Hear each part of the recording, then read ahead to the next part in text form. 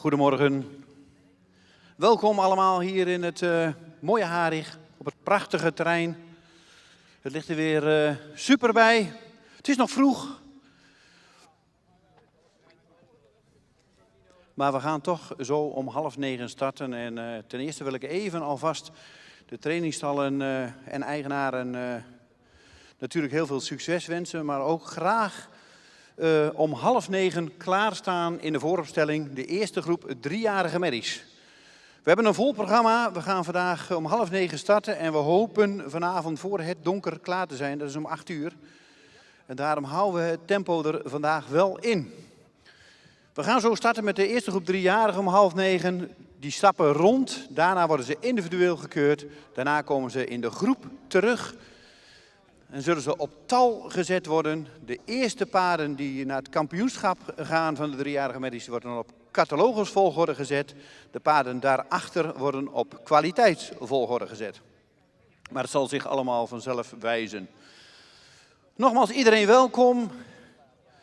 We gaan denk ik weer een hele mooie dag krijgen. Gisteren na de jeugd en na de Veulens en het jeugdkampioenschap een prachtige keuring gehad. Gistermiddag nog de Friso Florian bokaal halve finale gehad. Afgelopen woensdag daar al mee begonnen. Dus we hebben al een aantal dagen achter de rug. Maar we krijgen ook nog 2 hele mooie dagen vandaag en ook zeker morgen. We gaan natuurlijk naar het kampioenschap morgenmiddag toewerken. Maar daarvoor zullen nog heel wat predicaten uitgereikt gaan worden, hopen wij. Iedereen heel veel succes, vooral de fokkers en eigenaren, maar ook de organisatie, de juryleden, iedereen die hier aanwezig is.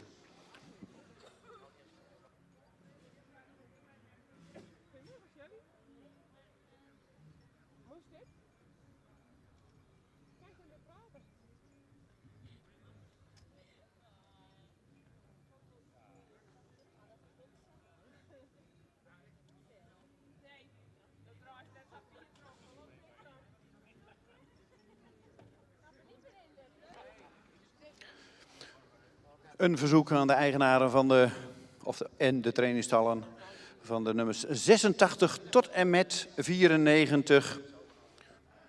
We zien u zo graag in de vooropstelling om rond te stappen. De eerste rubriek 5a, 3-jarige merries, mogen zo naar de vooropstelling komen.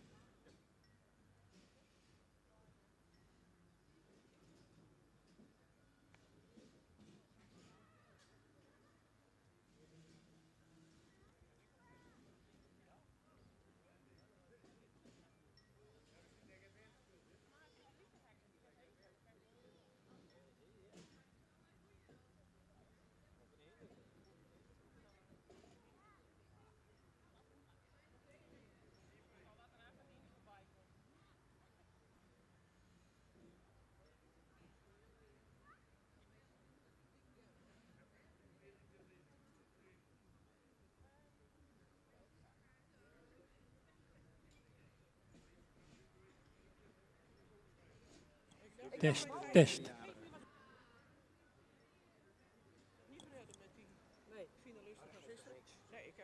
Ik zie al een aantal 3-jarigen staan, nog een paar en dan kunnen we met de groep compleet binnenkomen en rond gaan stappen. De jury is er klaar voor. Mevrouw Sabine Zwaga, mevrouw Corrie Terpstra en Jan Hellings. Alle 3 inspectieleden van ons stamboek. Zij staan al in afwachting van de eerste groep die zo dadelijk binnenkomt en gaat rondstappen.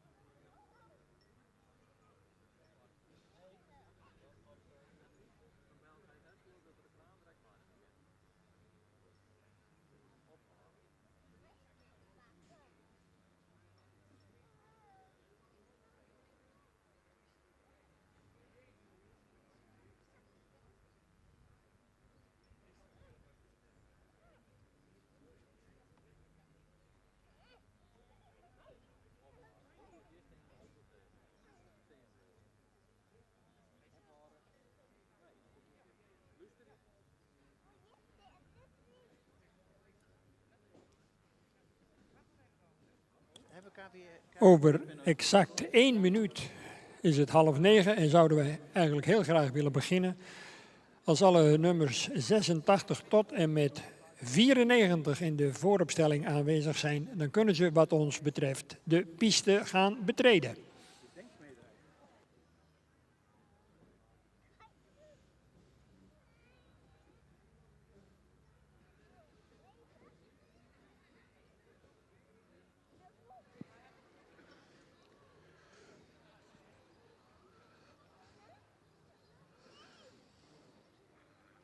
En ook even ter informatie voor de eigenaren, de nummers die op kop komen te staan, of in ieder geval de nummers die uitgenodigd gaan worden voor het kampioenschap 3-jarige merries. Dat kampioenschap vindt morgenmiddag plaats. Dus we keuren vandaag de paarden individueel. En vandaag krijgen we te horen welke paarden misschien wel voorlopig kroon gaan worden. Maar het kampioenschap van de 3-jarige merries zal morgenmiddag gaan plaatsvinden.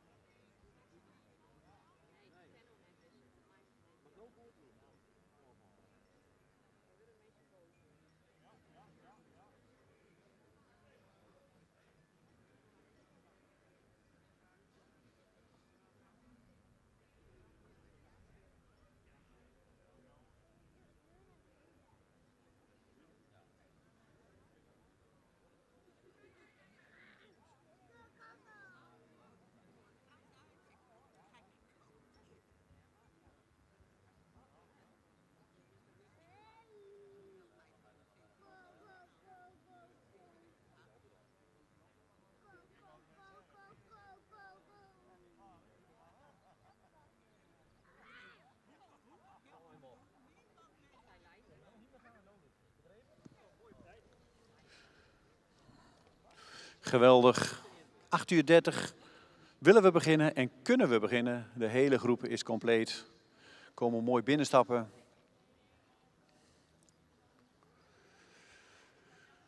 De meesten zullen het weten, maar de paarden worden eerst in de groep, laten we ze rondstappen, kunnen ze de baan wat verkennen. De jury kan ze eens even al een eerste indruk van de paarden krijgen. Daarna gaan ze individueel gekeurd worden. En daarna komen ze weer terug op talvolgorde, op kwaliteitsvolgorde, waarvan de kopnummers op catalogusvolgorde zullen geplaatst worden.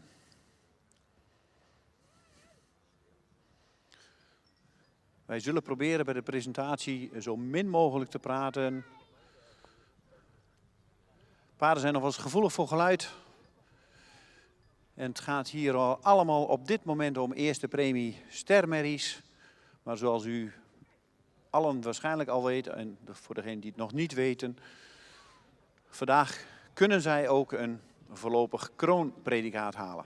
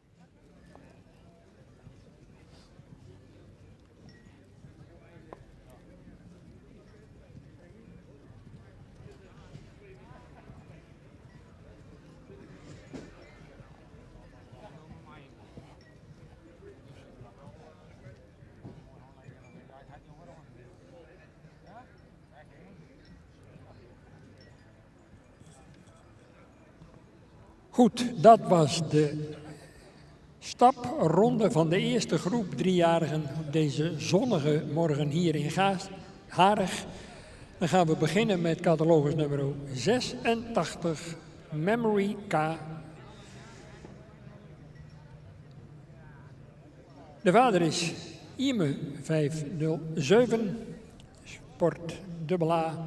De moeder Maaike KW, ster en preferent. Moedersvader Uldrik 457, fokkereigenaar Sije Kamstra in Oud-Boude.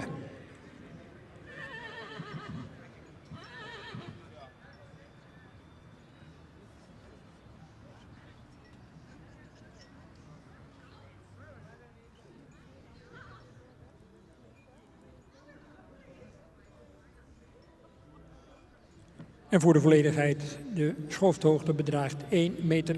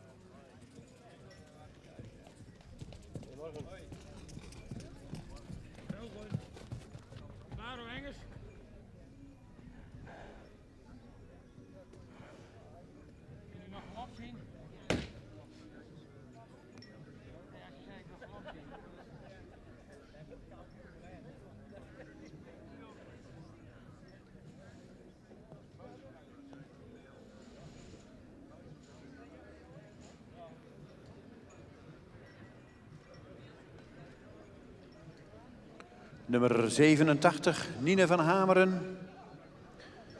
Een sterrenmerrie uit Teun. De moeder is Mienke van Hameren. Een sterpreferente merrie van Lodewijk. Deze merrie heeft een schofthoogte van 1,65. De fokker is H.A.T. Ozinga Timmermans uit Vrouwenparochie. En de eigenaar is A. Olivier Ozinga uit Bid Gumlo.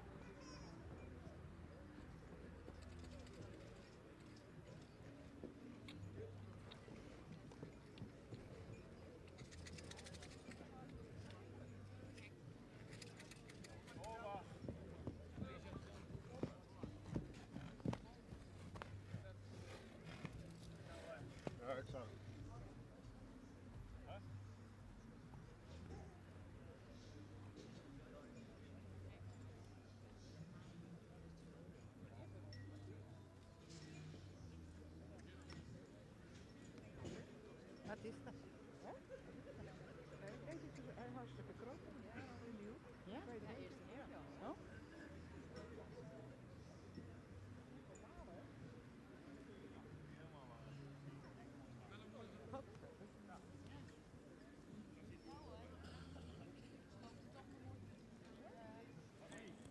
Voor de jury opgesteld, catalogus nummer 88, Mirte van Westervoort.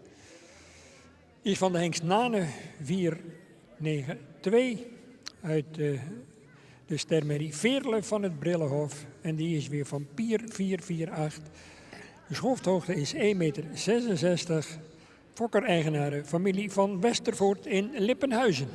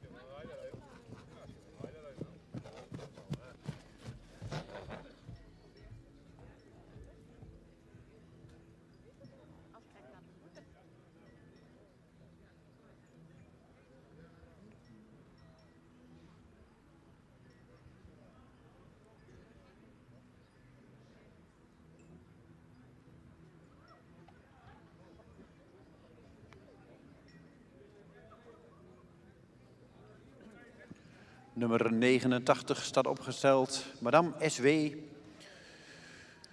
Een stermerrie uit de combinatie Omer keer Tjarda. Fokker-eigenaar is Suzanne Wind uit Nijeveen. De merrie heeft een schofthoogte van 1,64 meter. Madame S.W. nummer 89 staat opgesteld. Omer keer Tjarda.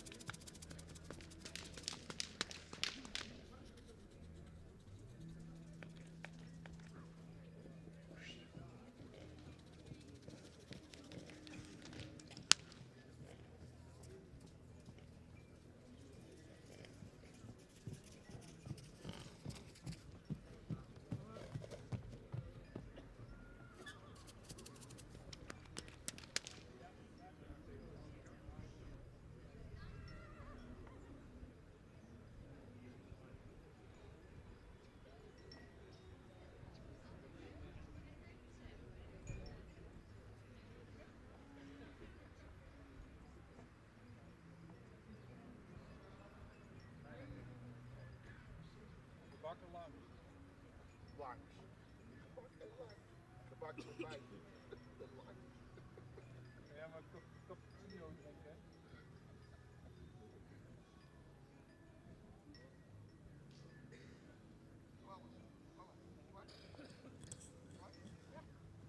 Gaan we naar nummer 90 van uw catalogus. Minke Ditske van de Hazenakker. Een sterdochter van Menne 496. De moeder Suzanne Ditske van het Wegje. Stermoedersvader Jesse 435.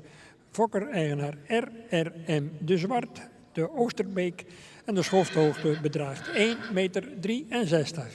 Minke Ditske van de Hazenakker. Menne keer Jesse.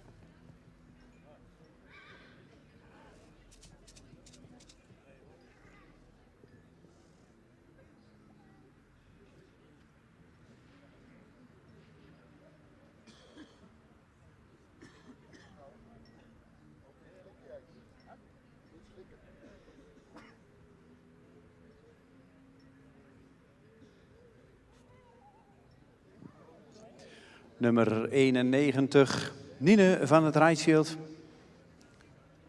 Geboren op 3 maart 2020. De vader van Nine is Tiede. De moeder is Veerle van Schever, een stemmerie van Taken. De fokker is Luwe Wiersma uit Damwoude. En de eigenaar is stoeterij Galoper uit Berkel en Rodenrijs. Deze merrie heeft een schofthoogte van 1,67 meter.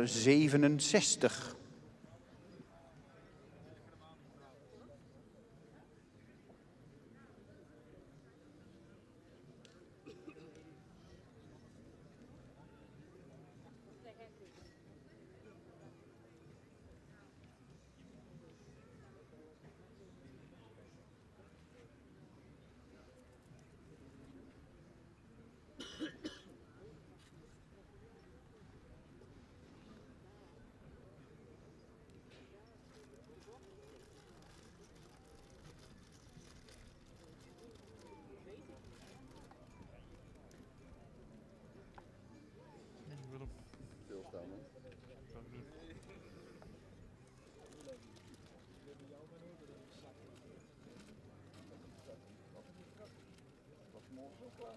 Kijk, zo klaar.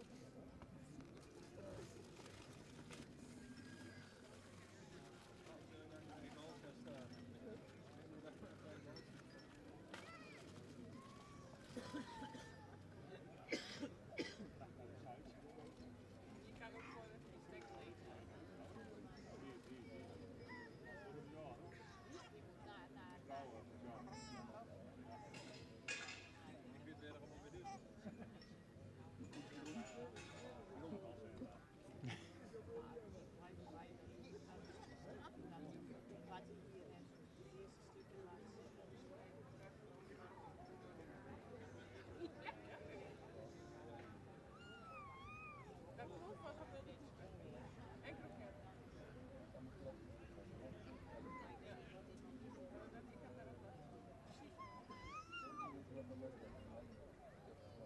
Precies hoe je het voelt. Maat zo verslaven.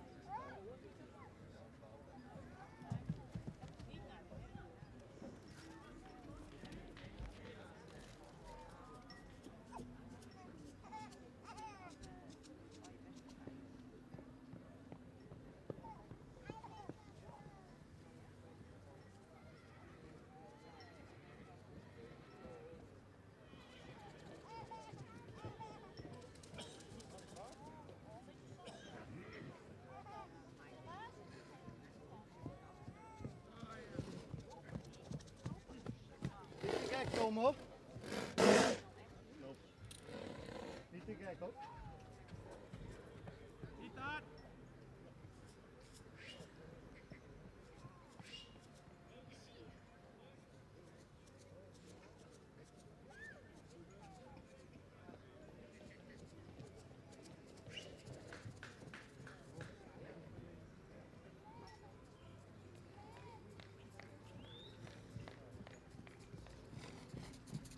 Doorloop. Doorloop.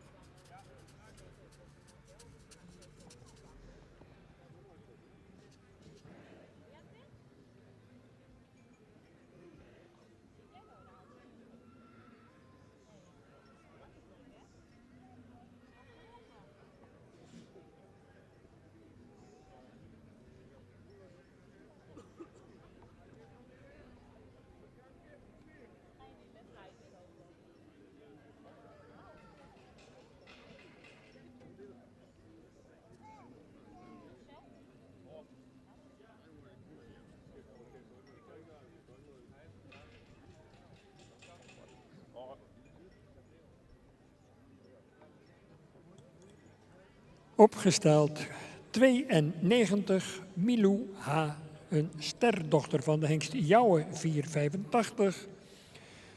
De moeder Imke Wiemerke, model preferent triple A, en die is van Lolke 371. De schofthoogte is 1,66 meter en de fokkereigenaar W.H.P. Hendricks in Reusel.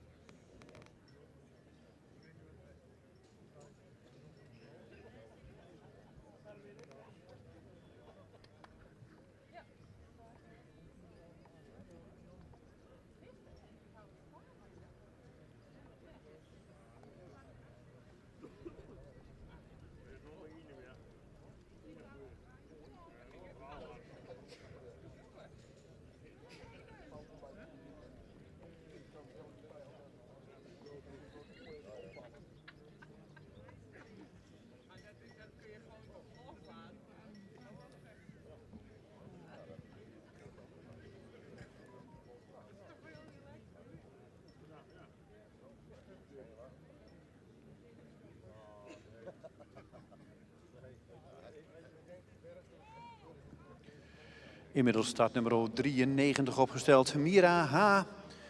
Een stermerrie uit de combinatie Omer keer Epke. Fokker-eigenaar WHP Hendricks uit Reuzel.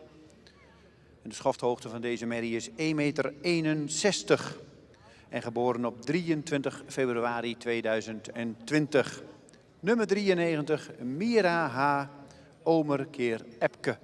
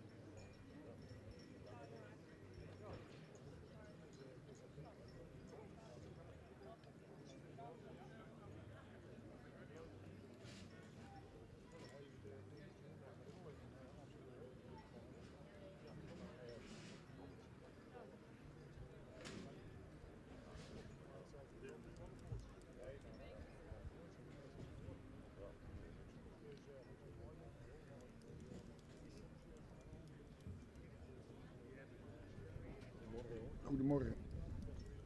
Goed, jou?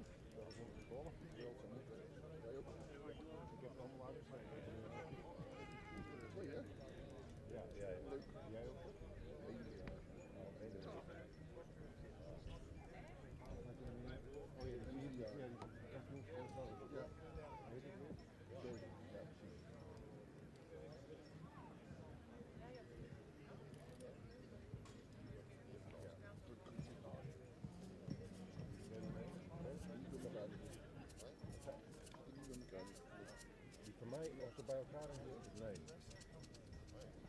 Maar ik zit wel.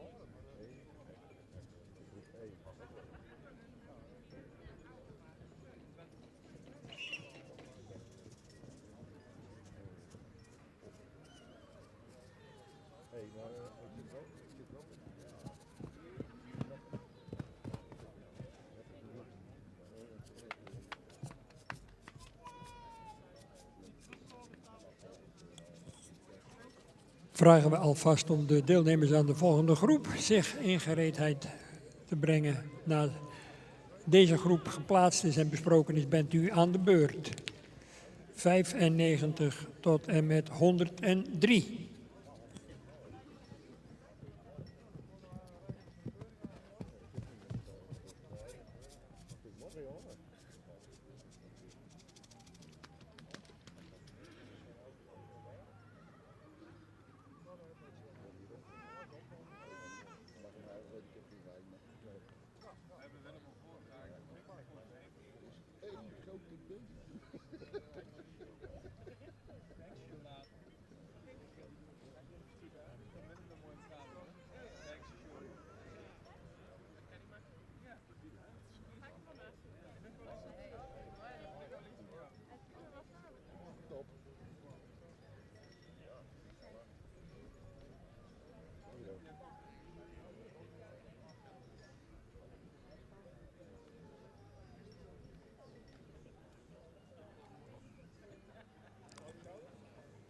Gaan we naar de laatste deelnemer uit de eerste groep. Betreft catalogus nummer 94.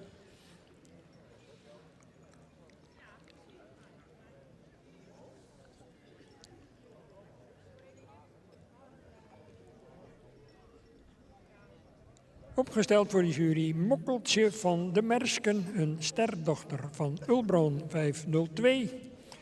Moeder Wendy M. van de Slothoeve, sterdochter. Fokker-eigenaar Age Okkema in Siggerswoude.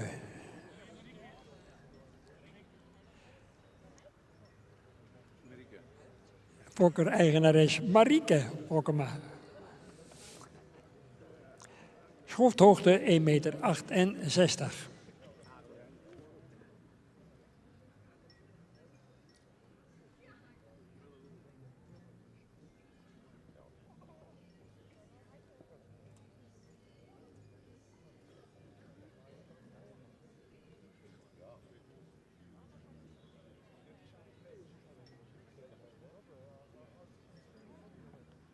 En nogmaals een vriendelijk verzoek aan de volgende groep, rubriek 5b, om deze ingereedheid richting de vooropstelling te geleiden. 95 tot en met 103.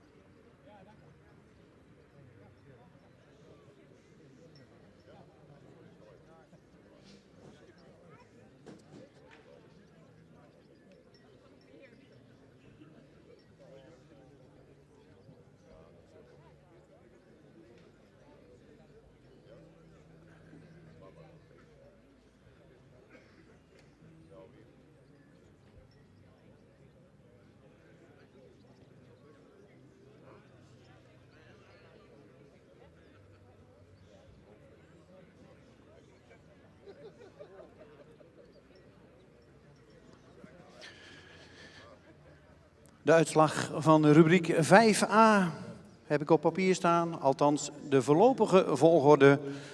En die is 86, 94, 90, 92, 89, 93, 88 en 91.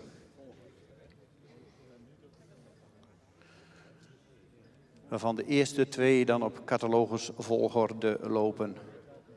86, 94, 90, 92, 89, 93, 88, 91.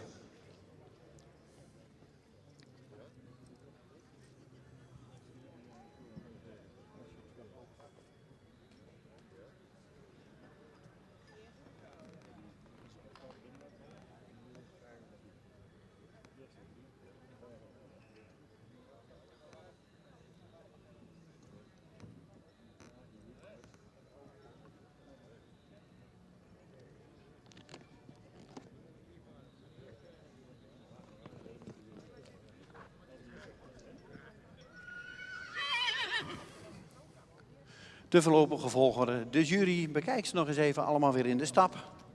Is dit de juiste volgorde of niet? Er kan nog geschoven worden. Allemaal prachtige merries.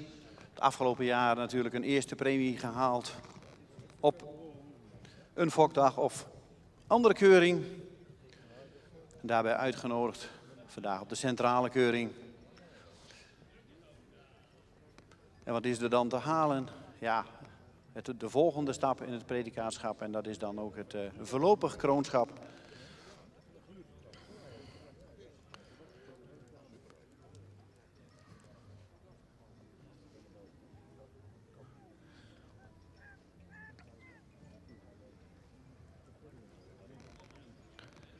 En de jury zal dan ook zo bekendmaken welke merries naar de kampioenskeuring gaan.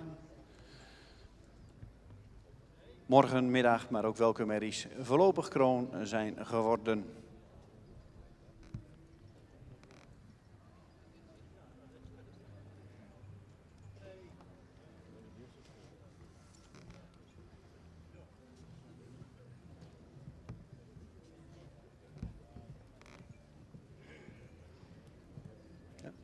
De jury is eruit en ik geef de microfoon aan de heer Hellings. Ja, dankjewel. Goedemorgen, beste mensen. Vandaag keuren we hier de driejarigen. Dat gebeurt allemaal aan één baan, dus is allemaal voor iedereen goed te volgen, denk ik. We hebben de eerste groep driejarigen. Ja. We gaan het iets anders doen. We beginnen van boven naar beneden. Denken we dat we toch iets meer de spanning opbouwen, want vandaag wordt het ook het voorlopig kroonpredicaat uitgedeeld. Dus willen we het op deze manier doen. Op kop gezet nummer 86. Paard dat goed in het rastype staat, royale voorhand heeft. Ook in de bouw heel correct gebouwd is. Mooi hard op de benen, correct op de benen. Met een actieve stap, ook in een draf, goed achterbeen erin, goede balans erin. Het paard wordt voorlopig kroon verklaard.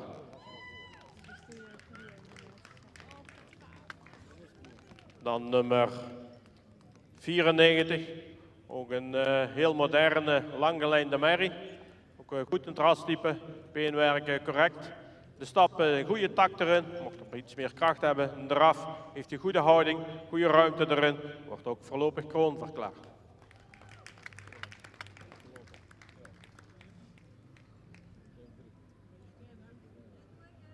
Dan nummer 90. Een merrie die royale voorhand heeft, veel rasuitstraling toont, lang gelijnd is, voldoende sterk in de bespiering. Ook hard beenwerk. De stap is actief en ook goede ruimte. En de draf heeft hij heel veel kracht in het achterbeen, heel veel balans erin en wordt ook voorlopig kroon verklaard.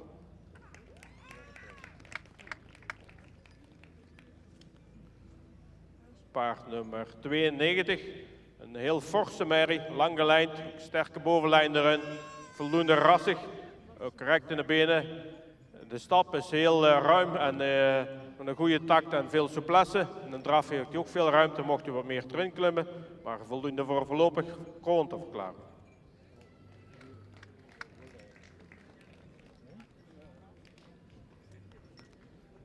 Nummer 89. Ook een evenredig gebouwde merrie, een beetje strak op de bovenlijn, goed in het rastype, mooi hoofdje erop, goede romprichting, beenwerk kon wel iets correcter. De stap heeft hij goede ruimte erin, mocht iets meer takt hebben. De draf, ook een goede ruime, lichtvoetige actie goede actie in het achterbeen, wel een beetje naar voren. De totaliteit qua beenwerk en stap is toch niet voldoende voor kroon, dus geen voorlopig kroon vandaag.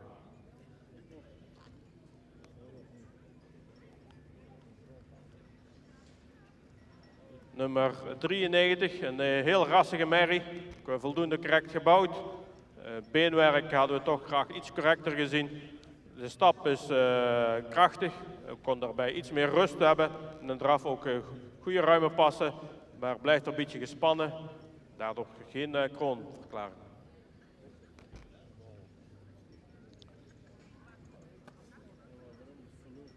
Nummer 88, ook een merrie die goed in het rastype staat. In de bouw correct gebouwd is, mocht iets rijker in de bespiering zijn. Beenwerk is recht gesteld, ook verder correct gesteld. De stap voldoende ruim, mocht je iets meer souplesse tonen. En een draf, vandaag liet je ook een beetje in het hoog ritme, mocht je iets meer draging tonen. Vandaar deze plaats, geen kroonverklaring.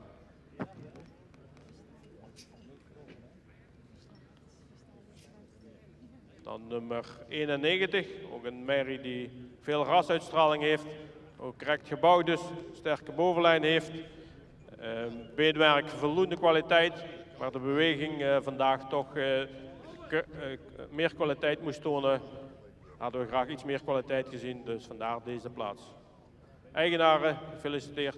Dank u wel voor de presentatie. De eerste 2 paarden worden uitgenodigd voor de kampioenskeuring.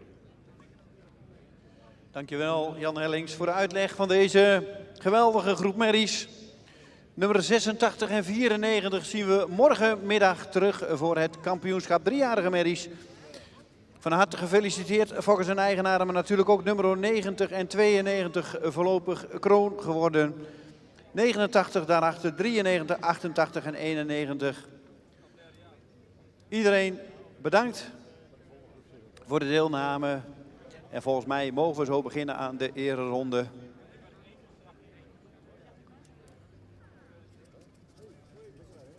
Fokkers en eigenaren, gefeliciteerd.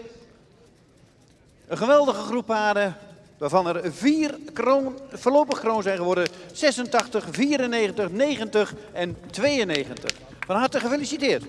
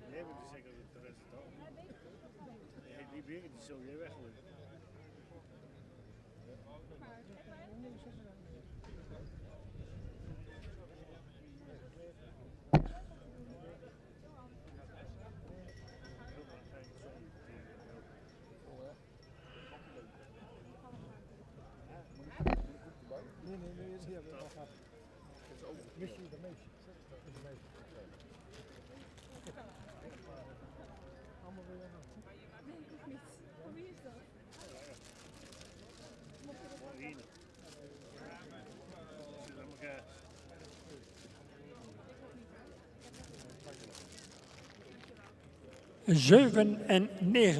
willen we graag snel in de vooropstelling.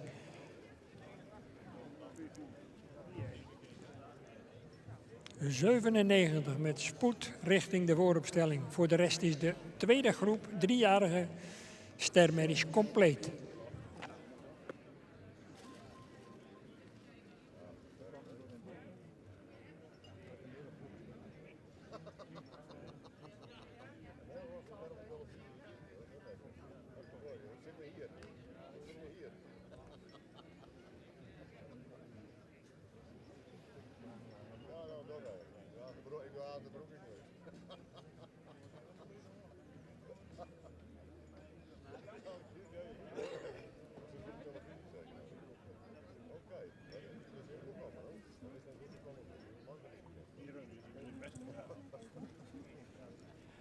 En dan hebben we natuurlijk ook vandaag voor alle rubriekswinnaars die schitterende Frisian Horse kalender, waarvan de opbrengst gaat naar het kankeronderzoek. Prachtig dat we op die manier ook een steentje kunnen bijdragen aan dat zo hele belangrijke onderzoek. U kunt die kalender vandaag ook kopen bij de stand van Jonka FPS. En ik zou zeggen van harte en ten zeerste aanbevolen.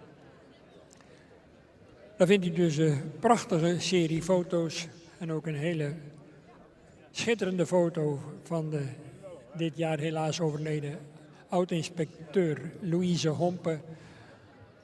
Een prachtige hommage aan een zeer integere en sterke persoonlijkheid die ook haar beste krachten voor het KFPS jarenlang heeft gegeven.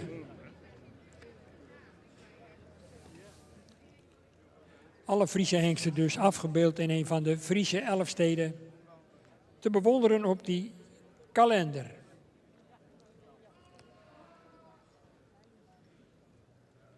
Tweede groep stapt binnen catalogus nummers 95 tot en met 103. En dan gaan we eens kijken hoe de kwaliteit in deze groep zich verhoudt tot de groep die we zojuist hebben kunnen bewonderen.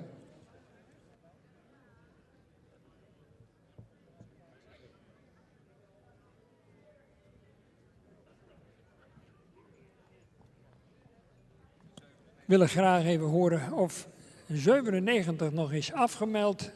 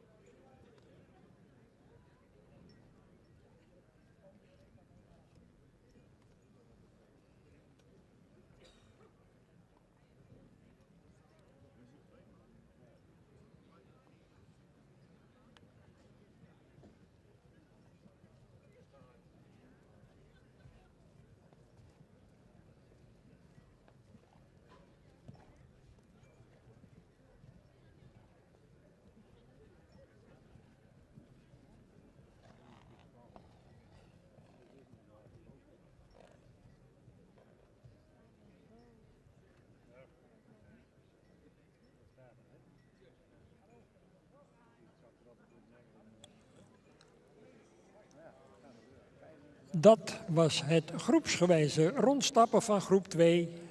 Maken we ons op voor de presentatie van 95. In dit geval Aukje van de Villarina Hoeve. Een stermerrie van Johannes 484. Uit Lieve van de Maria Louise Hoeve, een sterdochter van Norbert. Schofthoogte 1,66 meter. Fokker-eigenaar J.H.A. Bak in Hardenberg. Johannes maal Norbert. Aukje van de Villarina Hoeve.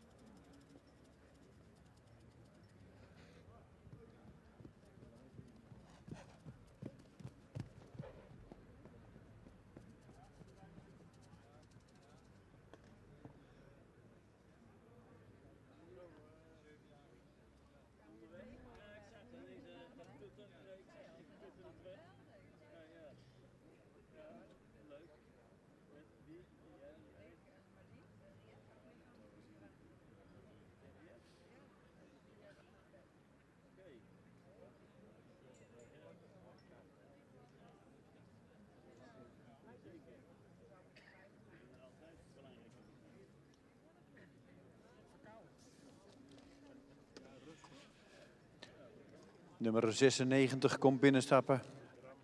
Margje STM. Een stermerrie uit de combinatie Menne keer Lodewijk. Deze merrie heeft een schofthoogte van 1,62 meter. De fokker is J. Middag Lochtenberg uit Liederholthuis. En de eigenaar is Zomerstaten BV uit Mijnsheerenland. Nummer 96 staat opgesteld voor de jury. Margje Menne keer Lodewijk.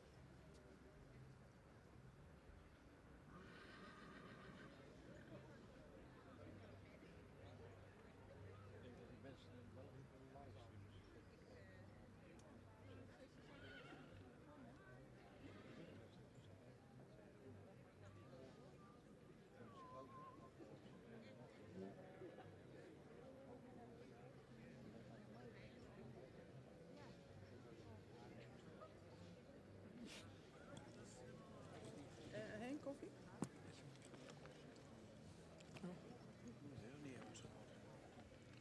Voor de jury 98, Martje van de Zonneberg, sterdochter van Omer 493. Moeder Ida van de Kooimoene, een sterdochter van Pier 448. Schofthoogte bedraagt 1,63 meter. Fokker G.J. Groenen in Wilp. eigendom Zomerstaten BV in Mijnsherenland. Omer maal Pier Martje van de Zonneberg.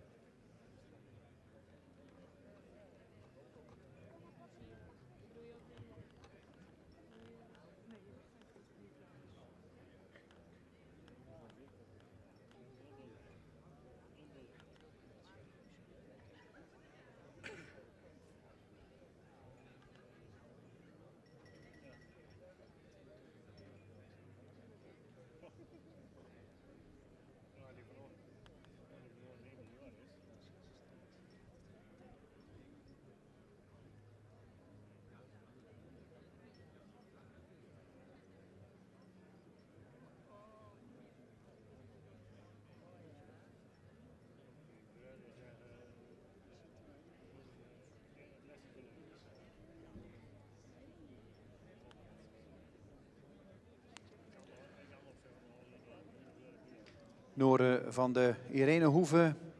Een stermerrie uit de combinatie Jurre maal Theeuwers. Nummer 99 staat opgesteld voor de jury. De fokker is I. Lamijn uit Midsland, Terschelling. En de eigenaar is IJC Wessels en M. Verduin uit West Terschelling. Nummer 99, Jurre keer Theeuwers. Deze merrie heeft een schofthoogte van 1,62.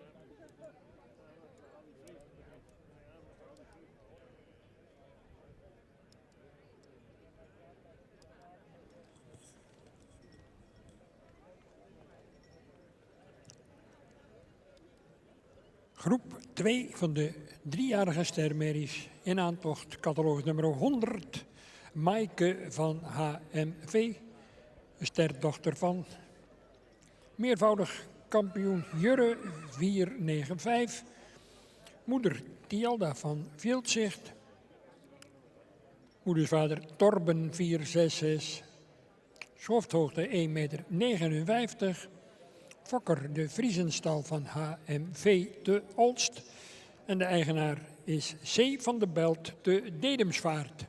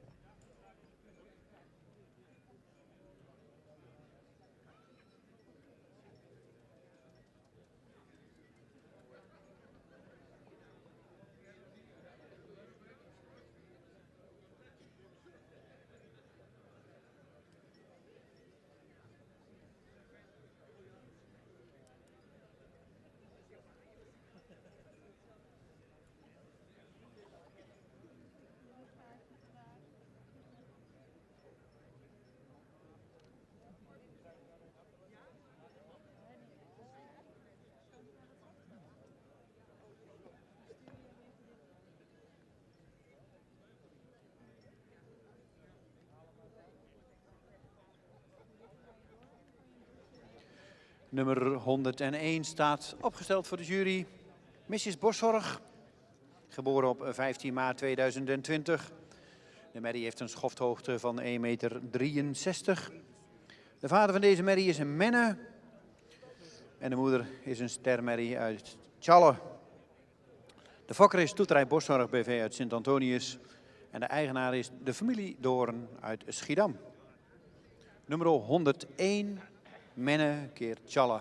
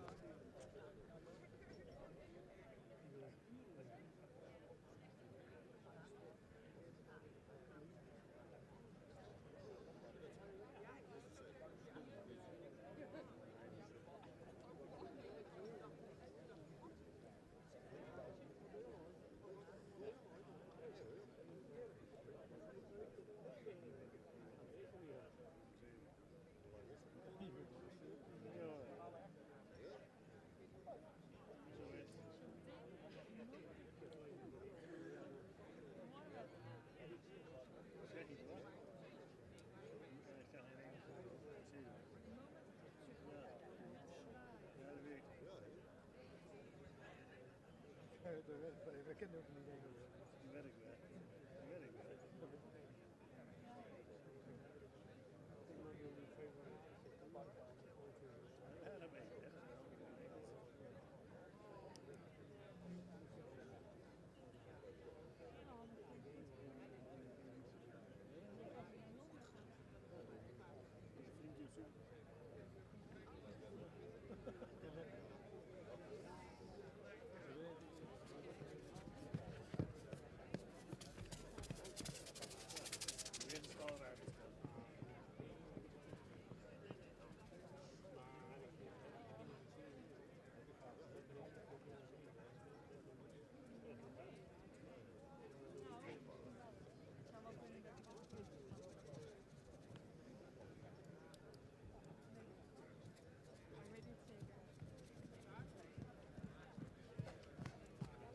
Te gek in het begin.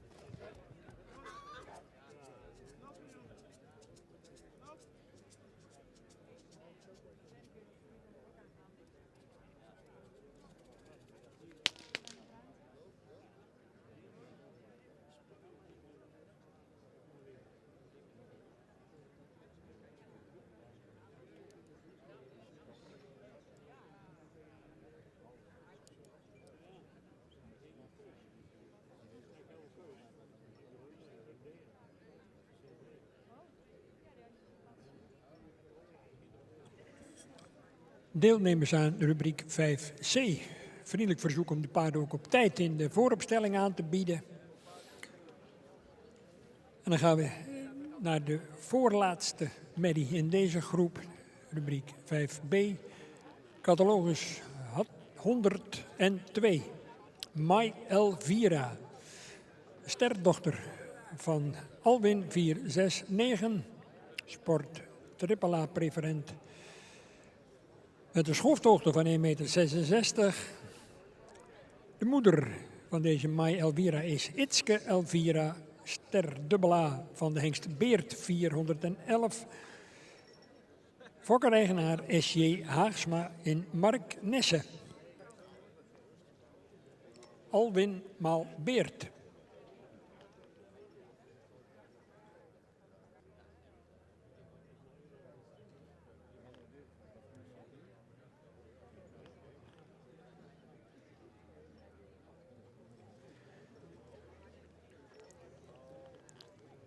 Dus 104 tot en met 112 graag richting de vooropstelling.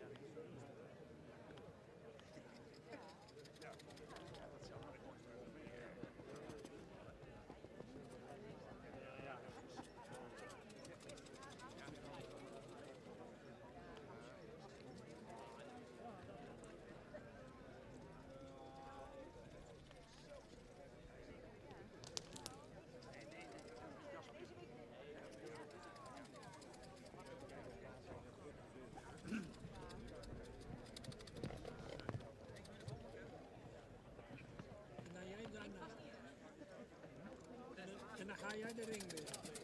Ja. Oké?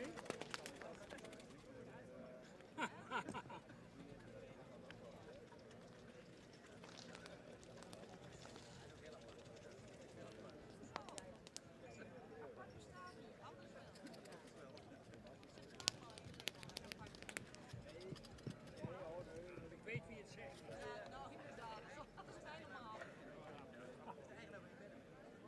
Oké. Nou, hadden wij wel handen ingeslaan.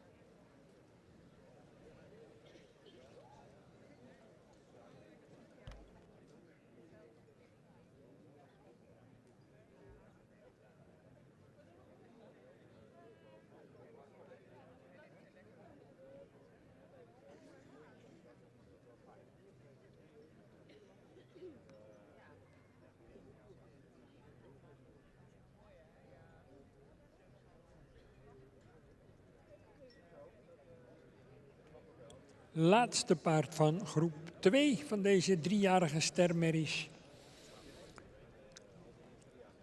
In dit geval 103 meter voor het Twentse veld.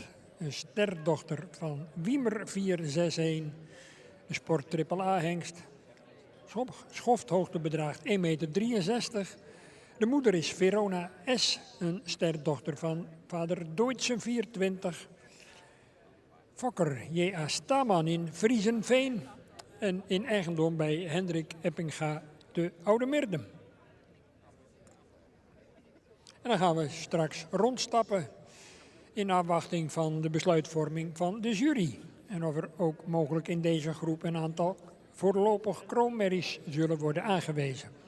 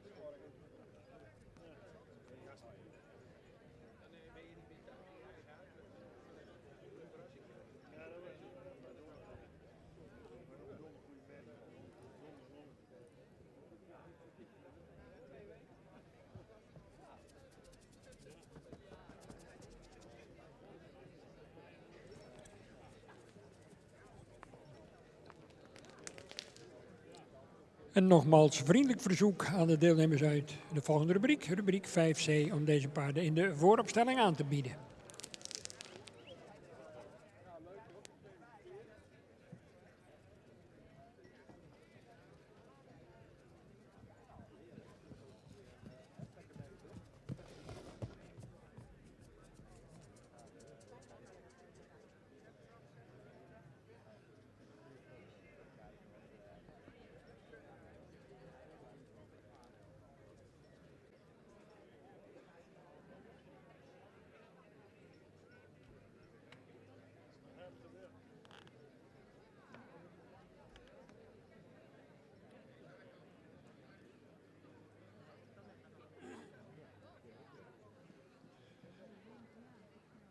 Rubriek 5B, driejarige merries.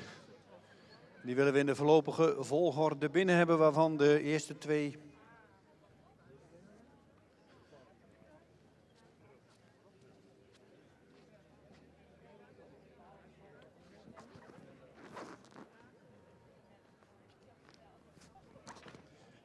twee staan daarbij op catalogusvolgorde.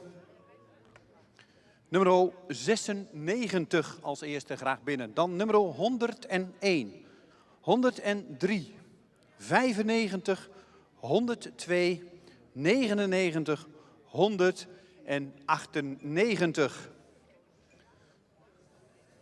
Voorlopige volgorde, rubriek 5B, driejarige merries, 96, 101, 103, 95, 102. En dan hebben we de tweede groep alweer bijna compleet in de baan, aan het rondstappen. De jury bekijkt ze nog even in de groep. En zal ze dan beoordelen vanaf vooraf aan. Dat houdt het ook een beetje spannend welke merries voorlopig kroon gaan worden. Want dat is natuurlijk het predicaat wat er hier vandaag te behalen valt. De groep is weer compleet binnen.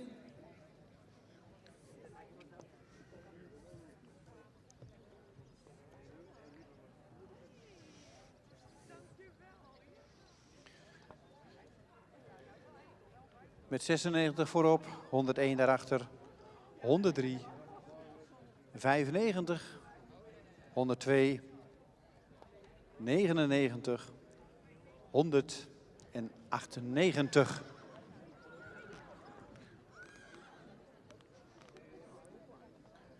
De tweede groep driejarige merries.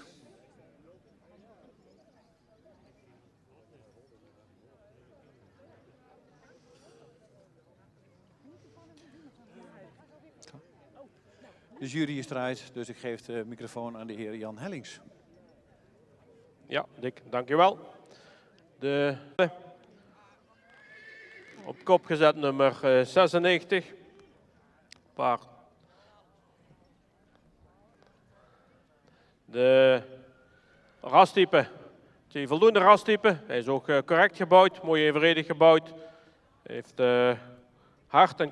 hard beenwerk dat correct gesteld is. Een krachtige stap met een goede takten. Ook een draf, veel ruimte en veel actie in de benen. Deze merrie wordt voorlopig kroon verklaard.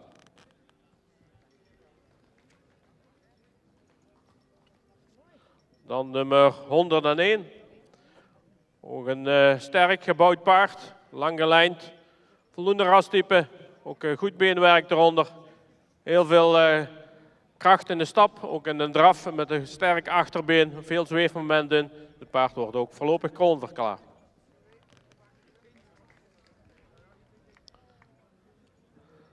Dan nummer 103, merrie met een luxe uitstraling. Ook correct gebouwd, mooi opwaarts gebouwd. Voldoende beenwerk eronder. En de stap, een goede takt erin. En de draf ook mooi opwaarts met veel ruimte in de beweging. Wordt ook voorlopig kroon verklaard.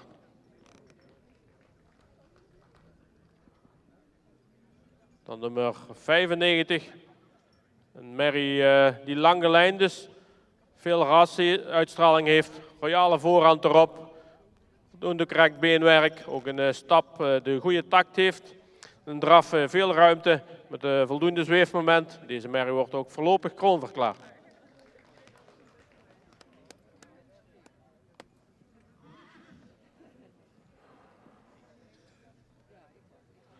Dan nummer 102, ook een merrie met veel rasuitstraling, modern gebouwd.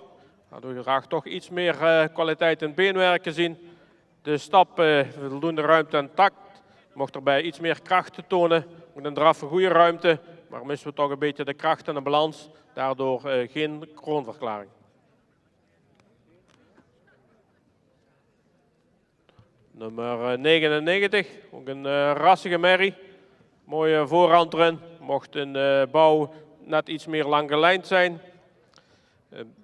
Beenwerk is verder wel correct gesteld. Een stap is hij een beetje gehaast, ook in een draf een beetje hoog ritme, wel een goede balans erin. Vandaar ook geen kroonverklaring.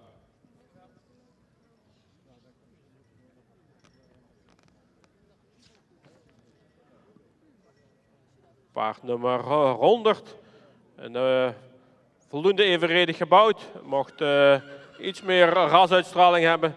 Beenwerk kon nog wel iets correcter. De stap heeft hij wel ruimte.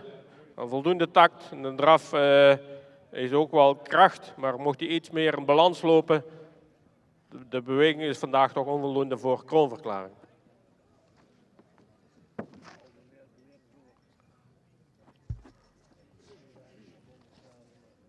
Nummer 98, een merrie met een mooie halsvorm, mocht er iets meer lengte in hebben. Voldoende ras, ook in de bouw voldoende lang gelijnd, had hem graag iets meer opwaarts gezien. Beenwerk heeft een goede hardheid, verder ook voldoende correct gesteld. In de beweging heeft hij wel ruimte in de stap, maar mocht hij iets meer buiging in het achterbeen laten zien. Ook in de draf heeft hij voldoende ruimte, maar een beetje een hoog ritme. Dus vandaag gezien de beweging ook geen kroonverklaring.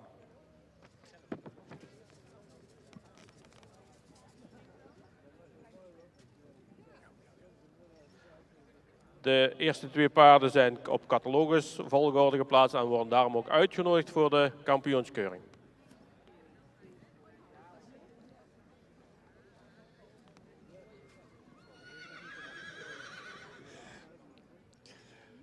Dankjewel voor de uitleg, Jan Hellings. Weer een hele mooie groep driejarige merries. De tweede groep driejarige 5B, rubriek 5B, waarvan 4 voorlopig kroon, nummer 96 en 101, 103 en 95. Waarvan wij 96 en 101 morgenmiddag weer terugzien in de kampioenskeuring. Maar natuurlijk ook de andere merries. Ontzettend bedankt voor de deelname. Dit jaar al beroond met een eerste premie, dat is natuurlijk al geweldig. Maar natuurlijk ook geweldig dat u hier vandaag was. Heel veel succes met uw merries. Dankjewel.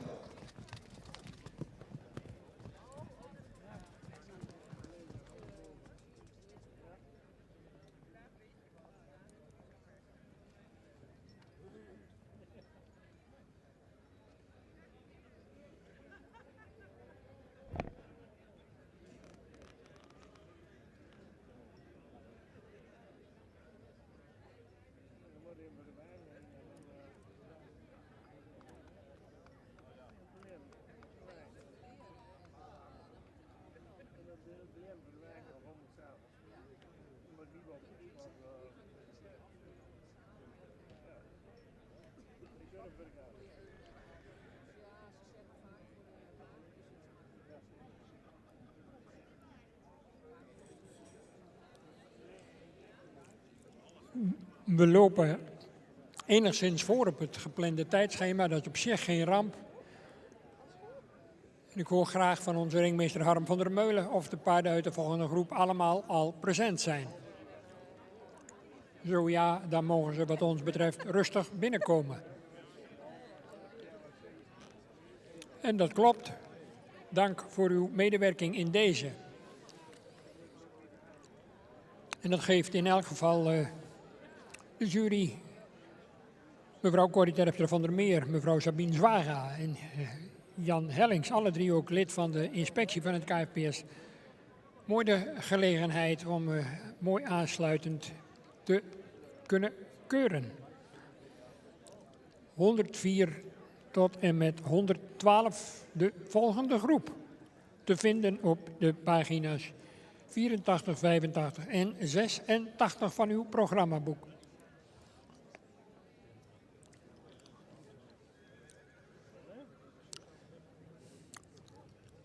En ook de overige groepen die hun opwachting nog gaan maken hier, die kunnen er wat ons betreft rekening mee houden dat wij iets voorlopen op het tijdschema.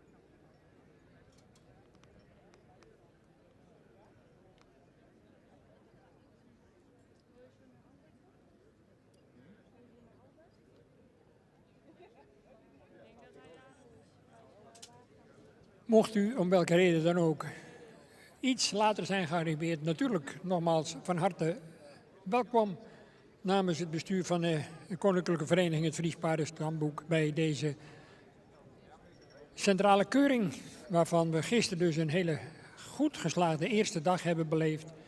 Met prima resultaten bij de veulens en bij de jeugd. Enters en twenters met de fraaie kampioenen ook. De eerste groep van de 3-jarige stermerries, waaruit de voorlopige kroonmerries weer worden geselecteerd. En we zijn intussen gevorderd tot de derde groep. Te vinden op pagina 4, 5 en 86.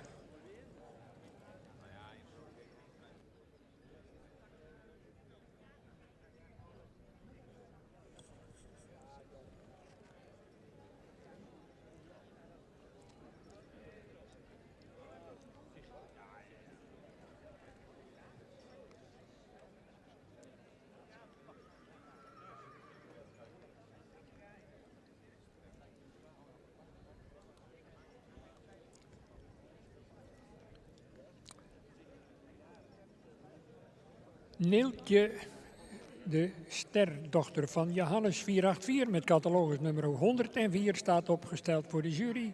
De schofthoogte bedraagt 1,58 meter.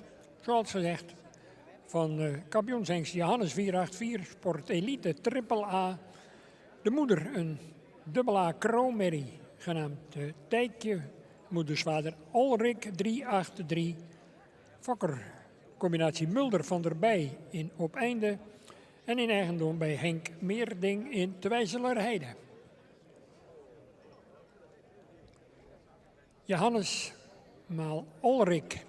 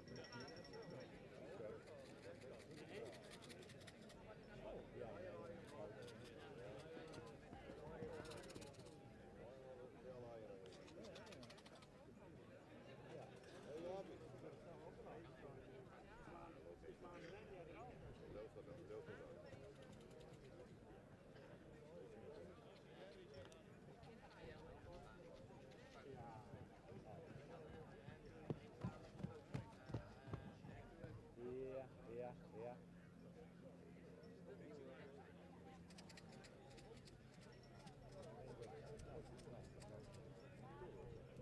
En deze zijn dan hoe oud?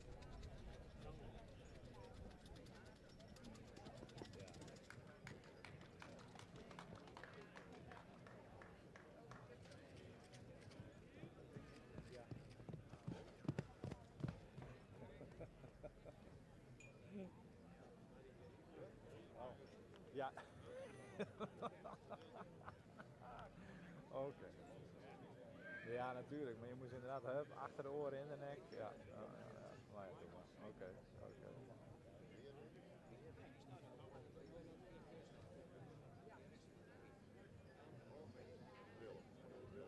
Nee. Ja. Ja. Ja. Ja. Ja. Oké. Wat gingen zij nou doen?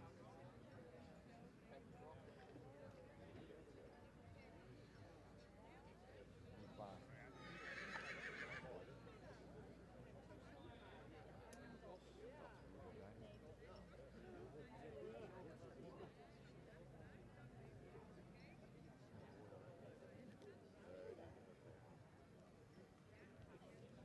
Ja.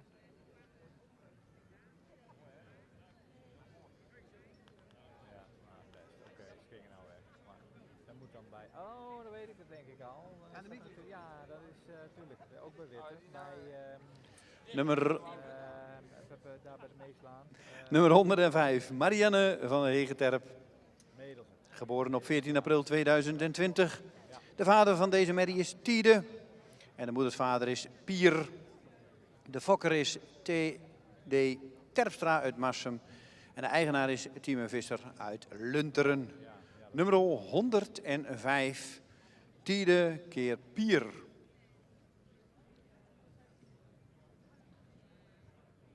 Ja.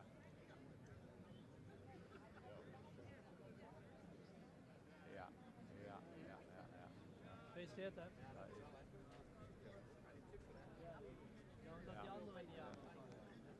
Jammer dat die andere niet ja, ja, ja, ja. Normaal wij een tijdje thuis staan.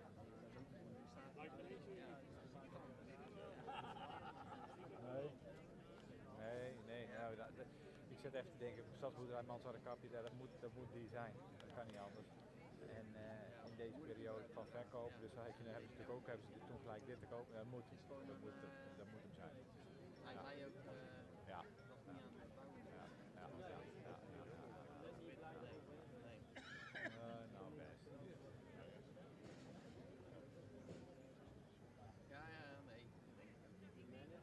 Ja, ja, ja. Nou ja, toch maar. Ze zijn nou ook een beetje mak.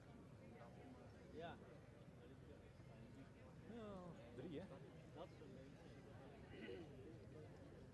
Ja, ja. Dit is ook een beetje. Ja, ja. Ah, oké. Die trauma's. Dat is wel makkelijk paard. Nee, ja, als je twee hebt, ook op één. Ja, precies. Die andere die komt En ook wel leuk.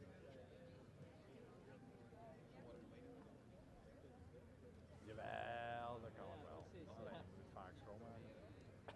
En wat er dan gebeurt, is nog altijd in ieder geval leuk. zit erbij. Ja.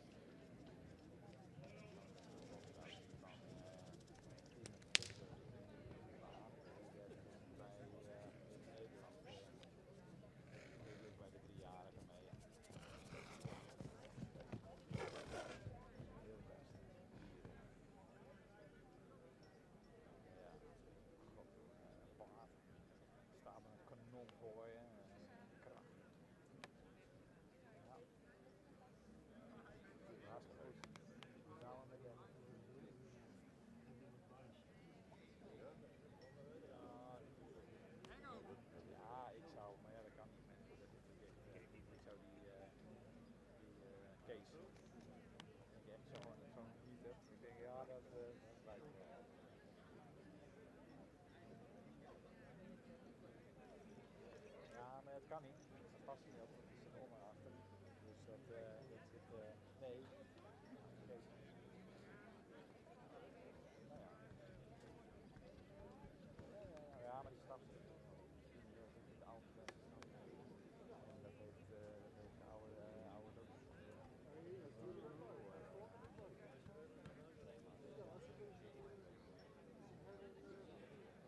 Gewoon een goede kopen waren al een keer. Dat is het allerbeste. Hè. Volgend jaar ook een keer weer wat. Opgesteld 106 Mara von Groos-Bolting, een sterdochter van de Tjebbe 500, sport AAA. De moeder Verona van de Damsingel, een stamboekmerrie met een dubbel A. Moedersvader Arnold 471, de schofthoogte bedraagt 1,62 meter. Fokkereigenares Ulrike Groos-Bolting in Hamminkelen. Tjebbe maal Arnold, Mara van Groos-Bolting.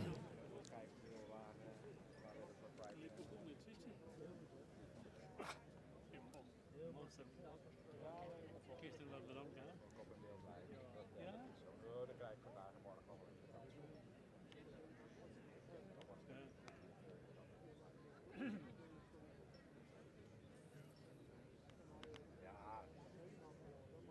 Ja, die zitten er nu ook gevangen natuurlijk. Dus ja, dat is.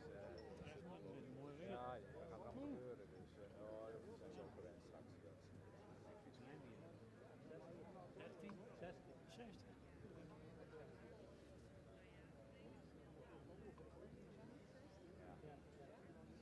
Ja.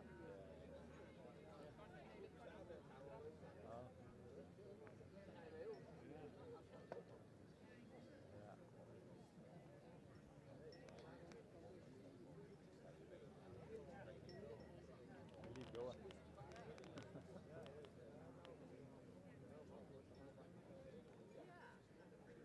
Is toch teruggegaan. Ja. Ze zijn wel eens gegroeid dan. Ja. Ja, dat had met die bermeel, dat is, kunnen ze het eens, ja.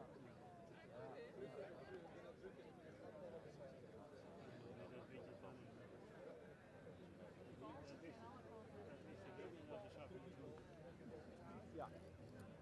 Ja. Ja, ja.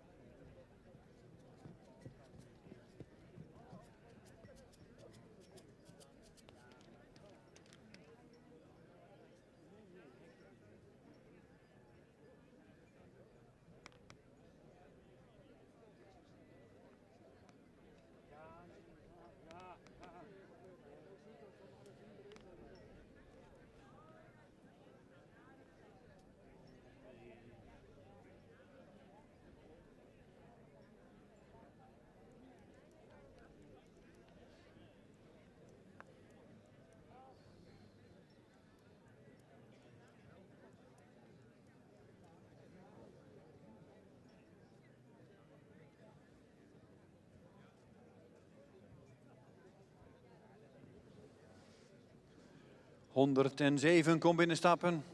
Aukje van der Gekerhoeve. Een stemmerrie uit de combinatie Tiede keer Andries. De merrie heeft een schofthoogte van 1,63 meter.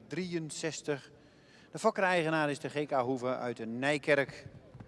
Nummer 107, Tiede keer Andries.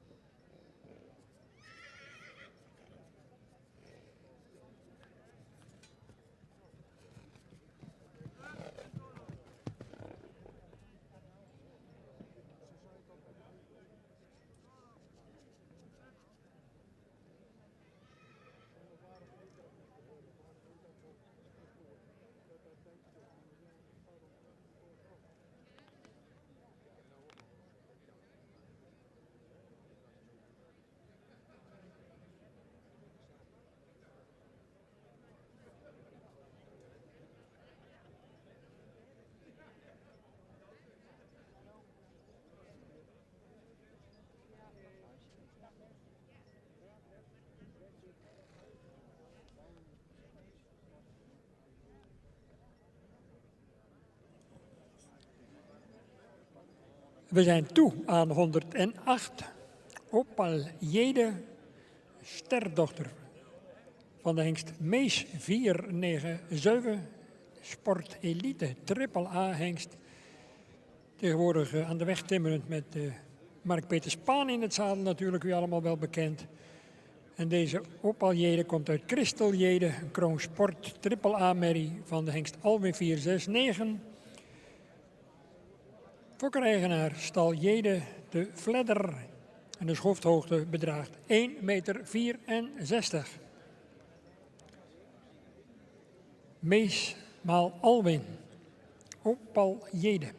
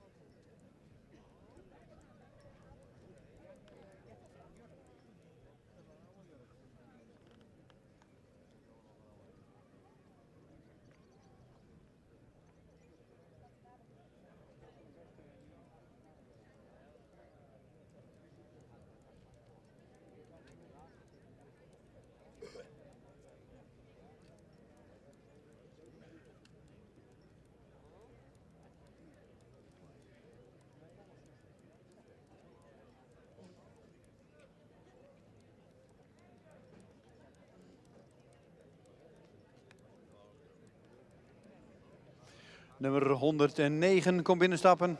Olga van de Bokkenfarm, geboren op 28 april 2020. Deze merrie heeft een schofthoogte van 1,64 meter. De vader is Johannes en de moedersvader is Beert. En de fokker-eigenaar is Cor en Nel Beentjes uit Heilo. Olga van de Bokkenfarm, 109. Johannes Beert staat opgesteld voor de jury.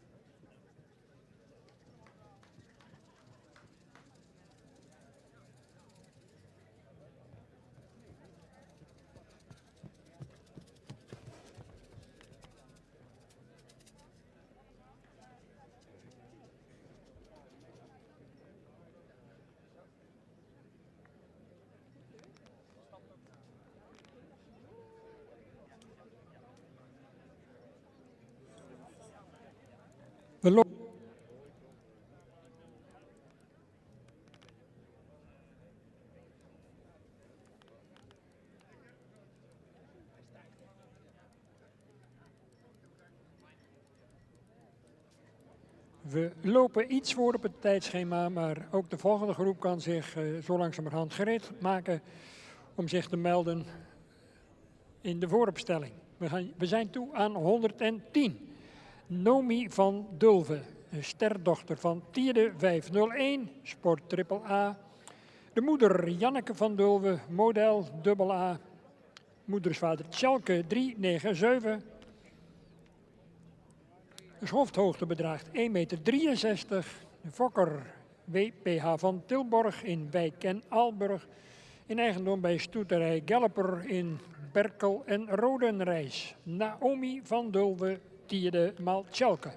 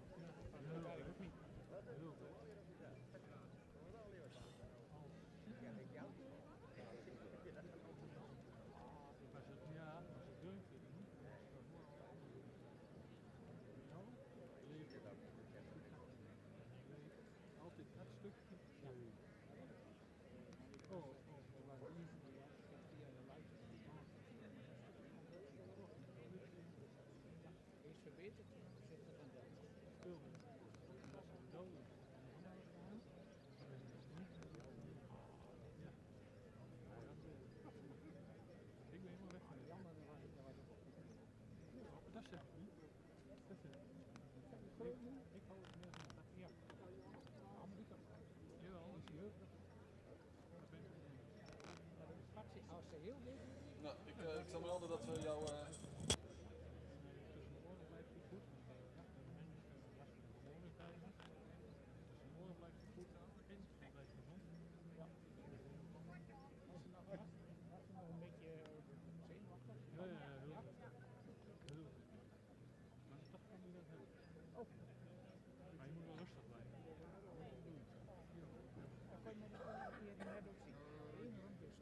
Nee, dat niet. Dankjewel.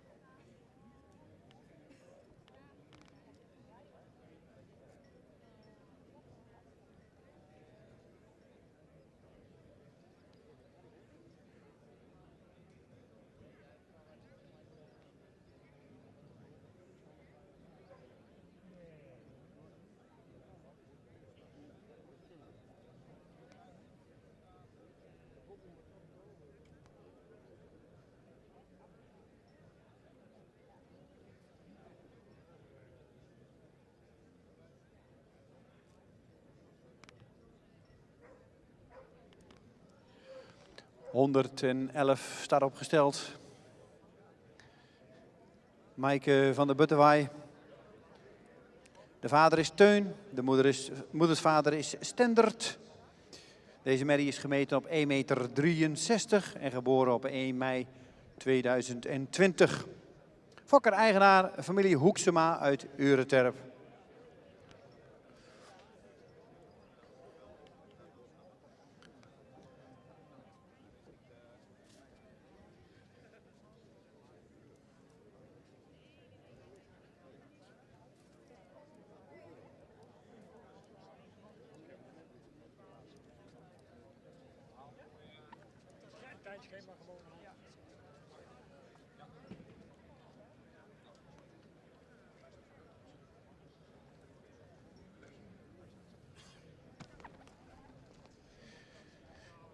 Even ter informatie ook voor de trainingsstallen. Wij houden ons gewoon aan het programma zoals het in het boekje staat. We liggen een half uur voor op het programma. Dat houdt in dat we na deze groep een kleine pauze gaan houden. Daarna krijgen we om 11:30 tot 12 de perspresentatie van het vaderpaard. En beginnen we gewoon weer om 12 uur met de rubriek 5D. Dus gewoon het tijdschema houden we aan zoals in het programmaboekje staat.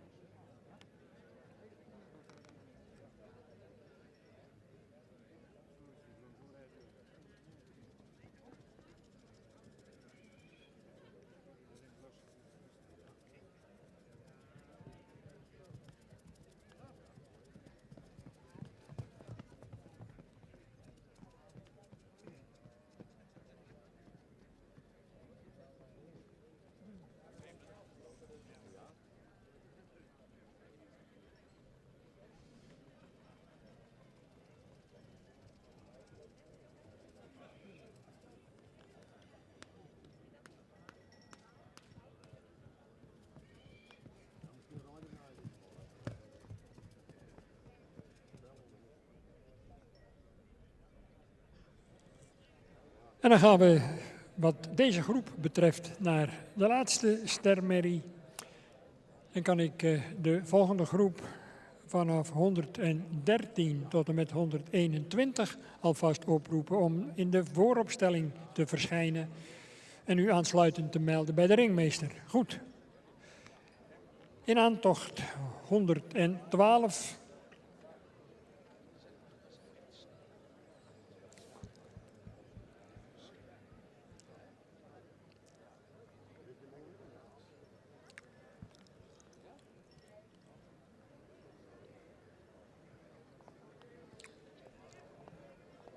Voor de jury zo dadelijk 112 Manna van Hielpen, een sterdochter van Pier 448. Uit de model- en sportmerrie Wietske van Hielpen, moedersvader Onne 376. Fokker-eigenaren de familie De Vries in Hindelopen. Manna van Hielpen, Pier maal Onne met een schofthoogte van 1,66 meter.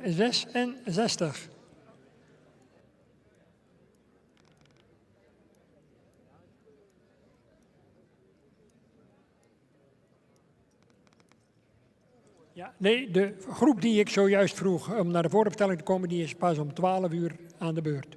Excuus.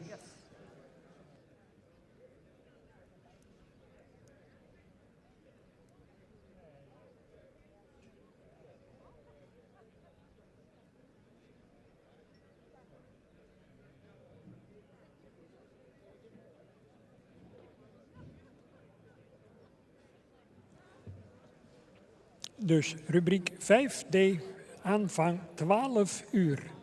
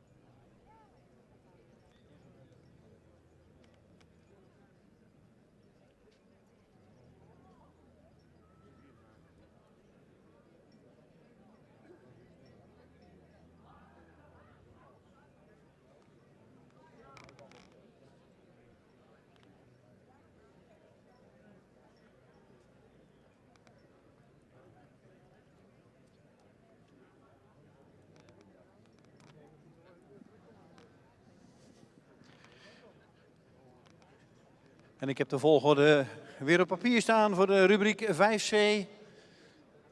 3-jarige merries, de derde groep. We gaan hierna een korte pauze houden. En dan krijgen we een presentatie van het vaderpaard. En dan gaan we om 12 uur weer verder met rubriek 5D. Als eerste wil ik graag binnen hebben 109, 109, dan 110, 112, 104, 105, 107, 106, 111 en 108. Nogmaals, 109, 110, 112, 104, 105, 107, 106, 111 en 108.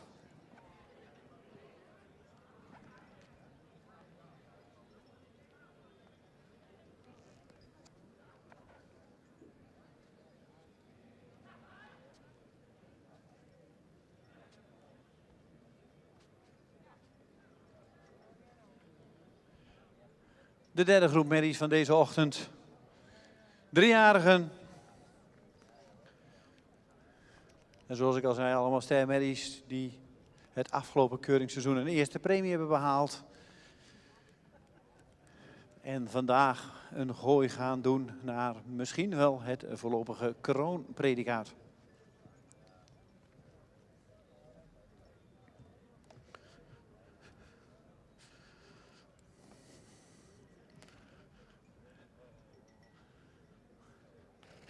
De groep is weer compleet. De jury bekijkt ze nog even in de stap. Is dit de juiste volgorde? Ik zeg ook altijd, het is voorlopig.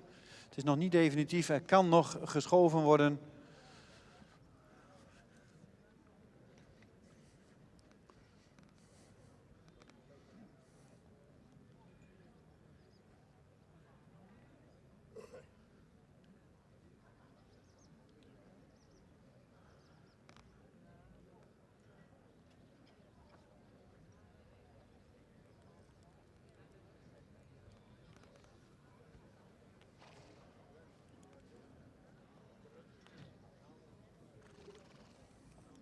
Dus na deze uitleg van deze paarden hebben we even pauze.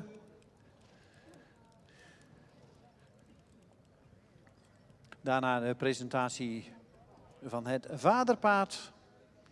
En dan starten we gewoon zoals volgens het programma starten we om 12 uur met rubriek 5D. De jury is eruit en ik geef de microfoon aan de heer Hellings. Ja, dankjewel. Rubriek 5C. We beginnen met paard nummer 109. Paard dat veel rasuitstraling heeft. Ook in de bouw heel correct gebouwd is. Mooi lang gelijnd, hoogbenig.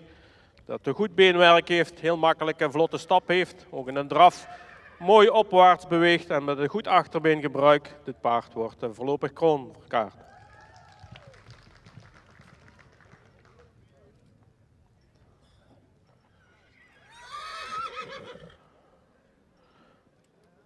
Paard nummer 110, ook een paard dat goed in trastype staat. Mooie verticale hals erop, lang gelijnd is. Mocht in de romprichting iets opwaartser zijn. Beenwerk is rechtgesteld, ook een goede hardheid. De stap heeft die goede takt erin, met een goede ruimte. Ook in een draf, lichtvoetig. Mocht erbij nog iets meer reizen in de voorhand, maar wel goede balans. Dit paard wordt ook voorlopig kroonverklaard.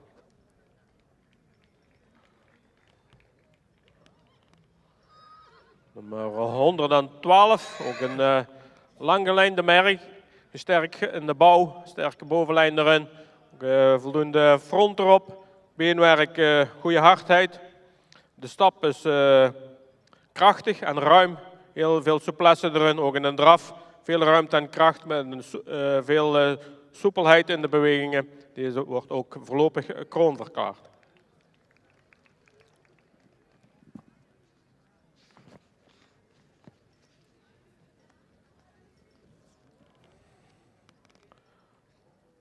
Paard nummer 104. Een paard dat goed in trastype staat.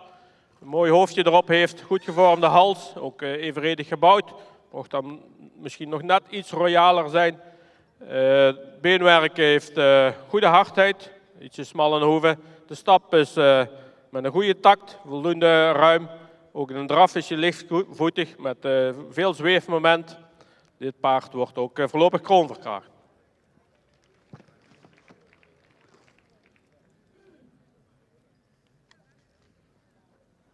Nummer 105, een moderne merrie, lang gelijnd, ook goed rastype. Goed hardheid in de benen, fractie week gekoord. De stap heeft goede takt en ruimte. Ook in de draf is hij voldoende lichtvoetig. En goede ruimte erin met ook voldoende kracht. Deze wordt ook voorlopig kroonverklaard.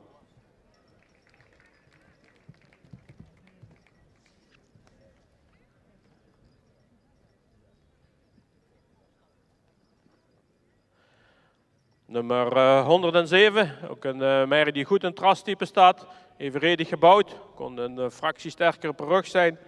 En de beenwerk heeft voldoende rechtgesteldheid, ook voldoende hardheid. De stap is ruim en vlot. In de draf heeft hij goed voorbeen gebruikt, waardoor graag toch iets meer dragend achterbeen gezien. Gezien zijn beenwerk en de draf, vandaag geen kroonverklaring.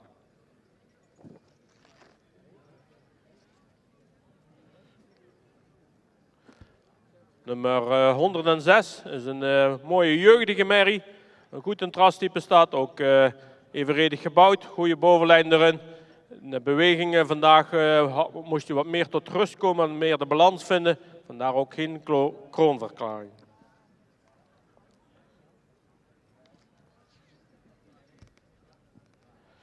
Nummer 111, ook een merrie die goed in het rastype staat, mooi hoofd erop, veel behang.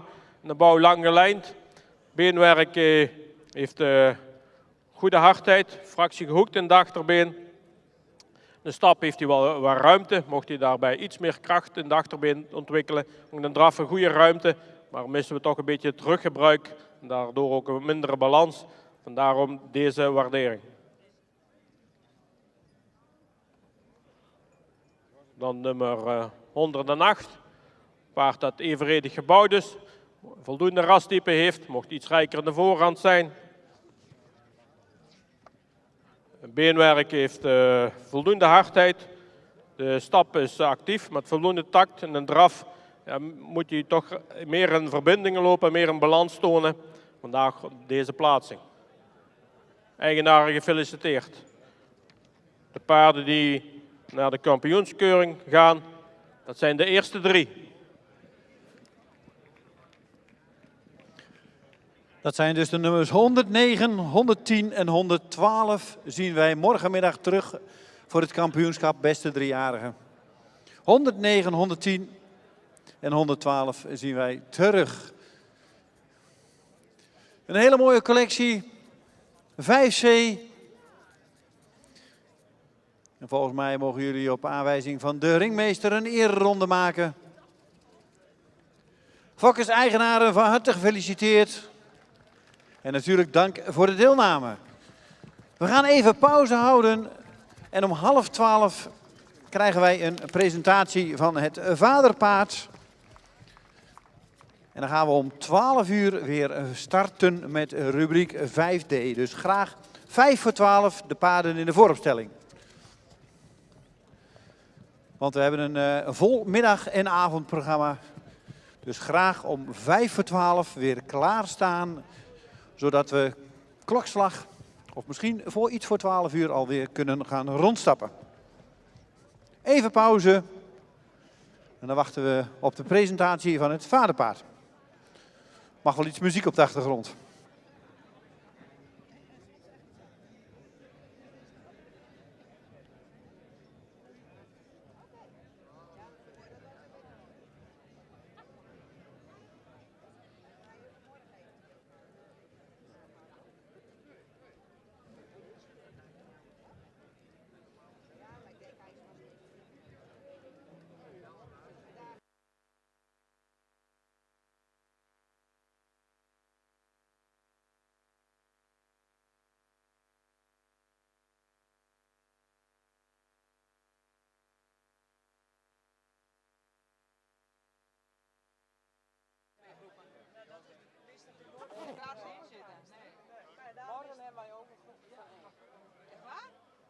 mij staat er ergens eentje alleen in het groep. Hij is 4 tot 6 jaar. Wat is die nou aan? Ja, die is al ruim. weg. Nee hoor, dat hebben wij niet. Oh, Nee, die is al weg. Ja, die ruim, die team was dat. ja. Nee, nee. Nee, die staat helemaal achterin, maar die is best. Oh ja. Die komt nog bij, hè? En ja, dat is die Star Maps. Oh, Huh? Zie je? Is dit Star Maps? wat is dit dan? Ja, dat weet ik niet. Die heet ze. Ja, maar dat is ook een start, Mary. Jawel, maar dat is wel Ja, een bij set. deze groep? Nee. Oh. Dan is hij helemaal alleen. Maar die dat valt met Corrie. Dat nou. Heel Welke de boek rubriek? ook. Ja, heel de boek. 6-1. Dan had ik een mannennamen. Is dat net gewoon Mary? Ja, de Mary. Staat niks, hè? 4-jarige Mary. Ja, maar die moet even bij die andere nemen. Ik denk, ik kom naar weglopen. Ik denk, nou, die zijn dag is alweer verpest. Uit die Christel. Of was dat die laatste? 108 was dat. Was dat uit die Christel hier? Als een telefoon. Ja, Ja. Oh, dat was misschien geweest. dat is de slechtste. Verder. Hoe kom je op ons binnen? Ja. Ah, ik wil wel eens zeggen, toch aan de onderkant soms ja. Zei die vrouw, ja, de vorige keer wat je op geplaatst. Hadden ze een mooie rug aan heeft gezien. 107. Ja.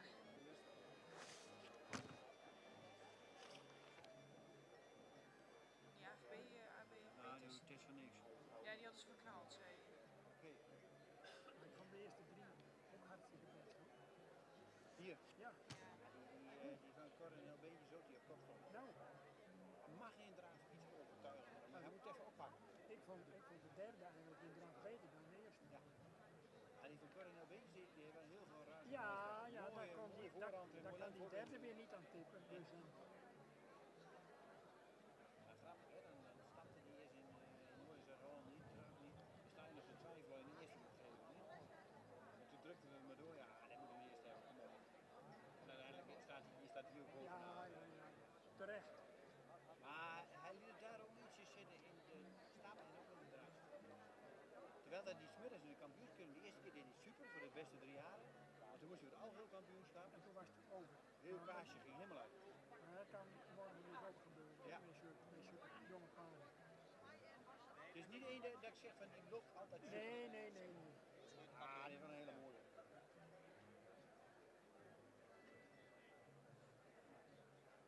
Ach ja, het doet altijd raar.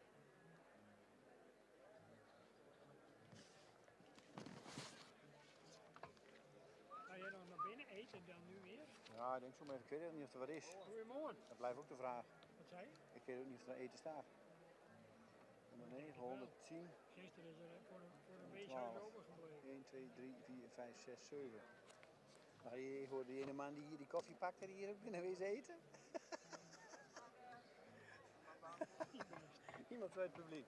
Die komt hier gewoon koffie halen en die gaat later binnen waar de jury en alles zitten eten. Die ging er ook zitten eten. Hoe kan dat nou weer nou? Glashang. Laat voor zijn kop van hier tot... Kan gewoon. Ja.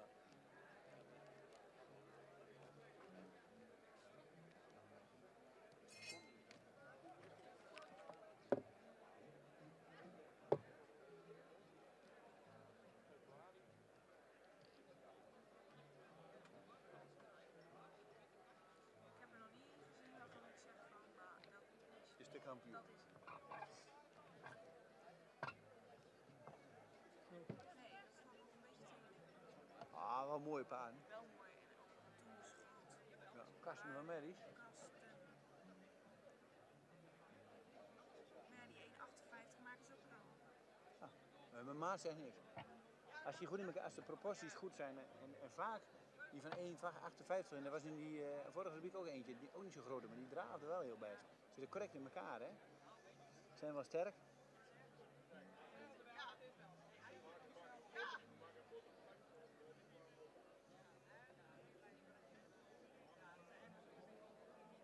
Lange dag zo. Hè? Ah, heel mooi schema. Zo. Ik ga even kijken of we eten of drinken gaan krijgen.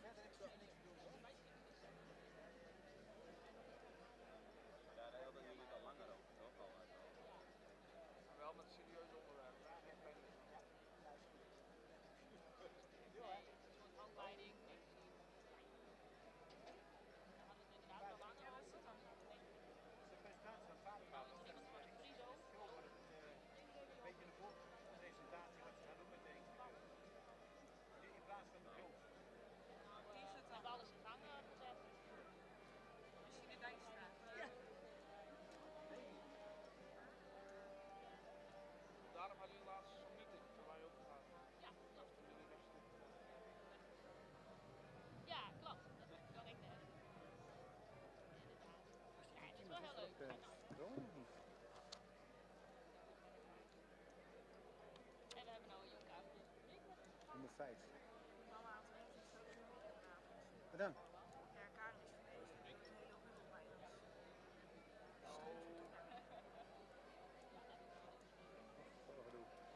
Ja, voor mijn medisch.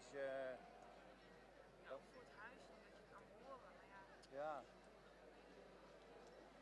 mama die wordt net afgevallen.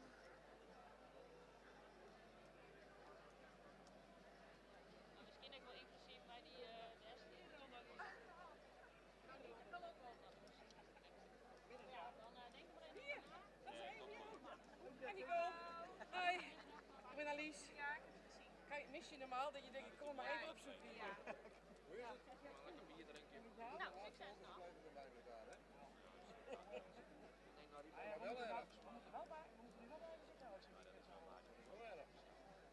Het is gewoon druk dat het niks voor zo'n maar niet even van over het weekend heen.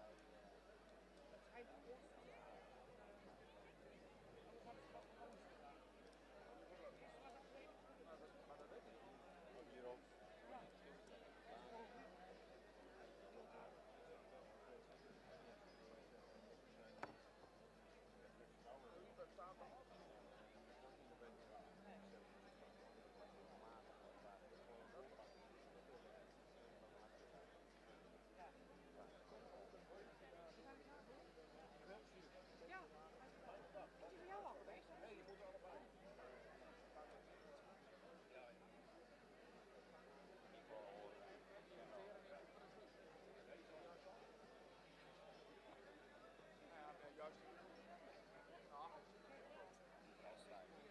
Ik heb hem niet meegenomen in mijn draaiboekje.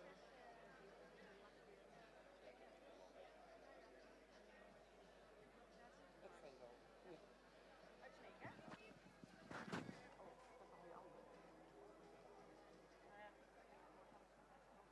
Gaan we er klaar voor?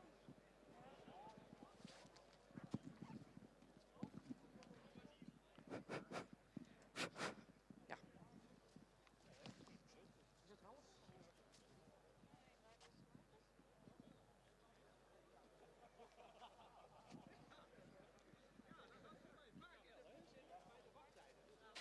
Oké.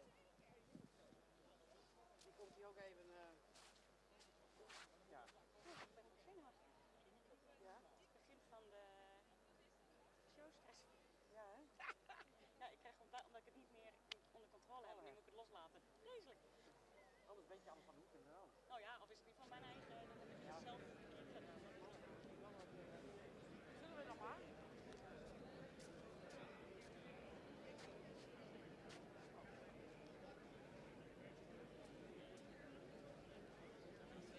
Oh. Ze willen even op de foto met elkaar. Ja, dat is wel.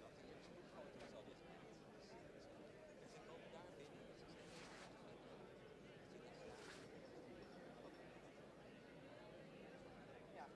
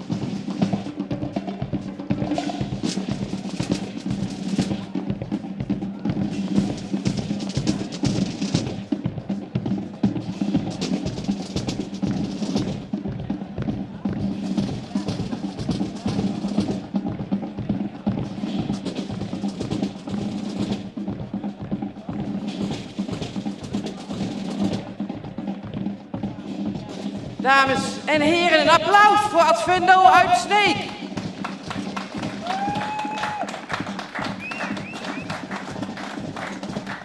Oude tijden herleven weer. Wie kent het niet? Advendo bij het KFPS. En u weet het allemaal, volgend jaar bestaat ons prachtige stamboek 145 jaar. En dat gaan we vieren met een fantastisch jubileum op de Hengstenkeuring. Op 10, 11 en 12 januari 2024. En wat is nu mooier om de aftrap van dat fantastische evenement alvast te doen hier vandaag op de centrale keuring. We hebben dus een presentatie van de jubileumshow van de Stichting Vaderpaard en van het KFPS die samenwerken aan deze ongetwijfeld nu al fantastische productie. En om u alvast mee te laten genieten, zien wij zo dadelijk in de ring Christina Dijkstra met haar merrie Fleur O, Kroonsport Triple A, dochter van Marcus 491. En zij gaat begeleid worden door Rogier Bosman op accordeon. Geniet ervan.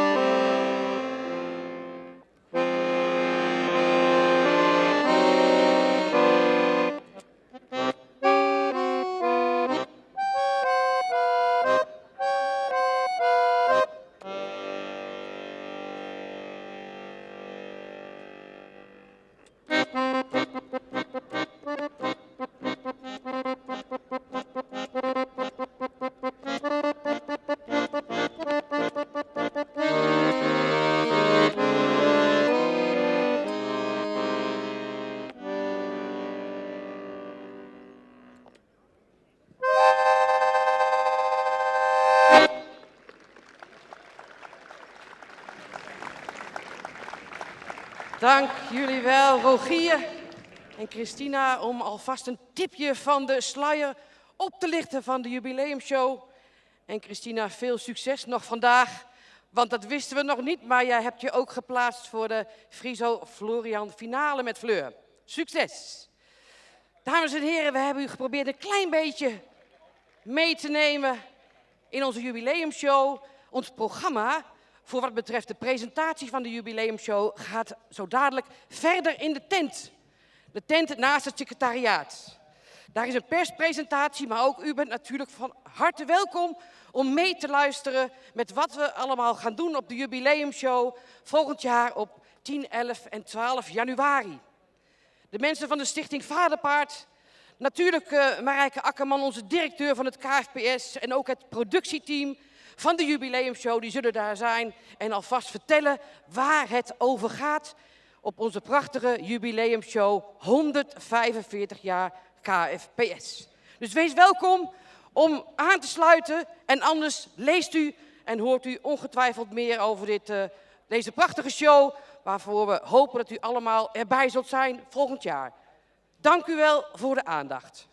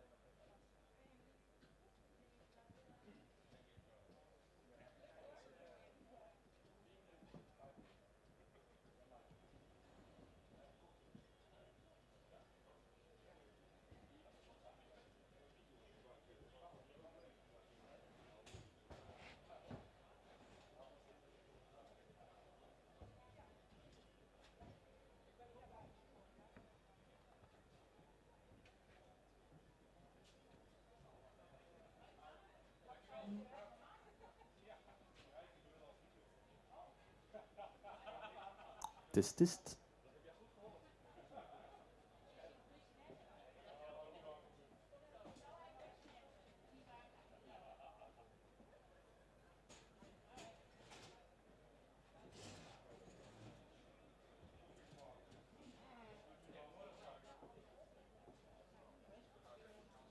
Test.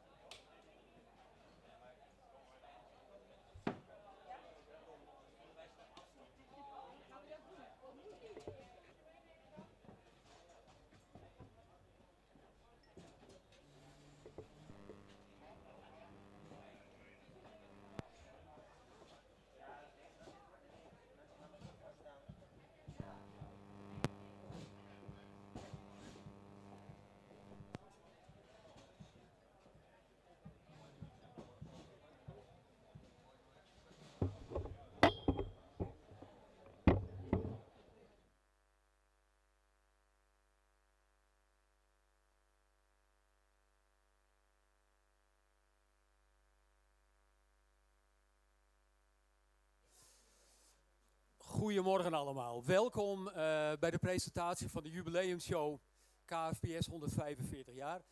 Mijn naam is Siba Annema. Ik ben bestuurslid bij Stichting Vaderpaard. De productie wordt verzorgd door Stichting Vaderpaard in samenwerking met KFPS. En daarom leek het ons een goed begin aan dus de kopkant van onze presentatie.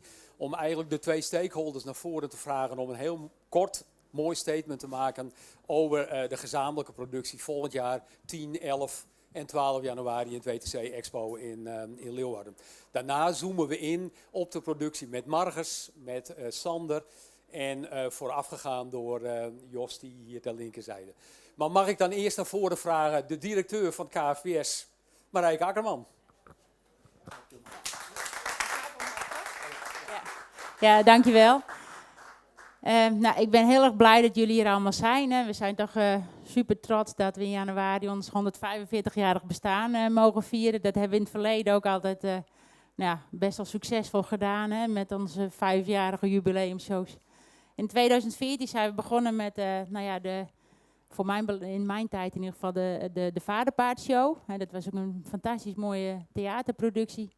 Daar hebben we toen ook als KFPS gezegd van we richten daar een stichting voor op. Dat is beter ook om het wat te verdelen. Toen is de Stichting Vaderpaard in het leven geroepen. En daar was Tjisse Wallendal ook een van de founding fathers van. Dat is heel succesvol geweest. En de 5 jaar daarna hebben we natuurlijk Stormruiter gehad. Dat was, dat weet iedereen, daar hoeven we niet zoveel meer over te vertellen. Dat was heel succesvol. En nu zijn we van 6 jaar Frisian Proms gaan we iets anders doen. We gaan weer iets leuks maken.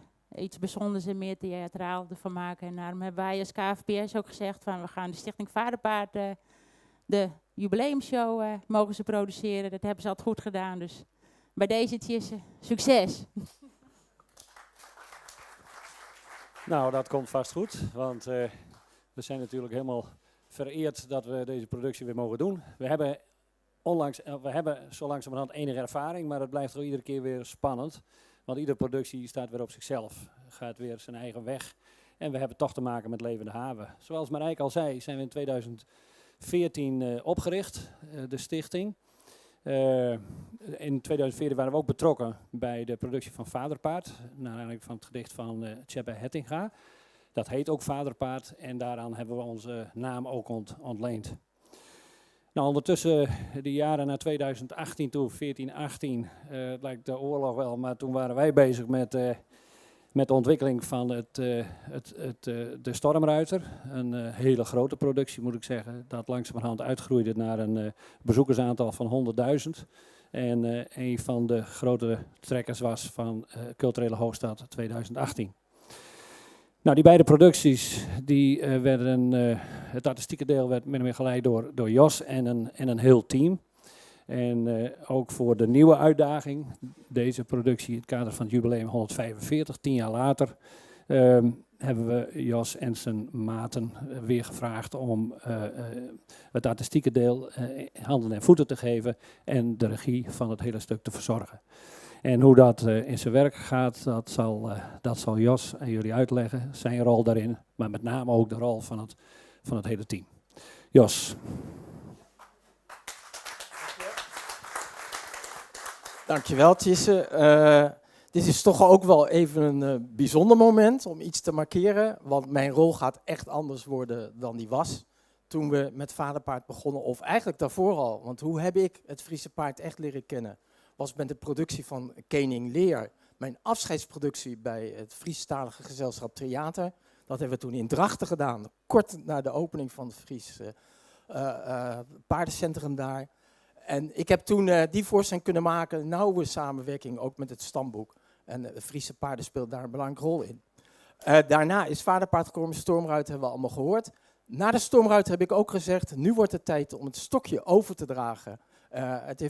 We kunnen hier heel lang mee doorgaan, het is verschrikkelijk mooi, maar we moeten ook weer kijken naar nieuwe impuls. En ik had eigenlijk altijd al een geweldige opvolger in mijn hoofd, namelijk degene die al sinds het apenspektakel mijn rechterhand is bij allerlei producties en met name bij de hele grote producties, of het nou Armen van Buren is, of het is de opening van het Abelense stadion, en dat is Margus.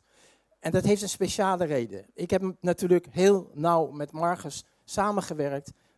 En zeker als we samenwerkten aan productie voor het Friese paard, rondom het Friese paard, is me altijd al opgevallen, hebben we heel veel over gehad, dat hij juist een hele bijzondere en speciale belangstelling en band heeft ook met het Friese paard. En we hebben het er ook wel eens vaker over gehad van, kijk, als ik het stokje overdraag, dan wil ik het heel graag overdragen naar iemand waarvan ik ook weet, zeker weet, uit ervaring weet, dat hij dat hele bijzondere talent heeft om met iets bijzonders te maken met de paarden. Het is tijd dus om iets over te dragen. Ik ga niet helemaal weg, want dat gaan we zeker niet doen. Mijn rol is om bij de volgende shows als adviseur aanwezig te zijn als dat nodig is. Dat denk ik is nauwelijks nodig, dat kan ik je voorspellen. En ik weet ook, en dat vind ik helemaal bijzonder, dat er ook een echt nieuwe impuls komt. Het gaat er echt anders uitzien. En dat heeft weer alles te maken met een aanpak. Daar gaat Margus straks vertellen. Dat Margus weer gaat samenwerken met Sander Redeman. En die twee hebben heel lang, was er ook bij betrokken, gigantische shows gemaakt met Armin van Buuren over de hele wereld. En dat heeft alles te maken met het gebruik van visuals, met het gebruik van projecties. En hoe mooi zou het zijn, en dat gaat zeker gebeuren, om de shows die in de komende jaren gaan komen, ook echt een ander aanzicht te geven. Met iets wat we misschien binnen de paardenwereld nauwelijks nog kennen op dit niveau. Namelijk het gebruik van visuals. Nou, daar ga ik verder niks meer over zeggen. Ik draag figuurlijk dan het stokje over aan Margus. En die gaat jullie vertellen wat er allemaal gaat gebeuren. Dank jullie wel.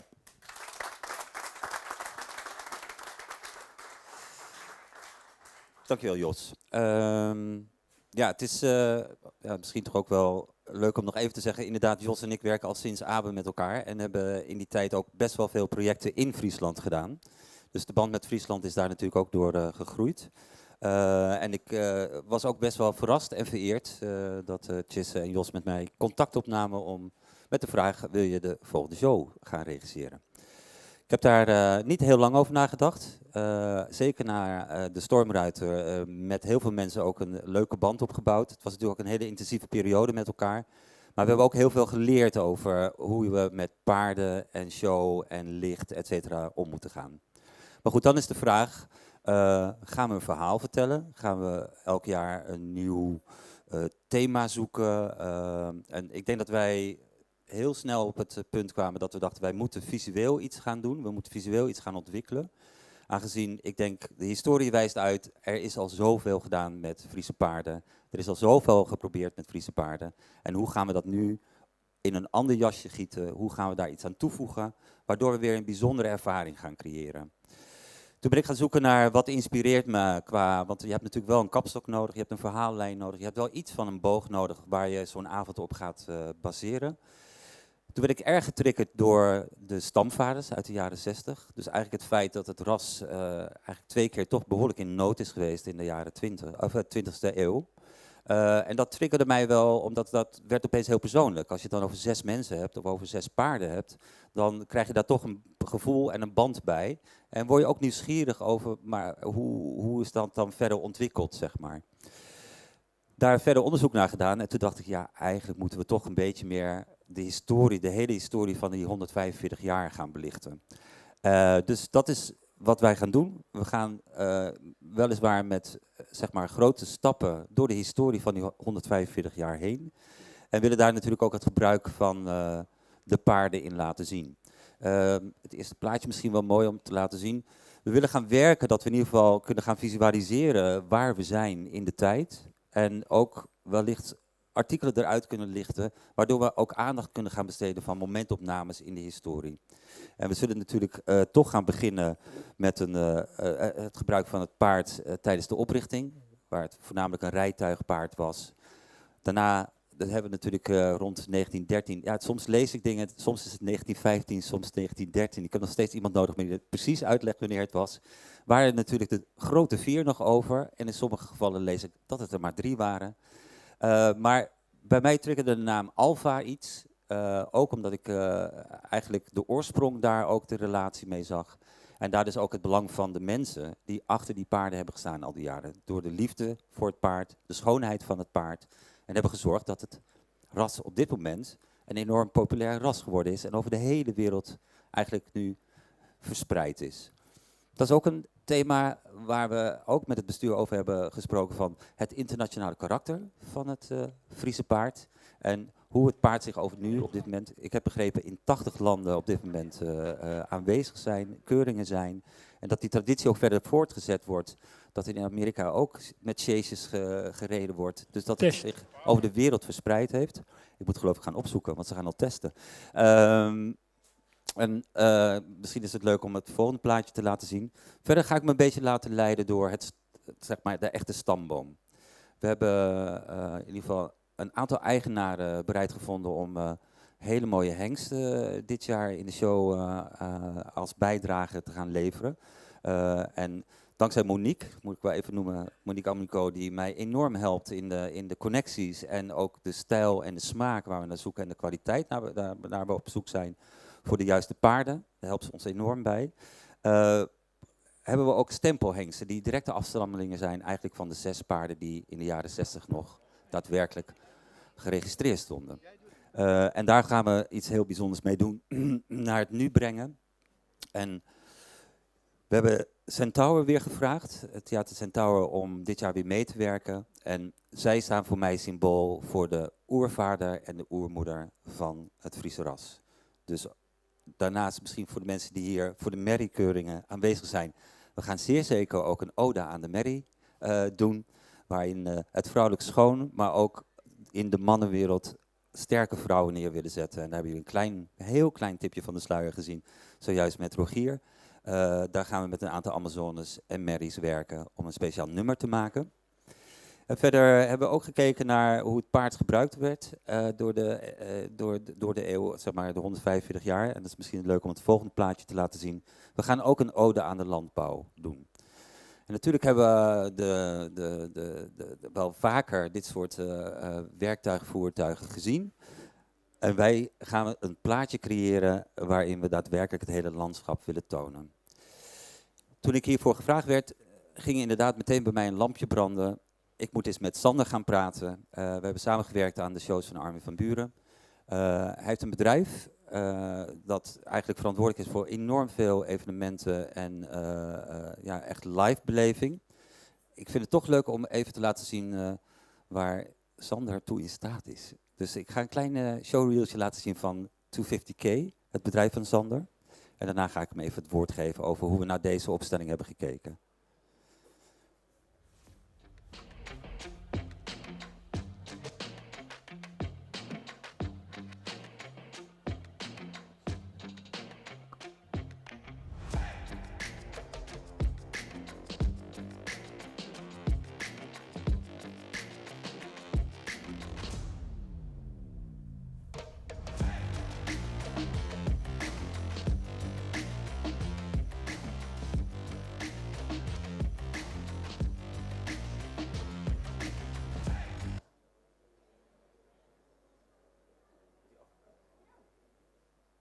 Afijn. Ik denk dat hij ergens gestopt is. Om een indruk te geven, het is ook een bedrijf die met artiesten werkt, maar ook Formule 1 races doet met auto's. Dus eigenlijk de hele markt bestrijdt en ook direct ja zeiden op mijn vraag, zouden jullie geïnteresseerd zijn om samen met mij een paardenshow te ontwikkelen? En dat is natuurlijk ver van hun bed, zeg maar. Maar uiteindelijk de instelling is, we gaan met elkaar volgende iets heel groep, moois maken. 3-jarigen kan zo'n Sorry Sander, ik denk dat er nu iemand heel erg door je heen gaat praten. Kom er anders even bij. 113 tot 121. Misschien is het wel leuk, we hebben natuurlijk naar de opstelling gekeken van de andere jaren. Met een groot orkest en een groot scherm. Wij hebben direct het gevoel gehad, we willen dat meer gefocust weer naar de piste gaan brengen. Waardoor we eigenlijk het paard weer centraal gaan zetten. En waar eigenlijk alle andere dingen bij aan moeten gaan sluiten. Dus wij hebben ook nu van 4 kanten een piste gemaakt.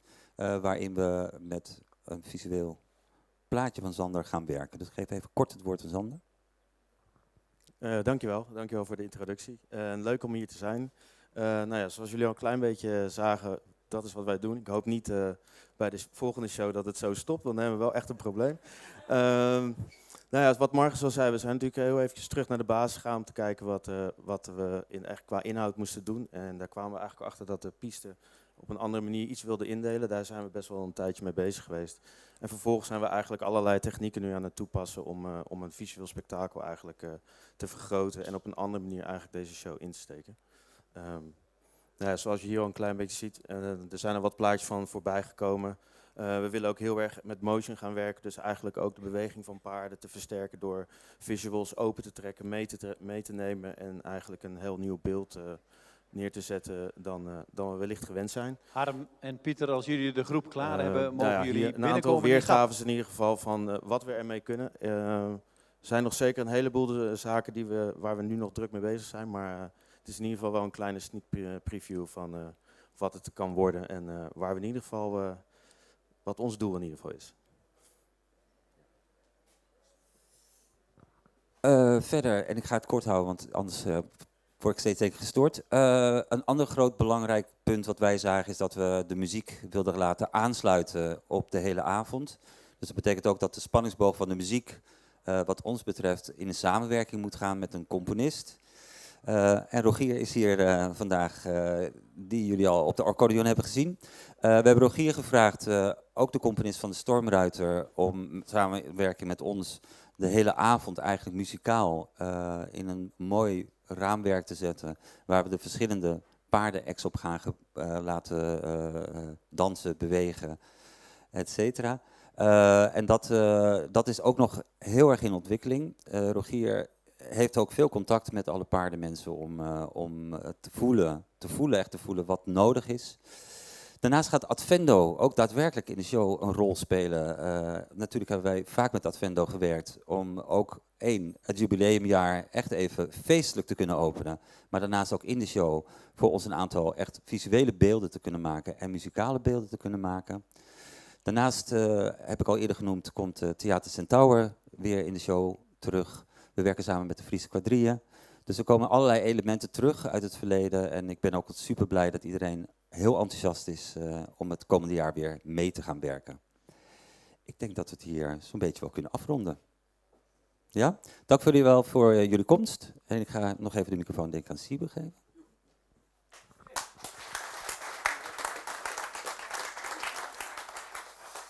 Jos, Sander en Marcus, ontzettend bedankt voor de presentatie die jullie hebben gegeven.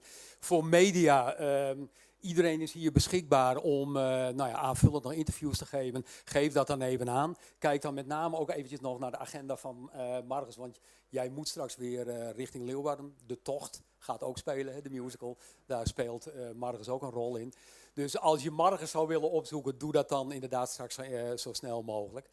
Ja, en dan afsluitend, afgelopen week of deze week moet ik zeggen, is de kaartverkoop losgegaan, specifiek voor KFPS-leden.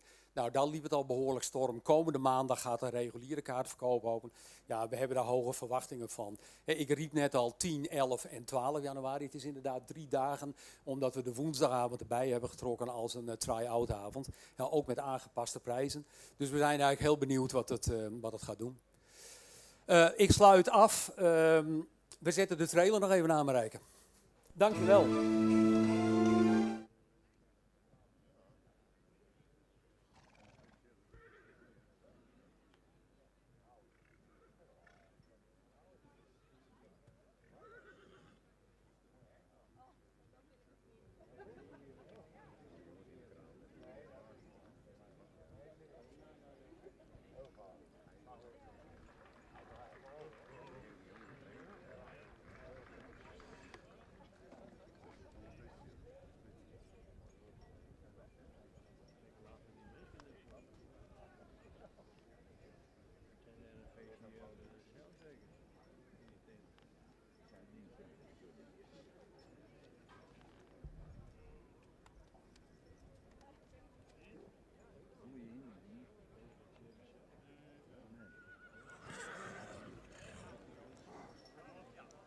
Welkom bij het middaggebeuren, 12 uur geweest. We gaan beginnen met de volgende groep 3-jarigen, rubriek 5D. Als eerste opgesteld 113, Marijke Nienke Utemierden, een sterdochter van Reinder 452. Moeder Nienke Teuntje uit de Meerden, ster en preferent moedersvader Riepke 321, Fokker M. Annema Broersma in Zwaagwesteinde, in eigendom bij Tjibbe Bosma in Kolmerswaag en de schofthoogte bedraagt 1,65 meter.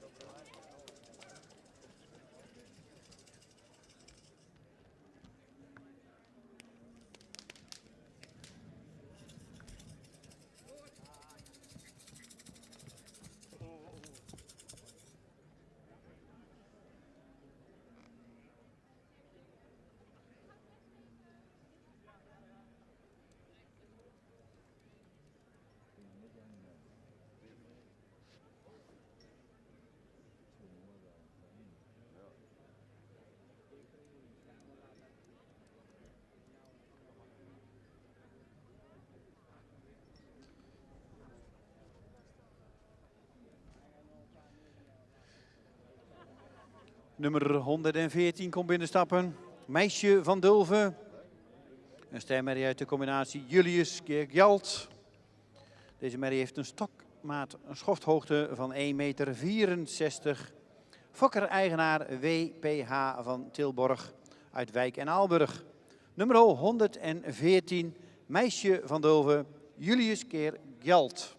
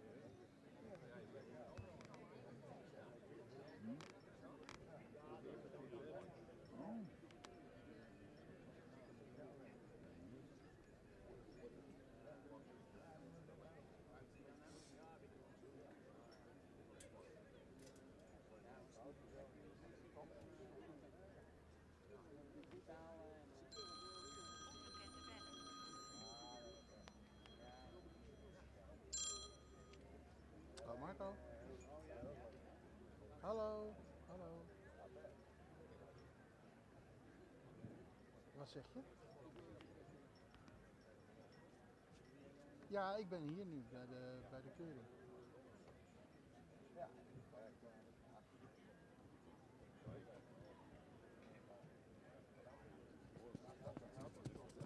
Heb ik ook. Die heb ik ook. Ja. Ja. Een man met die accordeon. Ja, die heb ik ook. Ik sta nu op het hoekje het afgezette gedeelte in de bak. Naast de cameravrouw. Steek mijn camera in, doe dat. Oké. Ja, dat zie je zo. Hoi.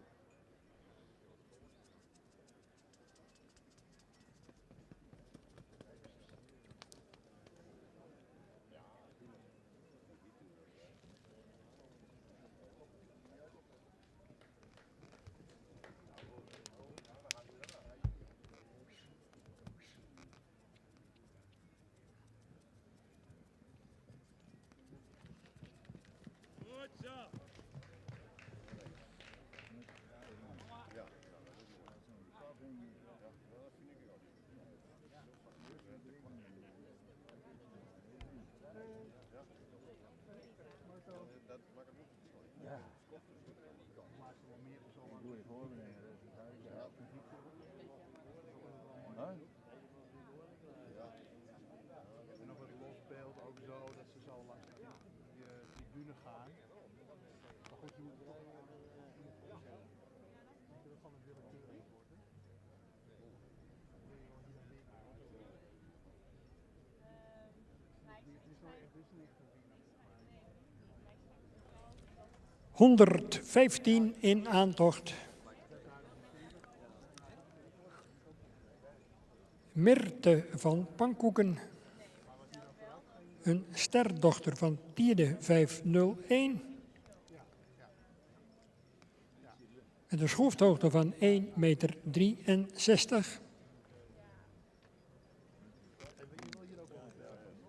En de moeder Afke van Pankoeken, een stermerrie van Johannes 484. Fokker Otte Leijendekker te Witmarsum en in eigendom bij F.N. Wolfswinkel te Vlieland.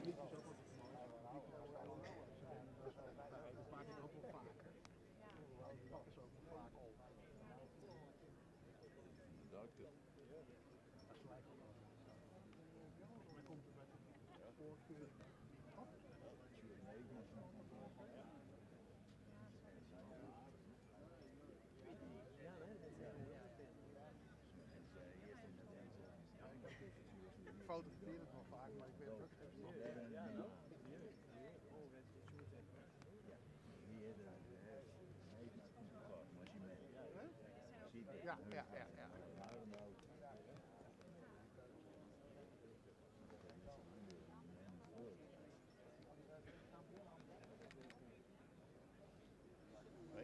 Zo'n beeldbekeuring is ook wel grappig. Ja, je moet maar net ruimte hebben. Online heb je altijd wel meer ruimte. Heb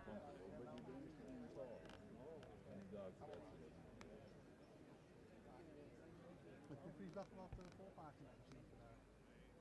Nee?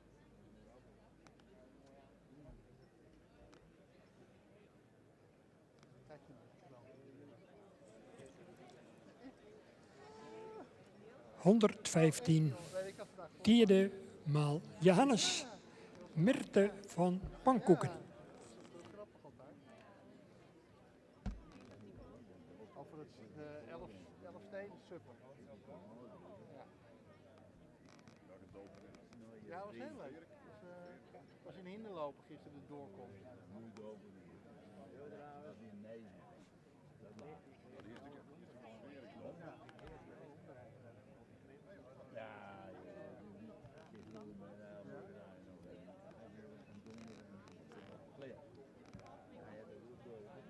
Oké.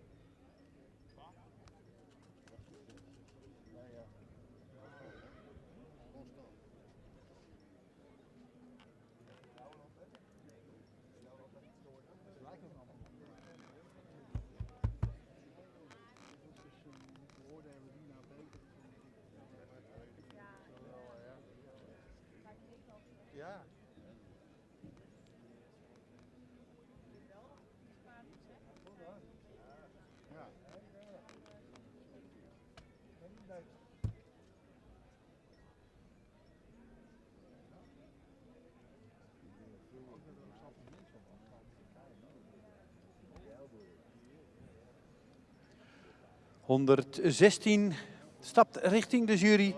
Margje van der Biel. Een Alwin keer Deutschen.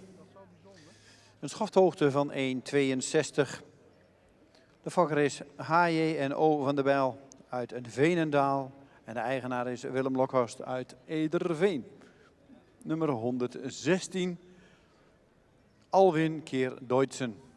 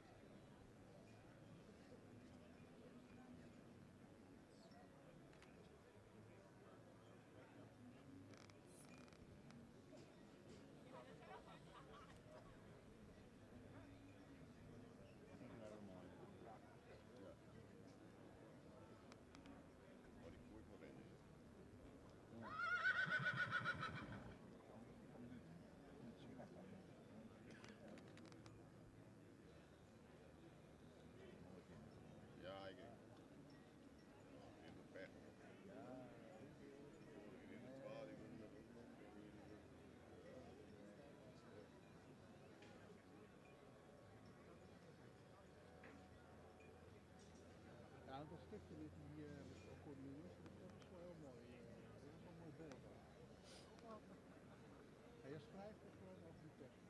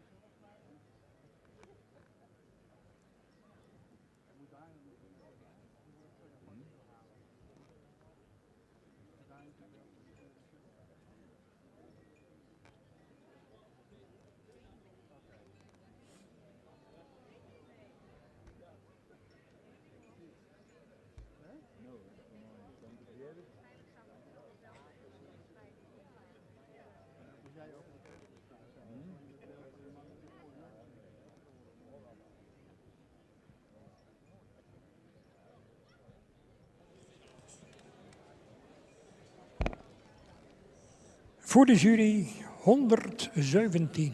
Nieske van de Heemar.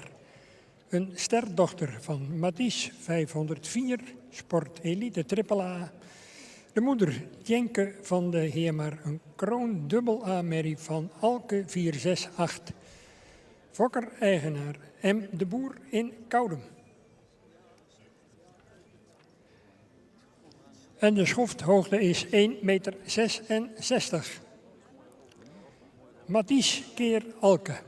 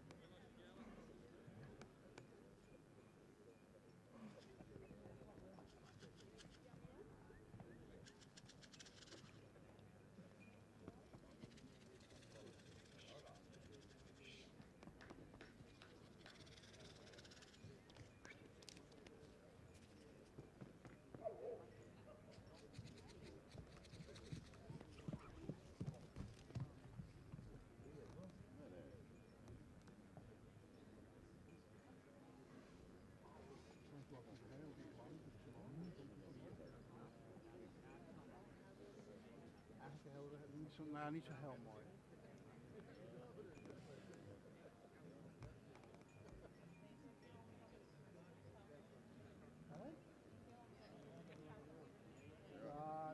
Ja. Kijk, je weet wel op een gegeven moment hoe dit gaat. Als je zelf natuurlijk geweest bent, dan weet je wel hoe het ding ze doen. Nou, soms gaan ze er heel dicht heen. Soms gaan ze ook, dat ligt ook aan het paard, heel of je dat wil.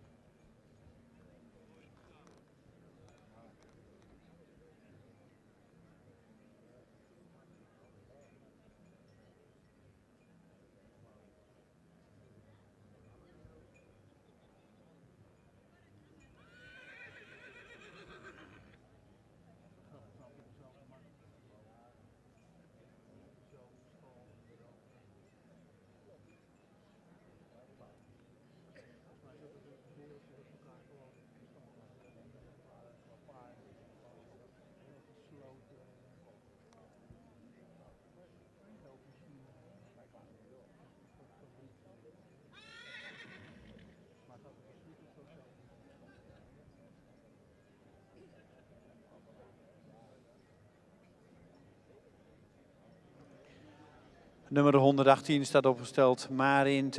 van der Boppelanen. We stemmen hier de combinatie Omer keer Beert. Fokker-eigenaar R&J Tjesma uit Drogeham. Deze merrie heeft een schofthoogte van 1,62 meter. Nummer 118 Marit Omer keer Beert.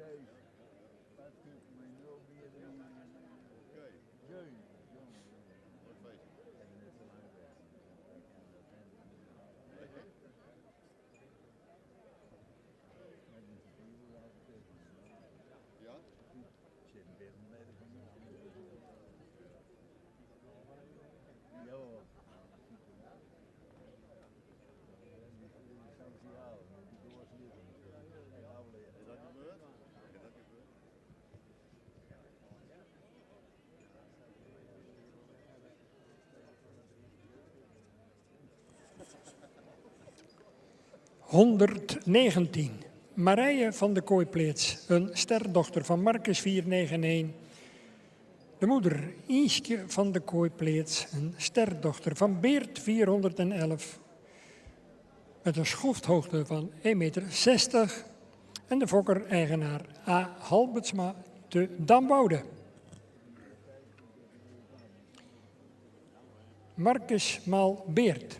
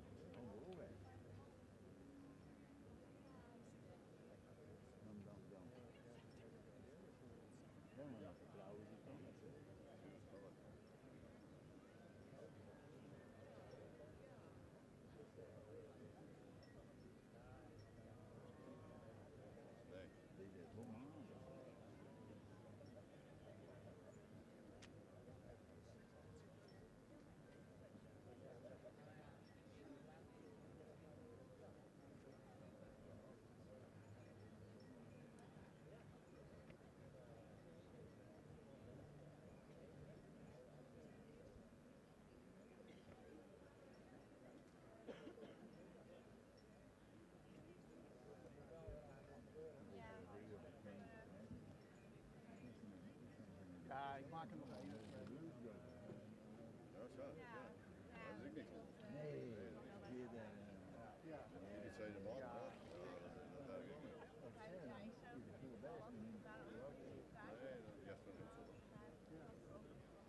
Wat heb je van de man voor de naam?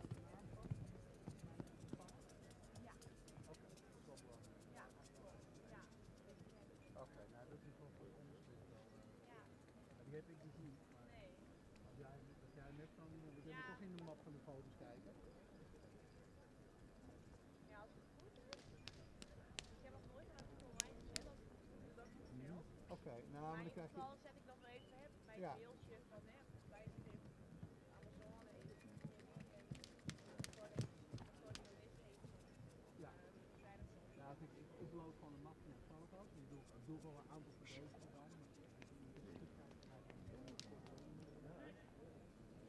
Het mooiste voor jullie is dit voor jullie.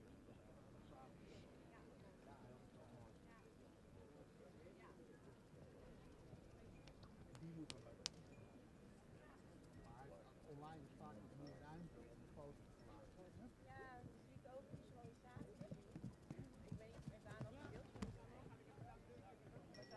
Online zou je ook nog wel nog een ander beeld nog van de keuring. Dat zou ik ook nog wat uit. De drukte krant is er eigenlijk alleen maar één. Nou ja, zo ga ik kijken. Oh, dat was de laatste. Ah, nou mooi. Nou, dat nu... dat ik nou niet bij. Ja, maar... Oh nee, nog één.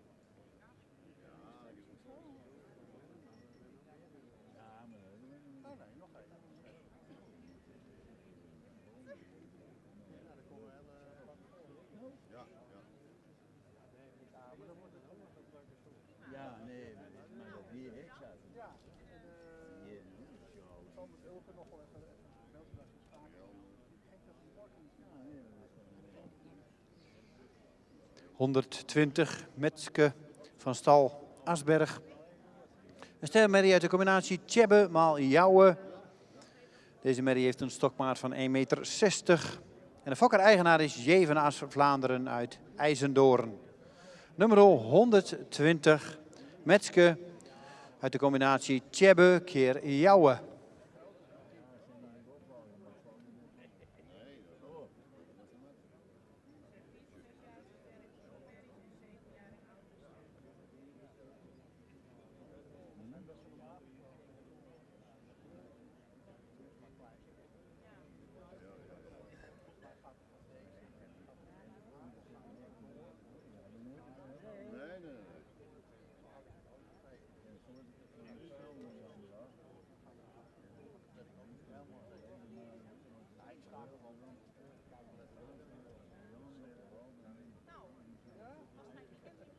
Dankjewel. Nou, jij ook. Ja, en nou, goede reis naar de daar. Nee, maar altijd zo ja, juist. Oh, oké. Ja, dat is waar.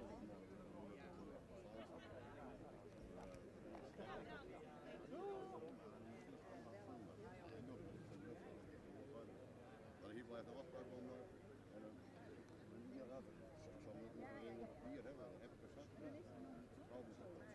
heb hier letter. Dat staat Jan niet te kloppen. Weet ik wel. Nee, maar dat voel ik dan wel correct. Nee, hè? Dat voel ik wel. Daar ga je nooit last van. Die bussen elkaar bij. Dat ik nou, voor mij niet naar. Met hier letter, dan zit er daar niks van.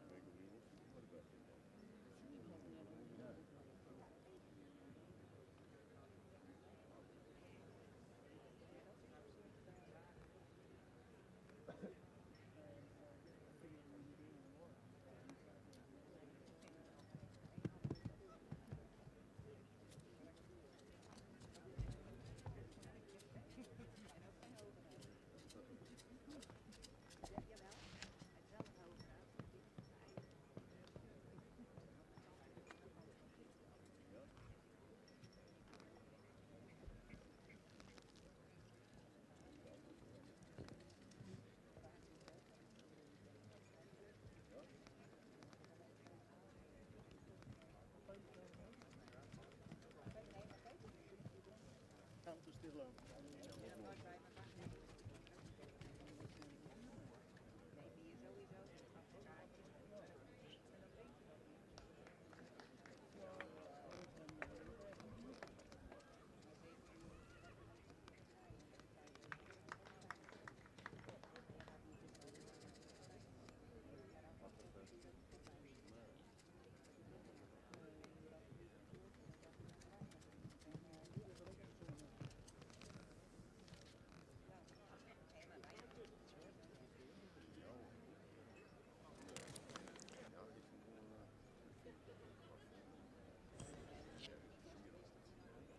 Mag ik de volgende groep alvast oproepen om naar de vooropstelling te komen.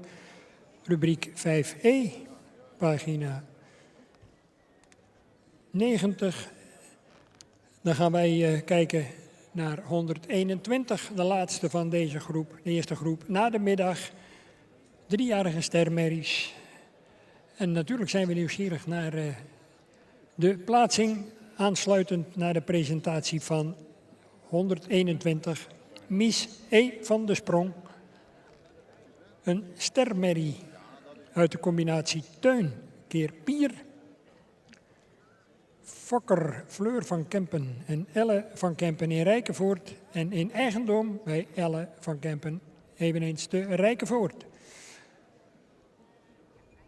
Schofthoogte 1,66 meter. Uit de kroonmerrie Jara S. van de Sprong. Kroonmerrie met een dubbel A achter de naam. En zoals gezegd, moedersvader Pier 448.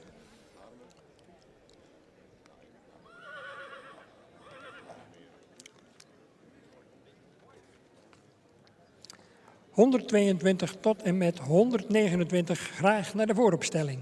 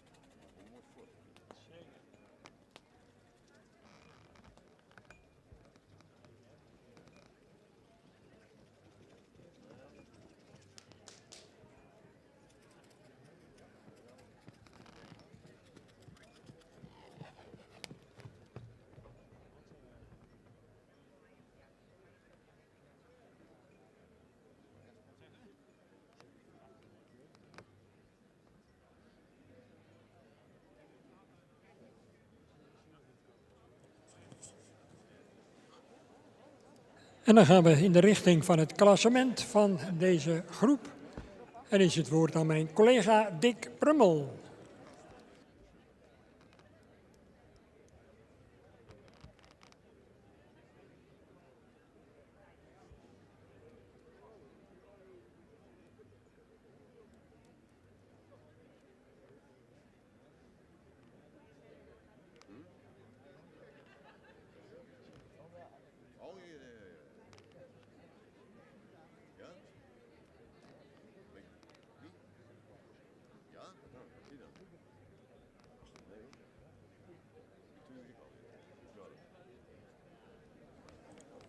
En de volgende groep graag richting vooropstelling.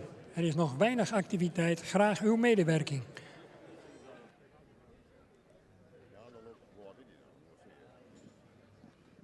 Hallo. Dan hebben we weer de volgorde binnen.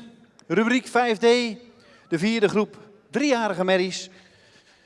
En dan krijgen we op catalogusvolgorde als eerste binnen nummer 114. Dan 115.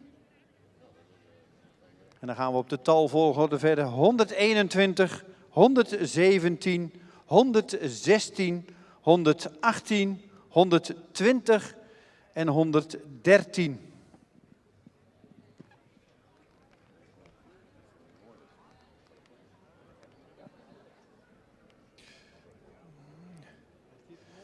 En zoals we zagen, 119 heeft de baan verlaten en gaat naar de nakeuring.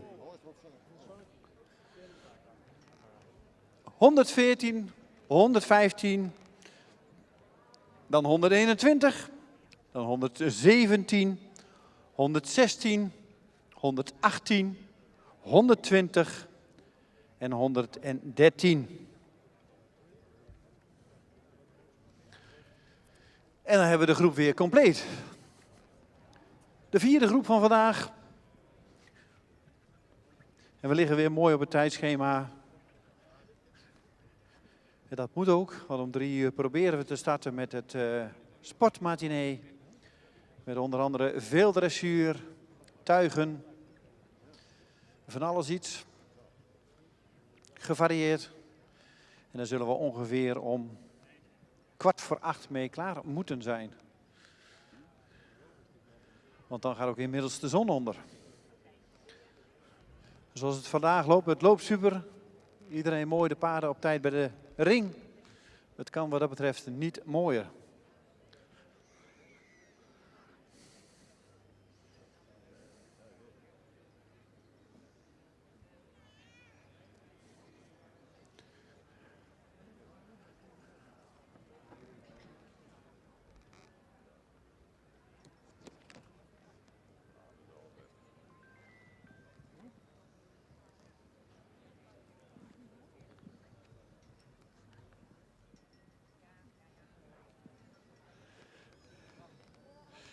En natuurlijk altijd weer spannend. Welke paarden gaan er mee naar de kampioenskeuring? Dat is leuk, maar natuurlijk het fel begeerde predicaat voorlopig kroon. Daar gaan er een aantal voor. Ik geef de microfoon aan de heer Hellings. Ja, dankjewel. De vierde groep 3-jarige merries. We beginnen met nummer 114. Merrie die veel rasuitstraling heeft, ook lang gebouwd is. Goed beenwerk onder heeft. Een stap veel kracht heeft en ook veel activiteit. Ook een draf veel ruimte en balans toont. Deze merrie wordt voorlopig kroon.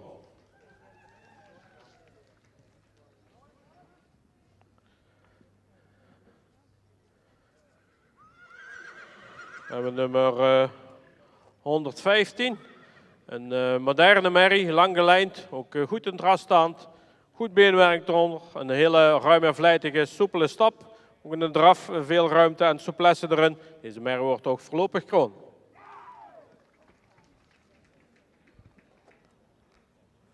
Dan hebben we nummer 122. Een langgelijnde merrie, mooi lang kruis erin. Ook een goede romprichting, goed rastype. Beenwerk is voldoende rechtgesteld en ook goede hardheid. De stap was hij wat voorzichtiger. Mocht hij wat meer ruimte tonen in de draf, gaat hij mooi opwaarts, heeft hij veel balans. Dat compenseert hij een beetje met de stap, dus deze merrie wordt ook voorlopig kroon.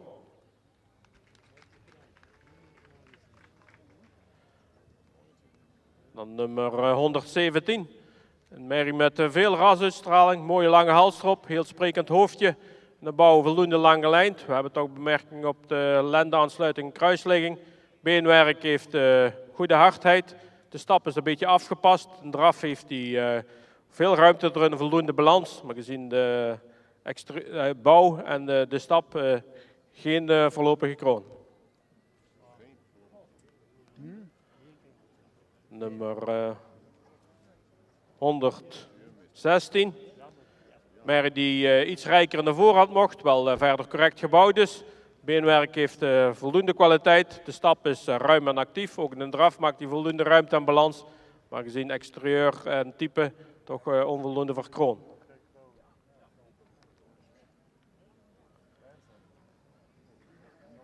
Nummer 118, een correct gebouwde merrie. We hadden hem graag wat rijker gezien in de voorhand. Beenwerk heeft voldoende kwaliteit. De stap is voldoende takt, maar hadden we graag wat meer souplesse gezien.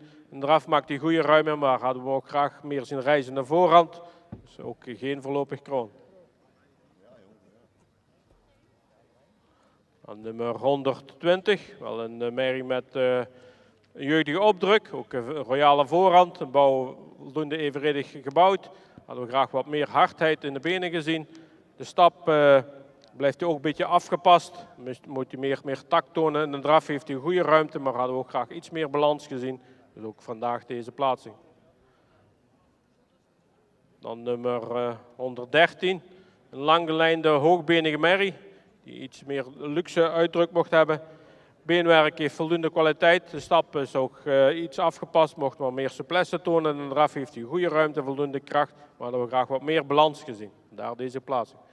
Eigenaar gefeliciteerd. De nummers 114 en 15 gaan mee naar het kampioenschap.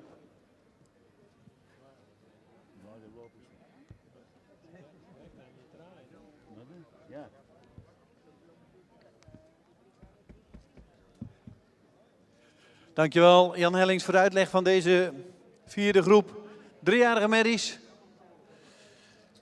Volgens mij is de ringmeester er klaar voor. 3 merries voorlopig kroon, nummer 114 en 115. Die zien we ook terug morgenmiddag voor het kampioenschap 3-jarige merries. En daarachter 121, ook voorlopig kroon geworden. En dan 117, 116, 118, 120 en 113. Ontzettend bedankt voor de deelname. Natuurlijk het afgelopen jaar al een bekroning gehad. Eerste premiester geworden. Fokkers-eigenaren van harte gefeliciteerd. En dan gaan we verder met de rubriek 5e.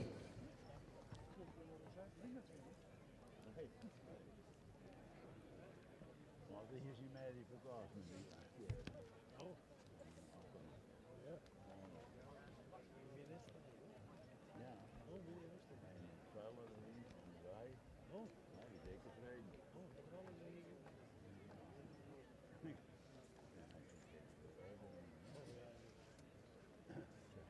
Zelf helemaal met ja.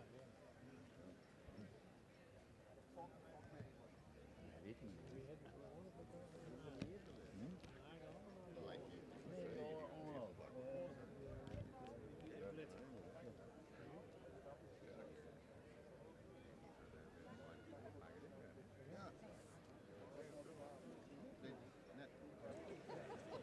Volgende groep in aantocht, rubriek 5e, 122 tot en met 129.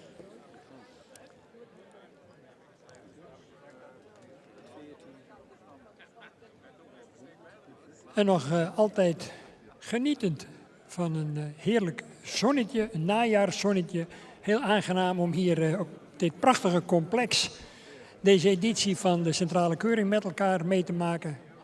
Het is echt ijsweer, zou je kunnen zeggen. Dat is hier ruim voorhanden achter de VIP-tenten.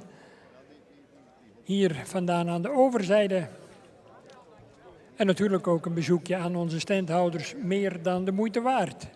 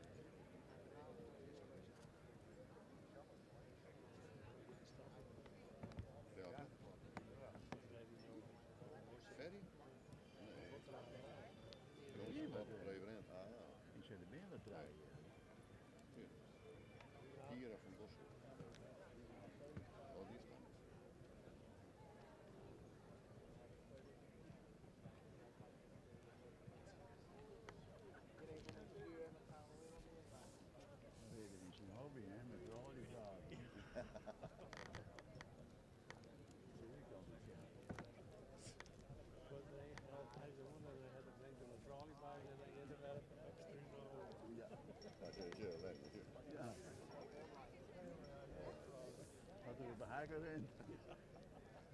Dat je dan moet doen.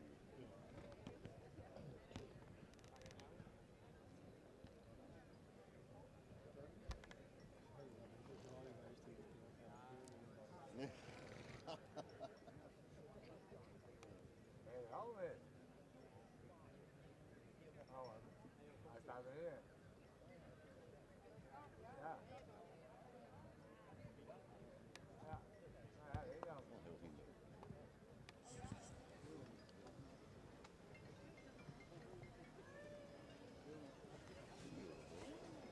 Oh, hetzelfde. Beltoon er niet voor mij. Ik denk, hey.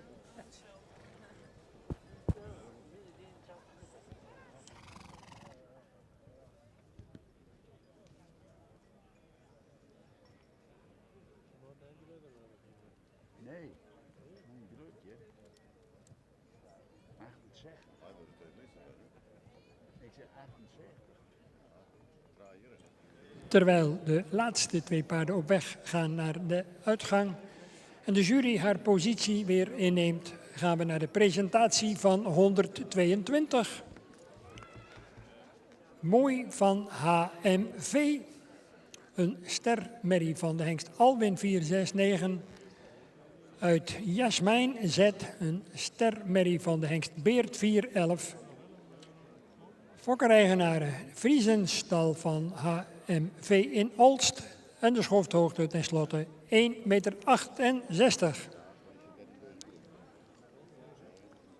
Alwin maal Beert.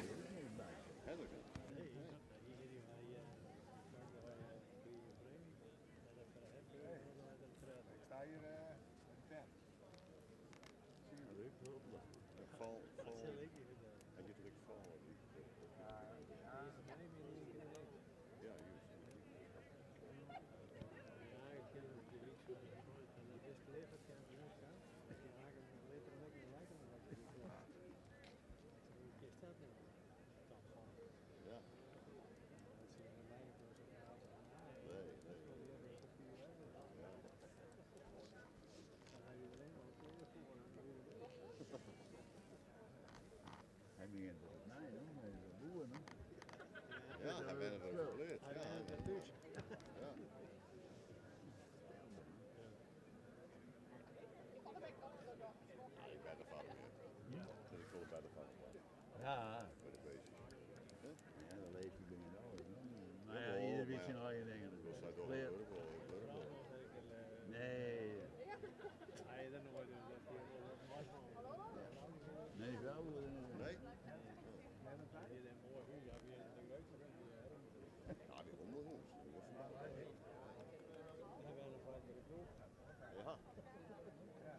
Nou, buurman zei die auto als hij daar, of vlak was hij daar. Dat is allemaal net leuk. Goed ding, hè? Oh, ja. De operatie die moest pas altijd die auto tanken. Hè? Dat wilde hij, die rondgegaan. Nee, dat is lastig.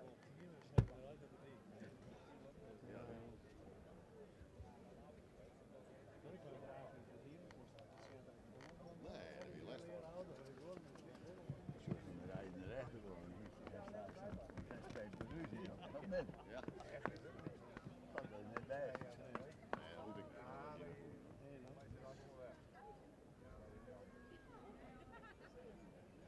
Dat is heel apart bij mij eigenlijk niet gewoon. Dat is gewoon een arbeidshoesje mooi in de pan en al.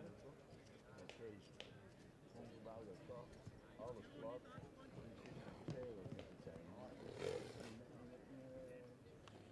In de baden dat. Ja, hè? Nooit net een meisje zoals dat ze dan mooi is. Nee. Apart, hè? Ja. Net hier. Nee, hè? Te gruttig. Te gunnig. Ik zit helemaal keil. Ja. Heel goed. Nee.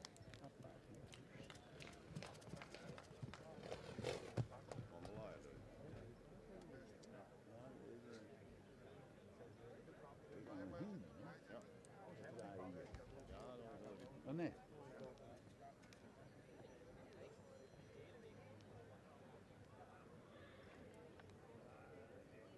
Hij is zo mooi.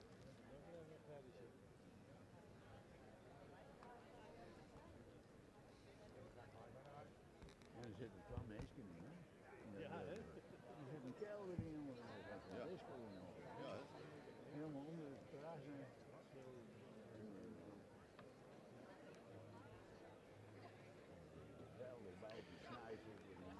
Inmiddels komt nummer 123 binnenstappen. Martsen van Waatzicht. Een stem met de combinatie Tiemen keer Uldrik. En de fokker-eigenaar is F.N. Wolfswinkel uit Vlieland. En deze merrie heeft een schofthoogte van 1,66 meter. 123. Martsen van Waatzicht. Tiemen keer Uldrik. Ja, dat komt verkocht, dus nou van te bouwen. Nee, niks meer van. En ik wil hem met deze van huis.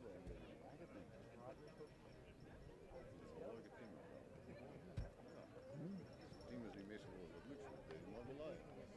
Ja, ik denk ja.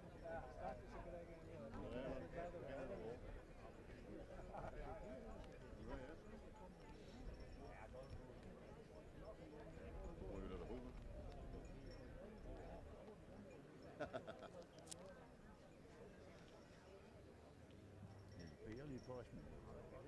Wat zo? Deze peel past me.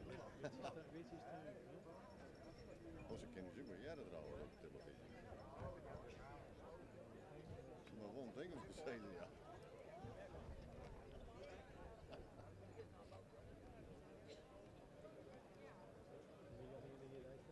Ja, toen is wel hem. Ik heb hem een beetje gehad.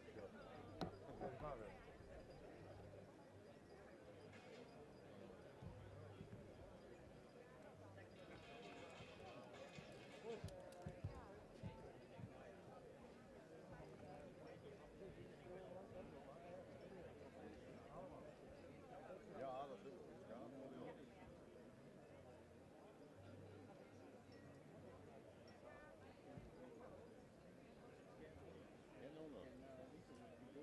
En dan nog.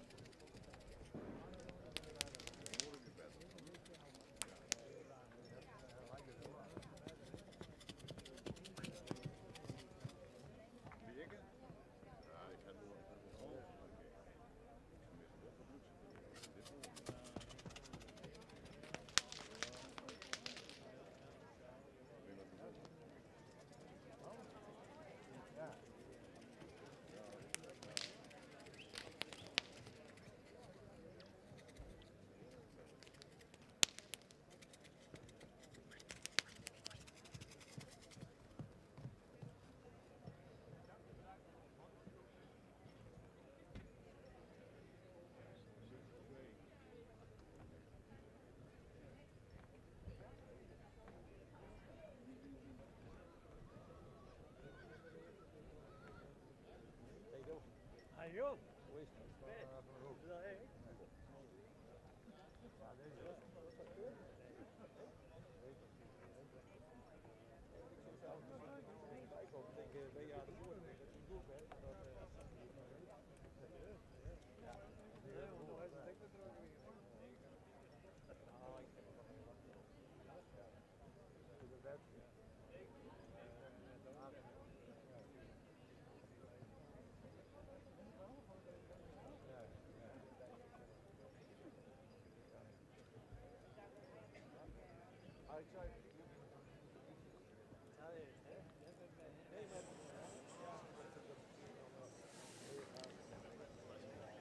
...124.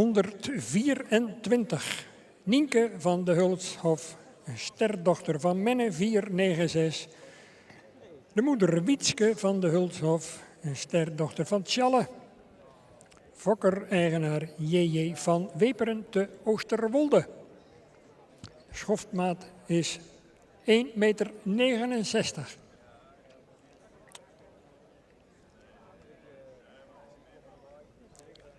Menne maal Tjalle.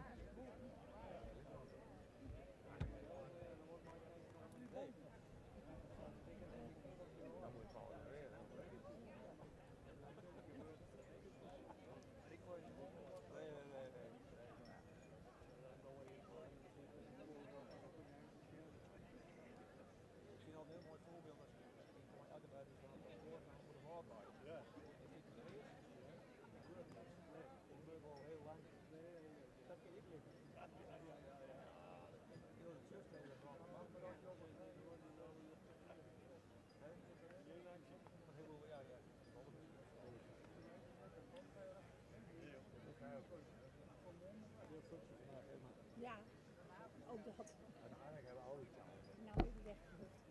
Nee, het is nou. Ja, ja.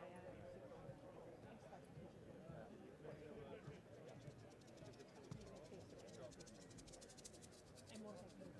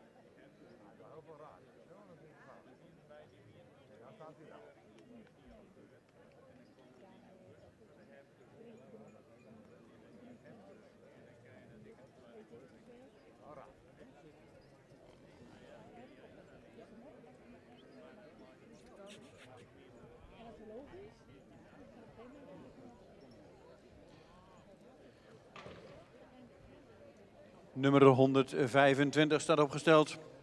Mika van Bloemhof. De vader van Mika is Tjalle. Moedersvader is Jerke.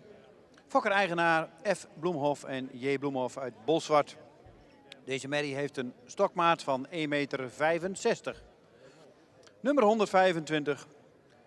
Mika van Bloemhof. Tjalle keer Jerke.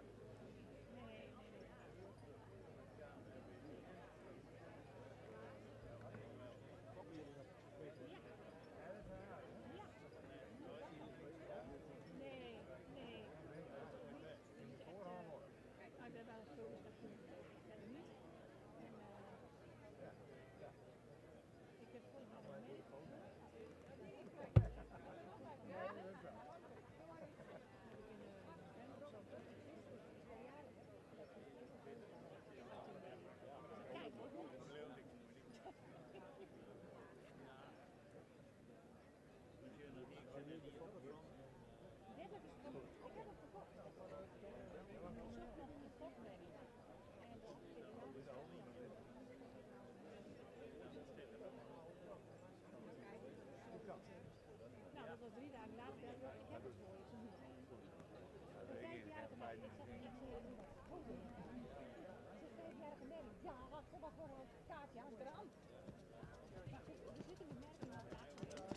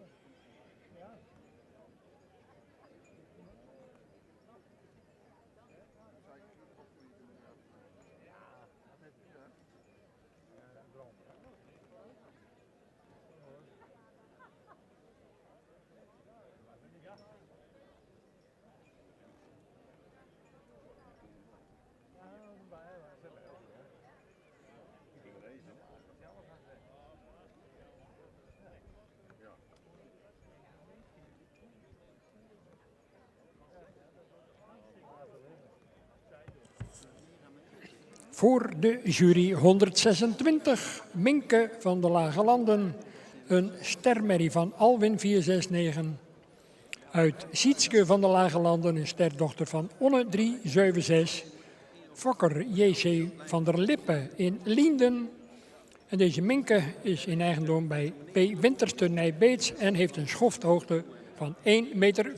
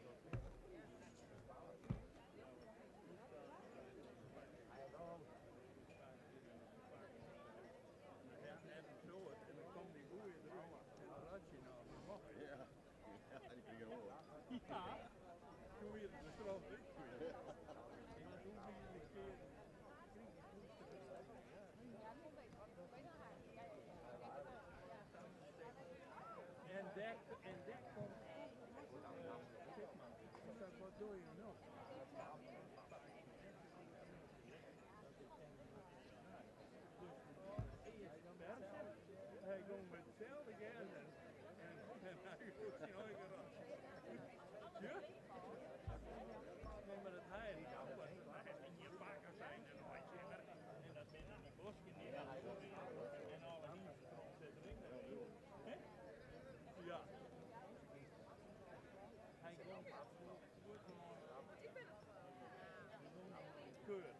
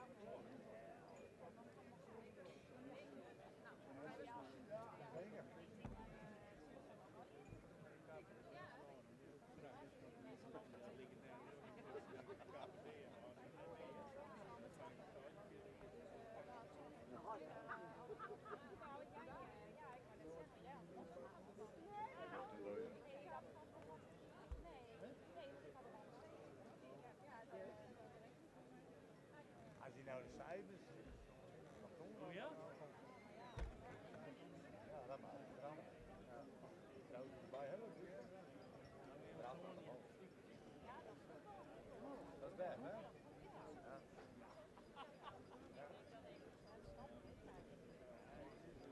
Goed genoeg. Joremer. Nummer 127, Nienke van Joremer-Lenen.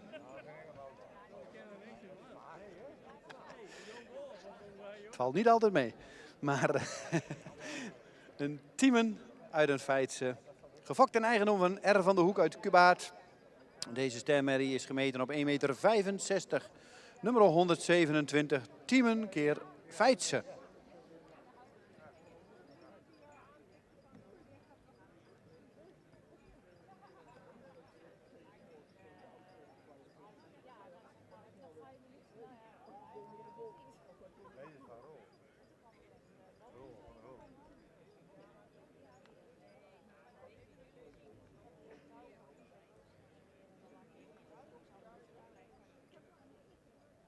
Mooi waar bij. Hij laat net al. Hey. Die nodig je bij? Nee, je wil je premies dan? Ja, ja, van. Wat is nog maar? Hij roept kan door. Wat hè? Ja, soms verrekenen. Maar als het al het tijd, dat is het niet helemaal. Ik neem hem bij. Ja. En ik ging er al heen en ik denk, dat nee. Ja, dan valt het alleen maar. Nou, dit is net zo'n verhaal. Hij deed de volle bereiking in ieder geval. Ik hier het waar. Ja, hier wil je niet. Ja. Dit is het eerste. Nou, die eigenlijk niet. En de andere. Deze is eigenlijk sterk en ik kom bij. Ja. Nee, het is hier niet. Achter de derde. Als je de zwong. Hè? Het zwong in de weg. En goed eronder. Ja. Dan bedeert hem al. Dan bedeert hem al.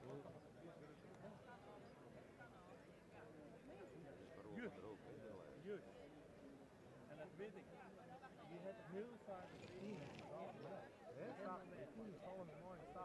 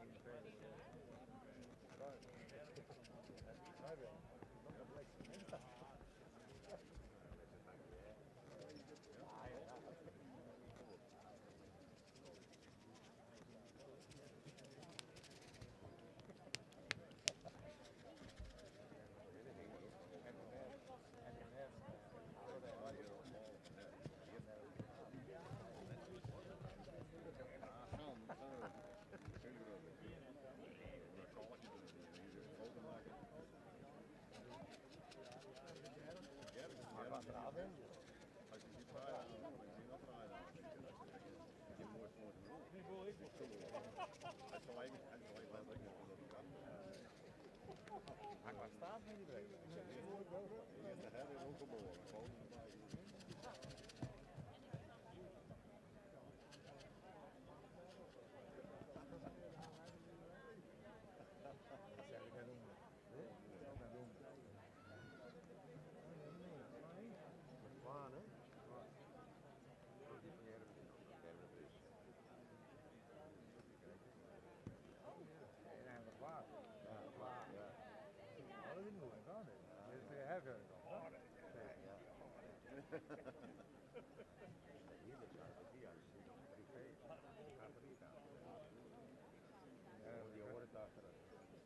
Ja, dat is denk ik.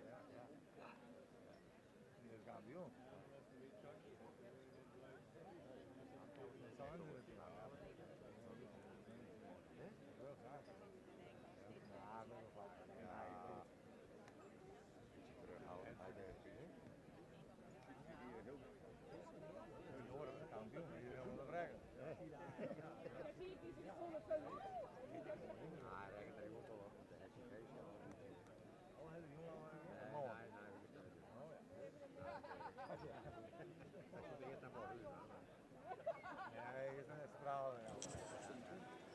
Voor de jury 128, Mette van Hielpen, een sterdochter van de hengst Menne 496. De moeder Kromerrie, dubbel A, Wilhelmina van Hielpen en die stamt weer van de hengst Vonger 478 af. Fokkereigenaren de familie De Vries in Hindelopen. Menne maal Vonger.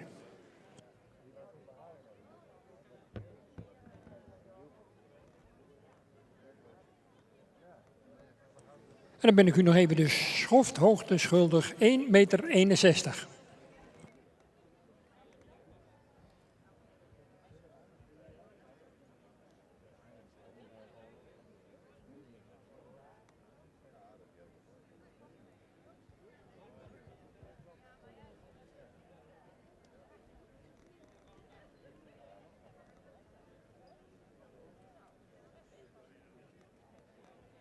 Is dit de schaduw waar ik kan? Hè?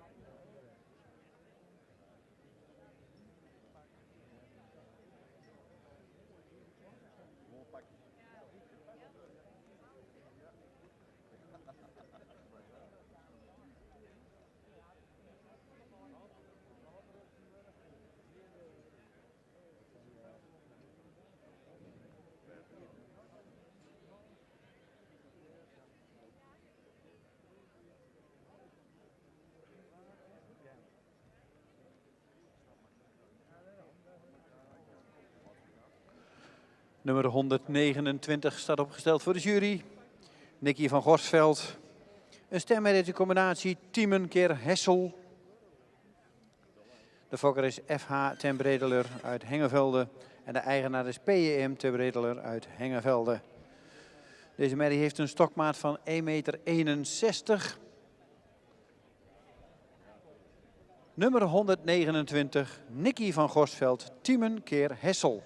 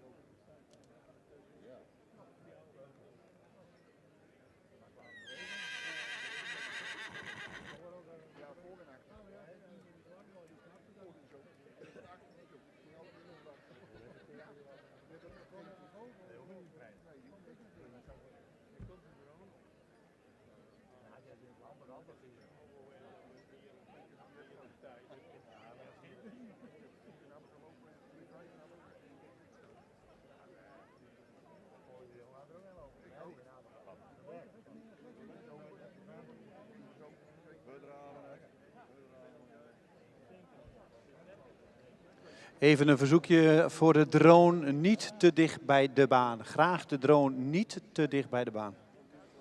Ja.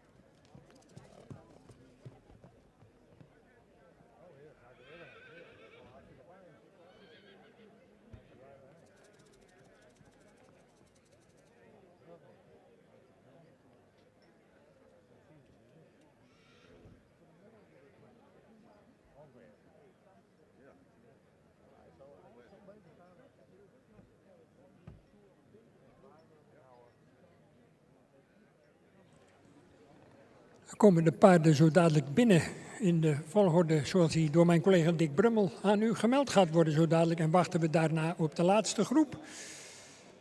Dat betekent 130 tot en met 137. Die kunnen zich alvast melden in de vooropstelling. 130 tot 137.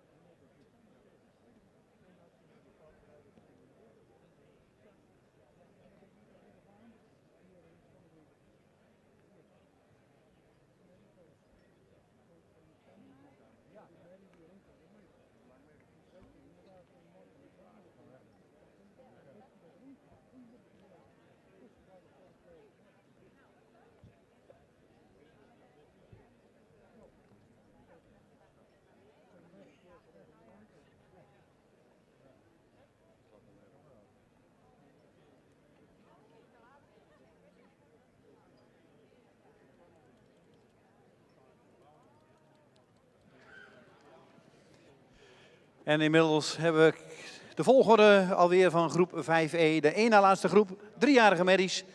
Hierna nog 1 groep te gaan. En dan gaan we verder met het sportmatinee. Nummer 128 mag als eerste binnenkomen. Dan nummer 129 mag binnenkomen. Dan krijgen we nummer 123, 126, 127, 122, 124 en dan 125.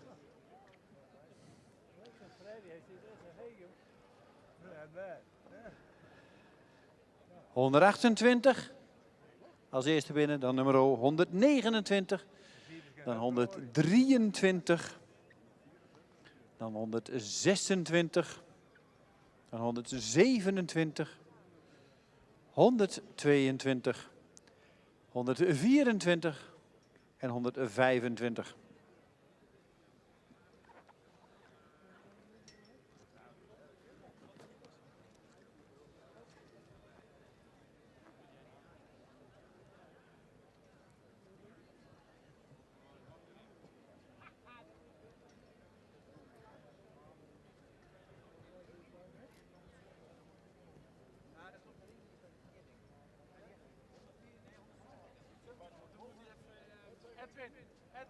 ...127 even 1 plaats omhoog. 127 1 plaats omhoog.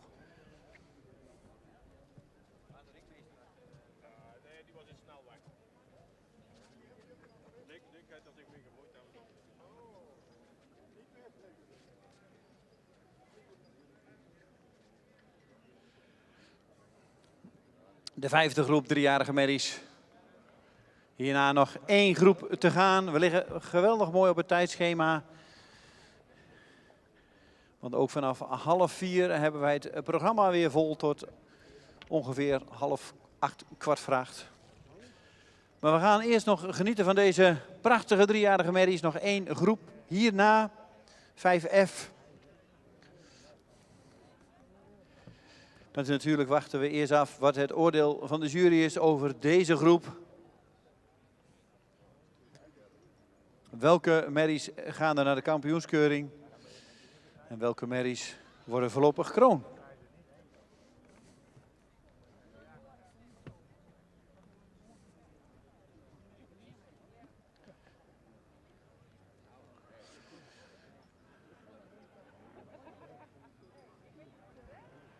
Dan geef ik de microfoon aan de heer Jan Hellings. Ja, dankjewel. Het is een groep royale paarden. Toch hebben we hier en daar toch wel serieuze bemerkingen. We beginnen met nummer 128. Een paard dat veel rasuitstraling heeft, ook correct gebouwd is. Fractie strak in de bovenlijn. Beenwerk heeft goede hardheid, ook ietsjes gehoekt in het achterbeen. De draf heeft hier ruimte en een goede kracht, ook voldoende opwaarts. Maar de stap mist toch heeft hij moeite met de takt. En vandaag geen kroon.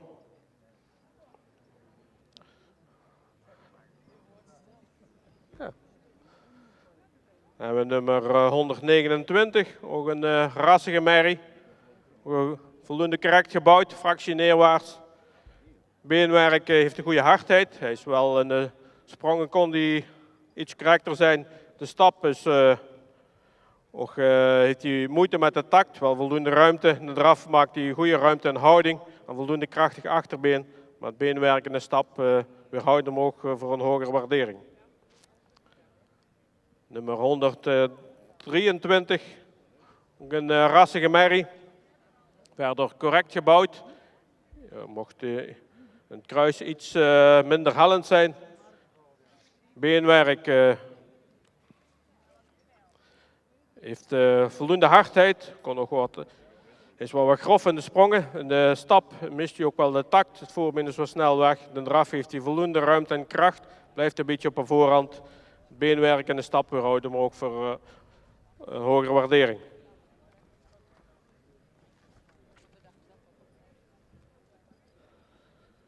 Dan hebben we nummer 126.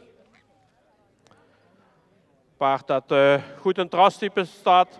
voldoende front heeft, mocht wat meer neklengte hebben. Hij is evenredig gebouwd, wil kon wat sterker zijn in de middenhand.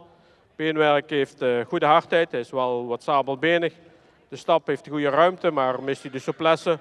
Een draf heeft wel ruimte, maar moet hij toch meer in verbinding lopen, meer in balans lopen. De beweging weerhoudt hem voor een hogere waardering.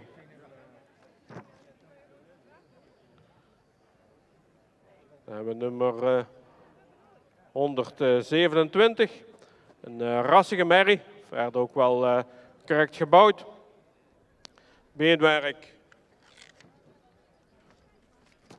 Beenwerk heeft voldoende hardheid, iets voldoende correct. De stap is voldoende ruim, maar ik kon het voorbeeld meer uitleggen. Ook in de draf voldoende ruimte, maar miste toch de gedragenheid en de balans. Dus gezien de draf en ook het beenwerk onvoldoende voor een hogere waardering. Nummer 122, ook een mooie rassige merrie, lang gelijnd. Goed beenwerk eronder, rechtgesteld. De draf heeft hij ook veel houding, goed gebruik van het achterbeen. Alleen in de stap mist hij de regelmaat vandaag. Dus ook geen upgrading. Dan nummer 124. Een rassige merrie, hoogbenig. Een bouw ook voldoende correct gebouwd. Kon wat meer lengte hebben in het kruis. Beenwerk heeft wel hardheid, maar kon correcter in de bouw van de sprongen. De stap heeft hij ruimte en de souplesse. Ook in een draf heeft hij goede ruimte en voldoende balans. Het beenwerk weerhoudt hem voor een upgrading. Dan nummer 125.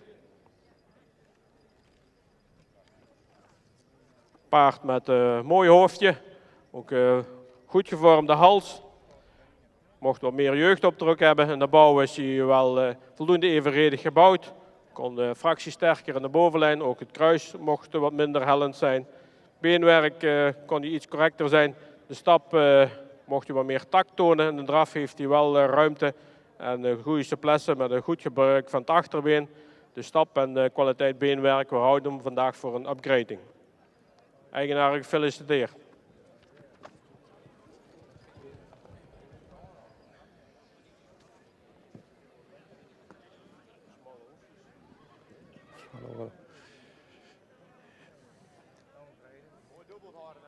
Dat was de uitslag van deze groep 5E. En zo kan het ook een keer. Helaas geen voorlopige kroonmerries. Wel een hele mooie collectie eerste premie stermerries. Bedankt voor de fokkers, of bedankt voor de deelname. En we gaan toch even genieten van een mooie eerronde.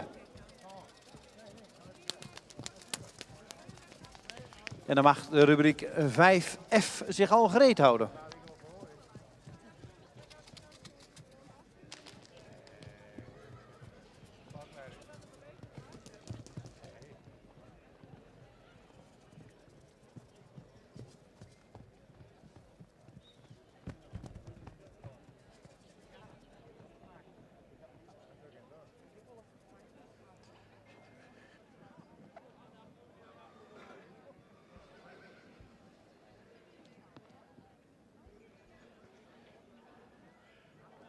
Dan mag de volgende groep 5F binnenkomen. Als ze klaarstaan tenminste. Maar dat zal de heren Van der Meulen zeker goed regelen.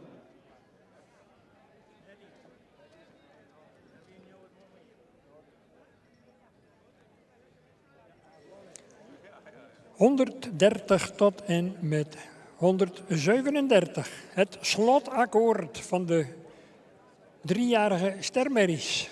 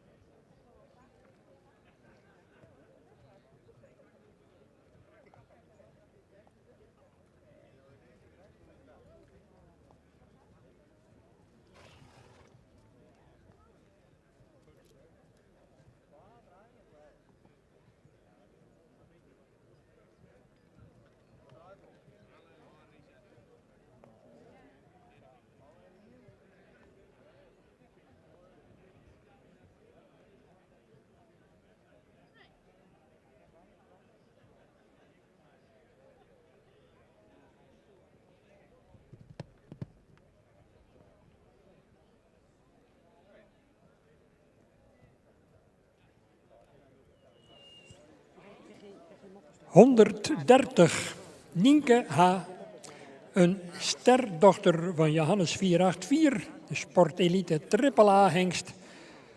Uit de Femke Glaura H., een stermerrie van de hengst Norbert 444, sportpreferent AAA.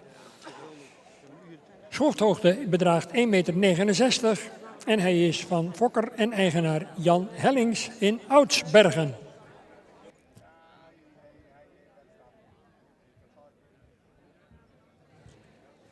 En u begrijpt derhalve dat alleen al vanwege dat feit Manuel Gasseling de plaats van Jan Hellings in dit geval heeft ingenomen.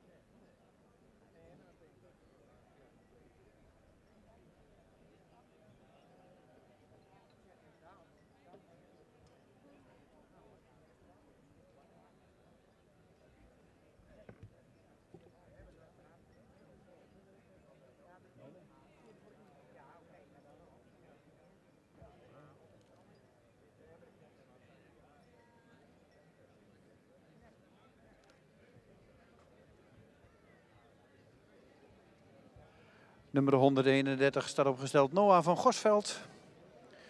Een stermerrie uit de combinatie Timen keer Beert. De fokker is FH ten Bredeler uit Hengevelde. En de eigenaar is PM ten Bredeler uit Hengevelde. De merrie heeft een schofthoogte van 1,62 meter. Noah van Gosveld. Timen keer Beert. Nummer 131.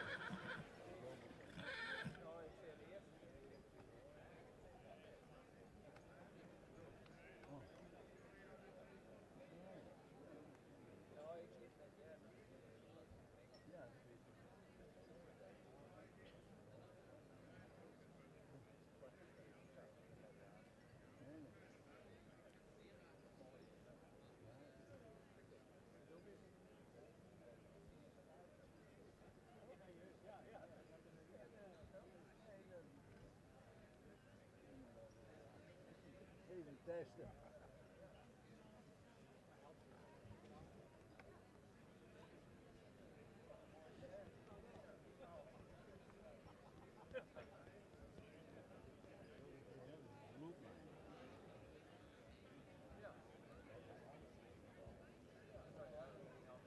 Ja, als u interesseert, dat ook.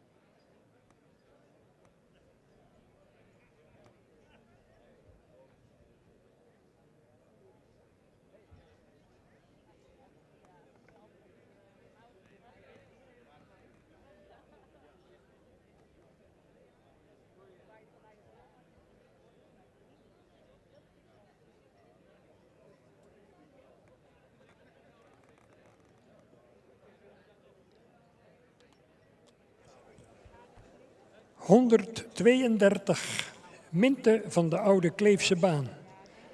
Een sterdochter van Tiede 501. De moeder Silke van de Oude Kleefse Baan. Een stamboekmerrie van Uldrik. Fokker G. van Rossum in Overasselt. Met een schroefhoogte van 1,60 meter en in eigendom bij H. van der Waal, Hoge Zwaluwen. Tierde maal Uldrik, Minte van de Oude Kleefse Baan.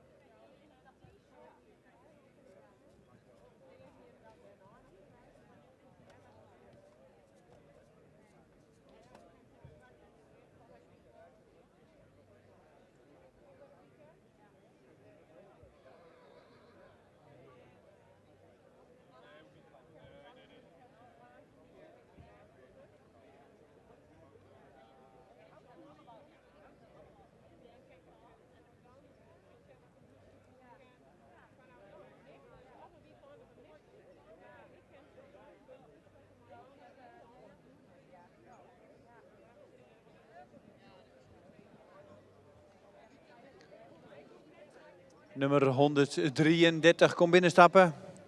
Onyx Talina. Een stermerrie uit de combinatie Tiede keer Wikke. De merrie heeft een schofthoogte van 1,66 meter.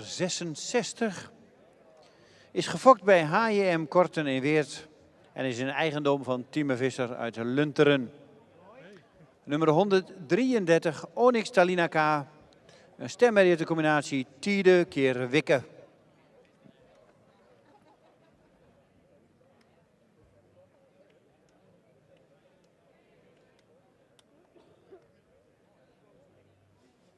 Daar zit hem al, hè?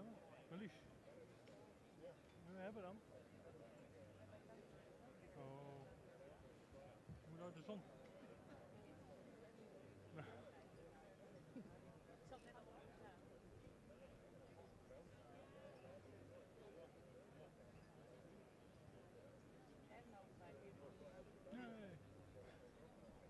Heel blijven drinken. Ja, maar die zon op die bak. Ja.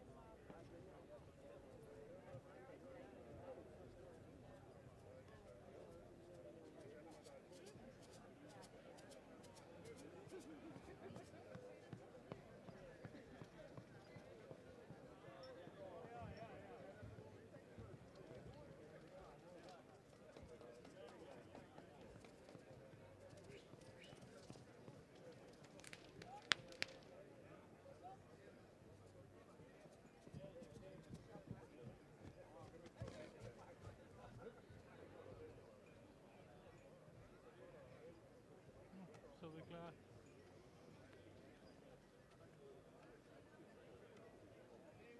Dat doe je best zo, hè? Dat doe je best zo, hè?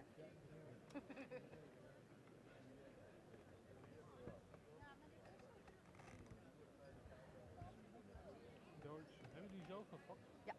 Toch wel, dat neem ik al. Ja. Omdat die Duitsers dat eigenlijk doen. Daarom dacht ik.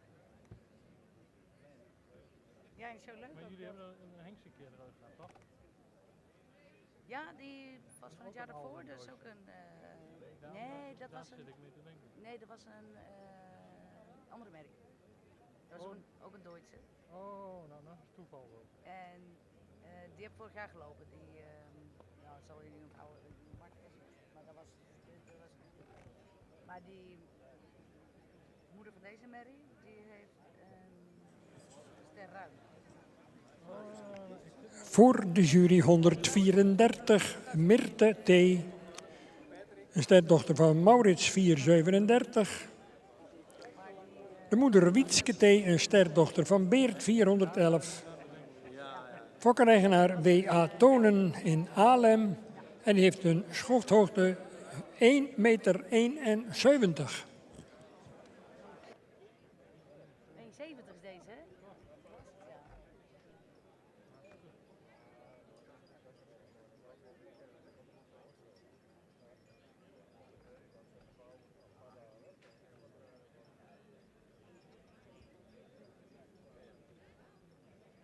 Komt straks die Inimini van 1,62.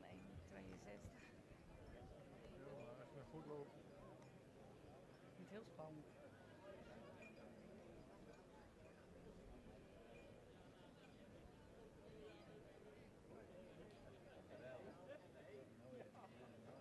Het schijnt wel heel erg lief te zijn, hè?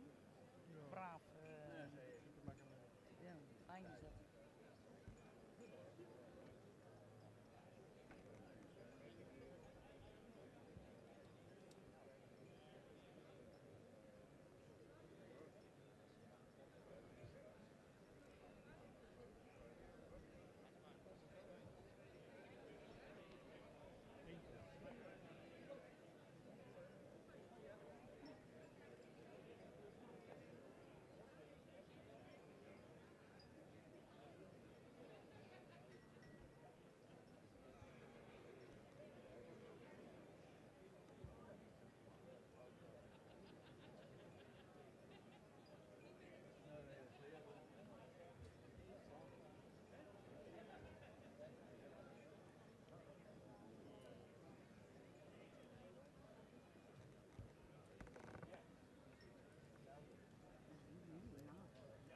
Ja, maar hoe zijn het?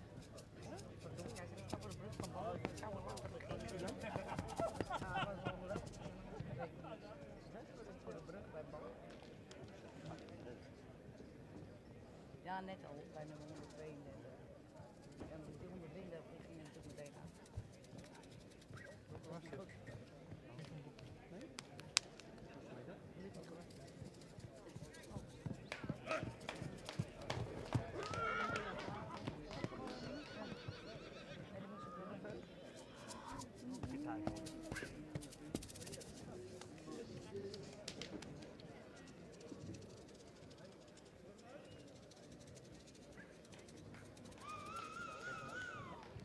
Heel groot, 1,70. Mooi hoor.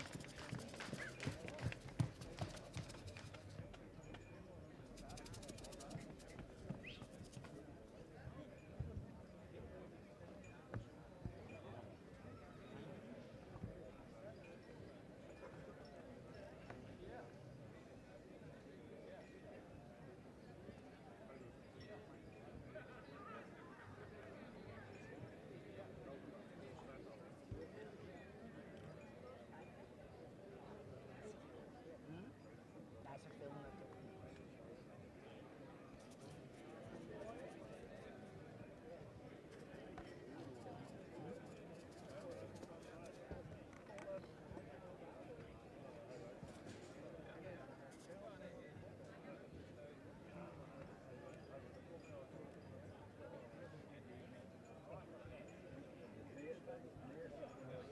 135 Mimi van Hipma. Een stemmer is de combinatie Alwin keer Deutschen. Fokker-eigenaar Atte Hipma uit Almere. Deze merrie heeft een schofthoogte van 1,62 meter, geboren op 16 juni 2020. Mimi van Hipma, nummer 135, Alwin keer Deutschen. Hij is groter. Meet hem maar na, hij is wel 1,64. Kijk maar naar Edwin. En naar zijn schoft. Hij is groter. Goed voedsel gekregen. Ze hebben er gemeten, denk ik, bij de...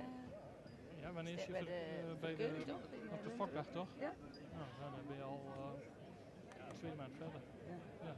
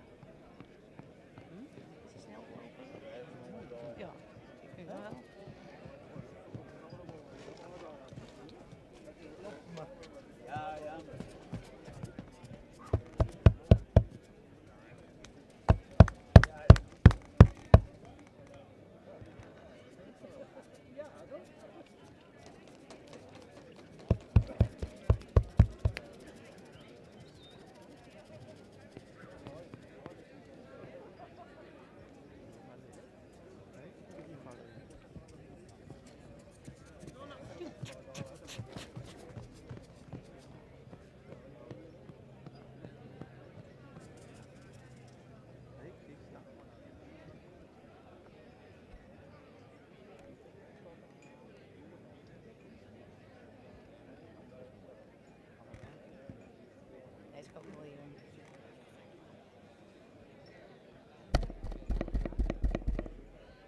Test.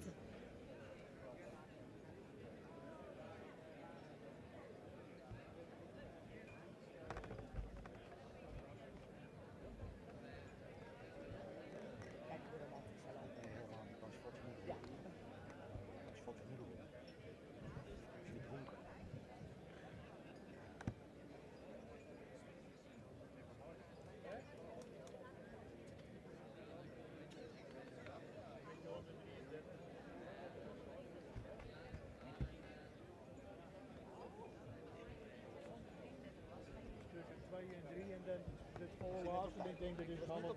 Ja, ik zag het. Ik zag het. Precies op tijd. Ik zag het met mijn rende had. Precies op tijd. Ja, deze 136. Nienke. Een stermerrie van de hengst Gerben 479. Die was ook sport en AAA. De moeder Hieke van de Peesterhoeve. Ster dubbela. Moedersvader Pier 448. Fokker J. Lopers in Alteveer. En in eigendom bij Nicky Slegers in Nuenen. En de schofthoogte bedraagt 1,63 meter. Gerben maal Pier.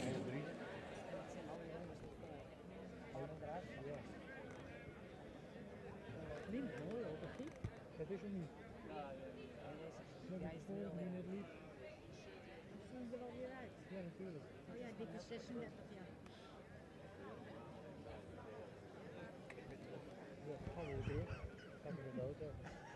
Nee, ze moeten nog een rondje lopen met z'n allen en dan hoor je of het... Mooi weer, hè? Ja, echt hè? En dan moet je daar naartoe. 7 minuten. Moet je passen? Ja, passen.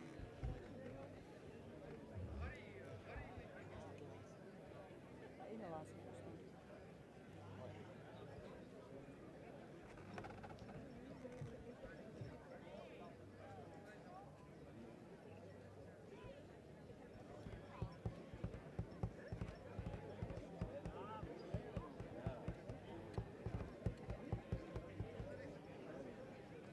Heb je boeken meegenomen of niet? Ja. Oh.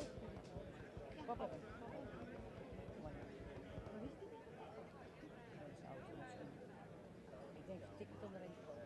Dit 15 uur. Hij zit in zijn zak. Maar zeg maar, hij had hem. Was je hem vergeten? Ik had hem niet.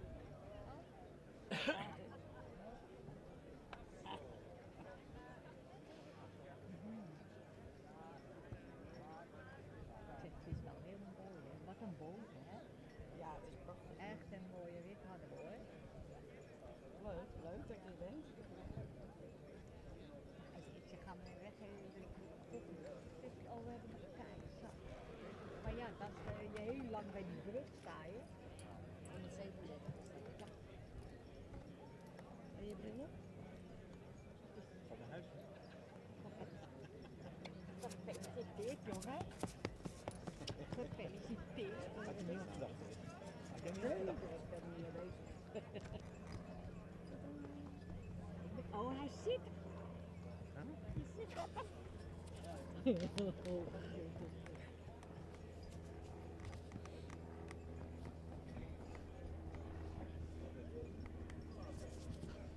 Oh.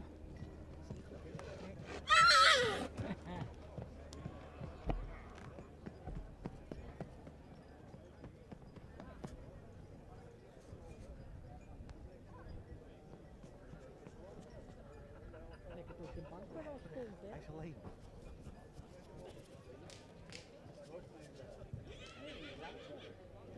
Mooi. Huh? Elegant. Ja. Hij gaat hem niet bijhouden. Ja, jou is er ook hard van. Zegt tegen hem, het gaat niet hard.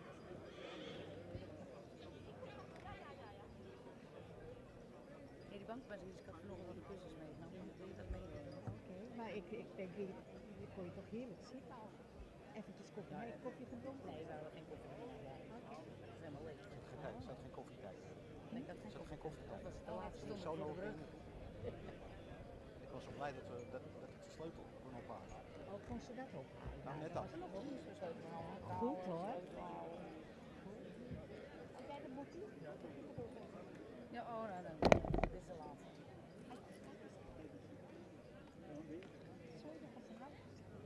Kom maar eens.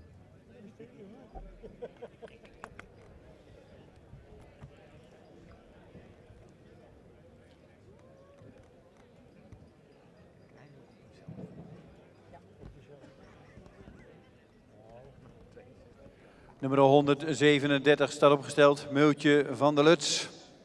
Een ster triple A Merrie van Teun.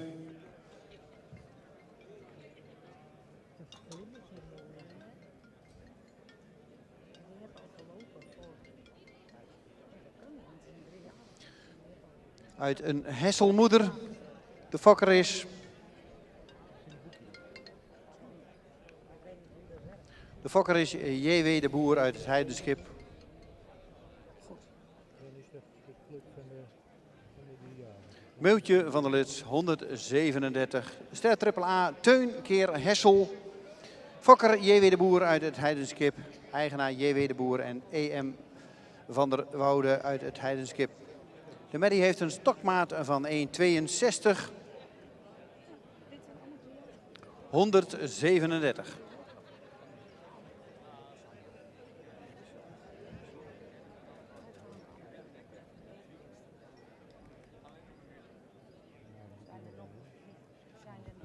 Allebei.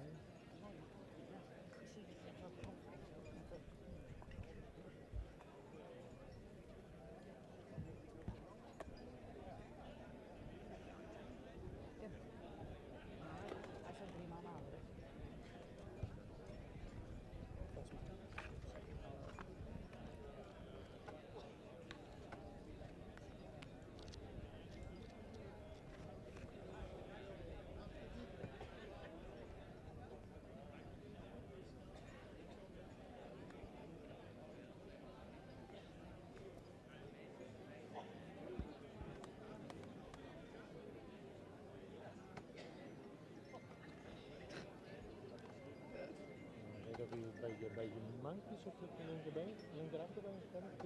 Ik snap wat je zegt. Dan moet je straks horen wat ze over de stap zeggen. Ik ben benieuwd. Kijk maar, hij zakt dus zijn heupbeen. Dat doen ze allemaal. Deze vindt deze wel heel erg. Ik ga maar horen wat ze zeggen.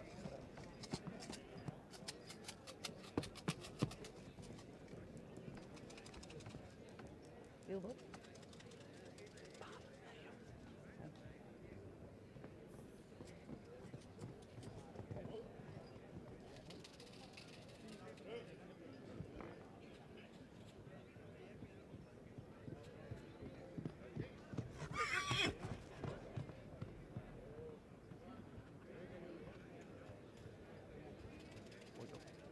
Ik moet hem ophangen.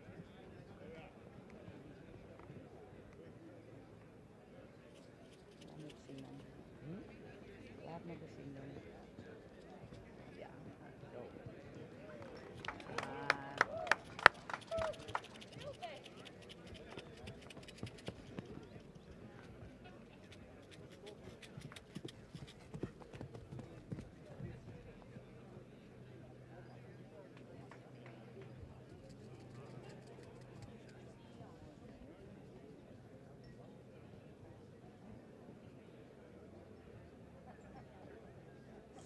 Gaan we zo dadelijk naar het eindklassement van deze groep.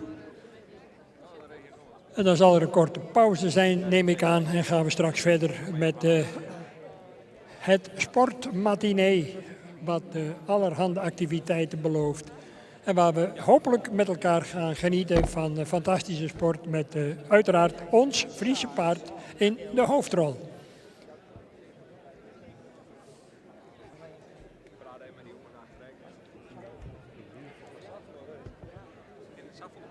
En dan neem ik aan dat mijn collega Dick Brummel zo dadelijk ook deze groep aan u bekend maakt. En gaan we horen of er ook in deze laatste groep nog een kroonpredicaat wellicht te vergeven valt. Ja, ik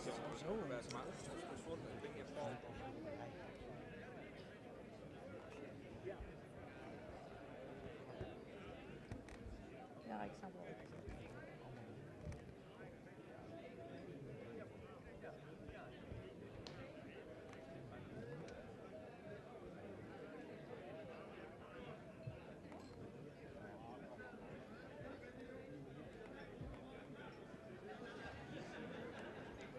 We willen de paarden in de volgende volgorde binnen hebben. Nummer 134, 137, dan 131, 132, 130, 135, 136 en 133 gaat naar de nakeuring.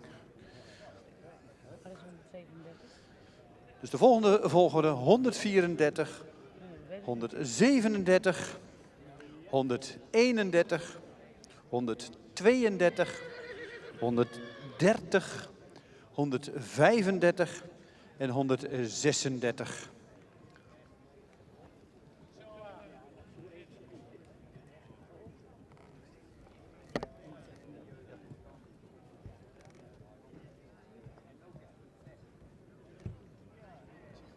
Ik weet het niet. Ja.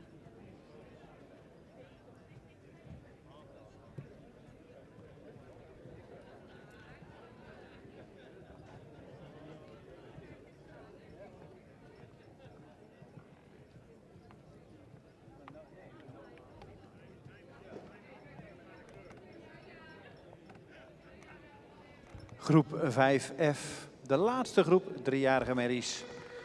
Vandaag 6 rubrieken, driejarige merries gaat. Mooie rubrieken. Met een aantal natuurlijk prachtige koppaarden die ook naar de kampioenskeuring gaan. En die zien we dan morgenmiddag weer terug voor het kampioenschap beste driejarige. De eerste premie Ster Merrie mag rondstappen. Natuurlijk al een eer als u hier met uw eerste premie Ster Merrie mag rondstappen. Een eer als u hier met uw eerste premie Ster Merrie mag rondstappen. Geweldig toch als u hier met uw eerste premie Ster Merrie mag rondstappen. Geweldig toch? En onder deze prachtige omstandigheden, weersomstandigheden.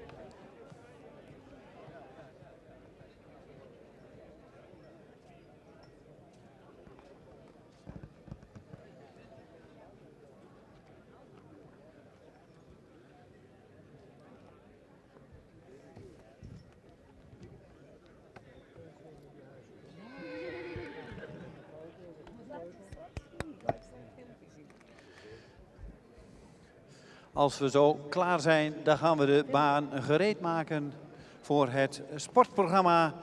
En dat zal om 3:30 gaan starten. Om 3:30 starten we met Friso Florian. Zowel dressuur als tuigen vanmiddag. En zullen we ook de paarden onder de gastruiters gaan zien. Maar dat is voor straks.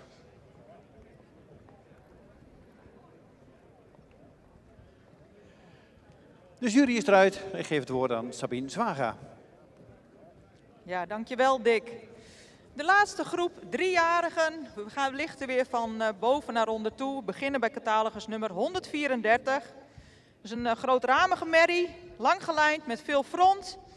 Merrie die voldoende krachtig stapt en actief. In draf een sterk achterbeen toont met veel gedragenheid. Mooi gebruik van het voorbeen. Deze merrie wordt vandaag voorlopig kroon.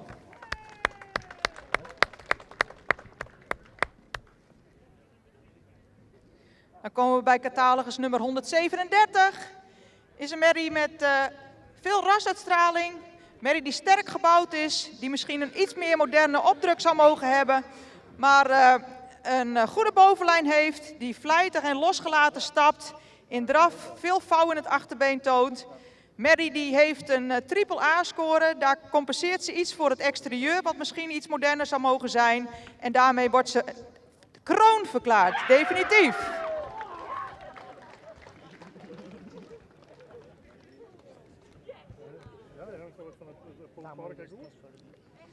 Catalogus nummer 131 is een evenredig gebouwde merrie met een mooie beleiding, fraaie voorhand. Merrie die in stap voldoende ruimte laat zien en ook voldoende aansluit. In de draf toont ze veel schakelend vermogen en een sterk gebruik van het achterbeen. Ook deze merrie voorlopig kroon.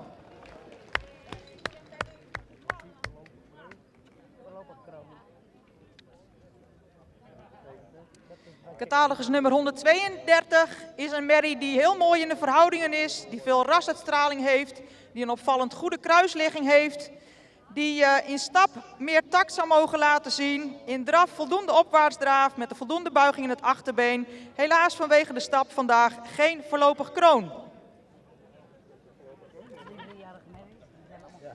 Catalogus nummer 130 is een hoogbenige moderne merrie met een sterke bovenlijn en een goede romprichting. Die actief stapt, maar meer overstap mag laten zien, meer lichaamsgebruik mag laten zien in de stap. De draf heeft een mooi gebruik van het voorbeen, is voldoende opwaarts, kan ook schakelen. Geen voorlopig kroon, daarvoor zou de stap overtuigender moeten zijn.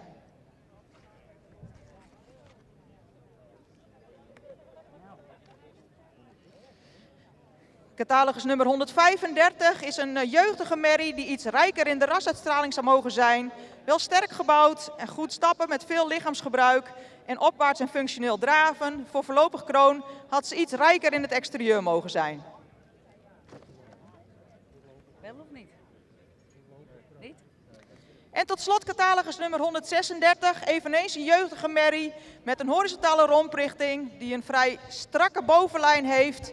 Een hellend kruis die in de stap meer gelijkheid van passen mag laten zien. En ook in de draf zou hij iets meer gelijkheid mogen laten zien. Dus vandaag geen voorlopig kroon. Eigenaren, gefeliciteerd met de behaalde resultaten. We nemen de eerste 3 merries mee naar de kampioenskeuring. Dankjewel Sabine voor de uitleg van deze groep paarden. De groep 5F, de laatste groep 3-jarige merries voor vandaag. Morgen gaan we weer verder met de 4 en oudere merries. Gaan we om 8:30 weer starten. En ja, natuurlijk morgenmiddag de kampioenschappen. Volgens mij zijn de linten geplaatst. 134 zien we morgen terug. Voorlopig kroon. 137 met de geweldige test erbij. Al definitief kroon. 131 voorlopig kroon. Daarachter 132, 130, 135 en 136. Hele mooie eerste premiester merries. En wie weet, volgend jaar weer proberen. Dankjewel voor de deelname. Fokkers-eigenaren, gefeliciteerd. We gaan even pauze houden tot 3:30. Dan gaan we beginnen met het Friso Florian dressuur gebeuren. Zowel dressuur als tuigen. Dus even een korte pauze. We gaan de ring in orde maken, de baan in orde maken. Zodat we dit straks kunnen gaan doen.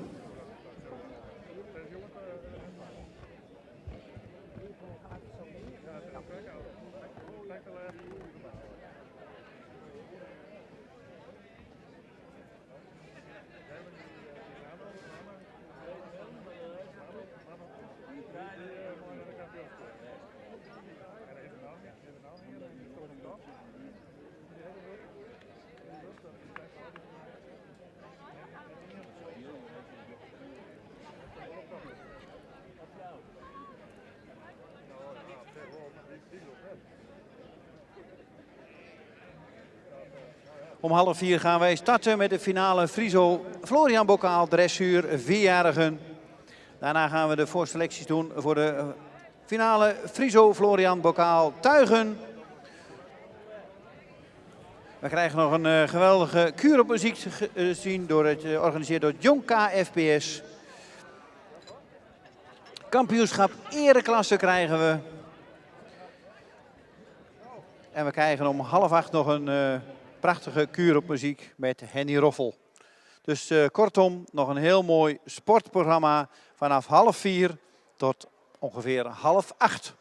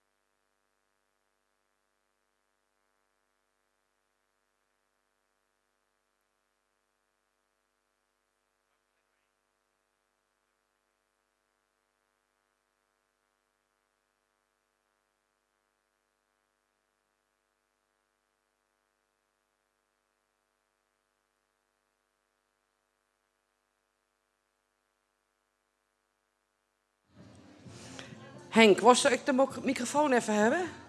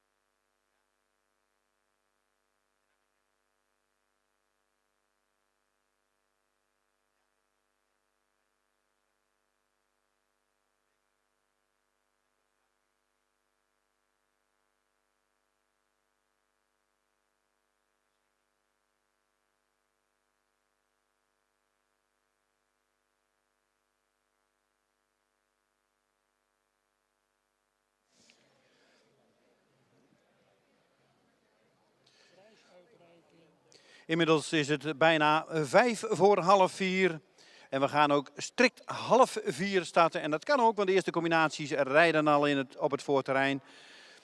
En waarom houden we het programma strak? Omdat we graag om 7:15 klaar willen zijn. En dan 7:15, dan is het ook inmiddels, wordt het bijna donker. Dus het veel later moet het ook niet worden. We gaan zo starten met het sportmatinee-programma. En daarin gaan we de aftrap doen onder het zadel dressuur.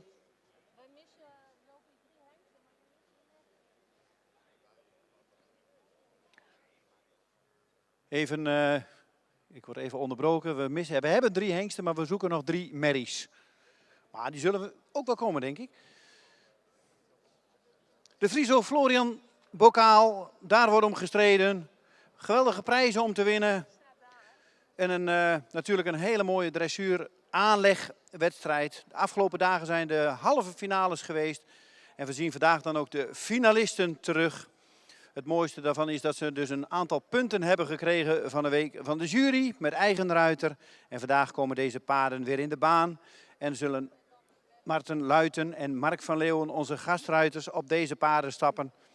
En ook hun beoordeling hoe de paarden aanvoelen, dat zal meetellen in de uiteindelijke score. En zo zullen we komen bij de 4-jarige merries, de 4-jarige hengsten en ruinen, bij de 5-jarige merries en bij de 5-jarige hengsten en ruinen. En de 6-jarige merries en 6-jarige hengsten en ruinen tot een nummer 1, 2 en 3. Dus er zijn in principe 6 eerste plekken te vergeven, 6 tweede en 6 derde. Friso Florian. Florian, dit jaar de kersverse nieuwe sponsor. Florian, een Paardenvoerleverancier, dit jaar nieuw bij de club. Een nieuwe enthousiaste sponsor. En Steven Ebbensen is de contactpersoon voor deze sponsor. Zelf regelmatig te vinden op de wedstrijden. De voorselecties zijn afgelopen zomer al gedaan op verschillende fokdagen. Of speciaal wedstrijden die gehouden zijn voor Friese paarden met dressuuraanleg.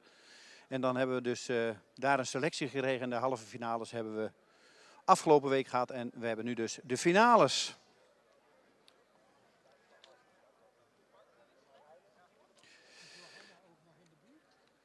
Dat was natuurlijk Florian, maar we zijn zeker net zo blij met het tweespan.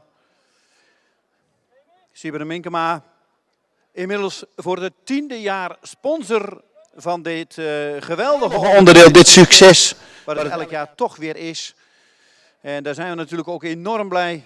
Sieber natuurlijk zowel in de tuigsport als ook onder het zadel heel verdienstelijk altijd zijn werk gedaan met de Friese paarden en nog. En we zijn natuurlijk blij dat hij nog steeds die sponsor is van dit prachtige onderdeel. We gaan zo starten met de 4-jarige merries. En daarna krijgen we de 4-jarige hengsten en ruinen. Maar we gaan eerst starten zo met de 4... Oh, sorry. We krijgen 1 4-jarige hengst en 1 4-jarige merrie tegelijk in de baan. En ik neem aan dat het de volgorde is die bovenop op het papier staan, hè? Dus het zijn... Ja. Deze moet ik meenemen. Die is alleen maar deze aan. Ja. We gaan zo de gastruiters op de paarden zien. Herman Wientjes zal deze ruiters begeleiden, zal een aantal dingen vragen. En ook een aantal dingen willen zien van de paarden. Dat is een soort uitleg van het dressuurgebeuren. En zal kijken wat de paarden in hun mars hebben. We hebben inmiddels de 4-jarige merrie, Loeke van de Holven, lopen. En die wordt gereden normaal door Demi van Nuys. Maar wordt vandaag als gereden door de gastruiter Mark van Leeuwen.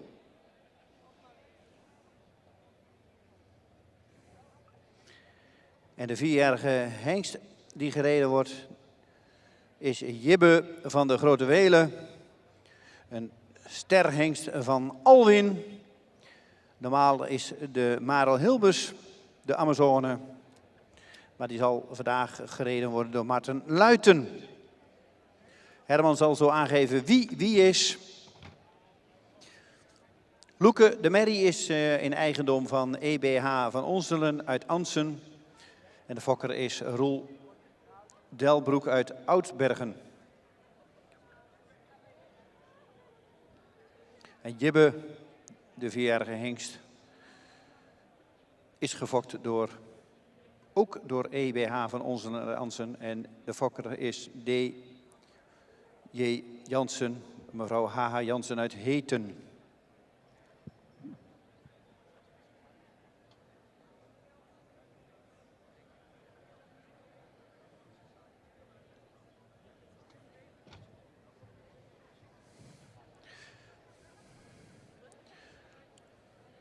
Zo gaan we eerst de 4-jarige merries doen en hengsten en ruinen. Daarna krijgen we een tuigaanleg. Dan krijgen we een kuur op muziek. En gaan we weer verder met de Friso Florian Bakaal.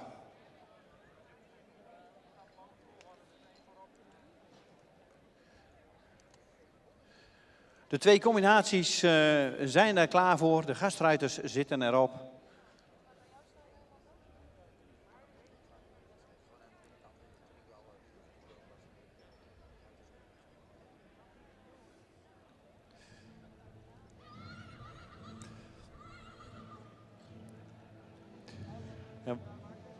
Wat mij betreft mogen de 2 paarden naar binnen gaan en geef ik het woord aan Herman Wientjes. Nou, daar gaan we dan. Dit blijft toch wel bijna het mooiste stukje van de hele competitie. Om ze buiten onder de eigen ruiters ook te zien onder de gastruiters. Volgens mij hebben we dit jaar een gruwelijk mooi stelletje gastruiters. Marten, bekend van het Grand Prix rijden. Eerst beginnen bij de junioren, young riders. Bij de ponies was hij heel succesvol. Later bij de paarden, inmiddels under 25, ook nog eens een keer kampioen. Dus je kunt een mindere ruiter op je paard krijgen.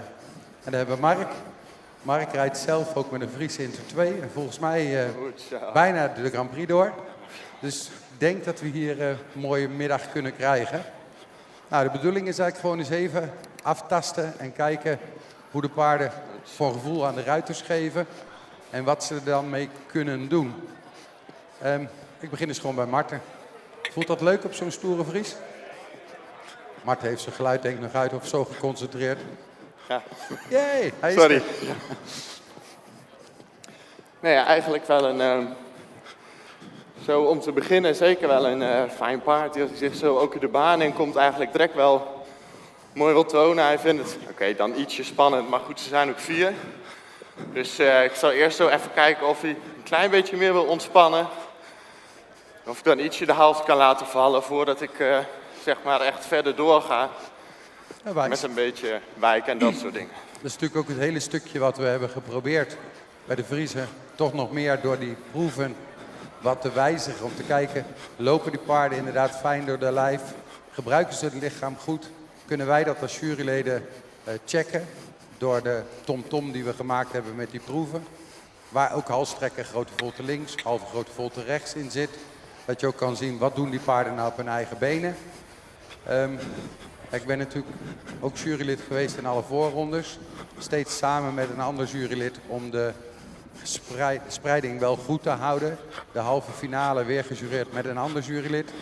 En ik denk toch dat we zo met z'n allen, was het heel leuk in de voorselectie de hoogste paarden. Werden ook in de halve finale de hoogste paarden. En ja, dat hoop je toch, maar dat hoor ik straks van jullie. Of we in ieder geval ook een stel fijn rijdbare paarden geselecteerd hebben. Maar dat ziet er zo nog wel naar uit. Mark, voor jou ook een beetje wennen op deze merrie? Is het te doen? Ja, het is op zich wel een fijne merrie om mee te rijden. Sluiten kan zo ook een beetje. Ze vinden het nog een beetje spannend hier. Maar op zich kan ik er wel fijn aan rijden. Merrie kan fijn draven. En ik zet hem eerst een beetje lager. Dus kijken of ik hem daar iets meer er doorheen kan krijgen. Nou, wat dan eigenlijk opvalt is dat je een heel los lichaamsgebruik van het paard hebt. Ondanks dat hij zich nog een klein beetje daarbovenin ietsje zet en iets verhoudt. Maar hij gebruikt zijn lijf in principe heel goed. En dat is natuurlijk het leuke van die 4-jarigen. Als ik zie wat voor dames eraf komen en wat voor lange kerels er in één keer op zitten, dan zal dat ook ongetwijfeld voor die paarden even wennen zijn. Ik loop even terug naar de dames, naar onze ruiters hier aan de kant. Eens even horen wat hun ervan vinden. Want volgens mij moet het voor jullie ook niet naar zijn om ze zo te zien. Nee, helemaal niet. Marten, dat is al 1 helemaal niet. Ik vind het ook wel leuk om te kijken. Het is altijd weer leuk om je eigen paard terug te zien onder een andere ruiter. En te kijken hoe loopt dat, hoe werkt dat, hoe voelt dat aan. Nou, we zien eigenlijk beide paarden met een hele fijne stap. Waar we ook geprobeerd hebben dit jaar toch wel heel bewust naar te kijken van een compleet paard. Dus zowel een fijne draf, goed bewerkbaar, maar ook een goed los door het lijf stappend paard. Als ik zie dat we nu, dat ik in de vorige jaren amper aan 8 voor het stappen kwijt konden. En nu hebben we er denk ik 5 met een 8 en een 8,5 en een 9 gehad. Dus ook dat gaat toch beduidend beter. Dat er bewuster, beter ontwikkeld wordt om dat losgelatene door dat lichaam ook voor elkaar te krijgen.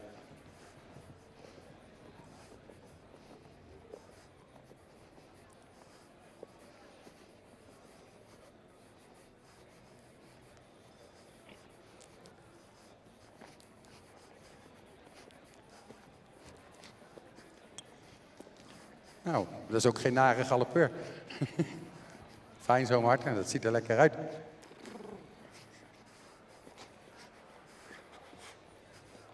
Mark, en ik ben dan heel benieuwd als ik zo'n paard zie. Is dat dan ook voor je gevoel al in het draven een klein beetje te sluiten naar het achterbeen, dat het nog iets makkelijker wordt voor haar? Of ben ik weer wat voorbarig en wat snel in mijn vragen?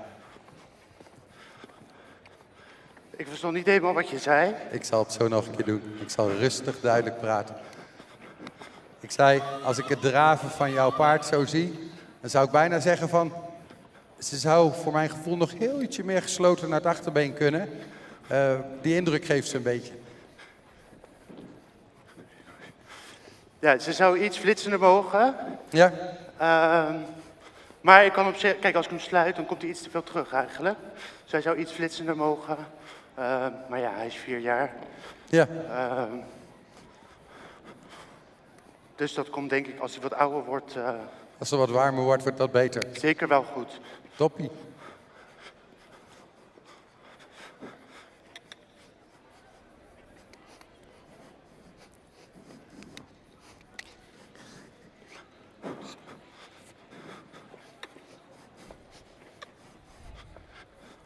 Het ziet er fijn uit, Marten. Makkelijk lopen, los door zijn lijf. Ja, zo voelt het ook wel. En zo voelt hij ook, hoor ik hem zeggen. Ja.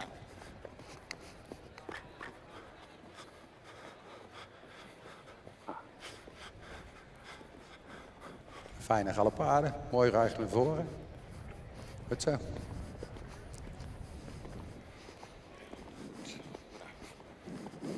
Dan zie je voor mij een klein beetje het verschil tussen de hengst die een eigenlijk heel brutaal paard is. De merrie die een beetje ingetogener is. Die een klein beetje zelf zo terug blijft.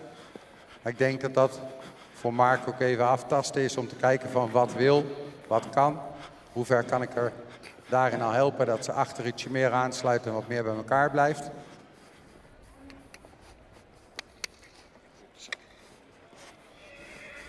Hé, daar werd hij mooier van, Mark.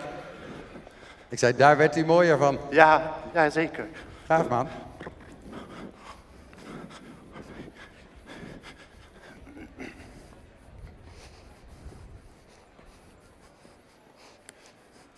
En waar ik er eigenlijk wel benieuwd naar ben, Marten, is heeft hij dan ook, want deze blijft zo mooi in zijn houding, zo er ietsje naar boven lopen. Heeft hij dan ook al wat aanleg om achter een klein beetje vlotter aan te treden als je dan wat terugrijdt? Ik zou je heel stiekem verraden, hebben we in de proef eigenlijk gezien dat hij daar best wel heel veel manieren voor had.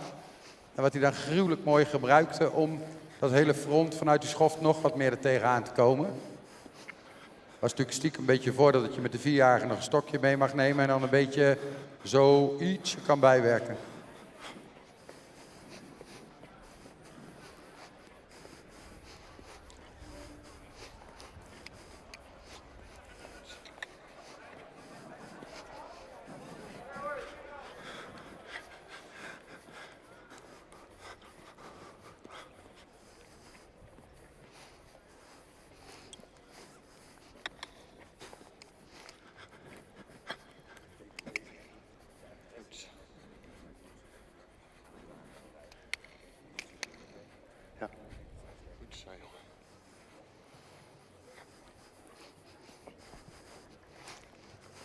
Soms is even overleg met de ruiters ook wel heel fijn.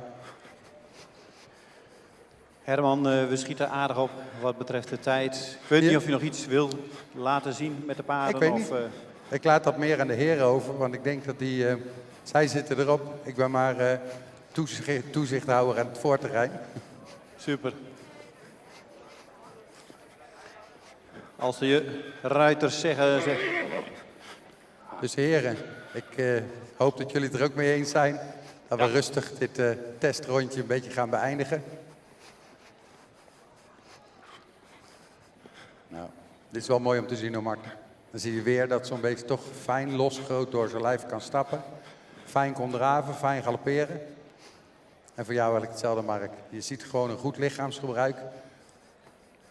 En een losgelaten stap door een lijf. En dat maakt toch voor ons, als ik zie galopperen, zie draven en zie stappen, dan toch de meest complete paarden. Dus tot aan hier, we gaan nog een heel stijl zien. Tot aan hier hebben we in ieder geval de indruk dat we in ieder geval een aantal fijne paarden hebben geselecteerd.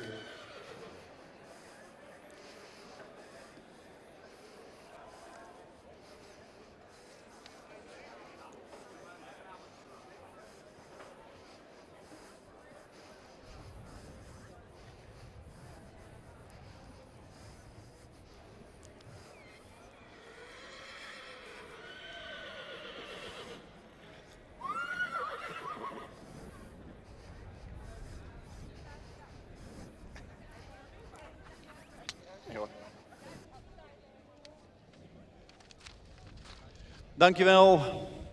Was de eerste presentatie van de 2 paarden in de Friso Florian bokaal. En zoals ik al zei, ze hebben van de week een score behaald. En dat zal de helft zijn die meetelt in de eindscore. En de ruiters gaan nu bij Evelien en Herma een puntenaantal geven. En zo zal er straks een totaalscore komen. En zal duidelijk worden wie de beste bij de 4-jarige merries wordt en wie de beste bij de hengsten en ruinen wordt. En wie er 2 en wie er 3 gaat worden. Heel belangrijk is straks ook bij de winnaars in de rubrieken dat daar de fokker bij komt. Er is een prijs voor u als fokker. En dat is €150, dus daar kunt u rustig even voor in de baan komen. De nummers 1, de fokkers van die paarden, zouden we graag ook dan in de baan zien.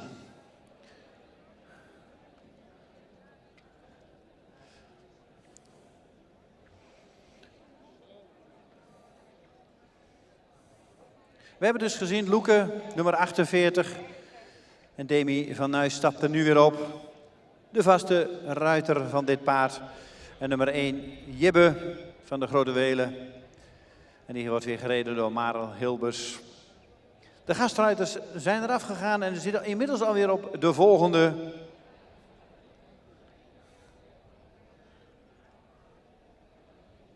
Althans, bijna. En de volgende zullen zijn nummer 53, Linde van Stal Sipma.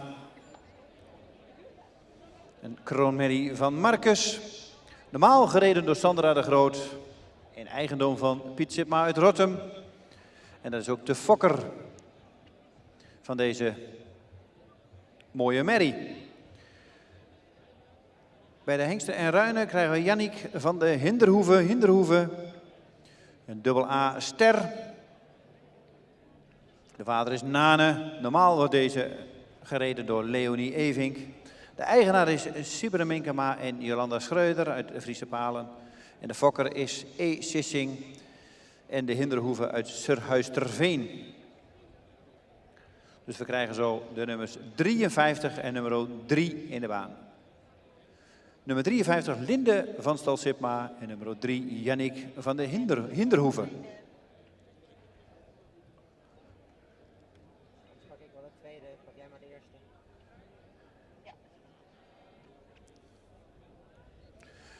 Het heeft altijd eventjes tijd nodig om van paard te wisselen.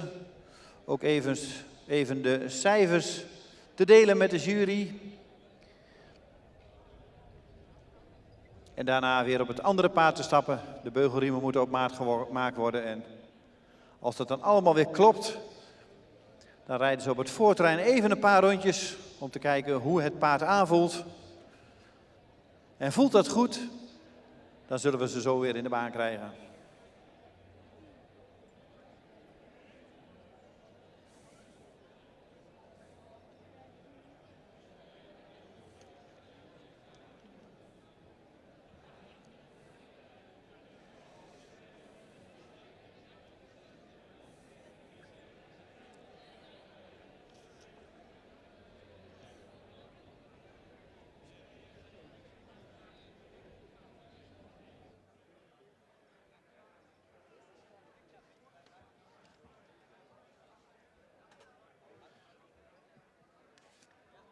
De gastruiters zitten er weer op en als jullie er klaar voor zijn, mogen jullie de baan binnenkomen. Als jullie zeggen, we willen even een rondje rijden. Het is altijd even weer een nieuwe combinatie. Het moet even het gevoel komen van, hey, hoe voelt het paard, hoe reageert hij op de hulpen. Maar volgens mij gaat het aardig goed, Herman, of niet?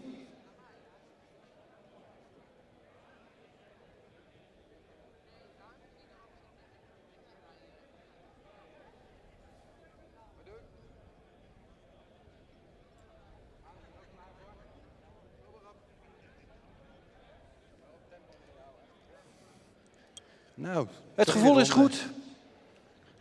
Dus de 2 combinaties komen in de baan. En daarbij geef ik dan ook weer het woord aan Herman Wientjes. Nou, Marten is al binnen. Mark is onderweg. Waar je wil. Je mag bij mij hier komen staan, je mag aan de kant. Ik kom wel naar jullie toe als je denkt, crisis, help.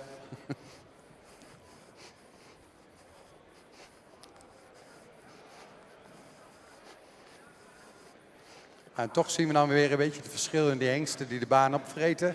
En de merries die dan ietsje meer zoiets hebben van, oh, even wat kijkerig. Dan rij je er rustig buiten omheen, Mark, we hebben ruimte zat. Maak het voor jezelf gemakkelijk dat je daarheen kan rijden waar je wil.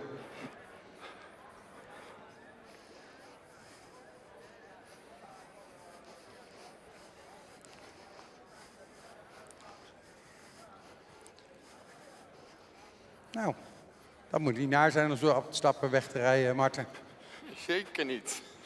Ja, je voelt eigenlijk direct bij dit paard enorm veel go en zoveel gemak in het draven. Ja. Vindt hij zelf ook. Maar ja, voelt eigenlijk direct in de draf heel veel balans, heel veel afdruk. Kun je eigenlijk direct makkelijk op weg draven vanaf pas 1. Top. Nou, zo ziet het, ik moet zeggen, zo ziet het er voor ons ook uit. Mooi erdoor, net er tegenaan. Fris beeld, mooi scherp achterbeen. Nou, Mark heeft het ietsje zwaarder, maar wel een gruwelijk ruig lopend paard. Alleen dan zie je haar nog een klein beetje zo overal heen kijken. Maak het voor jezelf ook makkelijker. Mark, pak de route zo dat je zegt, loopt het er buiten om, loopt het er buiten om. Want het bewegingsmechanisme is gewoon heel fijn en mooi om te zien. Je ziet er alleen nog een beetje kijkerig zijn en daardoor nog een keer wat plat tegen dat binnenbeen. Ja, ik praat hier natuurlijk allemaal tegen mensen die de Vriezen van de laatste jaren al kennen. Maar als je dat galoppeervermogen dan ziet van Marten zijn paard, dan zie je natuurlijk echt gewoon een gruwelijk fijn onder hem door galopperend beest. Wat de galoppade echt bergop en er tegenaan loopt. En toch zijn lossigheid in zijn lijf bewaart. Fijn beeld. Goed, Mark. Mark, en nogmaals, qua loopkwaliteit, qua draven voelt hij denk ik voor jou ook heel goed aan, of niet? Ja, het draven doet inderdaad heel fijn. Nou, zoals iedereen wel ziet, vindt hij de mensen onderling nog wel een beetje spannend. Ja, ja, en gisteren had hij natuurlijk voordeel, zat er een baan omheen. Dus Ja. toen liep hij tussen de hekjes. Nu loopt hij soort van in een open stuk, waar hij nog ietsje zoekerig is. Maar dat blijft natuurlijk ook, jongens, het zijn 4-jarige paarden.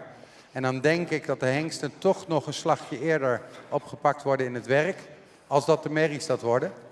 Maar dat is een klein beetje mijn vraag. Ik loop gewoon even naar Sandra, want Sandra hebben we gezien met een aantal paarden. Dus die gaat me dat vast toelichten en uitleggen.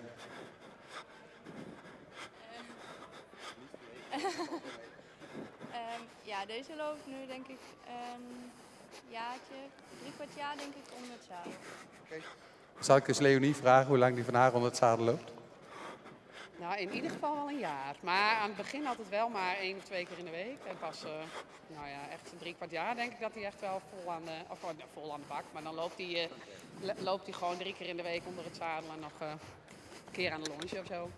Nou, geweldig. Zoals je met dit paard ook ziet. Voor mij is de intensiteit van trainen met een heel jong paard is nog laag. Alleen door de kilometers te maken krijgen ze toch op jonge leeftijd al wat ervaring. Zonder dat je ze te zwaar belast. Zie je een paard van Mark ook weer. Galoppade eigenlijk gruwelijk mooi. Maar nu nog wel wat slap, wat afgeleid. Voelt dat voor jou ook zo, Mark? Ja, hij heeft genoeg kwaliteit in huis. Maar hij is zo snel afgeleid. Ja. Eigenlijk, als zodra er maar iets gebeurt, dan ziet hij het. Maar als hij eenmaal zijn aandacht wel erbij heeft, Ja. nou ja, dat kan je ook wel zien. En is het dan een hele stomme vraag om eens te kijken als je een rondje een beetje wat ruimer rijdt en naar die midden eraf rijdt, of ze zich dan een beetje meer focust? En Marten ben ik nou heel hebberig als ik denk dat hij achter nog een tandje meer kan aantreden en een klein porretje erbij zet. Tenminste, die indruk geeft hij mij. Maar ik heb makkelijk praten, ik sta hier, jij zit daar, hè? Dus, Jo, Peter.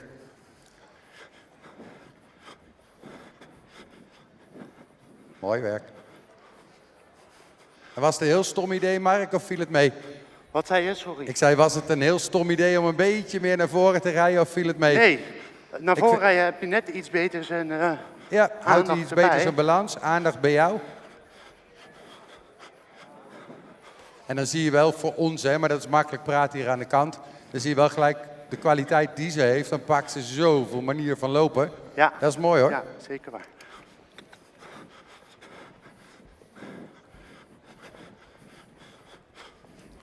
Nou, voelt dit ook als een vliegtuig, Maarten? Ja, dat Zeg, voelt wel lekker. Het stijgt aardig op zo, hè?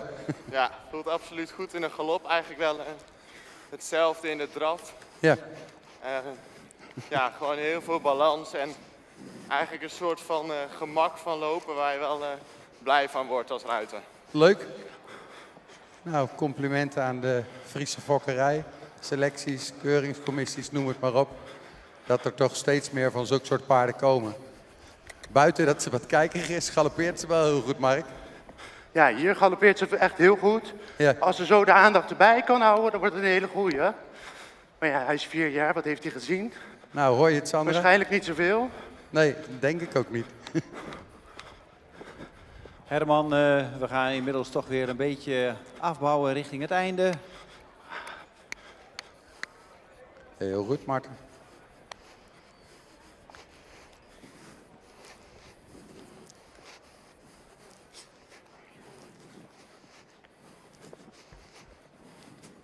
Dat blijft mooi, hè? Dan voel je, als hij zoveel power heeft, kan hij hem ook heel makkelijk bukken en laat die hand volgen. En hij blijft hetzelfde ritme houden, dezelfde power achter. Dus dat is natuurlijk wel het leuke van dit soort paarden, dat je ziet dat het niet aan elkaar gezet is, maar dat het van nature uit het vermogen, het aanleg heeft om het te doen. Ja, en dan is het natuurlijk verschrikkelijk leuk coachen met 4-jarige paarden. Fijn. En eigenlijk had deze merrie nog 5 minuten nodig, dan had je volgens mij helemaal de rit naar je zin. Sorry, Nee, maar nu hebben we dit tijd. ik kreeg al op mijn donder dat ik op moest schieten, dus we gaan rustig zo er een eind aan bakken.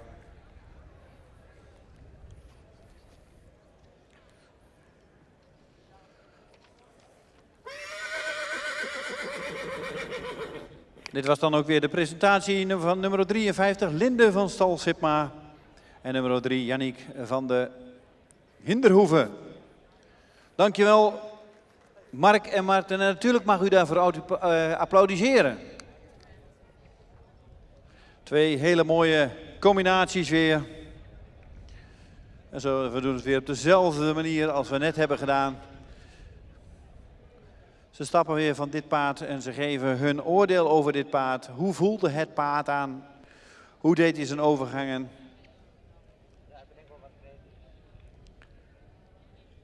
Die cijfers worden daar weer bij de uitslag van de week opgeteld. En zo komen we tot een eindoordeel. Dan gaan we naar nummer 55. Jolise Birte van Vriesburg. Jonge Ulbran, gereden normaal door Jelmer Ketelaar. Eigenaar W.P. Elzinga en Anja Roos uit Nijenholtpaarden. En de fokker is Elzinga en Roos uit Nijenholtpaarden.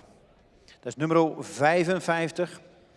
En die zal gereden worden door Mark van Leeuwen. Dan gaan we naar nummer 17. Bij de Hengst en Ruinen. Jari van de Domstede. Een triple A-ster. Mare Hilbers rijdt hem normaal.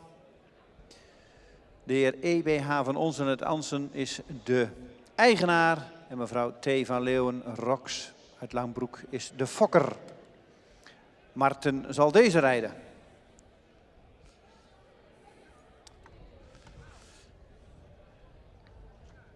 En Herman zei het net ook al, als we zien hoe we de laatste jaren zijn gegroeid wat betreft de dressuur met de Friese paarden natuurlijk.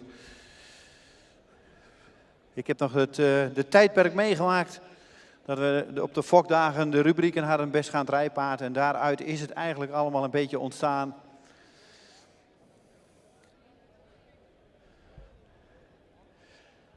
En toen was het heel bijzonder voor 30, 40 jaar terug dat we de Friezen onder het zadel zagen. En nu zien we bijna op alle wedstrijden, zien we ze onder het zadel. En ze doen het ook zeker niet onverdienstelijk in de hogere dressuur.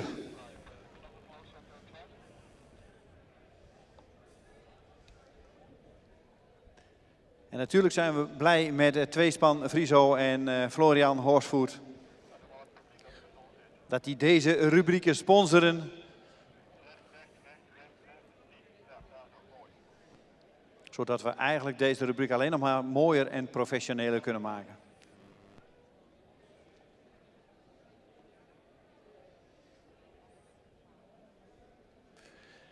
De ruiters zitten inmiddels al op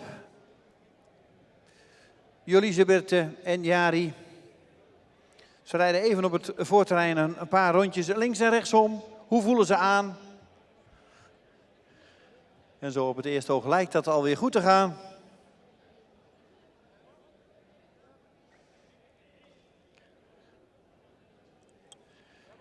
En als de ruiters het gevoel goed hebben, mogen jullie in de baan komen. En dan geef ik ook weer het woord aan Herman.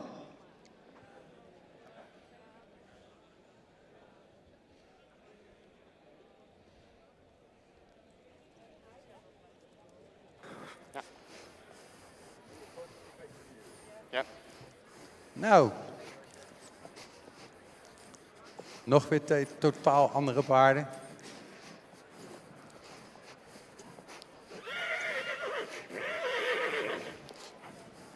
Ik denk dat we deze hengst even ietsje meer bij de merrie vandaan moeten houden. Dus heren, niet te strak langs elkaar.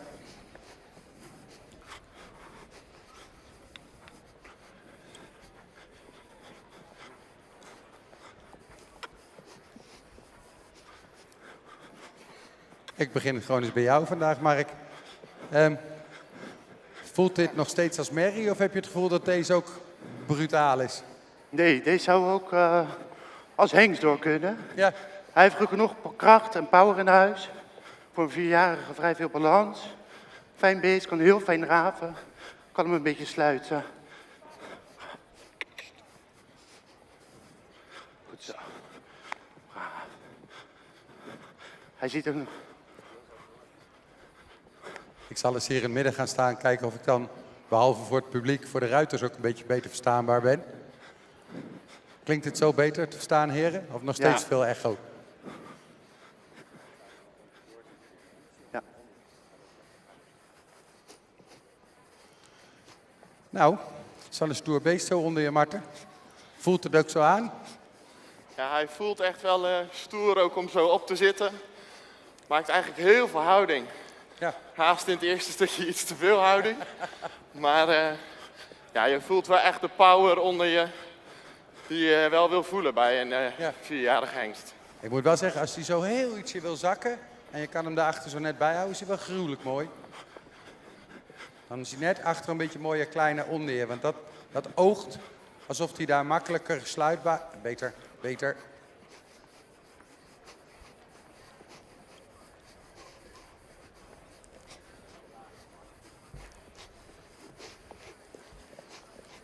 Goed zo. Want dan merk je, Mark, jouw merrie ook, die loopt er zo stoer overheen, dat hij het liefst zegt van het volgende rondje mag je erop, dit is een rondje van mij. Dus denk aan, blijf dat stukje ook voor jezelf een beetje controleren. Doe een keer wat wijken of zet hem een beetje voor je gevoel, dat je net iets meer ingang krijgt. Jo, top. Kijk, ik zeg altijd, het is de bedoeling dat we zo fijn mogelijk die paarden voorstellen. Maar als de paarden met ons de rit gaan uitmaken, kunnen we natuurlijk best een keer een beetje wijken rijden. Een beetje naar voren, een beetje terug. Dat die paarden ook eigenlijk door de hulp van de ruiter weer zich beter kunnen focussen. Dat ziet er wel heel fijn uit, Mark. Als hij net die fractie daar wil zakken, is hij gruwelijk mooi. Joe. Mooi.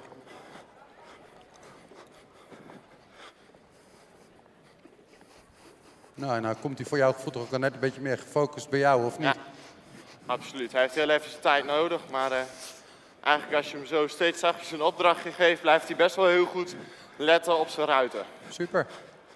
Maar ze zijn ook wel slim, hè, die Vriezen tegenwoordig. En dan heb ik het niet alleen over de mensen, maar ook over de paarden. Nee, fijn. Dan is hij ook gelijk wat sneller gefocust.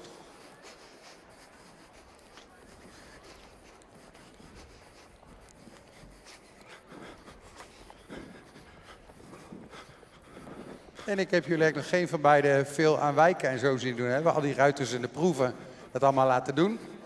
Dus zet ze maar eens een pootje opzij als je wil. Ja, niet die voor jou in het galopperen, Marten.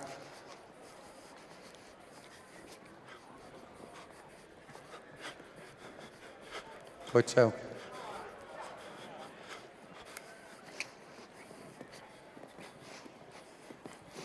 Oh, dat galoppeert er ook wederom redelijk stoer overheen, Marten. Je hebt wel keuze in galoppeervermogen onder je vandaag, of niet? Nou, ik kan net zeggen, daar ging drie keer een fijne galop. Ja, ik wou dit zeggen, dat ziet er in ieder geval zo uit. Dat is natuurlijk leuk, want in de tijd dat ik begon met de Vriezen te rijden, was het galopperen nog vaak een beetje een heet hangijzer. Maar dat zie je, dat is wel veranderd inmiddels.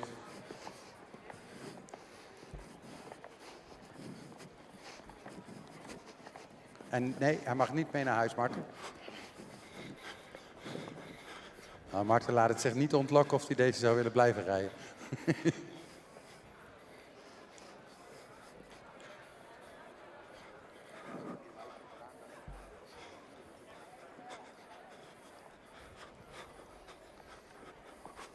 Ik moet zeggen, ik vind dit wel een mooie merrie, met ook nog een tandje karakter, hè Mark? Die heeft zoiets een vreemde ruiter op mijn dak. Nou, Nou, Laten we eens even karakter heeft kijken hij zeker. of ik dit echt moet gaan doen. Kijk, maar het vermogen is er ongetwijfeld.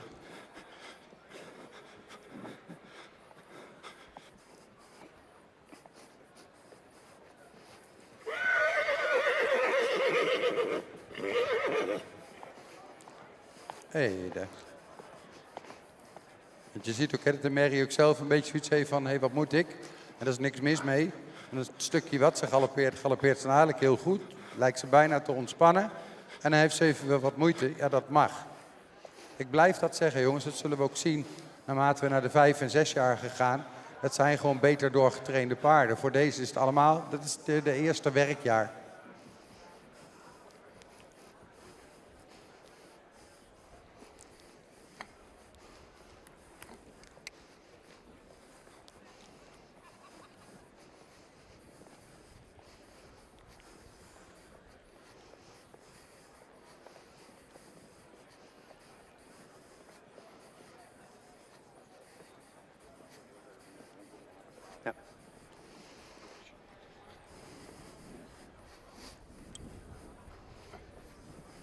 Hey Martin, heb jij dan ook het idee dat we eerder met de Vriezen vaak wat eng in het frame, wat strak en wat hoog, en dat dat toch steeds makkelijker wordt om ze zo open naar voren te houden? Ja, dat valt mij ook echt wel op bij deze. Zeker nu die zich ietsje meer gaat ontspannen, kan ik eigenlijk steeds makkelijker weer die hals een klein beetje laten vallen.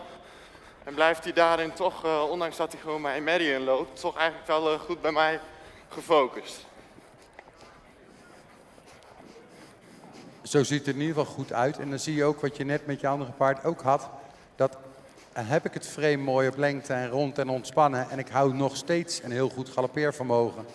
Dus dat is niet galoppeervermogen wat door de ruiter aan elkaar gezet is. Maar galoppeervermogen wat van het paard van nature dus steeds beter aanwezig wordt. En dat vind ik wel mooi van jou, Mark, ook. Hè? Je ziet dat ze heel erg zoekig is van ik heb een vreemde op mijn nek. Ja. Maar wat ze draaft, draaft ze goed. Wat ze galoppeert, doet ze goed. Ze heeft gewoon het meeste moeite om even jou te verstaan en jou te begrijpen. Ja, dat klopt. Ze heeft genoeg kwaliteit in huis. Ze vindt het gewoon een beetje gek dat er iemand anders op de rug zit. Maar nu zo gaandeweg wordt hij wel echt veel beter. Ja, leuk. Nou, zo ziet het ook uit. Kijk, als je de ruiter aan de kant ziet staan, ook zie je ongeveer dat het een mini-versie van jou is. Ja. Dus ik denk niet dat het paard ook gewend is aan een paar van zulke lange stelten eraan. Nee. En dan is het natuurlijk, dat vind ik wel weer leuk van merries, dat is dan nog wel eens een beetje meer prikkel, hè? Heren, hebben jullie een beetje een idee over de paarden van het rijden? Want we gaan er een end aan bakken. Ja. Knap gedaan, hè Mark, helemaal. Met dat stukje misverstand wat je merrie aan jou zoiets heeft van wat moet ik met die man op mijn hoofd, op mijn rug. Maar hij laat zich toch zo werken dat het er gewoon fijn uitziet. En even voor de kijkers aan de kant. Wederom 2 paarden die gewoon niet 1, niet 2, maar wel 3 voeten overstappen en door de lijf lopen. En dat is toch hetgene wat zo belangrijk blijft, het lichaamsgebruik van de Vries. Tot nu toe denk ik dat we nog steeds tevreden mogen zijn over het jureren en de paarden die hier lopen. Ik heb jullie net heel zachtjes horen applaudisseren. Als de heren de teugels vasthouden, mag dat best hoor, want ze hebben zich gruwelijk ingespannen. Dus beloon dat rustig met een applausje.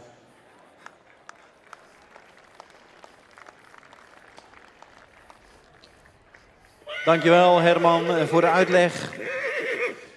We hebben nu de 3 merries en de 3 hengsten en ruinen gehad. De punten gaan opgeteld worden. En dan gaan we zien wie er 1, wie er 2 en wie er 3 wordt. Voor de prijsuitreiking zou ik dan ook graag zo naar het midden willen hebben. Rianne de Jong, Struis van het tweespan en Steven Ebbens van Florian Horsvoet.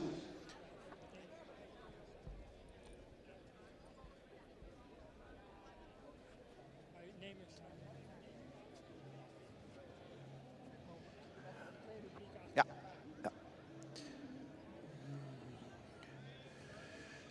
En ja, het blijft spannend.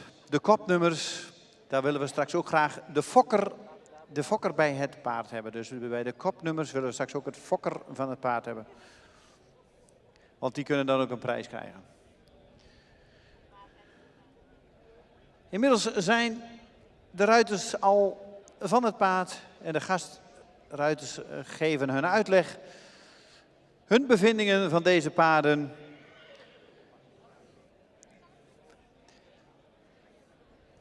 En de dagelijkse ruiters die op deze paarden rijden zitten er weer op. Jelmer zit weer op Jolise. En Marel zit weer op Jari. En zoals u ziet, we hebben nu 6 combinaties rondstappen. En die gaan zo in de ring komen. En daarbij zullen wij dan gaan kijken wie er nummer 1, wie er nummer 2 en wie er nummer 3 wordt.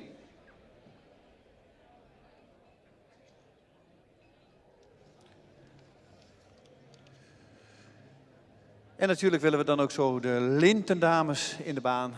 Maar ik zie dat die al klaarstaan. Geweldig de laatste dagen. Altijd in de mooie Friese kledij. De Friese kostuums. Met de mooie gouden oorijzers.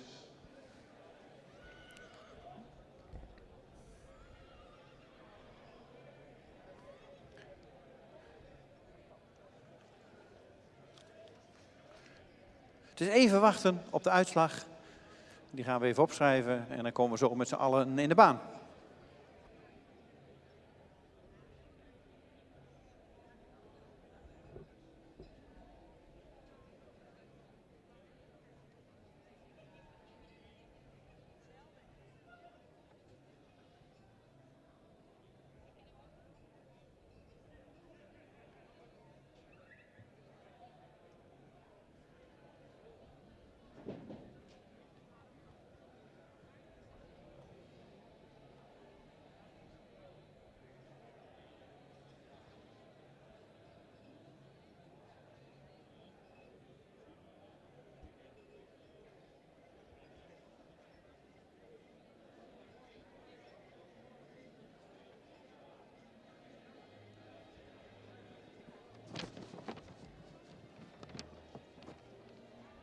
Het blijft nog even spannend. Inmiddels hebben we de punten allemaal, maar moeten ze even naast elkaar gezet worden. En het kan altijd weer verrassend zijn. De winnaar van afgelopen week qua punten wil niet zeggen dat het vandaag maar zo even de winnaar wordt.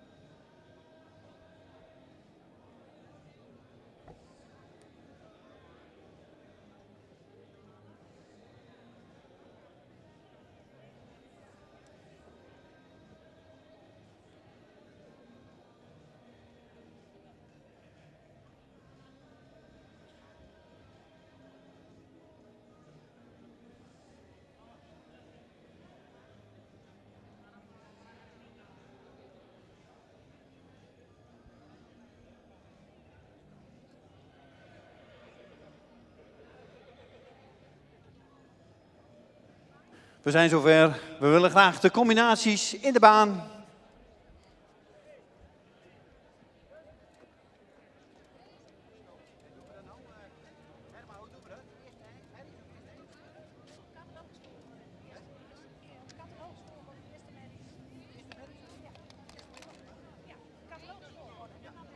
Catalogusvolgorde eerst de merries in de baan. Dus 48. Ja, dan gaan we eerst de hengsten doen. Hè? Ja? Doen we eerst de hengsten. Nummer 1, nummer 3 en nummer 17. Ik heb hier ook. En dan 48, 53 en 55. Ja, even rustig rondstappen. We verzoeken even om rustig rond te stappen. Nummer 1, Jibbe. Nummer 3, Yannick. Nummer 17, Jari. Hebben we binnen. Dan hebben we nummer 48, Loeke. Nummer 53, Linde. En nummer 55, Jolise.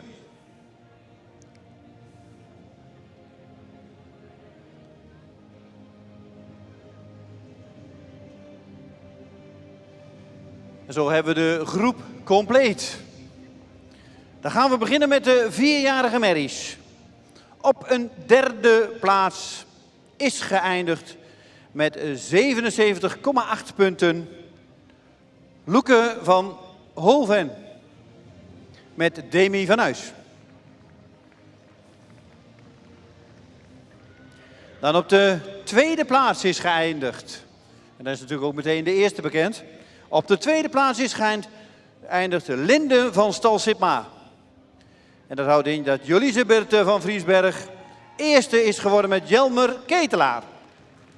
En Sandra de Groot op de tweede plek met Linde van Stal Sipma.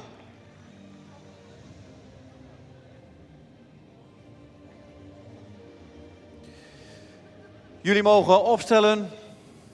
Dan gaan we eerst, denk ik, ook de hengsten opstellen. Dit afronden.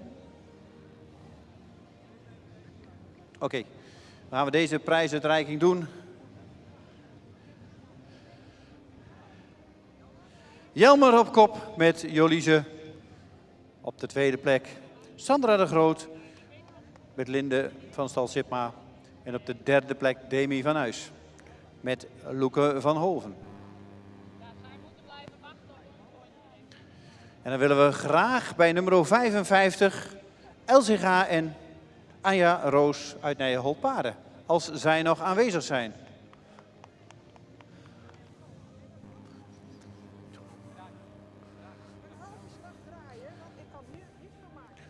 Want dat is zeker niet oninteressant. U krijgt een prijs van €150.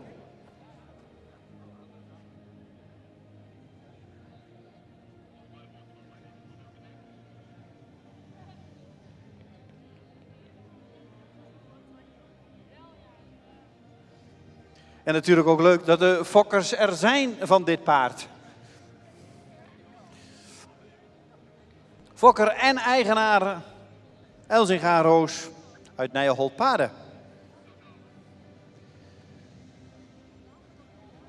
Ruiter Jelmer op Jolise, nummer 55. Winnaar bij de 4-jarige merries. Maar natuurlijk ook een hele mooie plek voor Sandra de Groot met Linde van Stal Sipma. En op de derde plek Demi van Huis met Loeke. 3 prachtige combinaties bij de merries. De prijzen zijn uitgereikt door Friso, het tweespan en Florian Horsfood.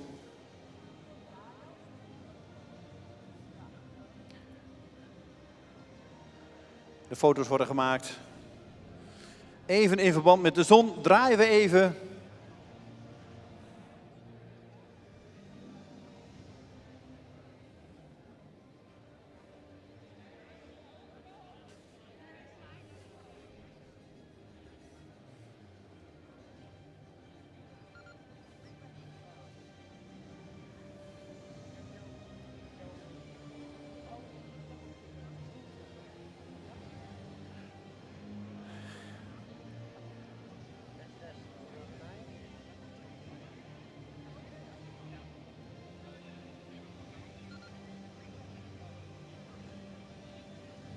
Een geweldige prestatie.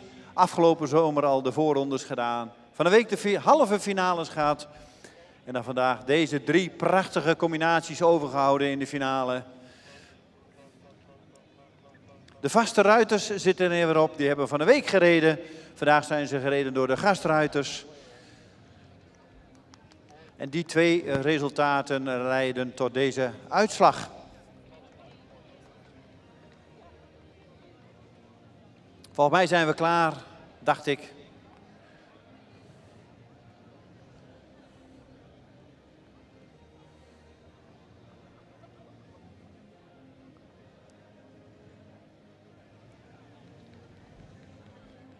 En dan gaan we over naar de hengsten.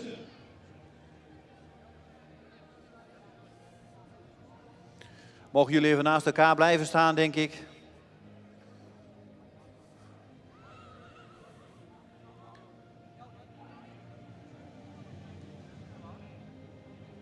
Als jullie iets naar links willen schuiven.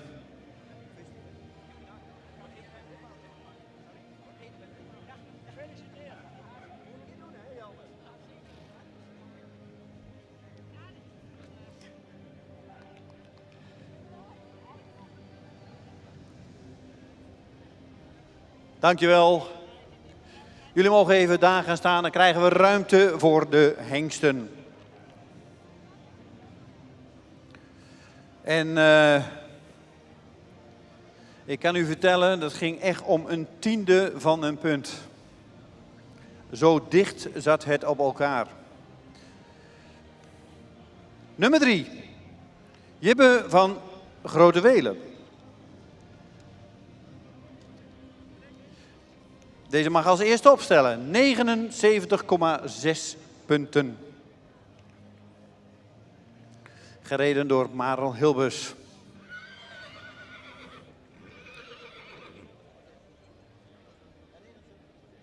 ...79,6 punten. Dan hebben we de volgende 2 nog lopen. Yannick en Jari. Deze 2 zaten een 1/10 van een punt van elkaar af. Tweede is geworden Yannick van de Hinderhoeven met 82,6 punten. En derde is Jari van de Domstede met 82,7.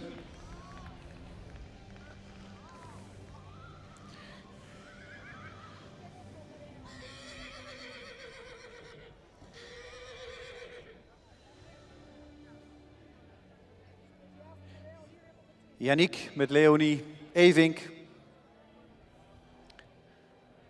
En Jari met Marel Hilbers. Marel.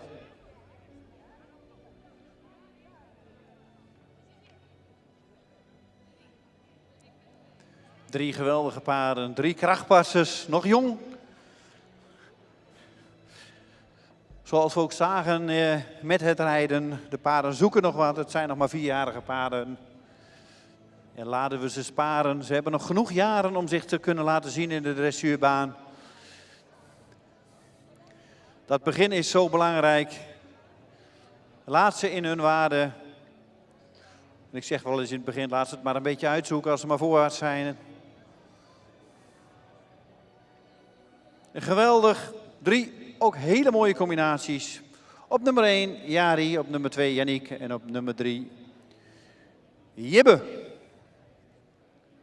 Dames, van harte gefeliciteerd. Maar dan willen we natuurlijk nog de fokker hebben bij Jari. En dat is mevrouw T. van Leeuwen-Rox uit Langbroek, als die er is. Is mevrouw T. van Leeuwen-Rox uit Langbroek aanwezig?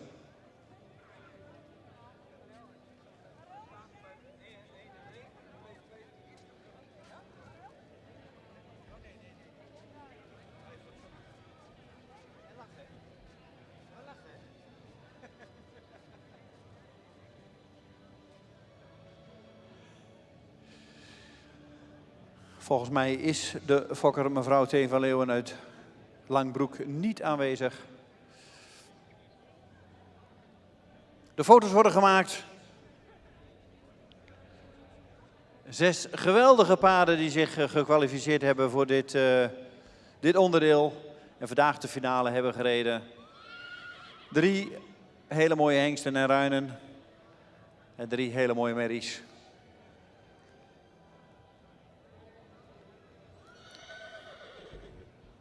Dan gaan we even natuurlijk zo genieten van een hele mooie ereronde. Met een heel mooi muziekje eronder. En natuurlijk mag u ook een applaus geven. We gaan wel even kijken hoe de paarden op het applaus reageren. Het moet niet te gek gaan. Maar gaat het goed, dan mag dat gerust. Want ja, het Friese paard wordt altijd mooier bij een applausje en hele mooie muziek.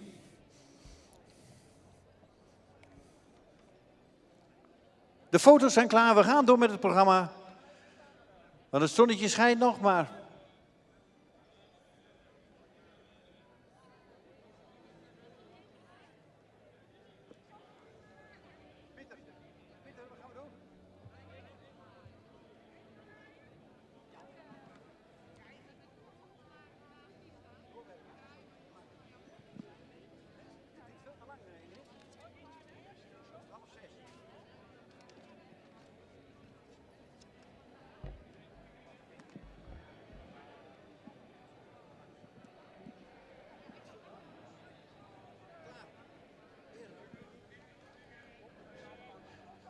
Graag een muziekje erbij en we gaan een ereronde maken.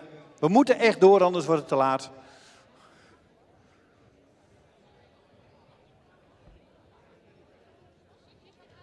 De muziek gedaan, we gaan beginnen.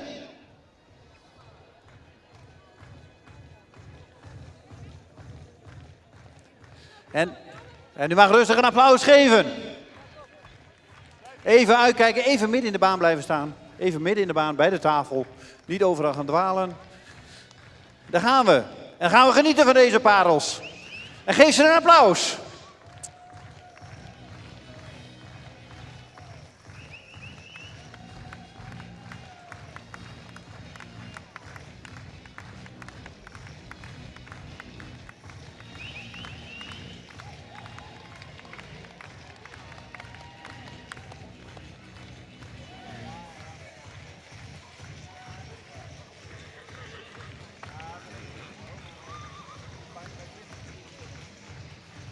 Nog 1 keer gaan we rond.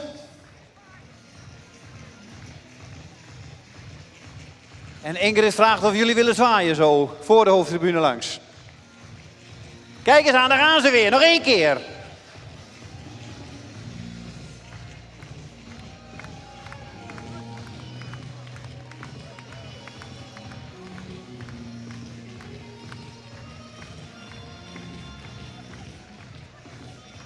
Dankjewel. Ze zijn nog maar 4 jaar. Ze hebben genoeg laten zien deze week.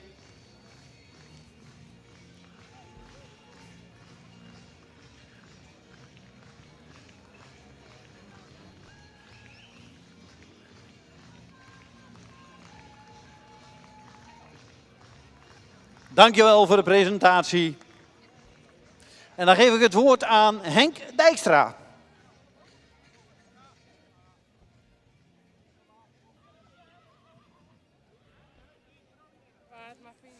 Goed, dames en heren, wat een spektakel bij deze prijsuitreiking. Dan kun je weer genieten van die fantastische bewegingen van een aantal toppaarden met hun Amazones en rijders. En dan maken we ons op voor een, naar we hopen, aantrekkelijk intermezzo. De eerste van 2 rubrieken. In het kader van de Friso Florian Bokaal voor Tuigen, hengsten en ruinen van 5 en 6 jaar, hebben we in 2 groepen verdeeld en later op de middag hebben we daarvan de finale. Het is aan de jury, in dit geval mevrouw Ineke van der Meulen Haarsma en Fetse Schotanus, om die finale samen te stellen. En die wordt dus samengesteld uit een 2-tal rubrieken die we zo dadelijk achter elkaar gaan verrijden. Harm van der Meulen is in dit geval onze dienstdoende ringmeester en u kunt de deelnemers vinden op pagina 41 en 42. Verwachten we als eerste in de piste 119 Hidde van Skarren van de hengst Marcus uit een Andriesmoeder, Fokker Suzanne Riepkema in Schastenbrug, in eigendom van en gereden door Leslie Agricola. Dan met 191 Kjeld van stal de Berkmeer. Een sterhengst van Nane uit een Wielstermoeder. Fokkereigenaar stal Berkmeer in Opdam. Rijder Jalmer de Groot. 40 Epke. Een jonge Nane 492 uit een Ulkemoeder. Fokker K. Heida in Broek, in eigendom bij mevrouw Jolanda Veenstra in Drachten, met aan de teugels Albert Minkema. 47 kunt u doorhalen, die is aanwezig. 85 Verre van Hoveniers Wester. Een jonge IJse 489 uit een Ulkemoeder. Fokkereigenaren GNL Wester te Tjerkgaast, gereden door Linda Wester. En last but not least zal 314 Jesse J. Een jonge Nane 492 uit een Eibert Moeder. Fokker Marten Jellesma te Rotsergaast en in eigendom en gereden door Jelle van der Weijden te Tjerkwerd.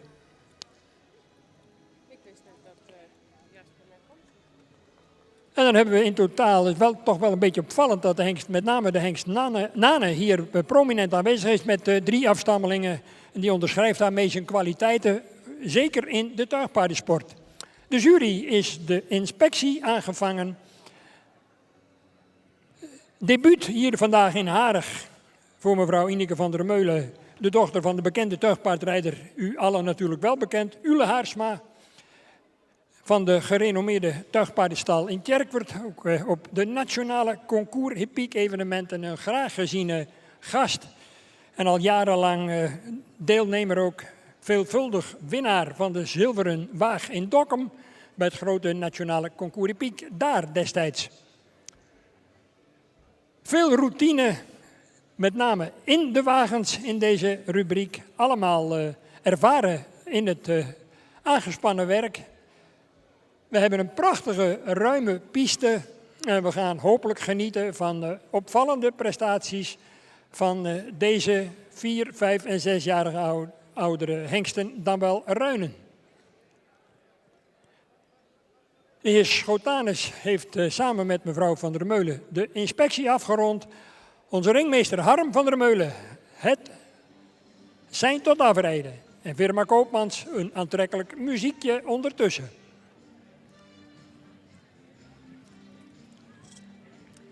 En geef elkaar vooral de ruimte.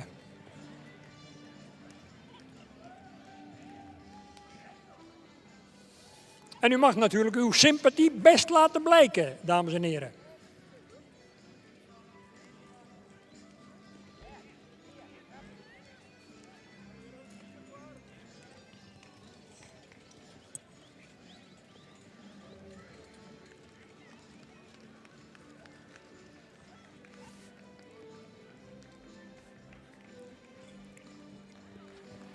We zien natuurlijk graag een Friespaard met een fraai front, met veel actie en veel lossigheid ook, maar met name ook een grijpend voorbeen en een sterk ondertredend met veel buiging in het spronggewricht achterbeen. En dan in een mooi gelijkmatig tempo gereden, want we zijn hier niet in Wolvenga. Het gaat om een mooi gedragen beeld. En onze ringmeester heeft zich naar de hoek begeven bij de uitgang. En dat betekent met Leslie Agricola dat we van hand gaan veranderen. Met Hidde van Skarren. En uiteraard de overige volgen. Jalmer de Groot, Albert Minkema, Linda Wester en tenslotte Jelle van der Weijden. Veel strijd, strakke gezichten op de wagen. Het gaat natuurlijk om een finale plek. En de strijd komt zo langzamerhand in een beslissende fase.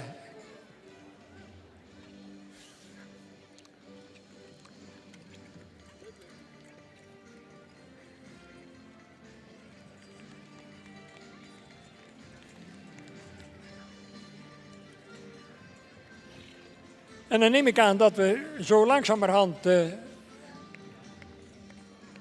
één of meerdere combinaties binnen mogen roepen. Kom er nog een keer voor de VIP-tribune langs. De jury nog een keer de gelegenheid te bieden. En nu gaat natuurlijk ook de conditie meespreken. Maar laten we niet vergeten, het is heel erg warm en die paarden ook niet onnodig lang laten lopen.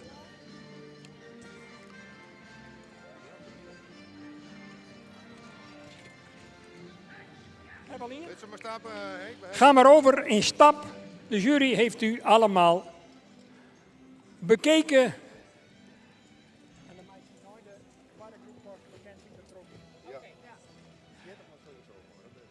Goed.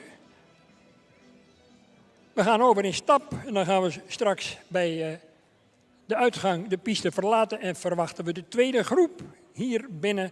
En pas na die tweede groep wordt bekendgemaakt welke paarden mogen deelnemen aan de finale later vanmiddag. Dus even voor de duidelijkheid, u mag zo langzamerhand mooi ontspannen in stap de piste verlaten. En dan verwachten we de tweede groep hier dadelijk. En na afloop van die tweede groep wordt bekend welke paarden straks voor de finale zijn geselecteerd door mevrouw Ineke van der Meulen en de heer Fetse Schotanus.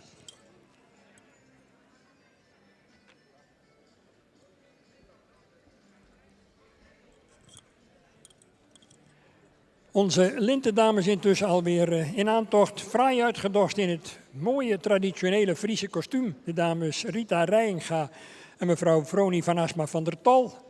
Keurig zoals wij dat heel graag zien op een centrale keuring, maar niet alleen daar. Geeft toch weer extra cachet aan zo'n evenement.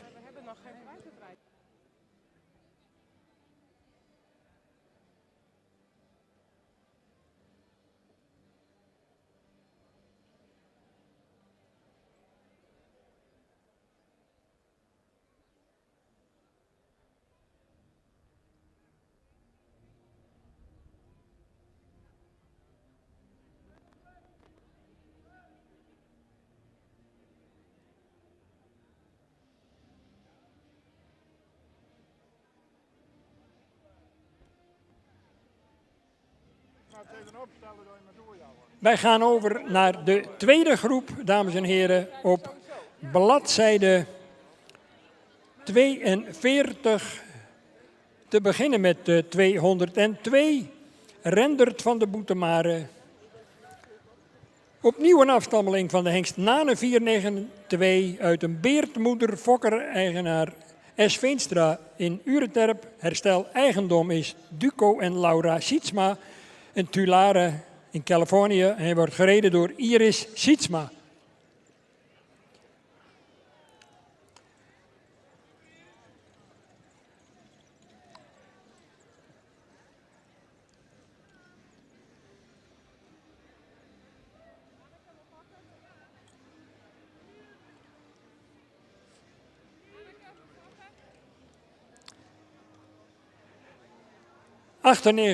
Fokkerstal de Oergong, een jonge Nane opnieuw uit een Fabemoeder Fokker mevrouw Vrieswijk in Huins, in eigendom bij R.J. Hoekstra in Poppenwier, gereden door Anneke van der Staal.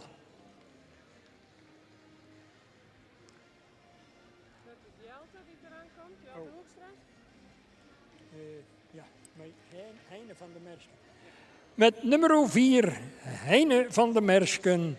Een sterhengst van Johannes 484 uit een Torbenmoeder Fokker Okkema te Siegerswoude in eigendom bij Stal van de Vierhoeken te Siebrandburen, gereden door Jelte Hoekstra. Aantocht met in aantocht met 184 aan de wagen. Jelte van de Vierhoeken. Een jonge Julius 486 uit een Heidse moeder. Fokker Frisians for Expert in Siebrandburen. In eigendom bij Stal van de Vierhoeken te Siebrandeboren. Rijder Augustinus Hoekstra. Met 18 Vrijheid van de Piekestjelp. Een sterhengst van IJse 489 uit de Maurusmoeder. Fokker IJssebauma in Boelenslaan en in eigendom bij Eldert Wim Andela in Welsrijp, gereden door Hiltje Haltrop.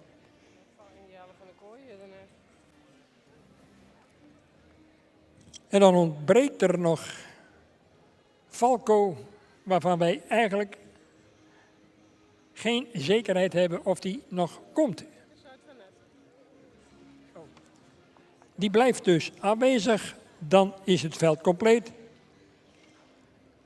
En dan verwachten we voor alle duidelijkheid wel even straks alle paarden nog even binnen. Want er is nog een speciale geste van de sponsor van dit gebeuren. Friso, Florian Bokaal. U hebt het gehoord van Dick Brummel. Friso, Zadels in Bornbergen van Sibre Minkema en Elselien Rensen. Voor de 10e jaar als sponsor in dit kader. Een compliment meer dan waar. En wat dat betreft onze waardering ten zeerste. De inspectie is aangevangen.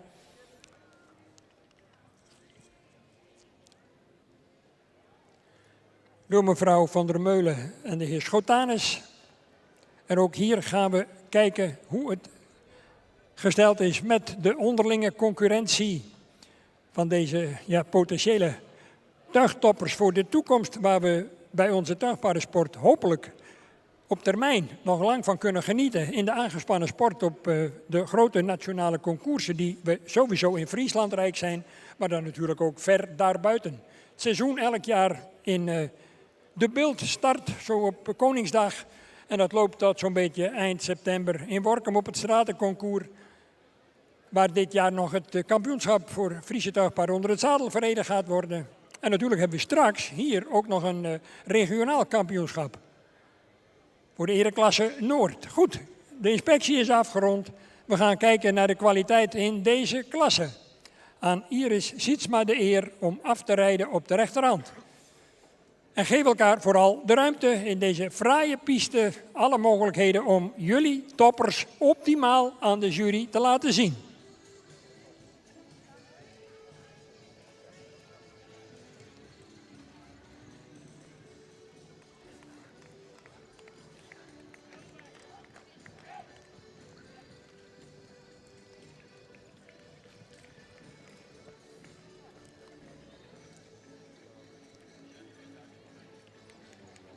En het gaat om een mooi, blij beeld. Een paard wat er ook zelf plezier aan beleeft. Dat moet er eigenlijk een beetje van afstralen. En plezier hebben de dames sowieso in deze groep, heb ik de indruk.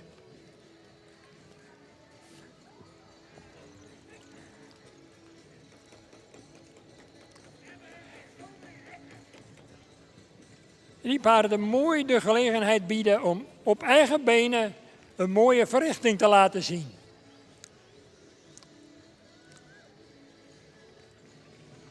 De eerste fase van de wedstrijd die gaat in de richting van het handveranderen. En ik zie mijn ringmeester Harm van der Meulen zijn hoed lichten. En dat is in deze tak van sport het zijn dat we van hand gaan veranderen. En dat biedt de jury de gelegenheid om de paarden zo dadelijk ook op de andere hand voorbij te zien komen. Want daar zit wel degelijk soms verschil in, dames en heren.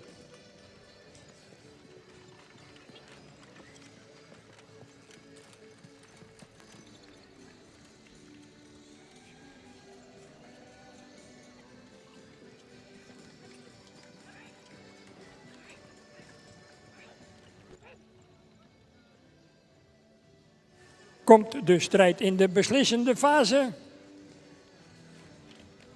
Dan geeft de jury nog een keer op die lange zijde de kans om die paarden nog even te bewonderen. En het klassement wellicht nog iets aan te passen, dan wel definitief vast te stellen.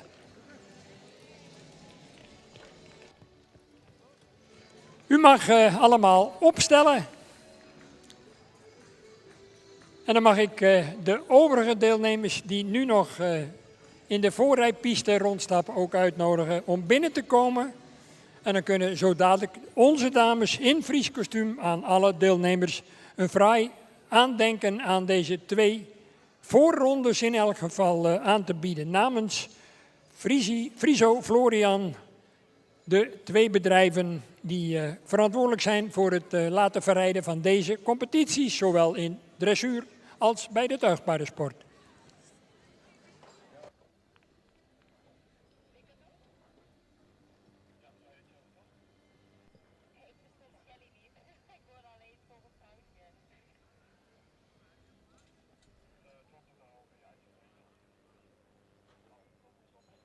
Terwijl onze lintendames de rozetten aangespen en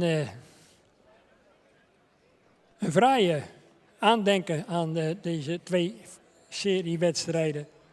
Voor elke deelnemer een aandenken. Krijgen de paarden ook even gelegenheid om op adem te komen. En dan hoor ik zo dadelijk van de jury welke paarden wij straks terug gaan zien voor de finale.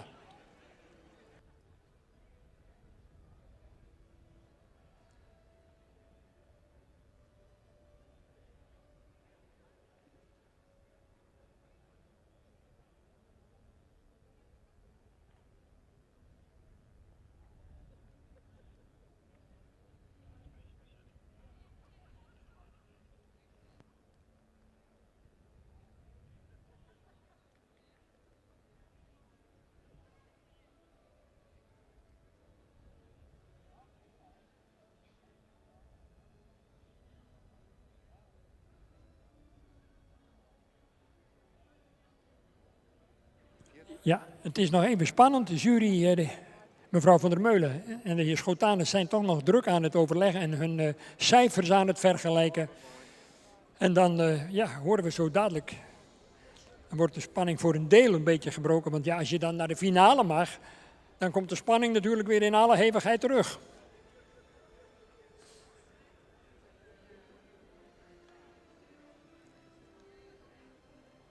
Aan deze competitie zijn zeer aantrekkelijke prijzen ook verbonden. Voor de eindwinnaar straks in de finale €250.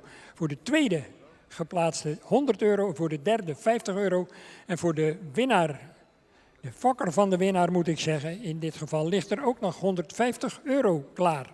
Een heel aantrekkelijk prijzenpakket derhalve. En dat is straks bij de merries evenzo het geval.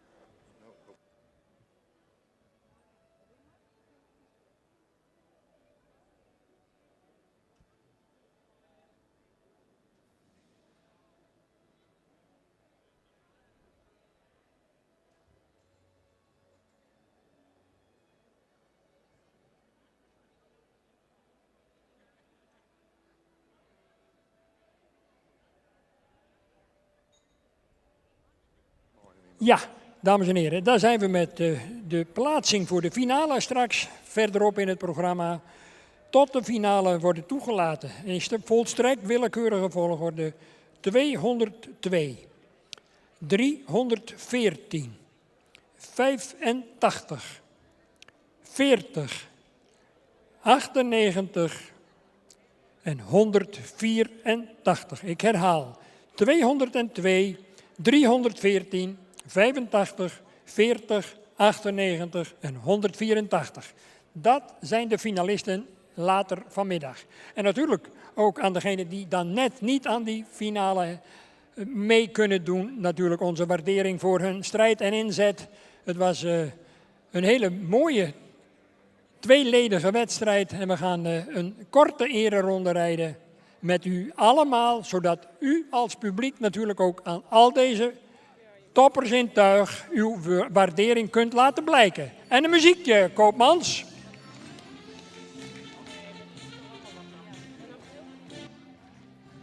En natuurlijk uw applaus.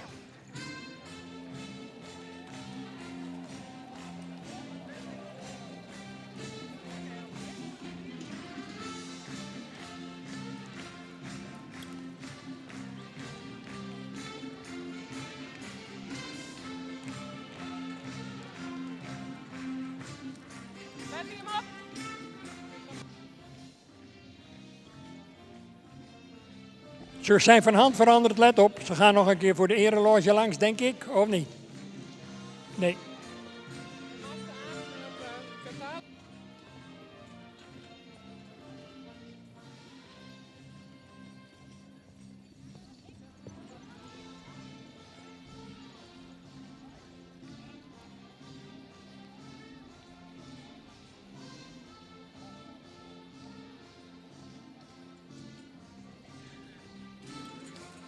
Dat wordt nog een spannende finale met veel kwaliteit, dames en heren. Tot later en het woord is weer aan mijn collega Dick Brummel, die u voor de rest van het programma weer ten dienste staat. Dick, aan jou het woord. Dankjewel, Henk. Genoten van het tuigen, we gaan nu genieten van een kuur op muziek. Verzorgd door het Jong KFPS. Maar de combinaties van het tuigen moeten wel op het voorterrein blijven, want om 5:45 gaan we de finale rijden. Maar we gaan eerst genieten van twee dames, Wilma Rijenga en Diana Posma. Wilma kunnen we rustig de alleskunner noemen. Dressuur, tuigen, mennen, Hongaarse post, dravers. Ze kan alles met haar Jonas van de Mietweg. En jongen Maurits. Daarnaast zien we Diana Posma. Die is voorzitter van het Jong KFPS. En zij rijdt haar paard onder de zadel. Wilma heeft een hele mooie headset op. En zij zal even iets vertellen. Wilma, het woord is aan jou. Ik zal even checken of hij het inderdaad doet, Dick. Dankjewel voor je toelichting. Nou, zoals Dick ons al voorstelde, rijdt Diana onder het zadel. Diana rijdt op Lottie Kirafé. Dat is een stermerrie. En Diana die heeft Lottie opgeleid vanaf de klasse B. En ze zijn inmiddels Z2 geclasseerd. Gaat goed, Diana? Ja. Even een rondje verkennen, zo kunnen we daar direct even gebruik van maken.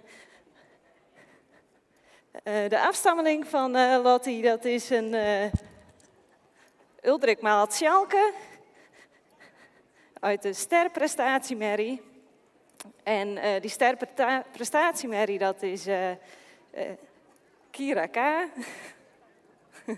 Kira Tjada, dankjewel voor je ondersteuning. Oh, jongen. Dus dat is hartstikke mooi. Wij rijden deze rubriek eigenlijk voor Jong KFPS om ook even verschillende disciplines te laten zien waar meerdere leden van Jong KFPS actief in zijn. Zelf is Dianne voornamelijk onder het zadel actief. En zoals Dick al zei, ben ik in de messport actief, maar ook bij de Friese Dravers, Fleur op. Mijn ouders rijden met verschillende paarden mee bij de Friese Quadrille. Jonas staat daarbij ook in het span. En van alle markten thuis, zullen we maar zeggen. Eind oktober of begin oktober is er nog een Jong KFPS-reis naar Praag. Er zijn nog een aantal plekjes beschikbaar. Wil je nog graag mee? Dat kan. Meld je dan even bij de Jong KFPS-stand hier op het terrein. Dianne die galoppeert al even. Ik zal ook even laten zien of dat mij gaat lukken. Met Jonas ben ik begonnen met mennen eigenlijk een beetje voor de grap. Het was helemaal niet de bedoeling, maar we zeiden, nou, dat kunnen wij ook wel. Nou, dat lukte ook. In de klasse B zijn we bij de Horses to Fly sportcompetitie kampioen geworden. Johan. En de zomer daarna werden we kampioen in de klasse L. Toen zeiden we, dan houden we niet op. Gingen we in het winterseizoen, zijn we doorgegaan naar de klasse M. Werden we wederom kampioen. De kuur die we straks gaan rijden, daar werd ik ook mee kampioen. Afgelopen zomer zijn we reservekampioen geworden in de klasse Z. Tegen Udo de Haan konden we nog net niet op. Maar goed, we proberen het komende winter gewoon weer in de klasse ZZ. We hebben inmiddels onze eerste winstpunten binnen. En ik hoop dat hij binnenkort zijn sportpredicaat mee naar huis kan nemen. Dianne, heb jij nog iets wat ik nog zeker even moet vermelden? Johan? Oh, zeker, dat mogen we niet vergeten. Lottie is in eigendom van familie De Vries uit Boelenslaan. Ze hebben haar en haar moeder gefokt. En steeds in eigendom gehouden. Dus hiermee hebben ze een mooie sportlijn kunnen opzetten. De zus van Lottie die, heet Dianne, net als Dianne die nou onder het zadel rijdt. Dianne Kiravee. Zij zal morgen een gooi doen naar het sportpredicaat, het kroonpredicaat, hier in Harig. Goed zo. Wilma, je gaf het net al aan. Als ik door blijf praten, dan moest ik je inmiddels een keer onderbreken. Want volgens mij hou jij nooit op. Zo bezeten ben jij van het Friese paard. En dat maakt jullie ook zo geweldig. Maar we willen toch eigenlijk wel gaan genieten van die Kurup muziek. Dat gaan we zeker doen. Wij gaan naar onze startpositie en dan mag de headset wel eventjes uit. Goed zo, jongen.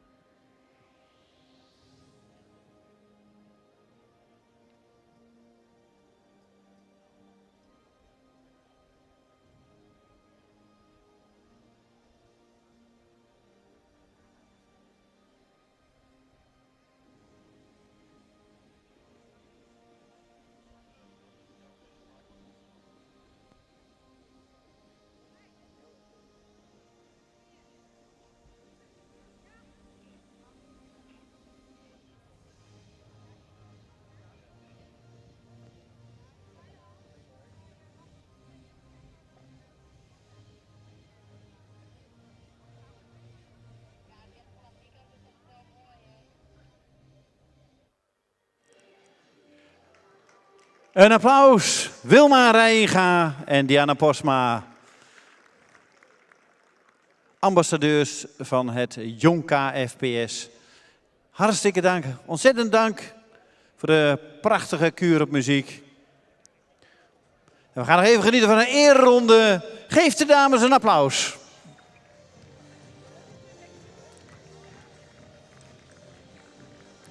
Voorop Diana Posma.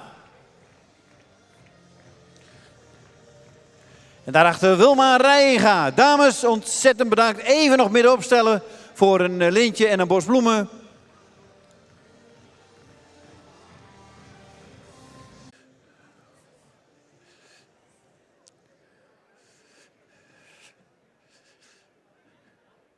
De dames worden nog even voorzien van een heel mooie rozet. En onze dank is groot.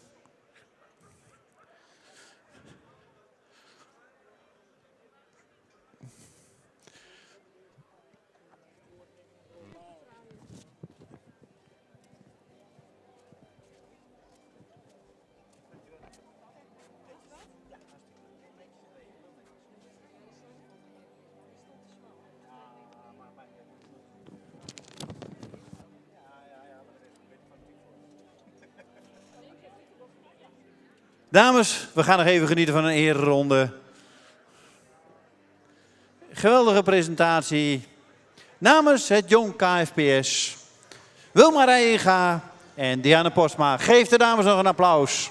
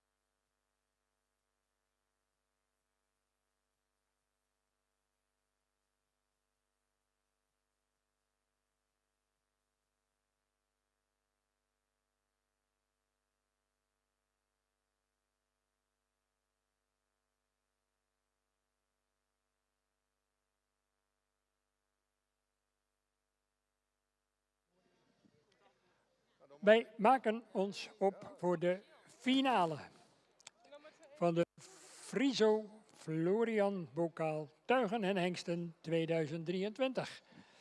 Als het mee zit, dan komen ze in catalogus volgende binnen. En dat zou kunnen betekenen dat in dit geval 40 als eerste binnen gaat komen. En ik herken de reizige gestalte van de vaste rijder van deze EPKH, van Nane Keer-Ulke van K. Heida in Broek als Fokker te Boek. In eigendom bij Jolanda Veenstra in Drachten en Albert Minkema aan de Leidsels. 85, Verre van Hoveniers-Wester.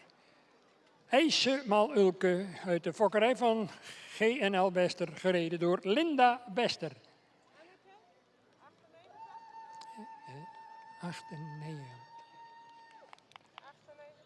98, Fokke van Stal de Oergong, eveneens van Nane uit een Fabermoeder. Eigendom R.J. Hoekstra en Poppenwier met Anneke van der Staal. Dan 184, Jelte van de Viefhoeken, Julius Keerheidse van Stal de Viefhoeken te Siebrandeboorn met Augustinus Hoekstra. Dan 202, Koendert van de Boetemare, Nane Keerbeert. Fokkerij Sveenstra te Ureterp in eigendom bij Duco en Laurie Sietsma, gereden door Iris Sietsma. En tenslotte 314, Jesse J. van opnieuw de hengst Nane, topleverancier toch ook in deze twee rubrieken. Uit een Eibertmoeder, Fokker Martin Jelles met de Rotsergast. Met aan de Leidsels zijn vaste trainer, rijder en eigenaar Jelle van der Weijden. 6 finalisten. Uiteraard wordt nog een inspectieronde gedaan. Want ja, in theorie, en dat gebeurt denk ik niet, wij zijn te goeder trouw allemaal, maar zouden de deelnemers nog iets hebben kunnen veranderen aan hun aanspanning, wat wellicht niet toegestaan is. Vandaar ook dat de jury er toch nog even bij langs loopt. En dan gaan wij hopelijk genieten van een prachtige finale, mogelijk gemaakt, ik zeg het met alle genoegen, door Florian. Friso 2-span in Bornbergen. En Florian, het nieuwe paardensportvoeder, wat op deze wijze middels sponsoring van deze tuigrubrieken en de dressuurklassen zich prominent probeert te vestigen in hippisch Nederland.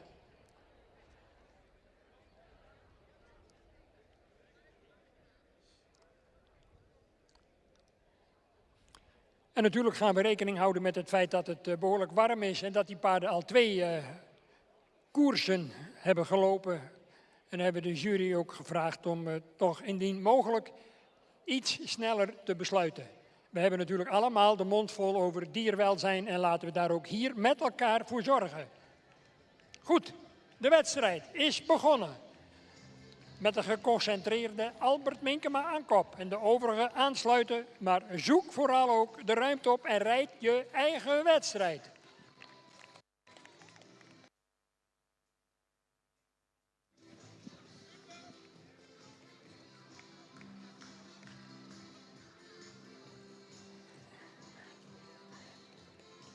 Ja. Veel talent waar we hopelijk in de toekomst van kunnen gaan genieten. En u mag gerust even laten horen dat u er bent, dames en heren, hoor. Dat geeft de meeste rijders en rijdsters een kick. En die paarden gaan net een tikkeltje feller lopen.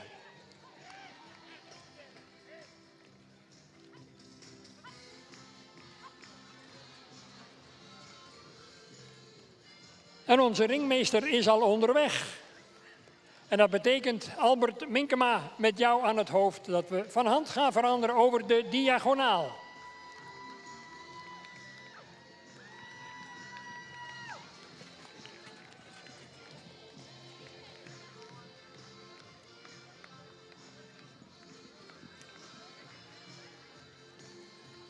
Intussen dus op de andere hand.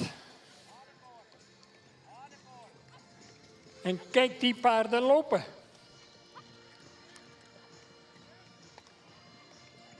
Kleine verschillen, het zijn details die straks de beslissing zullen gaan vormen. En dat horen we bij de bespreking straks door de heer Vetse Schotanus.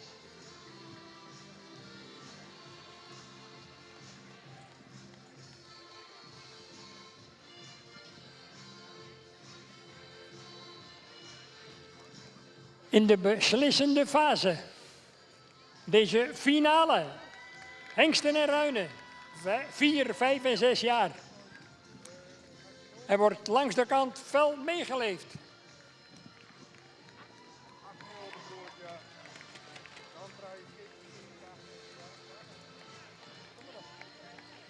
Willekeurig 240, 40, 98, willekeurig. 202, 40 en 98. 314. 85. 85 en 184. Ja.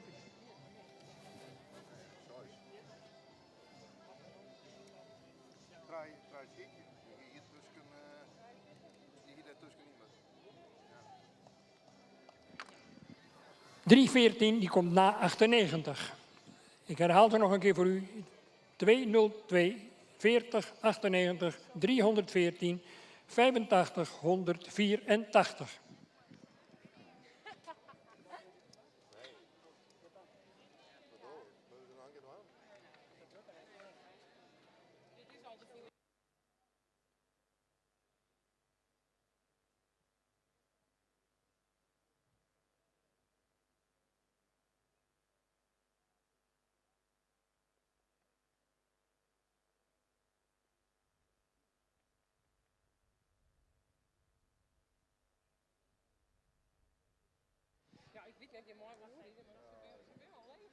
Goed.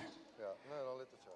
De uitslag zoals die nu staat is definitief. En dat betekent dat de winst gaat naar Iris Sietsma, met 202. Het goud is voor haar.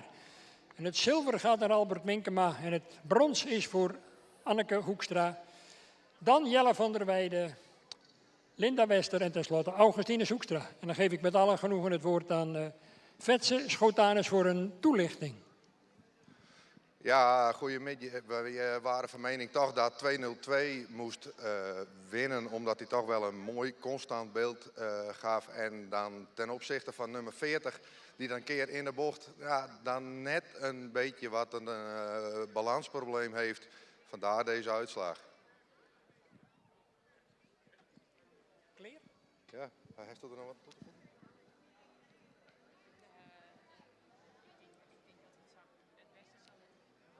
Goed. Dan gaan we natuurlijk even naar de huldiging en de prijsuitreiking namens Florian en Friso en natuurlijk namens de Koninklijke Vereniging het Fries Paardenstamboek. Onze penningmeester Miel Pijzer is een hele belangrijke man, want die beheert natuurlijk de centjes. En complimenten aan Friso Zadels en Florian Paardenvoeder voor hun bereidwilligheid om dit spektakel mogelijk te maken. En we hopen dat dat nog lang het geval mag blijken. Nou, dan moet ik toch eventjes een woordje wisselen met Iris Sietsma. Hier komt een droom uit, of heb ik het mis? Ja, hier komt zeker een droom uit. We komen nog maar net kijken bij deze sport. Dit paard, voor het eerst in deze sport. En hij doet het fantastisch, zoals jullie kunnen zien. En ik ben meer dan trots. Ja, dat kan ik me aan alle kanten voorstellen. En het is voor mij ook heel goed zichtbaar. Het is wel heel grappig om hier zo vlakbij... Ja, enthousiasme, het straalt er vanaf. En ik hoop en ik spreek namens alle tuigpaardliefhebbers... dat je het niet bij deze ene keer laat. En dat we nog heel vaak met zo'n toppaard in de piste mogen begroeten. Ja, dat komt zeker in orde. Goed zo, daar hou ik je aan. Dankjewel en nogmaals van harte gefeliciteerd.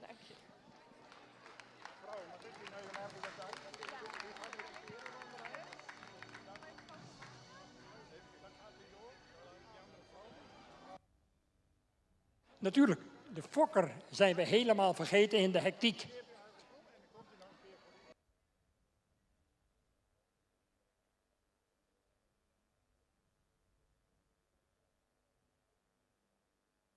Is de fokker van deze topper ook aanwezig? Want natuurlijk zit er een heel aantrekkelijke prijs ook voor de fokker van deze topsport. Hengst. Dat is niet het geval. Nou, dan zorgen wij dat die extra prijs in elk geval op de juiste plaats terechtkomt. Nou, dan ga ik ook nog even naar de winnaar van het zilver, Albert Minkema. Ja, Albert, ja, een hele mooie, spannende strijd. En dan delf je in het onderspit tegen zo'n hele lieve dame. Dat is geen enkel probleem, denk ik. Nee, je moet luisteren. We zijn met 12 paarden gestart. Nou, uiteindelijk word ik dan tweede. Moet luisteren, dit paard loopt ook voor het eerste jaar mee. Dus we zijn dik tevreden. Nou, gefeliciteerd voor je sportieve strijd. Dankjewel.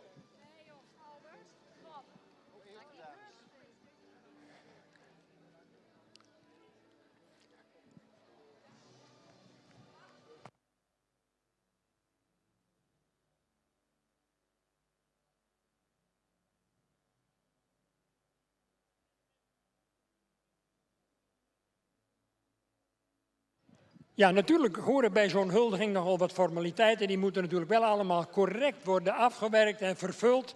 En wij gaan hopelijk genieten. En ja, ik heb kunnen genieten van haar heel dichtbij terwijl ik haar even aan de microfoon sprak.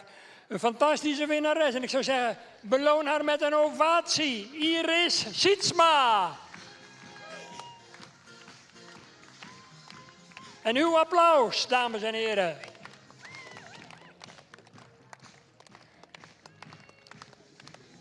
Ze verdient een ovatie van u.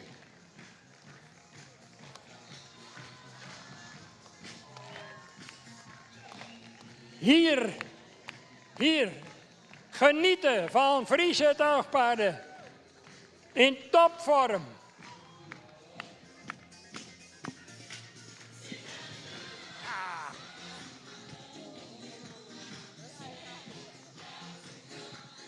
Wat een fijne muziek en wat een fijne topper die hier de strijd winnend afsluit. Waardering ook voor Albert Minkema en Anneke Hoekstra. Jelle van der Weijden. Linda Bester. En zeker niet last but not least, Augustine Hoekstra. En ze komt nog een keer bij u voorbij bij de VIP-loge, dames en heren. Kijk, geniet en huiver.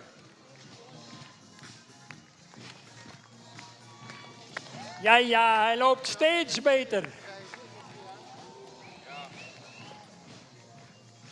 Onderdankzegging nogmaals aan Friso Zadels en Florian Paardenvoeders.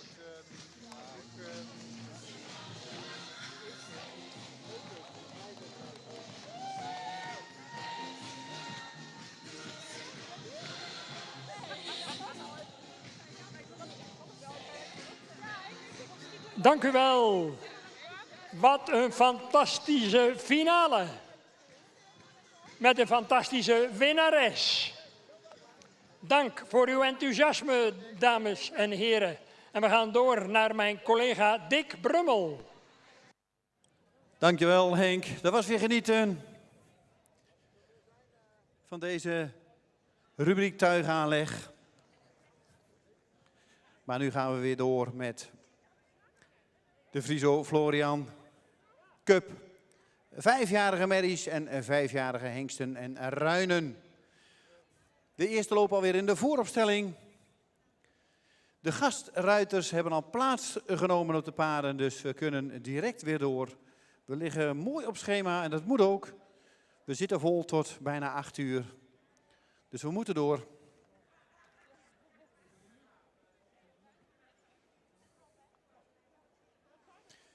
Hedwig van de Hinderwinde, nummer 62, komt zo in de baan. Een ster A van Hette. De normale ruiter is Edwin Bos. Eigenaar is de familie van Doorn uit Schiedam. En de fokker is B&M van Wieringen uit Oudersluis. Nou, dan gaan we naar een rondje 5-jarige. Daar krijgen we nummer 18. Hielke 35. De hengst, de dekhengst. Triple A. Jonge Jurre. Masja Dijkman. De dagelijkse Amazone. Eigenaar is Stalchadon en H.J. Niemeyer uit Jorwert. En de fokker is de familie Ludema uit Witmarsum. Deze 2 combinaties hebben we nu in de baan. En ik geef het woord aan Herman Wientjes. Nou, daar gaan we. Volgens mij kunnen we wederom hetzelfde stellen. Een rondje mooi stoere beesten in de baan. Ik vind het wel leuk. Deze merrie voelt denk ik een slag brutaler aan, Mark, of niet? Ja, dat is zeker zo. Je merkt gelijk het verschil tussen 4- en 5-jarigen. Deze heeft net iets meer balans van zichzelf, fijner er doorheen te rijden. Paard met veel kwaliteit. En zoals je ziet, hij vindt de mensen het eerste rondje iets spannend, maar nu... Nee man, ik zie je voor het eerste rondje gewoon rechtuit beginnen. Heerlijk. Dus deze zie je daaraan ook dat hij net een beetje meer kilometers al in de benen heeft. En zich eigenlijk ook vrij snel fijn door je laat werken. Dus heerlijk. Nou, zullen we Marten maar eens vragen hoe dit rondje voelt?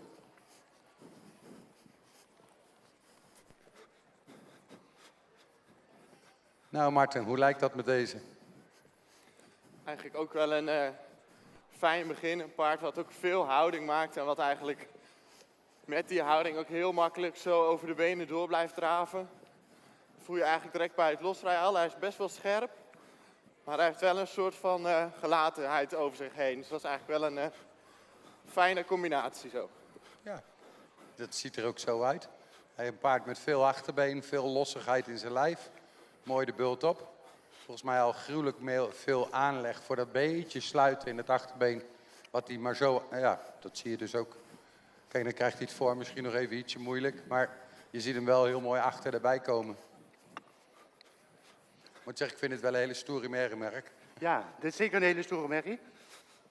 Het is dat hij niet zo'n hele brede hals heeft, maar dan zou ik zeggen, zeg ik op de hengst. Voor de rest uit zo, als hij zo bovenin komt, mooi los. Gaat hij fijn draven, mooi achterop. Ja.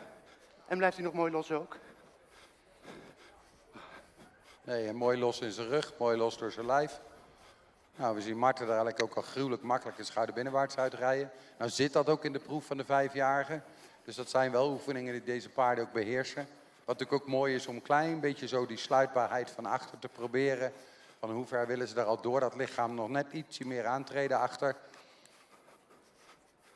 Mooi, Mark.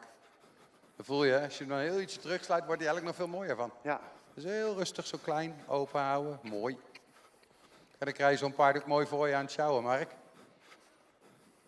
Ik denk zelfs als je hem dan achter nog exact iets een kriebeltje bij geeft, dat hij dan nog een tandje aparter wordt. Maar dat voel jij het best. Jij zit erop, ik sta alleen maar aan de kant. Gaaf, Marten. Marten, dan zie je ook eigenlijk de power van zo'n beest, dat hij al makkelijk door die hesjes heen loopt, achter blijft doorkomen. Voelt dat ook zo? Ja, absoluut. Makkelijk zo ook de balans die hij eigenlijk rechtuit houdt, houdt hij ook heel makkelijk zo vast in een schouder binnenwaarts of in een wending. Of... Ja, dat is niet uit zijn ritme te krijgen. Nee, voelt dat ook zo mooi toen je die schouder binnenwaarts daar reed, dat hij dan nog een tandje meer aantrekt achter? Ja. Dat ziet tenminste voor mij zo uit. Dat is fijn werk. Nou, Mark, eigenlijk voor jou een beetje hetzelfde. Hè? Dan zou ik misschien zelfs nog iets, zo'n klein tikje bovenop dat kruis bijgeven om te kijken of ze dan nog een tandje meer voor je wil doortreden. Want dat is gewoon fijn werk, Mark. Ja, zo is een hele fijne merrie om mee te werken. Ze heeft genoeg go. En als ik hem een beetje terugzet, moet ik hem misschien iets helpen. Maar... Mooi hoor, mooi. Mooie manier. Jongens, dat is natuurlijk eigenlijk de bruikbaarheid van het achterbeen en het ruggebruik. Wat je dan ziet, als je dat een tandje mee sluit en wat lucht door dat lijf houdt, ja, dan kun je gewoon gruwelijk mooi zo'n achterbeen aan laten treden. En toch je lossigheid en de looplust bewaren. Fijn. Wat heel mooi is, Mark, het is geen mega spektakel, maar gruwelijk fijn loslopen door een lijf. Voelde je dat? Ja. Toppie.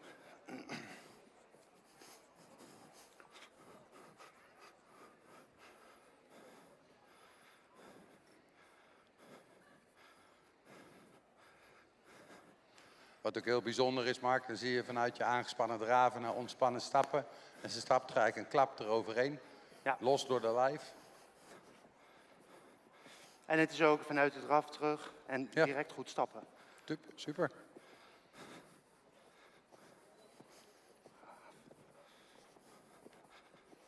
Fijne galoppaarden, Marten. Dan zie je ook echt weer het verschil tussen de 4- en de 5-jarigen. 4-jarigen met heel veel bluff power. En dit is al veel beter te doseren. Ja, absoluut. Je voelt ook wel dat zo deze eerste 5-jarige ook ietsje makkelijker zo zijn aandacht bij zijn ruiter kan houden dan misschien bij de 4-jarige hebben gezien. Maar goed, dat is ook logisch, denk ik. Gelukkig, dat in ieder geval dat we kunnen zien dat dat 4e naar 5e jaar veel goed trainen heel veel op kan leveren.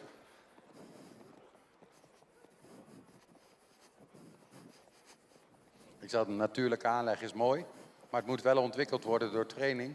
Want anders blijft het in mijn beleving, zeg ik heel onerbiedig, wel eens een touwtjespaard. Maar het is natuurlijk het fijnste dat ze onder het zadel zich zo laten bewerken dat je het atleet nog meer kan maken. Mooi. Ben ik dan heel hebberig, Marten, als ik zeg, volgens mij kan die nog een tandje groter galopperen? Of ben ik dan weer te hebberig? Nee, ben ik het met je eens. Nou, laat me zien dan. Fijn man, fijn draven, Mark. Blijft het een beetje schakelen zo, hè? Net ietsje meer achterbeen maken. Dan heeft die merrie eigenlijk zo'n lossigheid, zo groot. Oké. Martin denkt, ik zal er ook nog een schepje bovenop doen. Ja, dat kan je hebben, man. Hij loopt echt fijn, royaal door zijn lijf. Mooi open in de voorkant. Goed ruggebruik. Fijn los naar je hand. Ideaal. Leuk is dat van deze, Mark. Als je die zo mooi open kan houden, gaat het galoppaarden gruwelijk best. Dus die zie je er ook echt makkelijk door dat lijf doorspringen zo. Nou, kijken of Marten ons nou nog een keer verrast met nog een tandje grote galoppaarden. Sorry Marten, ik blijf zeuren. Jo, die bedoel ik. Kijk, er zit dan nog zo'n versnelling achter Marten, als je dat ziet in het achterbeen. Jo. Goed gedaan. Mooi daar. Kijk, en dat is natuurlijk eigenlijk wat we ook graag willen. Hè? De sluitbaarheid moet er zijn. de sluitbaarheid moet er zijn, maar ze moeten de rek ook kunnen maken. Heren, ontrief ik jullie ontzettend als ik zeg dat we er een beetje een eind aan gaan bakken. Want volgens mij zijn jullie allebei nou zo lekker aan het rijden. Kunnen we nog op 10 dit minuten? is zeker lekker bezig om nog even op door te rijden. Daar was ik al bang van als ik het zo zag. Nee, rustig een beetje rond. Kijken of we wat willen rekken, wat we kunnen stappen.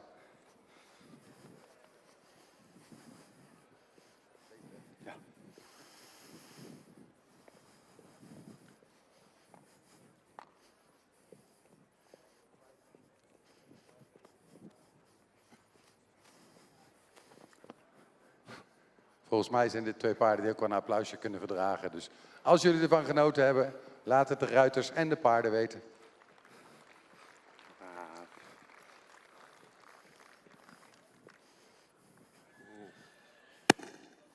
Dankjewel Marten en Mark. En je ziet het ook, dit zijn alweer een paarden die een jaartje ouder zijn. Wat meer kracht, kun je al iets meer van vragen. Dat was ook duidelijk te zien. Dankjewel voor de presentatie van Hedwig en Hielke. En zo gaan we weer even wisselen.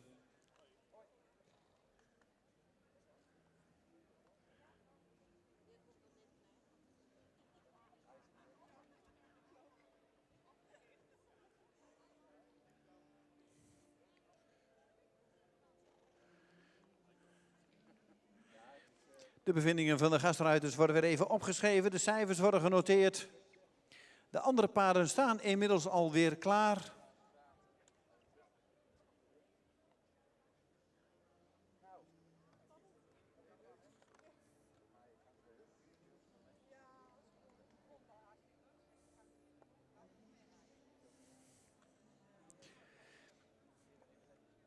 En dan krijgen we zo binnen nummer 64... Iti Hinke van der Mersken. Dochter van Rommert. Jantina Slingeland is de Amazone van dit paard normaal. Eigenaar is mevrouw M. Slingeland. En de fokker is de familie Age Okkema uit Siggerswoude. Bij de hengsten en ruinen krijgen we in de baan nummer 20 Graaf Boszorg. Ster Triple A. Een zoon van Mijnte. Shannon van Manen is de vaste Amazone van deze. De eigenaren zijn de gebroeders van Manen uit Ede. En de fokker is Stoetrij Boszorg uit Sint-Antonius.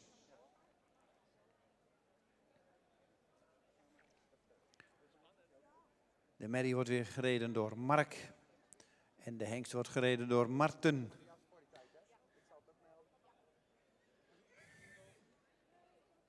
Het is nog even wachten, ze zitten er bijna op. Het is altijd een beetje kunst en vliegwerk.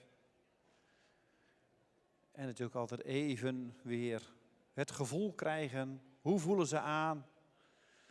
Iemand anders op je rug. Toch even weer wennen.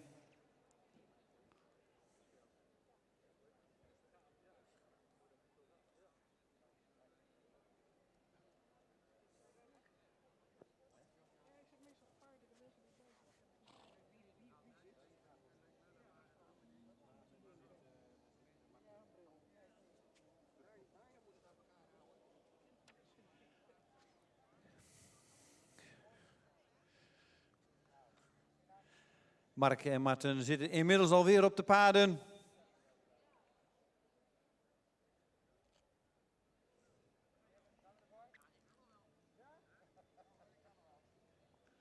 En volgens mij hebben de jongens er al wel weer zin in. En jullie mogen binnenkomen. En dan wens ik jullie weer veel succes. En dan geef ik het woord weer aan Herman Wientjes. Nou, daar gaan we. Volgende rondje 5-jarige. Ik weet niet of het jullie opvalt, maar ik zie die heren wel steeds meer beginnen te grijnzen op de paarden. Dus volgens mij gaat het wel aardig goed. Nou ja, je merkt toch het verschil tussen 4- en 5-jarigen. Als ze het niet zo spannend vinden. Plantenbakje. Nee, dat zie je dus. Kijk, zo vind ik, moet het ook zijn eigenlijk. Hè? Anders zou er dus een jaar training in zitten wat je niks brengt. Maar dat zie je dus, dat die 5-jarigen zijn al veel meer uitgebalanceerd. Makkelijker, constanter, stabieler te rijden.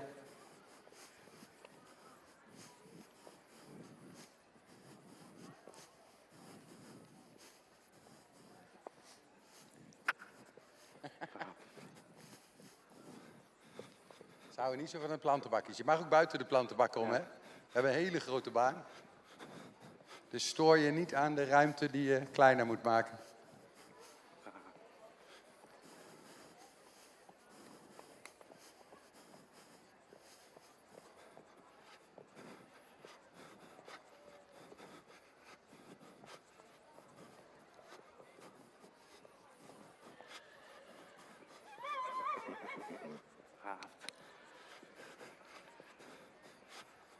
Nou, deze zegt volgens mij heb ik hier voor het eerst een kerel op mijn nek. Marten, die moet nog even aan jou wennen, of niet? Ja, deze moet nog een beetje... Argwanend om te zien. Ja. Echt zo van, ik weet niet wat mij nu geflikt wordt. Hij wacht een beetje af wat hij doet, maar hij blijft daarbij eigenlijk wel heel mooi gehoorzaam zo in zijn ritme doorgaan. Dus ik denk hem even een beetje de tijd geven dat hij ietsje kan wennen. Hey, ik ga je ook niet op jagen hoor, maak je geen zorgen. Oh, gelukkig. Dit rondje valt mee. Oh, mooi.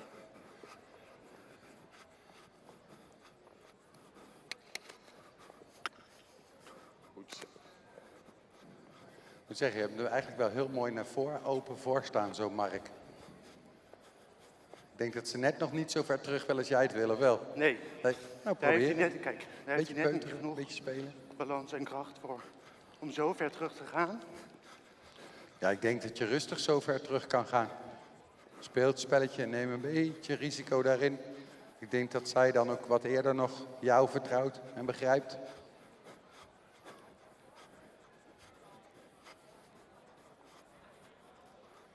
Jo. Kijk, dan is ze wel even ietsje zo van de voorkant, wat wil je nou? Maar dan pakt ze eigenlijk achter wel heel mooi over, Mark. Ja, je ziet hem twijfelen dat hij denkt, Ja. oh, wat moet ik nou, wat moet ik nou? Maar ondertussen denkt ze eigenlijk ook alweer gelijk, oh, bij de les blijven. Ja, maar heb je gezien opletten. hoe groot de dame er aan de kant staat die erop zat? Ik denk dat het paard ook denkt, die benen komen ergens waar ik nog nooit een been gevoeld heb. Dus dat blijft voor mij ook altijd een beetje het stukje wennen van de paarden aan andere ruiters. Nou, en de vaste ruiter van dit paard, nou ja, hij is niet zo groot. Ik denk als ik die Nou ja, en naast ik jou ben ook weer zet, dan... uitzonderlijk groot. Dus daar moeten de paarden natuurlijk ook even aan wennen. Ja, maar ik moet zeggen, ze gebruikt haar lijf goed zo om te zien, hoor. Ja, heel goed.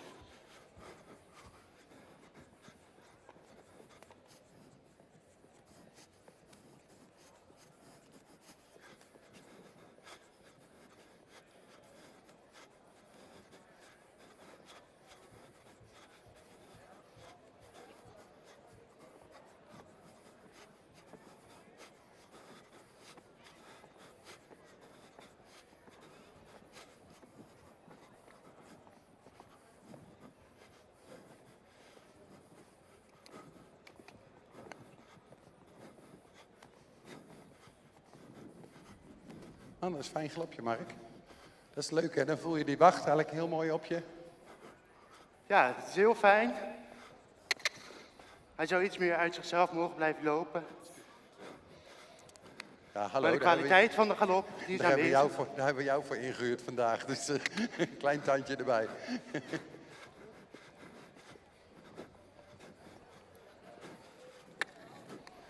Yo. Ik denk dat hij even ietsje overtuiging van jou nodig had, Martin. Dat hij zei van, hé, deze ruiter kan ik ook vertrouwen. Ik weet niet hoe het voelt, maar dan heeft hij wel gelijk niet een goede galop, maar een mega galopade. Hè? Ja, je voelt echt direct heel veel energie onder je en ook wel een galop waarvan je natuurlijk in de toekomst die je best wel makkelijk ook iets verder door kunt gaan sluiten en dat hij daarin makkelijk zijn sprong gaat houden. Dat is absoluut het pluspunt. Ja. Wauw. Nou pakt hij echt veel achterbeen van de vloer, Marten. Ja, hier voelt hij heel fijn. In galop rechts is beter dan links. Ja. Maar ik denk dat je moet zo even nog een keer linksom ook met je stokje erbij kijken of je hem nou net dat stukje steun geeft wat hij even nodig had om jou te vertrouwen en het te doen. En zo ziet hij voor mij een beetje uit. Daarom dacht ik, zal even snel zo'n... Ja, zo voelt het dan ook een beetje. Je hebt even dat setje nodig en dan is het ook goed. Ja.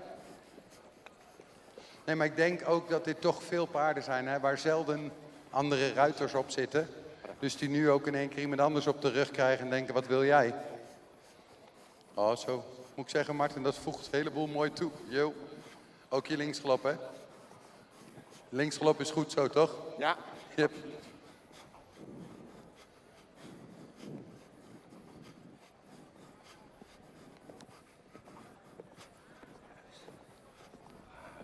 Dat is mooi gymnastiekje spelen zo, hè? Ja.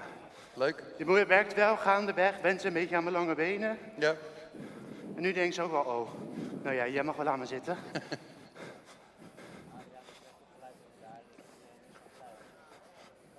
Ja, dat is een fijn beeld. En toch zou ik eigenlijk bijna een stukje blijven doorzitten, als dat wil voor jou. Om te kijken dat je nog net een beetje gedragener in het achterbeen zo bij kan laten komen. Yo. Hé, daar heb je een mooi motortje aan, Mark.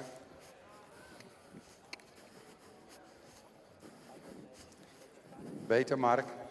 Ik vind het mooi, dan ga je zitten, dan help je hem nog net een tandje meer met die balans, dat hij zo mooi eraan blijft. Goed gereden. Yo. Hé, Martin, dat wordt weer mijn draven.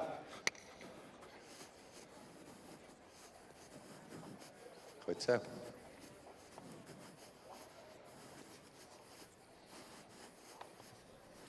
Ik wou net zeggen, heren, wat ik me nog van deze twee in de halve finale kan herinneren, dat ze ook gruwelijk naar groter konden schakelen en kleiner en groter. Dus ik ben toch bang dat ik een klein beetje ga zeuren, heren. Het is goed bedoeld hoor, laat ik dat voorop stellen.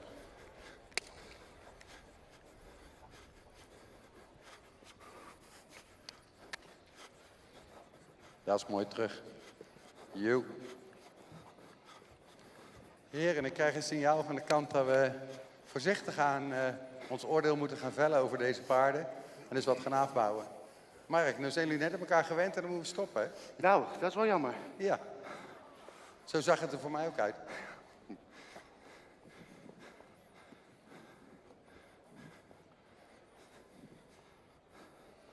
Nou ja, ik maak mijn punt nog maar eens een keer. Ik zie jou stappen, Mark. En dan zie je dat paard met zoveel gemak door zijn lijf zo'n eind overstappen en los door zijn lijf. Nou, dat geldt hier voor jou, Martin, precies hetzelfde. De paard heeft zo'n royale, losgelatene stap door zijn lijf. En dat blijft voor mij, dat die kunnen draven en galopperen, hebben we net wel gezien. Maar dat die stap er nu gelukkig ook zo bij past en zo losgelaten is, daar willen we natuurlijk wel heel graag naartoe. Heren, bedankt. En mensen aan de kant, laat het maar weten als jullie het een fijne verrichting vonden van deze heren. Dankjewel Herman voor de mooie begeleiding van deze twee prachtige combinaties. Iti Hinke van de Mersken en Graaf Boszorg.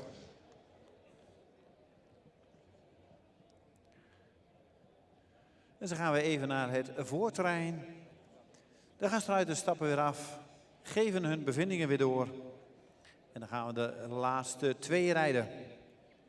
Dat zal zijn Imre SR, een ster triple A-merrie uit Menne. De vaste Amazone is Monique Brandsma van der Meij. De eigenaar is Sjoerd Ruiter uit Nijbeets. En dat is ook de fokker van deze merrie.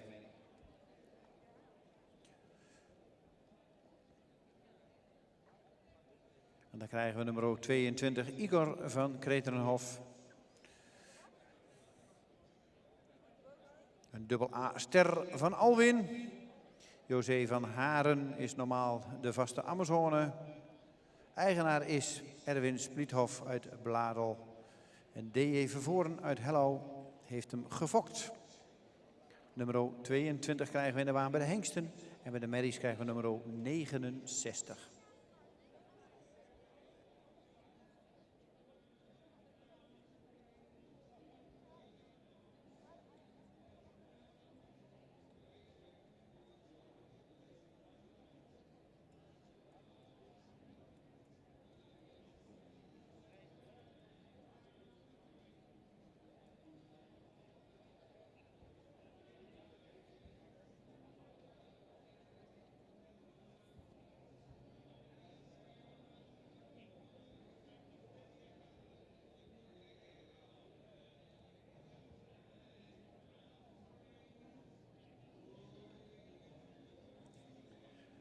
De twee laatste combinaties bij de 5-jarige merries en hengsten. En Marten en Mark hebben alweer plaatsgenomen op de paarden. Even weer losrijden, even het gevoel krijgen.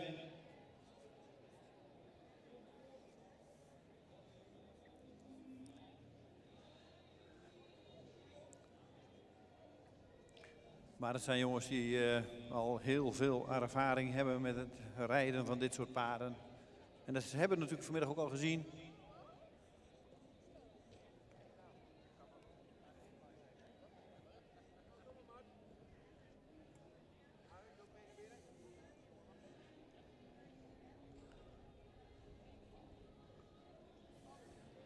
Nou, we gaan weer op voor het volgende rondje.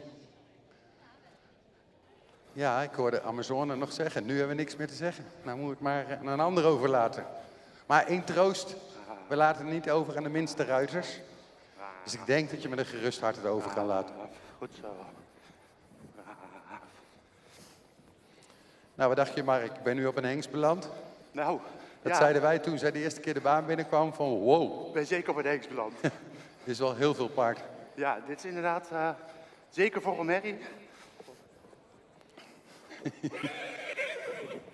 Nou, als ik deze twee hoor, hetzelfde advies, hè, blijf een klein beetje bij elkaar weg in het begin. Goed zo. Nou, Ik weet niet hoe het met jullie gaat, maar het wordt wel steeds stoerder. Beginnen jullie een beetje thuis te voelen op die Friese heren? Ja, nou ja, op zich, ze worden steeds groter, hè? Nou, we krijgen in de volgende rubriek nog een paar ietsje kleinere, maar wel groot lopen, dus dat scheelt. Ja, dat compenseert weer. Maar deze merrie, ja, zoals je ziet, hij vindt het iets spannend hier in de baan. Maar eigenlijk kijkt hij heel eventjes.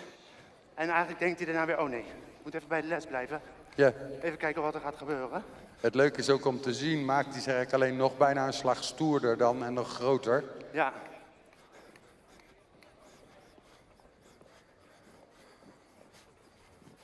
Nou, is dat fijn te schakelen, Martin? Ja, hij heeft wel veel gaspedaal. Ja. Maar ja, dan heb je ook wel iets over inderdaad. Als je dan opvangt dat je direct voelt dat hij eigenlijk wel daarin makkelijk door blijft gaan. Ja.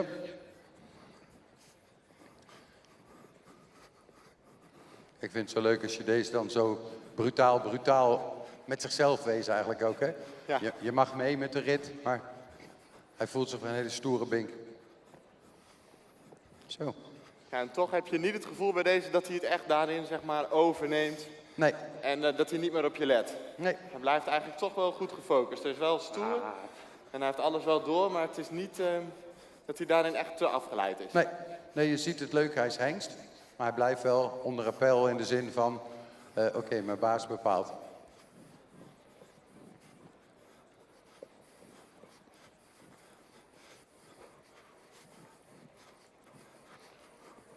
Ik ga eens even hier aan de kant vragen wat de dames ervan vinden.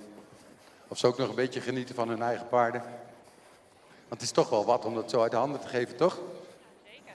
Ja, dat is wel even anders dan dat je er zelf op zit. Ja, wel een keer leuk om te zien. 30. Ja. Stoer toch? Ja, heel stoer paard. Ja, ik vind het natuurlijk heel leuk om te zien, want ik zie hem nooit onder een ander lopen. En dit is natuurlijk voor de eerste keer dat ik iets met Friese doe. En ja, ik ben helemaal in love op dit paard, want ja, ik vind hem gewoon echt super vet. Ik kan er niet meer van maken. Ja, dat is gewoon zo. Nou, super vet is gelukkig niet super vet. Maar gewoon stoer paard, strak gestroomlijnd. Nou, ik denk ook niet, ja, we gaan Marten niet vragen of hij hem wil houden, want hij weet vast, hij krijgt hem niet. Ja, daarom. Hij krijgt hem niet. Sorry, Marten. Helaas. Ook deze mag niet mee met jou.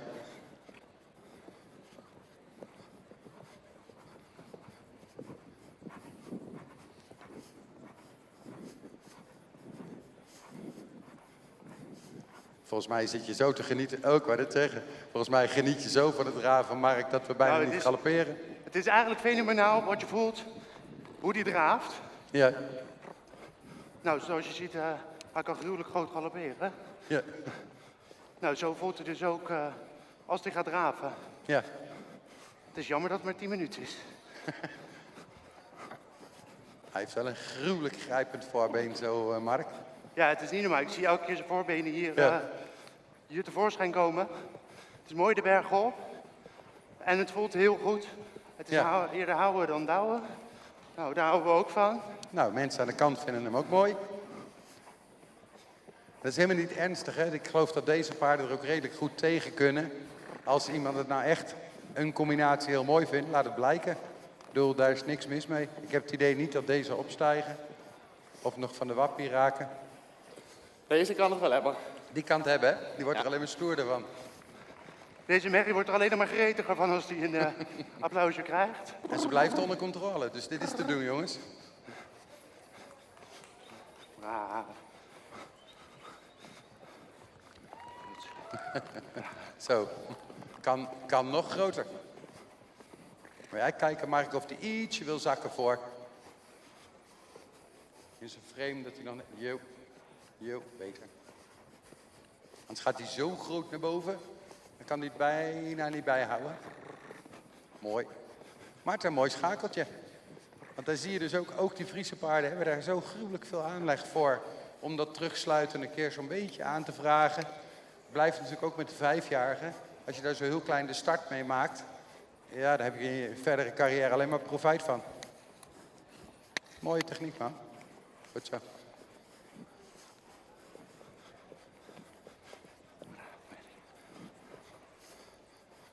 Goed zo.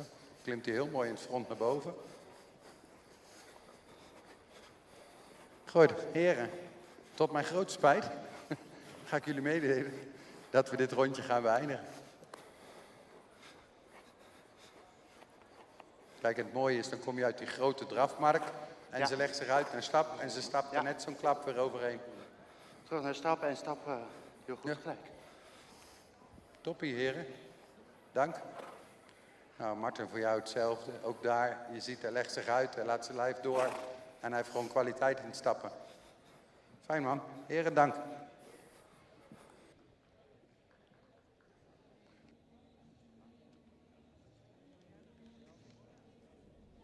Dat was wel een heel beschaafd applaus. Dank u, dames. Ik vond het top wat jullie gedaan hebben, heren. Dankjewel, Herman, weer voor de uitleg. En natuurlijk ook onze dank is groot aan de gastruiters.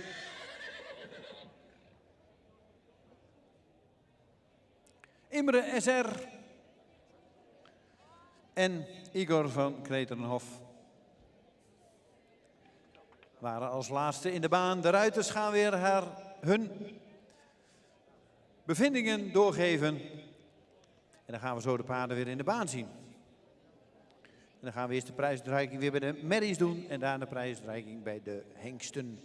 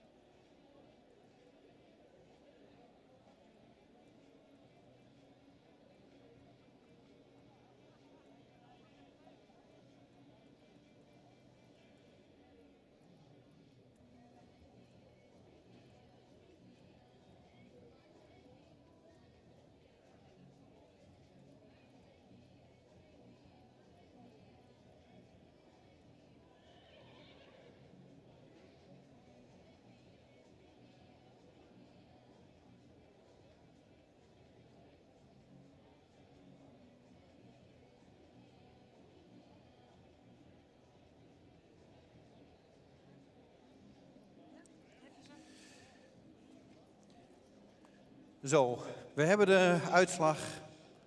En dat was ook even heel goed rekenen, want het gaat in deze rubrieken soms om halve tiendes. Dus dat is wel heel dicht bij elkaar. De merries mogen wel binnenkomen stappen en daarna de hengsten.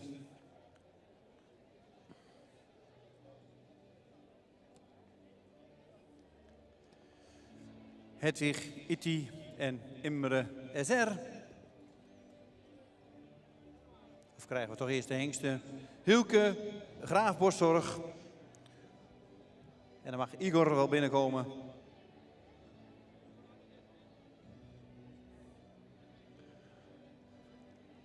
Krijgen we Igor binnen. En dan mogen de merries ook binnenkomen. Nummer 62, Hedwig.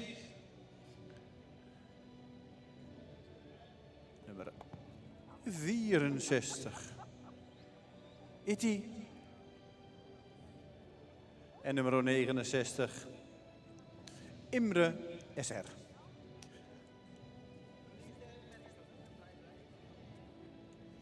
dan zouden we graag de Lintendames weer in de baan willen hebben. En natuurlijk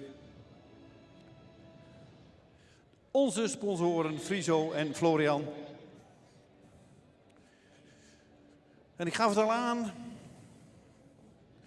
Het ging echt om halve tiendes.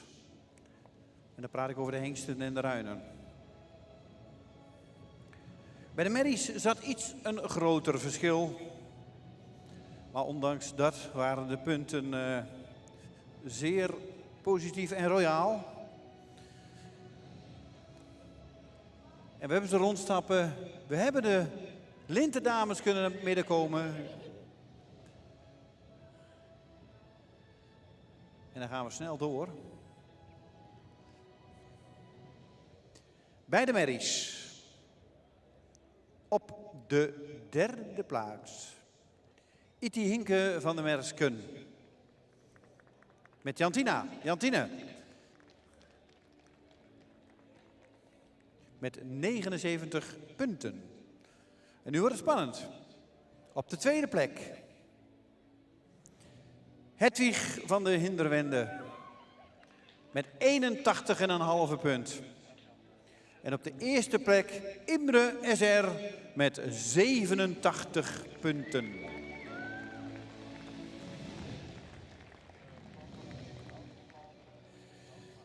En bij Imre SR willen we natuurlijk ook graag even de fokker bij hebben. En die loopt volgens mij al de hele week in Haricht, dus ze zal er nu ook zeker zijn. Of hij zit aan het bier, of hij is nu... Ja, nee, dan komt hij al in de baan. Sjoerd is inmiddels al present.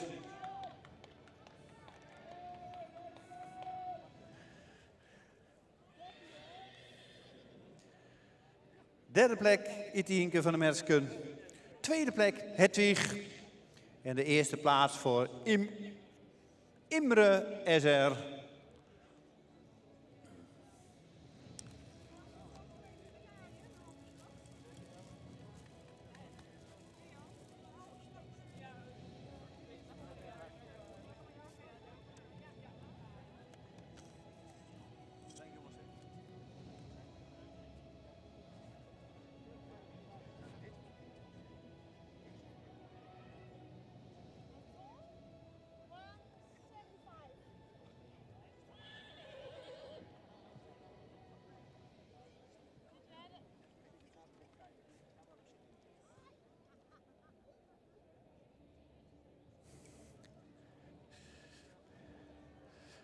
Drie geweldenaars, 3 geweldige merries, 5 jaar.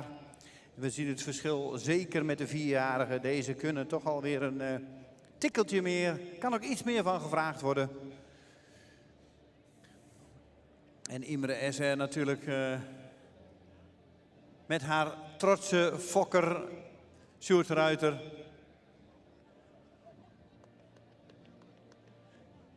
Maar zeker ook een hele mooie tweede plaats en een derde plaats voor Hedwig en Itti.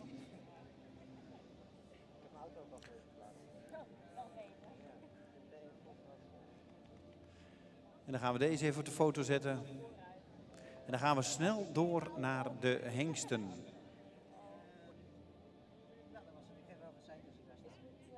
Dan Marie. Ja, Adriaan zegt wel dat hij mij overschakelt. Maar dat hoor ik niet. Vraag ik wel of je dat wil zeggen. Ik heb geen porto. Aan het laden. Jullie mogen opstellen bij Pieter. Dan gaan we door met de hengsten. En daar gaf ik al aan, daar gaat het echt om 10 dus. 81,55 is voor Graaf Boszorg.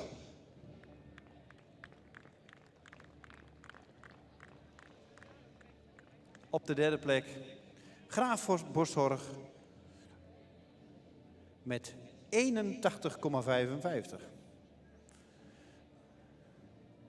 Op de tweede plek, dat is natuurlijk ook meteen de eerste bekend. Op de tweede plaats Hielke met 81,6.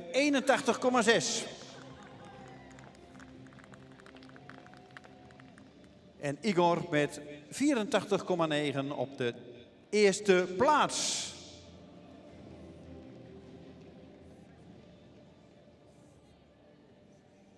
Van harte gefeliciteerd. En dan mogen jullie even netjes naast elkaar opstellen. Dus op de eerste plaats Igor. De jonge Alwin met José van Haren. En eigendom van Erwin Splithoff. En gefokt bij DJ Vervoren uit Hello. En ik weet niet of de fokker aanwezig is. Is de fokker aanwezig, Erwin?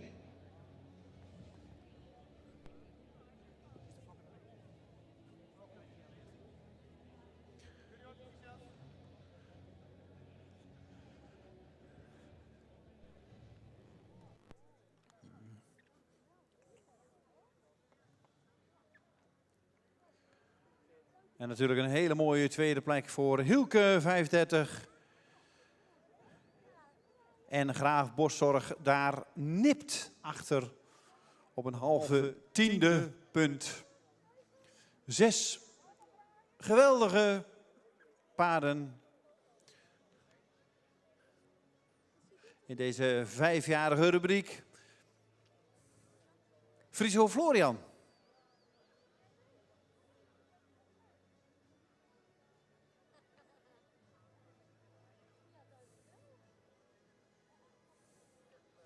Nog even foto's. En dan gaan we straks nog naar de rubriek 6-jarige merries en hengsten en ruinen.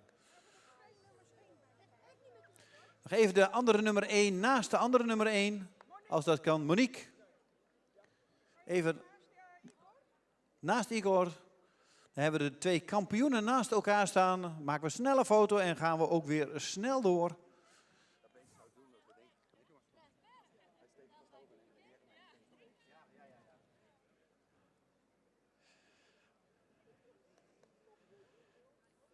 Ze staan op de foto. We gaan een ereronde maken.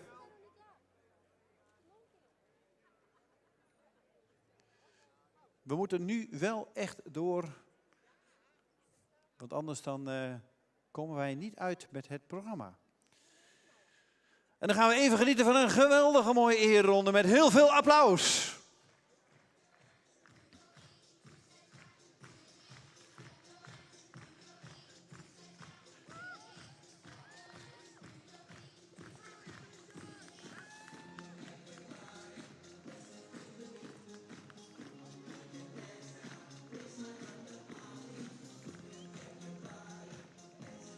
Beat.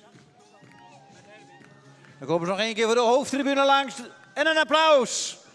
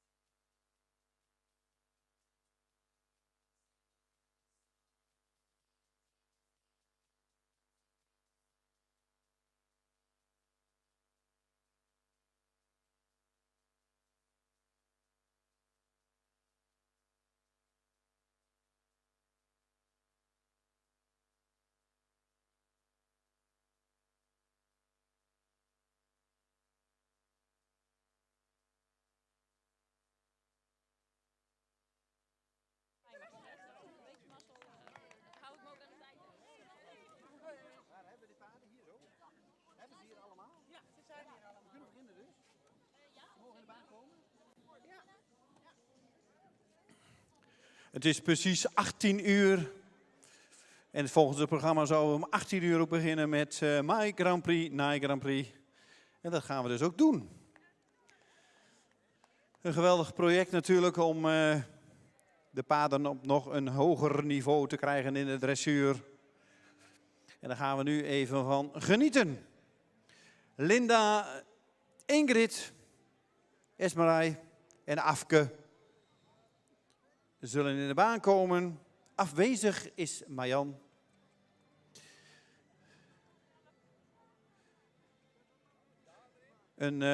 Dit is een demonstratieproject met zowel KWPN als het Friese paard. En ik geef zo het woord, wanneer de combinaties binnen zijn, geef ik het woord aan Veronique Roerink. Volgens mij hebben we de combinaties binnen, dus dan kan ik de microfoon aan Veronique geven. Goedenavond, dames en heren. Mijn naam is Veronique Roerink en ik ben als instructie gevraagd bij het project Nij Grand Prix, My Grand Prix. We zien hier 4 deelnemers aan het project in de baan. De 5e die is vandaag helaas afwezig. Het project heeft echt het doel om deelnemers hier uit de provincie naar een hoger plan te tillen. Het project wordt gesponsord, want zonder kunnen we dat soort dingen natuurlijk niet opzetten. En dat is dus dank aan Florian Horsefood, de Dekenwasserij, het tweespan Ruitersport. De lessen vinden plaats in de mooie locatie van stoeterij Bobbelstein. De veterinaire begeleiding vindt plaats dankzij de kliniek Wolvega. En Diana Design Studio is dan de laatste sponsor. Wij gaan vandaag heel even een korte inzicht geven in waar wij mee bezig zijn met deze 4 combinaties. Wij werken ook ontzettend aan de ontspanning, want zonder die ontspanning kunnen wij niks naar een hoger plan tillen. En wij zullen nu per deelnemer wel een klein beetje een paar puntjes eruit pikken waar wij dan vooral de aandacht op leggen. Hier op de bruine, die nu hier voor de tribune langs rijdt, dat is Ingrid. Met haar zijn we heel erg bezig op de rust en de ontspanning. Haar paard wil snel iets gespannen worden en die kan dan ook iets hectisch worden in de beweging. Dus wij proberen die energie steeds in goede banen om te zetten. En dat zien we nu ook. Dat ze eigenlijk al heel rustig, maar dat is dus positief rustig, hier ronddraaft. En bij haar paard heb je heel veel smaakjes in de draf. Dus op het moment dat zij ook maar een klein beetje meer vraagt, dan zie je ook direct dat hij daar meer laat zien. En dan komt hij meer van de grond en dan krijg je meer expressie. Alleen het belangrijkste is daarbij dus dat we steeds die expressie proberen op te zoeken vanuit die ontspanning. Kijk, en waar we altijd heel veel bezig zijn, is het schakelwerk. Dus daarbij bedoel ik dat we gewoon steeds de draf iets naar voren vergroten en terug weer iets verkleinen. En dan zoeken we dus heel bewust al die verschillende smaakjes draf op. Want daar worden die paarden beter van. Daar krijg je die activiteit van die we graag wensen. Ingrid, probeer nog maar wat schakelingen te laten zien. En het gaat er vooral om dat die schakelingen heel gedoseerd zijn. Want we hebben niks aan het hele overdrevene. Ja, en weer iets terug. Ja, kijk, heel mooi. Daar zie je direct dat het paard bij het terugkomen ook echt al de beweging meer naar boven toe omzet. En daar zoeken we echt een beetje naar. We willen dat hij naar voren de rek pakt en in het terugrijden richting die verzameling komt. Nou, dan kijken we toevallig hier naar Linda, die nu ook even aan de draven is. Bij haar doen we eigenlijk niks anders, ondanks dat het een heel ander soort paard is. Zijn we ook in die draf de hele tijd aan het schakelen. Linda, wil je zo een klein stukje galop laten zien? Want ik wil met dit paard graag namelijk even laten zien hoe leuk wij daar met de verzameling en dat schakelwerk in de galop aan de slag zijn. Want Linda die kan eigenlijk heel mooi al terugkomen. En dan zie je bij dit paard ook heel mooi dat hij zijn energie behoudt. En dat hij echt meer gewicht op dat achterbeen overneemt. En dat is uiteindelijk waar het hele stukje verzameling om draait. Linda, neem hem zo nog maar iets verder terug. En dan is de overgang naar de stap natuurlijk iets wat in het Z1 gevraagd wordt. Maar uiteindelijk is dat niet het doel. Het verbeteren van die verzameling is waar wij aan werken. En als we dat stukje goed voor elkaar hebben, komen we vanzelf aan die overgang naar de stap toe. Of voor de langere termijn, pirouettes, series, noemt u maar. En nog iets verder. En terug. En belangrijk is dat die energie erin blijft. En dat zien we nu heel mooi, daar voor de tribune. Dat ze dus heel veel energie houdt, maar dat die ongeveer wel bijna op de plek aan het galopperen is. Dus het is niet alleen een kwestie van langzaam galopperen. Het is echt met behoud van die energie terugkomen. Nou, dan zien we daar bij de witte tentjes zien we Afke galopperen op de indrukwekkende Vries. Dat paard is nog een stukje jonger, maar daar doen we eigenlijk hetzelfde werk mee. Alleen dan moeten we gewoon sneller tevreden zijn, omdat hij nog niet de kracht heeft om zo ver terug te komen als die van Linda. Maar Afke die demonstreert nu ook al dat ze heel mooi zo wat stukjes terugkomt en weer iets naar voren kan. En nou kan haar paard ontzettend goed en groot galopperen. En juist dat soort paarden moet je in het begin van de opleiding direct aandacht geven aan ook het kleine galopperen. Afke, schakel de volgende lange zijde maar een keer naar voren. Dan kunnen jullie allemaal zien hoe groot die kan en hoe die dan van de grond komt. En dan proberen we nu ook weer terug. En we hebben dat heel veel geoefend door middel van kleinere voltetjes. Want zo op de lange zijde terugkomen zal een jong paard toch heel snel in draf vallen. Dat is dan nog te moeilijk. Dus we hebben het veel door middel van kleine voltetjes getraind. Dat hij zich steeds beter op het achterbeen op kan vangen. En dus steeds verder terug kan. Kijk, en we zien nu al dat hij daar al heel mooi gesloten kan. En zelfs al naar die stap kan. Dat is eigenlijk een stukje van de training waar we nou net de laatste paar maanden heel mooi aan hebben kunnen werken. Dan hebben we daar aan de losrijkant hebben we Esmerij. Zij is nou lekker aan het draven en zij kan ook dat schakelwerk heel mooi even laten zien. Want met haar paard zijn we dus in de draf ook heel erg bezig met dat achterbeen onder de massa laten komen. Want hij heeft een actieve draf. Hij heeft ook een draf waarin hij heel makkelijk kan schakelen. Maar wat bij dat paard wel eens soms een aandachtspuntje is, dat hij in de schakelingen naar voren zijn achterbeen ook echt onder de massa wil zetten. Soms zien we dat hij hem even naar achteren laat ontsnappen. En dan krijg je dus te veel het spronggewricht richting de staart. Dus daarom zijn we met hem heel veel schakelingen aan het maken. En dan vooral veel terug, waarbij hij dus dat achterbeen onder de massa moet zetten. En dan proberen we van daaruit heel gedoseerd iets uit te bouwen. Ja, en weer terug. Kijk, dat soort schakelingen maken. Want als wij te veel met hem gaan werken aan hele lange stukken verruimen, dan bevestigen we eerder dat achterbeen dan dat we dat kunnen trainen. Dus wij maken met hem eigenlijk steeds hele mooie kleine schakelingetjes. En reis er maar een keer wat verder terug. En dan probeer je hem in terug eigenlijk heel mooi een klein beetje snel te houden. Dat we dus echt de activiteit in het achterbeen behouden. Kijk, en kunnen hem soms even met het stokje activeren. Kijk, dat zien we nu heel mooi. Wordt hij klein, wordt hij snel. En dit willen we behouden. En dan kunnen we dus mooi groter eruit rijden. Dat is heel goed zo. Kijk, en dit zijn tot nu toe geen spannende dingen die we doen, dit schakelwerk. Maar het is wel gewoon eigenlijk de basis. En of je dan in de B begint of in de Grand Prix eindigt, in al die klasses en al die fases van de opleiding en de training, komt dat stukje schakelen terug. En vandaar dat ik ook eigenlijk die focus nu leg op een stukje basiswerk. Want die oefeningen is kwestie van maar veel herhalen. Maar als die basis voor elkaar is, dan zijn die oefeningen eigenlijk een soort van logisch gevolg. We zien hier nu Ingrid in een mooie schouderbinwaarts. Het belangrijkste bij dat paard is dat hij daar mooi de stabiliteit vindt. Dat hij in zo'n zijgang in hetzelfde ritme en dezelfde cadans kan blijven doordraaien. Ja, mooi zo Ingrid. Nou, tussendoor hebben we natuurlijk uiteraard ook steeds even onze pauzemomentjes en een stukje stappen. Dat is hier wat Linda nu even laat zien. Die maakt er echt even een rustpuntje van. Zeker heel belangrijk om de training dan af en toe even te onderbreken met echt een rustmoment. En dat zien we nu bij haar paard ook heel mooi terug. Die verlengt zich echt in die bovenlijn. En dan zien we in de bovenlijn lengte.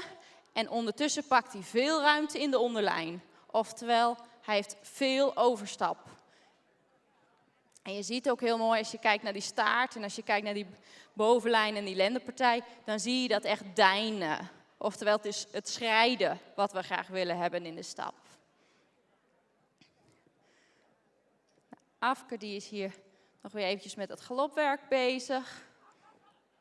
En juist omdat dat paard zo goed kan galopperen, is het voor hem belangrijk om niet te veel meters te maken in die galop. Want daar slijt hij eigenlijk alleen maar van. Dus met hem zijn we eigenlijk altijd hele korte blokjes aan het doen, zodat hij echt zijn energie heel efficiënt kan gebruiken, maar dan ook tijdig weer even kan uitrusten. Afke, zo een klein stukje eraf, want dat heb ik voor jou nog niet zoveel gezien. Want naast die goede galop kan hij natuurlijk ook heel fijn draven. Kijk, en dat paard heeft natuurlijk heel veel front. Het is gewoon een heel groot paard. Dus er komt echt wat binnen. En met hem zijn we ook die schakeling aan het maken om hem gewoon toch nog aan kracht te laten winnen. Zeker zo'n groot paard loopt wel ietsje achter op eentje die korter, kleiner en daardoor eigenlijk wat sneller volwassen is in zijn lichaam. Dus met zo eentje willen we eigenlijk heel veel het schakelwerk om gewoon kracht op te bouwen. Kijk, we zien nu dat hij met een hele mooie cadans ronddraaft. Esmerij, zullen we met jou nog een stukje galop doen?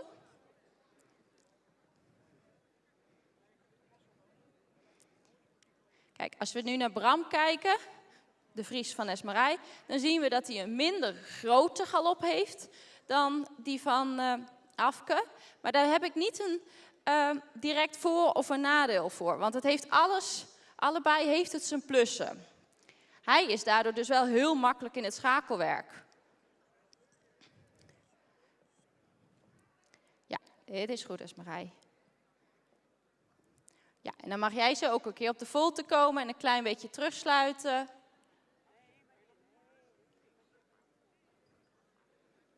Ja, bij Bram is het belangrijk dat we de halslengte een klein beetje in de gaten houden.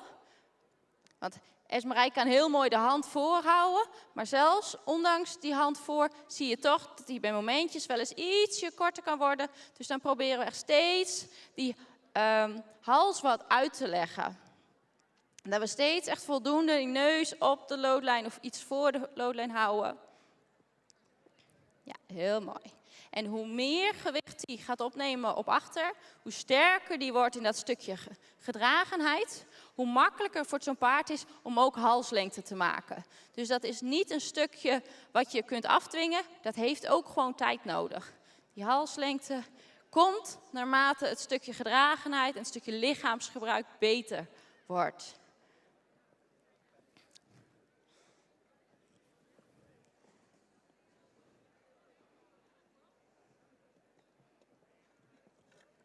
Kijk, we zien hier voor Afke nog een keer even een hele mooie draf tonen. Het is natuurlijk een hengst en dat heeft ook direct die extra uitstraling.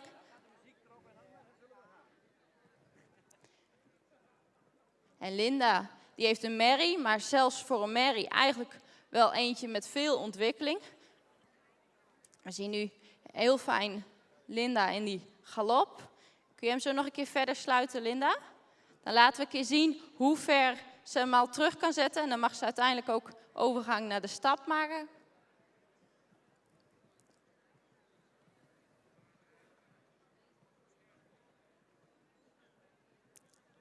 Kijk, en dit is eigenlijk het stukje waar we op trainen. Hè? Dit stuk, deze verzameling. En dan is die overgang naar de stap is uiteindelijk die bonus waar we het net al over hadden. Dat is het logische vervolg van een stukje goede opleiding en training.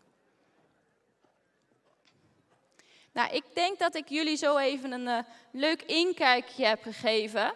Dit is eigenlijk wat we elke lessen doen. Nou, dan hebben we ook momenten dat we iets meer proefgericht trainen. Dus dan pakken we echt duidelijk meer oefeningen mee. Denk aan de zijgangen en echt exact het op de letters rijden van die oefening. Maar dat stukje basis is uiteindelijk het belangrijkste. En dat is ook de rode draad in het project. Want die basis brengt ons naar de Grand Prix, waar we natuurlijk allemaal graag naartoe willen werken. Ik wil de dames bedanken dat ze hier samen met mij het hebben kunnen demonstreren. Nou, ik wil iedereen bedanken voor de aandacht. We gaan even opstellen. En we gaan nu opstellen. Dankjewel Veronique voor de mooie uitleg. My Grand Prix, Nike Grand Prix en wat Veronique al aangaf. Een goede basis is het halve werk. We gaan de 4 combinaties even mooi naast elkaar zetten met de dames. 2 keer KWPN, 2 keer Vries. Ook dat is geweldig om te zien naast elkaar.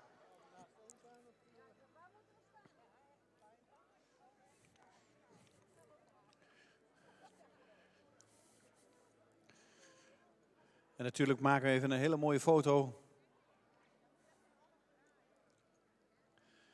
Misschien voor de foto moeten ze andersom staan. Even met het gezicht naar de zon. Is misschien niet even netjes naar het publiek. Maar voor de foto is dat wel even iets mooier. Dus we draaien even allemaal om. We draaien even om. Dames. Draai maar om, dames. Dames, omdraaien.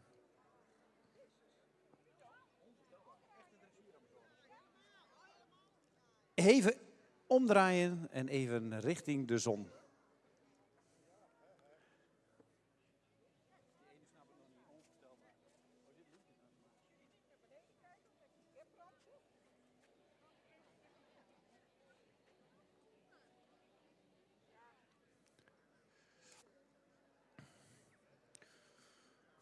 Even in verband met de zon kunnen we de paarden iets mooier zo op het plaatje zetten. Een geweldig plaatje. Dank voor deze geweldige uitleg met deze 4 combinaties. My Grand Prix, Nike Grand Prix. Wel even lachen allemaal.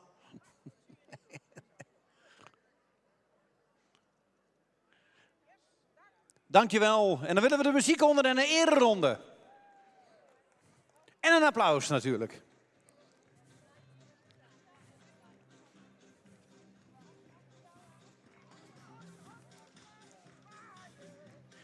Dankjewel voor deze prachtige presentatie. En we gaan nog even genieten van deze combinaties.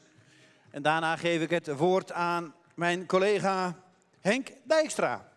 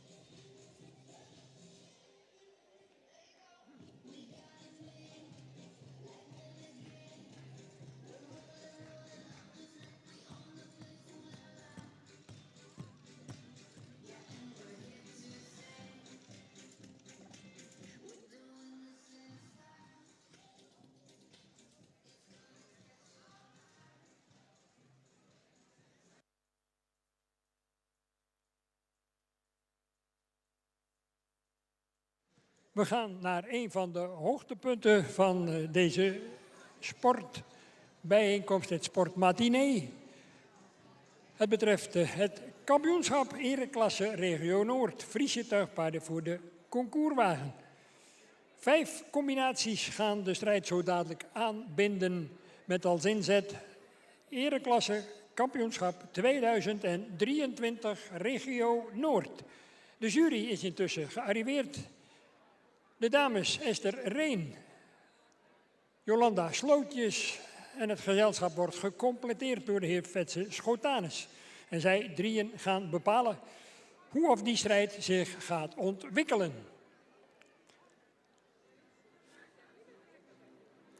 Als eerste mag ik u voorstellen, met 85 aan de wagen, Verre van Hovenier Wester.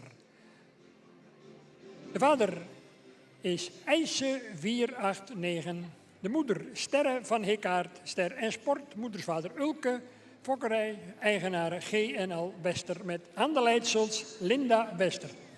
94, Ide van der Noestenhoeve, Ster Sport Elite A. Een jonge Hessel 480 uit een Jaspermoeder genaamd Walsdame, Ster en Sport, fokkereigenaar en rijder Pieter Okkema. 119, Feitse GL.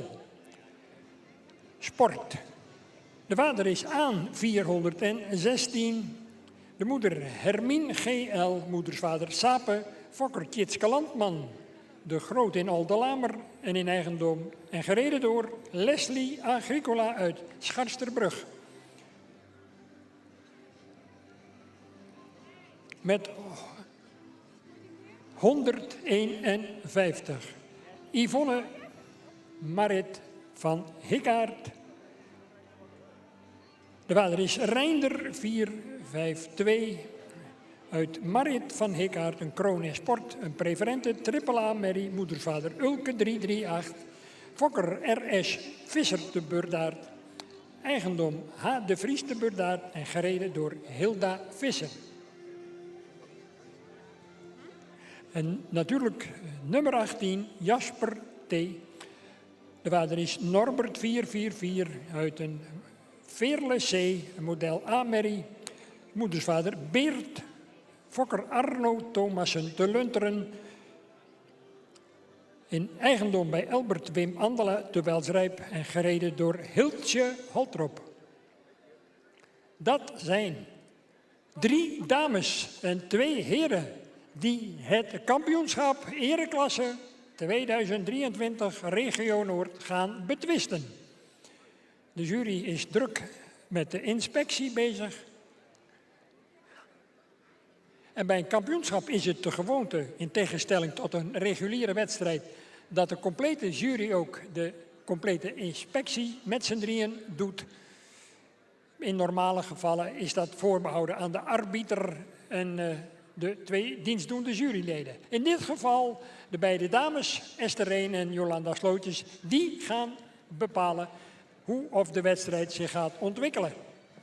Uw attentie voor Linda Wester, Pieter Okkema, Leslie Agricola, Hiltje Holtrop en Hilda Visser.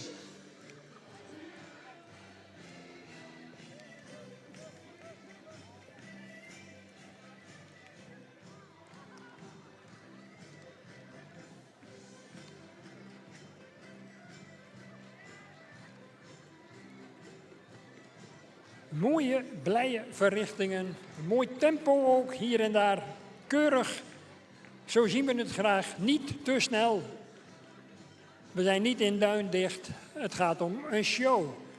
En daar moet het paard alle gelegenheid hebben om fraai op eigen benen zijn bewegingen af te maken.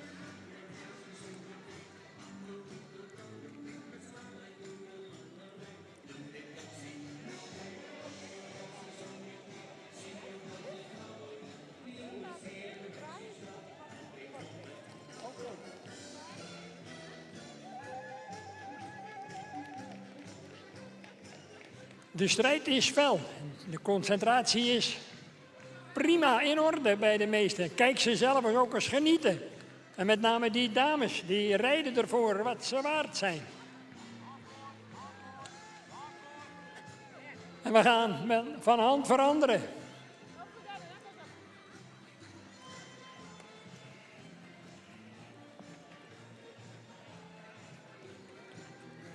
Vier dames en 1 heer. En zij strijden voor wat ze waard zijn. En de strijd komt in een beslissende fase.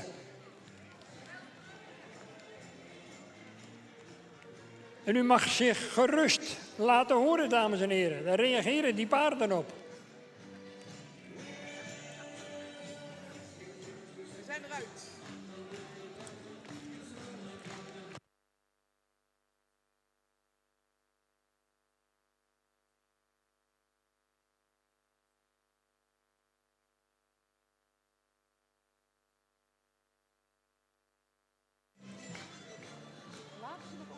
Binnen mogen komen 85, 119, 94, 151 en 18.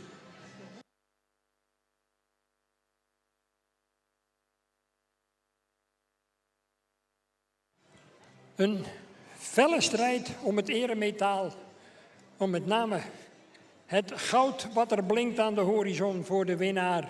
En die eresjerp die straks uitgereikt gaat worden door een vertegenwoordiger van het Friese tuigpaard, in dit geval Jelmer Ketelaar. En ik vraag hem vriendelijk om zich gereed te houden. En natuurlijk is de strijd nog niet gestreden, want een van de basisregels bij een kampioenschap is dat er ten alle tijde wordt overgereden. In dit geval tot en met Leslie Agricola. 85 en 119 gaan in een rechtstreeks duel bepalen wie hier met de winst naar huis gaat. En gaat u maar eens even meedoen, dames en heren, in deze fantastische ontknoping bij dit ere-regionale kampioenschap. Wordt het verre van Hovenier Wester of wordt het toch die Dekselse Feitse GL?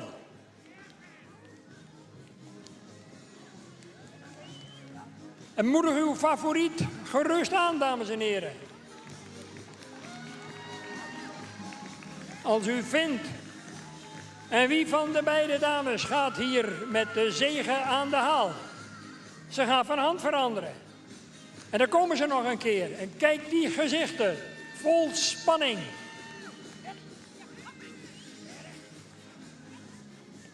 En dan gaan ze nog een keer naar de lange zijde. En dan is het aan de jury om te bepalen wie wij naar binnen mogen roepen als de nieuwe kampioen 2023.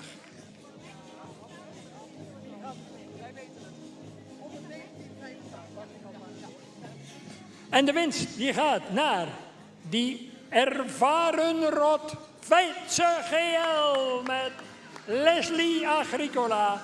En het zilver toch zeer verdienstelijk ook voor Hoveniers Wester verre met Linda Wester. En als ik goed geïnformeerd ben, dan heeft Linda in elk geval vandaag met deze tweede plek het sportpredicaat behaald. En dat is een extra waardering. Gefeliciteerd.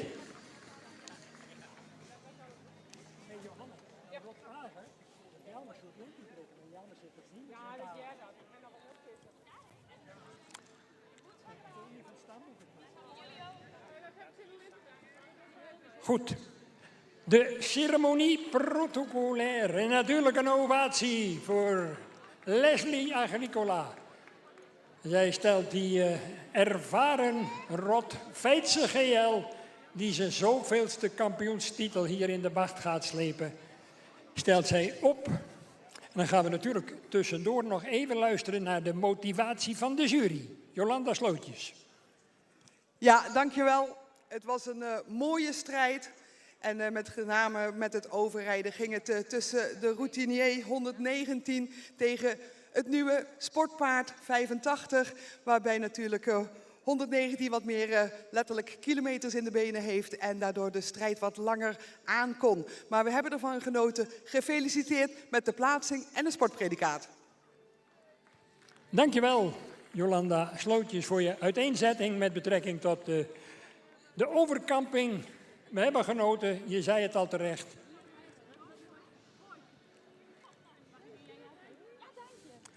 Nou, Leslie, voordat we gaan luisteren naar het volkslied, moet ik toch even wat vragen. Want ik ben de tel kwijt. Het hoeveelste kampioenschap voor jou is dit met Feitse GL? Johanna? Ze is zelf de tel ook kwijtgeraakt, dames en heren. Volgens Johanna Faber, en hoe kunnen wij daar ook maar aan twijfelen, is het de 6e titel voor Feitse GL. Dat is een mijlpaal, Leslie, dat zal je met Hidde van Skarre, je nieuwe troef, nog maar even moeten zien voor elkaar te krijgen. Ja, die moet nog een beetje durven. Die moet nog een beetje naar Feitse luisteren. Dan komt dat ook wel goed. Komt vast goed. Komt vast goed. Oké, gefeliciteerd in elk geval. Dames en heren, gaat u ook even met ons allemaal staan.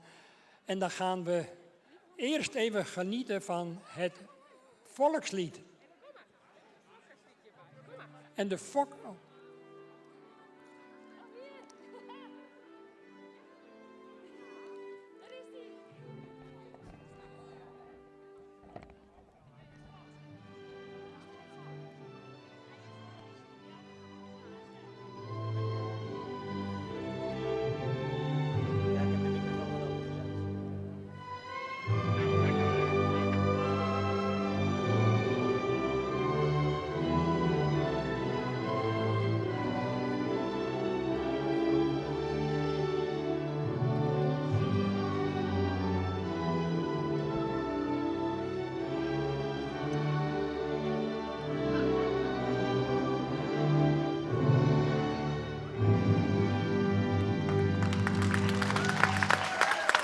Een fantastische blauw. En natuurlijk ook felicitaties voor de fokker in dit geval, mevrouw Tjitske Landman, de grote Oldelaner. En ik neem aan dat die nog afkomstig is uit de familie van mij, Arnoldus de Groot. Dan zijn we op bekend terrein. Goed. De kampioen die gaat natuurlijk als bevestiging van zijn kampioensvormwedstrijd de ereronde alleen aanvangen. En u leeft allemaal hartstochtelijk mee met een ovationeel applaus voor die Dekselse Feitse. En laat u maar eens even horen, want ik hoor mijn vrienden van de Quo.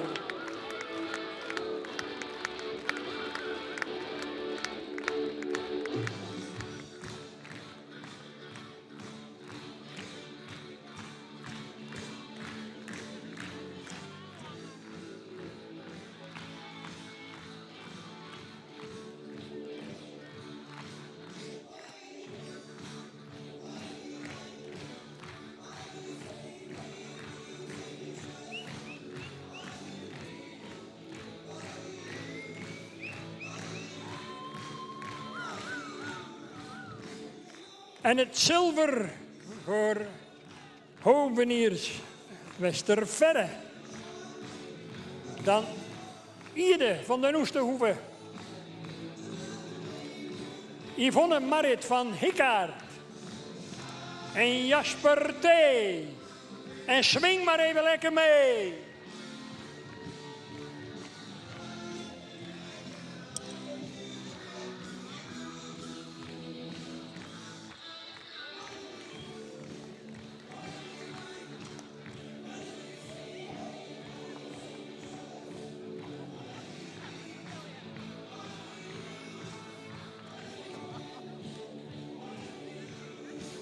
En dan komt ze nog een keer, Leslie Agricola met Feitse GL.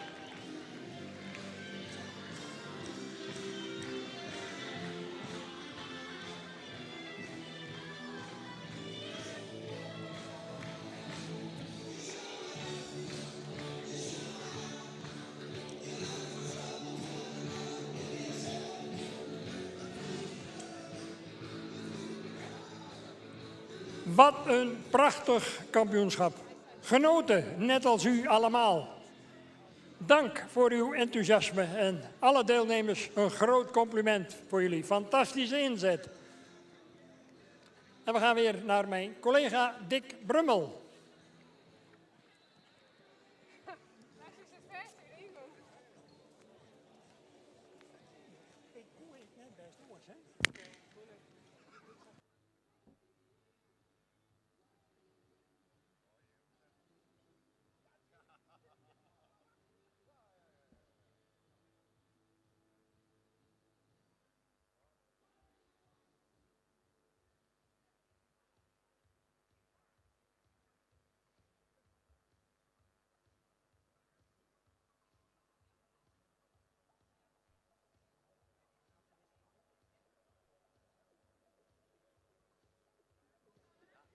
Dankjewel Henk.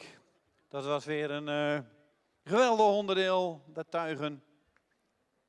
En natuurlijk ook weer een geweldige winnaar. En inmiddels zien we de eerste paarden alweer rondstappen. En gaan we door met Friso, Florian Bokaal, 6-jarige merries en hengsten en ruinen.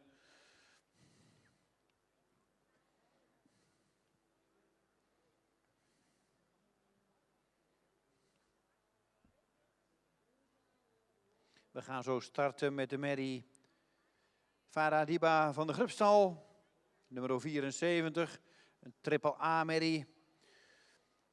De vader van deze merrie is IJzer. In het dagelijks leven wordt deze gereden door Jelmer Ketelaar. Eigenaar is Marit van Ingen. En de fokker is mevrouw Louise Hompe en Ralf Wijnmalen uit Groningen.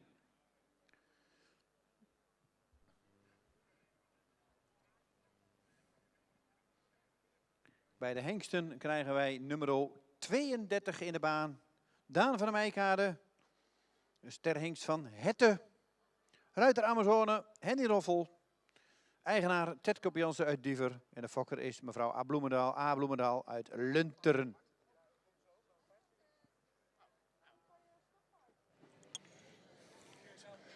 Nou, we gaan het nummer dus gewoon vast beginnen met alleen de merrie. De hengst is nog niet in de buurt. Even wachten op de hengst. We hadden graag gehad dat die ook al in de vooropstelling was geweest. Maar in ieder geval, we gaan starten nu met de 6-jarige merrie Farah Diba van de Grubstal. De jonge IJzer. En ik geef hierbij het woord aan de heer Wientjes. Nou Marten, ik ben heel benieuwd. Ik vond deze merrie zo'n gruwelijke motor. Maar nog iets wat groenig in dat stukje al bevestigd hebben. Dus ik neem het je ook niet kwalijk als je hem even ietsje ronder er doorheen moet houden. Omdat hij anders toch een klein beetje te veel wil weglopen. Dus probeer dat beetje spelenwerk van ietsje rond. Kijken of hij dan naar wat langer kan. Of hij dan wat onder je wil blijven wachten. Want ik blijf zeggen, het paard met zo'n motor zou dat uiteindelijk moeten willen doen. Maar het is vaak dat even stukje weer bijsturen. Is soms nog net even lastig als er dan zoveel omheen gebeurt of omheen aan de hand is. Ik moet zeggen, wordt al wel heel snel makkelijker, Marten, sorry. Zo voelt het ook wel. Toppie. Dus even een klein beetje zo wennen dat hij ook weer durft om die hals een beetje zo erin te laten zakken. En doe je dat in de training dan ook misschien met een beetje wijkwerk of een beetje schouder voor? Dat ze toch nog ietsje meer vanuit achter naar je hand toe lopen? Of... Ja, is gewoon mijn idee, hè. Dus sparen en zeggen als, nee, dat doe ik nooit. Nou, dat mag ook. Ik ben niet degene die het spelletje bepaalt hier. Nee, ik vind vaak een beetje het voordeel dat ze daar niet weer opnieuw klein worden als jij er wat mee gaat doen. Ik heb het zoiets als ik dat gelijk kan doen, dan gaan we gewoon proberen. Volgens mij is de hengst ook gearriveerd. Goed zo. Ik vind het wel mooi, Marten, als ik je dan zie wat buigwerk, wat rekwerk zie rijden, zie ik er toch voor mijn gevoel al mooier onder je willen blijven wachten aan een been. Want het is natuurlijk zo'n gruwelijke, loperige merrie. Voelt dat voor jou ook zo? Ja, eigenlijk wel. Des te meer je hem een beetje zo rustig wat opdrachtjes geeft, des te beter die eigenlijk onder me blijft. Ja. Ja, leuk. Ik vind je ziet dan heel snel verschil in alleen maar inkorten naar toch met meer rek gaan lopen. En dat is misschien toch ook wel goed om dat uit te leggen. Kijk, dit is iets wat je niet graag in de wedstrijdring wilt zien. Dat het paard te kort, te eng wordt. Maar als dit stukje even nodig is om die rek in die bovenlijn te maken dat hij mijn hand volgt. In mijn training zou ik dat dan zeker niet laten. Want eigenlijk zie je nu al bij stukken dat Marten een mooi open naar voren kan maken. En dat eigenlijk het achterbeen ook gelijk weer mooier door het lichaam komt. Onder het lichaam door. En dat hij meer met zijn lijf gaat doorbewegen. En dat is natuurlijk waar uiteindelijk het hele spelletje om draait. En het leuke is natuurlijk voor deze gastruiters. Ik bedoel, die kennen de paarden ook niet. Het is opstappen. Zo. Nou, dat is een entree, Mark. Beter. Ik ben wel blij met dat beetje meer tijd wat je zo gekregen hebt, Marten. Ja, ik ook. Heeft deze wel net even nodig zo. Ja.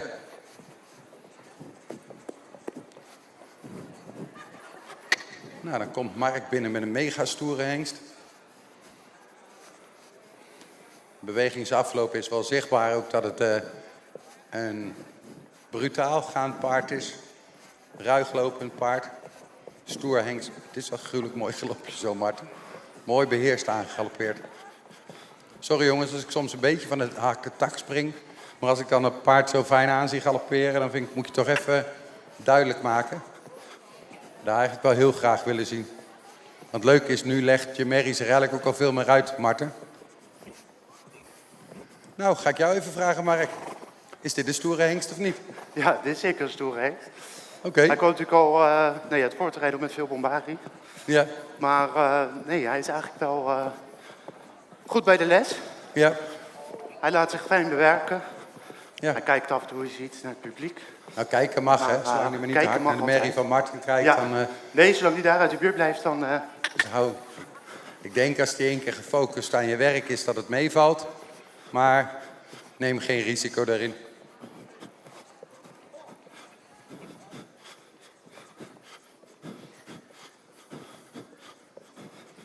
Nou, ik wou zeggen... ik zou misschien nog een heel klein beetje achteritje bij kriebelen, Mark. Dat hij achter net zo mooi onder je door blijft komen en dat hij voor open blijft. Marten, voelt het galopje ook zo makkelijk aan? Ja, voor mij echt wel opvallend makkelijk aangalopperen zo vanuit de stap. Ja. Eigenlijk helemaal geen snelheid nodig. In die eerste passen direct heel mooi onder me willen blijven in die galop. Ja. En het leuke is, kijk, in de start van het galopperen zie je dat er een beetje eng is in zijn nek. En gaandeweg is je lengte dan eigenlijk alweer de helft royaler en mooier. Ik ben wel heel benieuwd, Marten, of deze met wat van die kleinere voltetjes ook nog ietsje mooier terug kan komen op het achterbeen. Maar dat is aan jou, hè. Want het mooie is, je ziet eigenlijk een hele mooie galoppade. Daar, joep. Ah, dit moet niet zo moeilijk zijn om richting Passage te rijden, Mark. Voelt dat ook zo? Mark is geconcentreerd en bezig. Oh, sorry. Nee, niks sorry. Hallo, jij bent aan het werk. Ik zei, dit moet volgens mij niet zo moeilijk zijn om dat richting Passage te rijden, als ik je zo zie. Nee, hij laat zich makkelijk sluiten. Ja, ietsje meer achterbeen maken. Stokje erbij. Goed zo.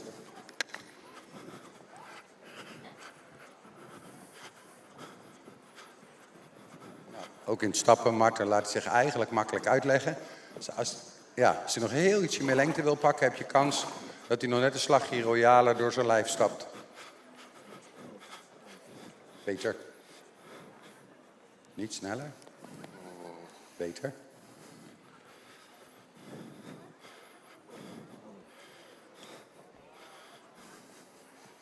Mooi is het, dan zie je, als je hem zo op lengte stapt, ze heeft ook eigenlijk een heel mooi gevormde open hals naar voren. Die ook naar boven kan dan, als ze zelf gesloten blijft, hè Marten?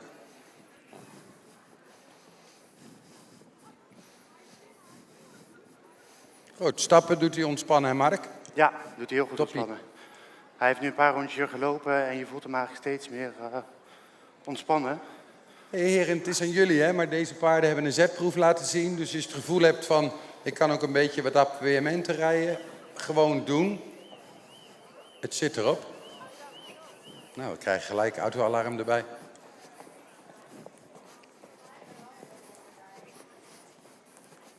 Marten, je merkt dan ook hè, dat hij eigenlijk per keer dat je hem oppakt, al makkelijker open naar boven blijft, hè?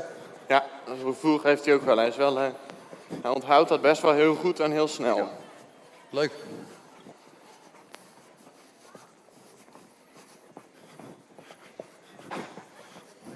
Hey, heerlijk. Zo zien we de heren ook nog wat harder aan het werk met wat moeilijke oefeningen. Top man, doen. Ik zou niet gelijk een serie wissels proberen, Mark. Dat is misschien een beetje overdreven. Ik zou rustig wat galop sluiten en dan maar ietsje naar voren. Open houden voor. Kijk, dat is dan weer de andere kant, hè, Marten. Dan merk je, dan zet hij het motortje aan. En dan trekt hij ook wel heel brutaal door in zo'n naar je hand toe, hè? Ja, mag hij nog ietsje meer makkelijker zo gesloten blijven in die buiging.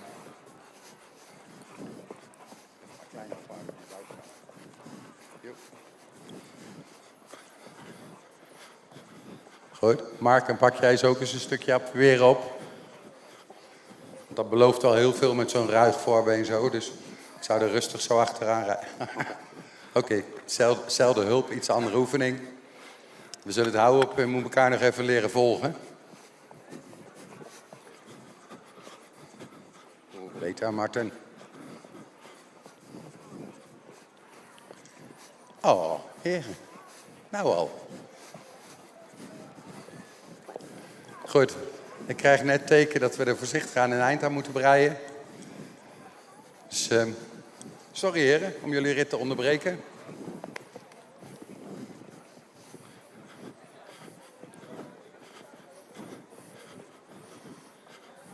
Ik vind het wel leuk, Maarten, als je ziet dat je begint. En eigenlijk binnen 10 minuten krijg je de hals opener, losser en daarin waar we hem zouden willen hebben. Ja, zo is het voor het gevoel ook. Top. Eigenlijk valt wel op dat hij wel echt wel bewerkbaar is. Gelukkig. Nou, sorry Mark dat ik jouw rit al zo snel moet onderbreken, maar... Ja, dat geeft niet. Het is even niet anders. Er is niet meer tijd.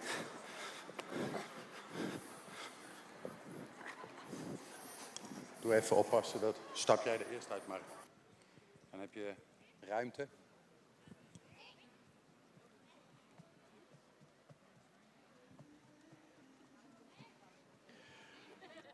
Dankjewel, Herman.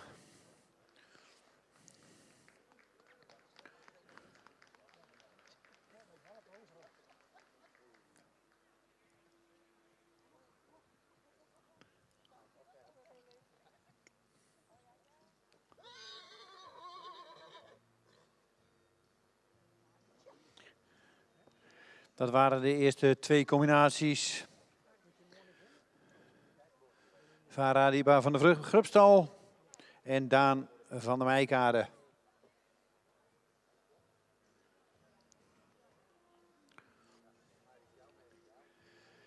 Dan gaan de ruiters weer overstappen. Dan krijgen we zo in de baan nummer 75 Evelien P. De vader van deze Mary is Nane. De Amazone in het dagelijkse werk is Tess Dedden. Eigenaar is A. Elverdink Schaap uit Bornbergen. En de fokker is S. Paulusma en mevrouw Elverdink Schaap uit Bornbergen. Nummer 75 van de Merries. Dan krijgen we nummer 36 van de Hengsten. Floris van de Terpen. Ster Sport. Hengst van Hessel. En normaal wordt ze gereden door Laura Roling. De eigenaar is Jami Broeren uit Breda. En de fokker is Rudy Rienstra uit Wommels.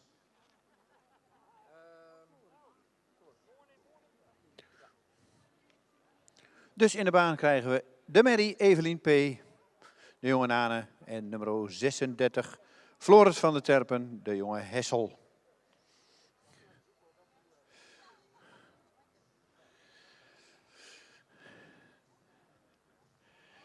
En de gastruiters zitten er alweer bijna op. Marten zit inmiddels alweer op Evelien.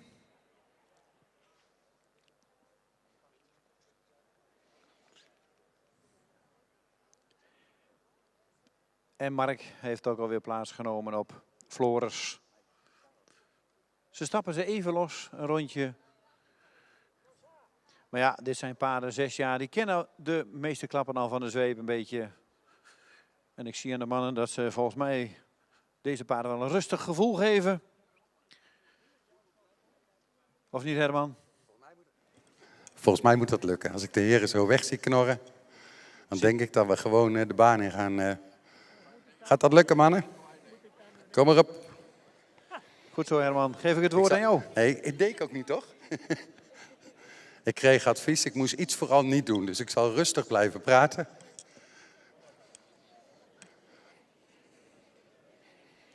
ben nogal eens iets te enthousiast. Dat ik iets te fanatiek word. Maar dat zal ik bij deze beslist niet doen, want we hebben er één die heel scherp reageert.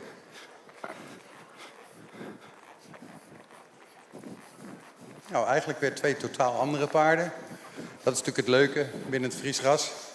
Alleen ik blijf zeggen, als je deze hele groep ziet, dan krijgen we er zo nog 1 koppeltje. Dan vind ik toch dat we kunnen zeggen, van start af aan hebben we eigenlijk goed lichaamsgebruik paarden, los door het lijf lopende paarden. En behalve dan de eerste groep met de 4-jarigen die echt nog wel wat groen waren, verder eigenlijk ook gewoon fijn te bewerken paarden. Nou, je voelt, je hebt een Fries met temperament onder je kont gekregen. Ja, er rinkelt daar iets op het terras en hij is gelijk goed aan. Ja. Nou, deze heeft volgens mij, als ik me kan herinneren van de voorselectie van de training, heeft deze, het knopje gaat ook niet uit. Het blijft komen, het blijft gaan en het blijft voor je deze heeft werken. alleen een knopje aan. Ja. Ja.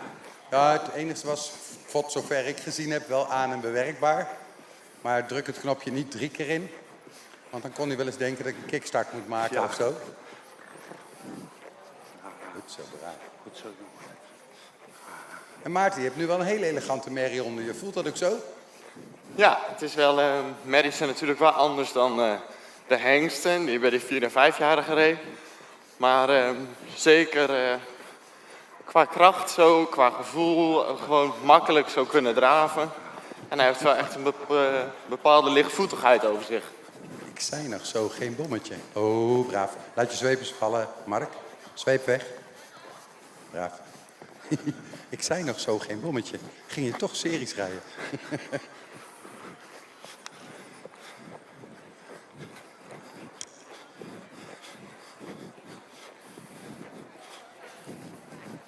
Oh, je hebt echt veel power onder je kont, Mark. Nou, dat kan je wel zeggen. Mark, ga eens wat schouderbinnenwaarts, wat travers. Dat we eens even zijn hoofd een beetje bij jou zien te krijgen. Want volgens mij, als we niet opletten, gaat hij zijn eigen feestje vieren. Zo ziet hij voor mij tenminste uit. Maar ik denk dat hij een beetje voor jou ook zo voelt, of niet? Doe eens afwenden, Mark, en opzij. Hou zijn hoofd bij de les. Hou hem bij de les. Voltertje draaien of aan het werk zetten.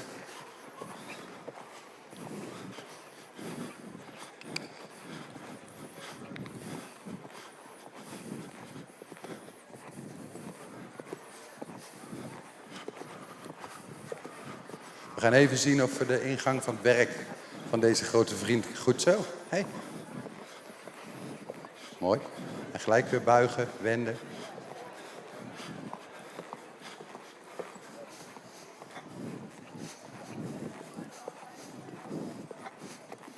Dat lijkt beter. Zeg maar niet te veel terug, want volgens mij reageert... Zeg maar niet te veel tegen mij, want volgens mij reageert hij op jou stemmen. Maarten, een fijne rit volgens mij, of niet? Ja, ik heb het makkelijk. Nou, show is een beetje dan. Een beetje opzij, een beetje... Want je zit zo heerlijk te genieten om te zien. Nou ja. Mag ook, hè? Toch? Ook wel blijven doen. Alsjeblieft.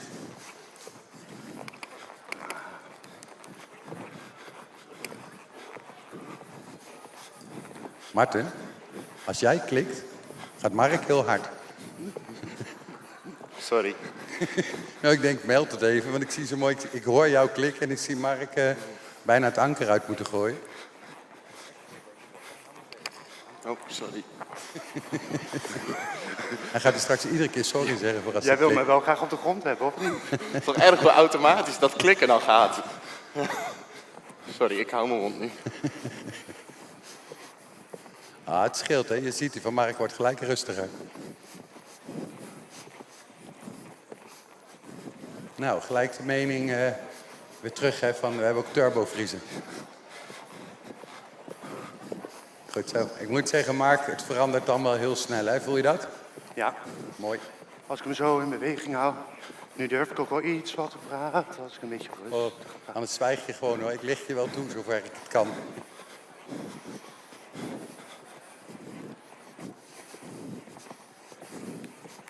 Goed.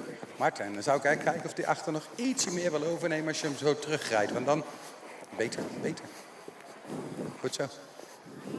Dan merk je, dan krijg je net een beetje meer aan het werk zo. Ja, mooi. Goed zo.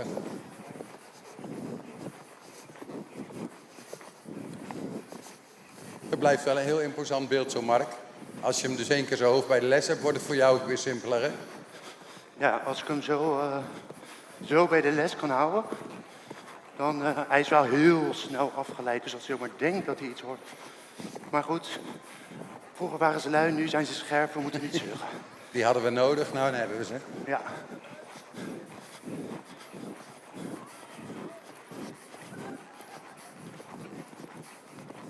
Goed werk, Martin. Mooi.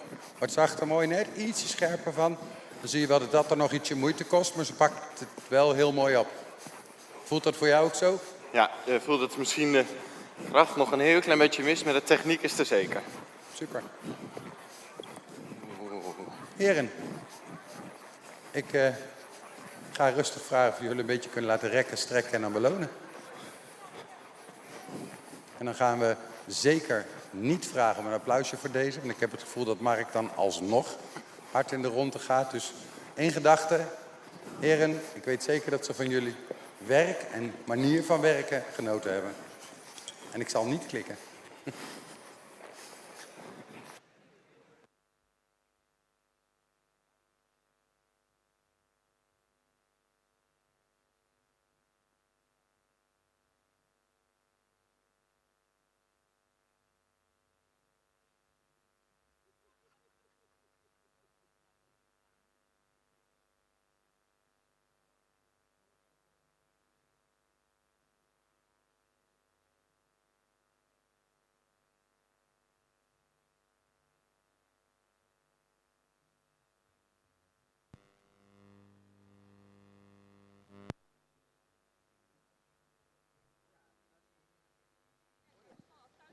Inmiddels hebben we deze combinaties ook weer gehad.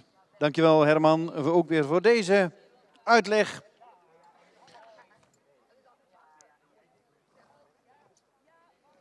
Evelien P. en Floris van der Terpen.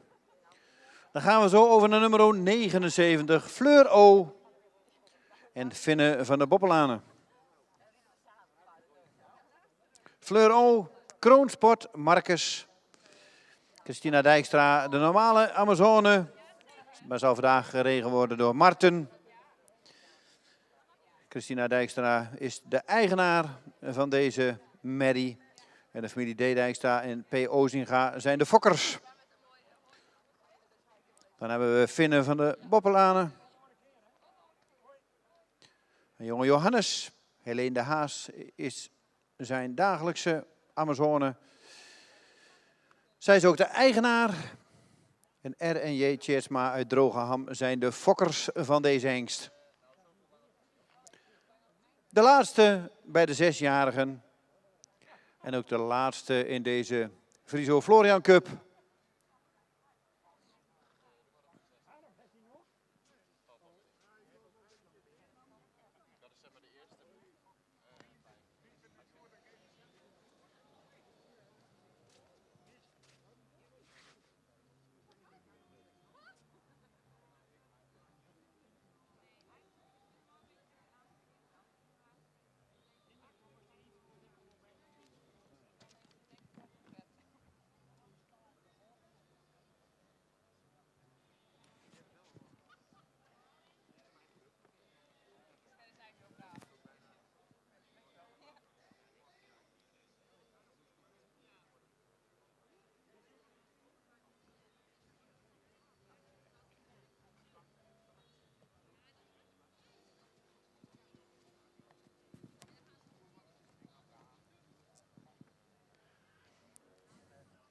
En de ruiters hebben alweer plaatsgenomen op de laatste combinaties. Tevens ook hun laatste optreden vandaag. Mark zit op Finne van de Boppelanen, nummer 38. En Marten zit op Fleur O.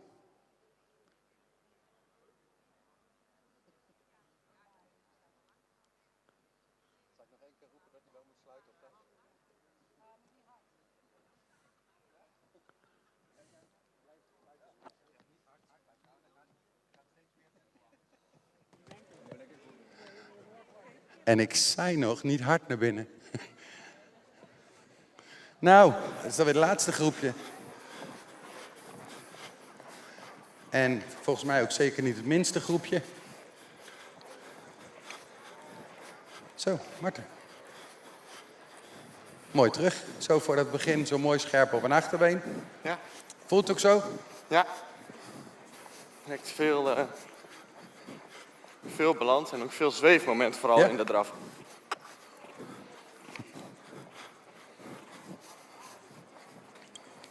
Goed, dan moet je eigenlijk, Mark, om te zien, even klein kijken wat je kan doen. Of je achter heel ietsje kan vragen en dat opvangen.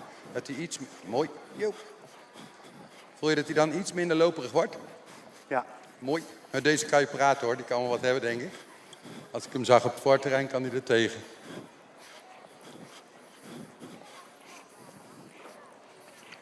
Exact. Je zou bijna zeggen, Marten, plaag hem achter ietsje bij dat hij nog net een beetje vlugger blijft. Dat is een mooie techniek. Zo, mooi appuiement, meneer. Denk aan Mark, vergeet hem niet zo af en toe weer ietsje kleiner te maken. Hè? Want het is zo mooi te zien. Of hij moet mesten. Ja, hij moet mesten. Die mensen zullen thuis wel een bodem hebben waar ze niet mogen lopen, waar ze mogen mesten. Want dan moet je veel troep opruimen. Ja. Goed, rustig weer door. Zo, oké. Ik denk dat je onthouden hebt wat ik net zei, hè, met galopperen.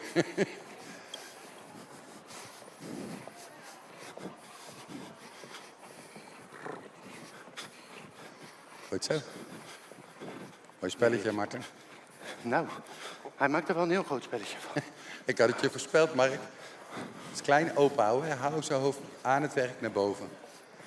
Dat hij niet in zijn eigen bubbeltje gaat. Goed zo, zet hem maar aan je been. Je kan er rustig aan rijden, hè. Wel een mooie wissel.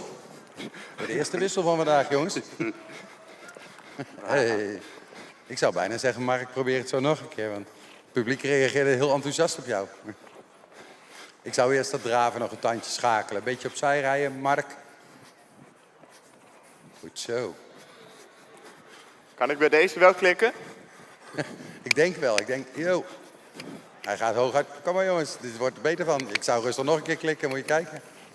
Wow, blijf rijden. Yo, Mark, hou hem zo aan je been aan het werk. Achterbeen, klein kriebeltje erbij. En niet hard, Mark. Dus steeds ietsje beheerst tempo. Daar wordt hij het mooist van. Voel je dat je hem, als je dat zo iets beheerst rijdt, dat je hem ook uit kan leggen? Ja. Mooi. Hé, Marten. Ik zou hem rustig nog een klikje bijgeven, Marten, want volgens mij wordt hij achter nog beter. Hij zegt, ik ben wel hengst, hè. Tot een bepaalde grens kun je me aanzetten. Dus dat rustig doordoen, Mark. Ook niet voorzichtiger van worden. Klasse drafje, Marten. Blijf rijden. Jo. Goed zo, hou die galopade zo naar boven, Mark. Zo mooi open en er tegenaan. Bovenin, bovenin. Als je hem naar beneden laat komen, neemt hij het over, hè. Voel je dat? Jo, Mark. Beter, hou open.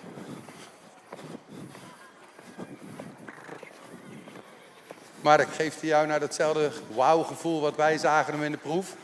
Zoveel achterbenen onder je door? Ja, het is eigenlijk bijna niet uit te zitten. Hij duwt hem er zo onder. Ja. En blijft hij van voren ook mooi doorspringen.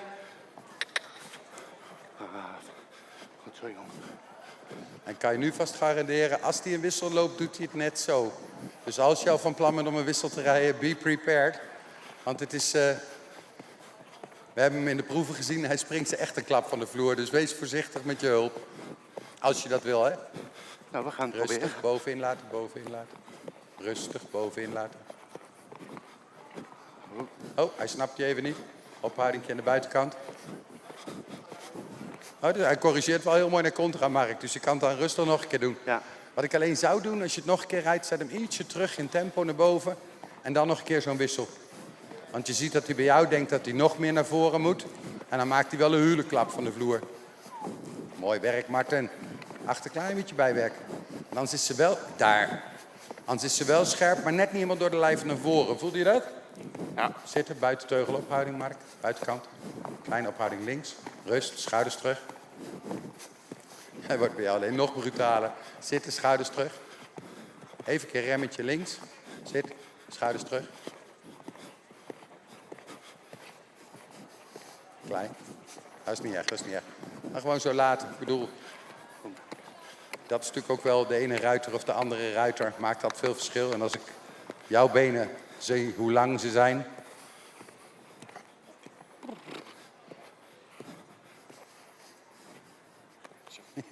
Hij kan wel mooi terugsluiten zo, hè? Ja. Toppie.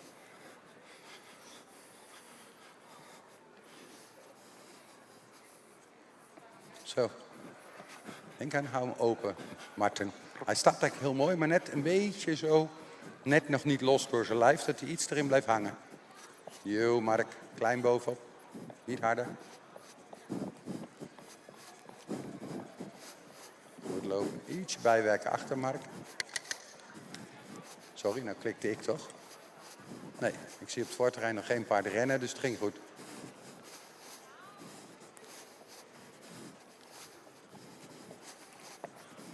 Goed zo. Weet je, en als je voelt, Mark, dat je denkt, dan kan ik nog een fractie meer terugsluiten en achterbeen iets bijwerken, moet je het gewoon doen, hè? Ja, jij hebt het gevoel er wel bovenop wat kan. Heel goed. Jo. Klein kriebeltje bij achter, Mark. Dat hij net snapt wat je wil. Marten, mooi eraf, jij. Hou lucht, hè? Oh, heren, jullie kunnen bijna een rondje zo richting Passau. Hé, nou had je een mooie wissel, man. Nog één. Nog één, hoppa. Hij zegt, als ik dan één losse niet lukt, doe ik wel gelijk een serie. Hij begint wel aan te komen, Mark. Voel je dat? Ja. Hij begint je te begrijpen. We moeten dan weer een eind gaan bakken. Jongens, ik denk, we mogen nou nog mooi een rondje. Heren, sorry dat ik de pret moet bederven tegen de tijd dat het juist zo leuk wordt. Houd het zo boven in de markt. Als je dan toch een tandje er tegenaan wil rijden, pak dan nog maar een klein beetje achterbeen erbij. Nou, zouden dit paarden zijn dat we de heren een applausje kunnen geven terwijl ze erop zitten? Volgens mij wel. Zo. Heel goed. Dan gaan we rustig de baan uit, heren.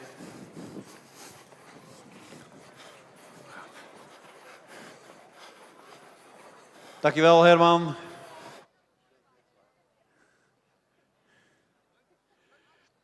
En ook Mark en Marten.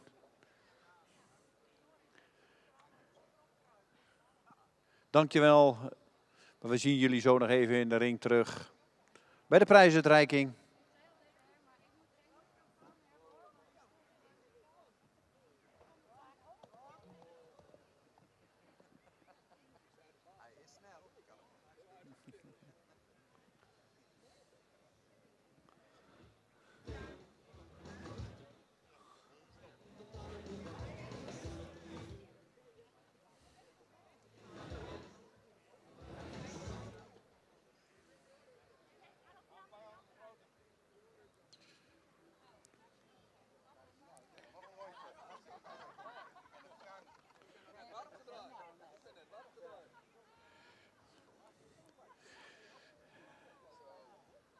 Dankjewel, jongens. En ook de laatste is uit de baan. En dan gaan we weer even wachten op de uitslag. De punten moeten weer even geteld worden. En na dit onderdeel krijgen we nog de finale Friso Florian Bokaal tuigaanleg Merries.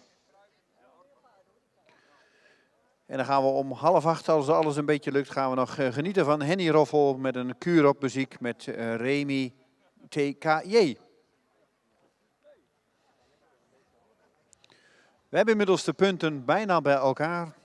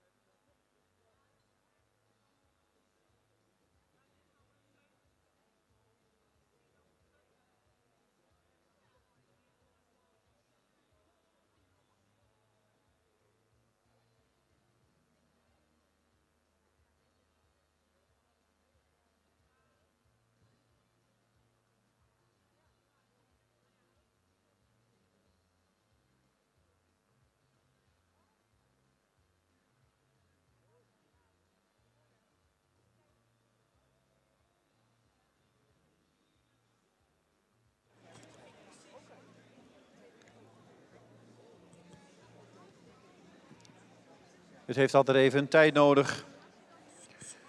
We hebben natuurlijk de halve score al van afgelopen week, van de halve finale. En de gastruiters geven de andere helft nu door. Dus het is even snel rekenen.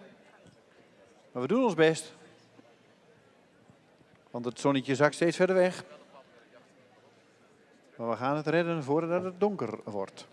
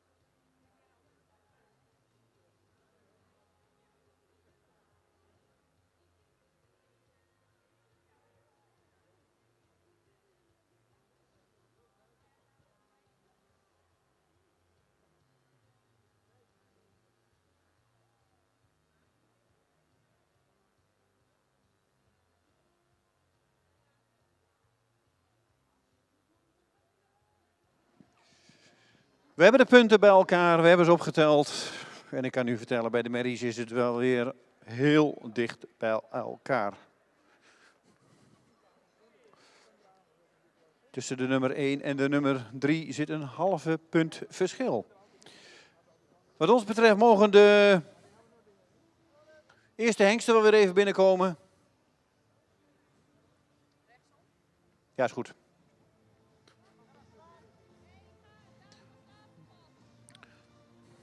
Daan van de Meijkade hebben we binnen.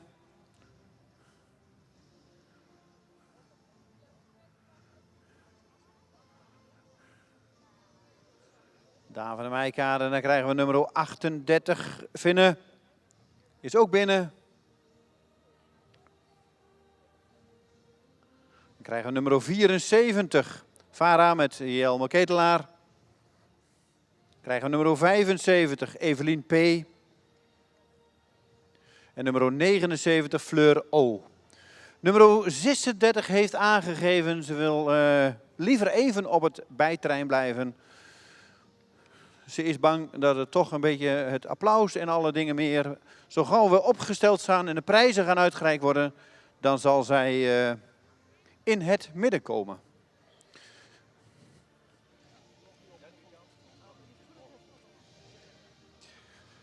Mooi. We gaan snel beginnen met de prijsuitreiking.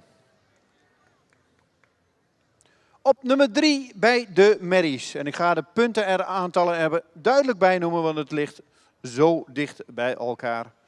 Vara Diva op nummer 3. Vara Diva van de Grubstal. Met 79,35 punten. Dan hebben we op de tweede plek met 79,45 punten Evelien P. En dat betekent dat Fleur O met 79,85 punten 1 is geworden.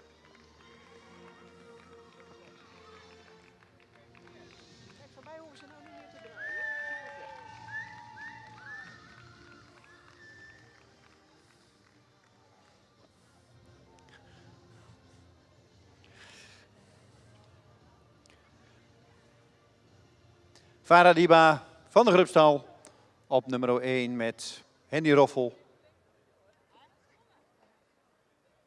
Oh, sorry.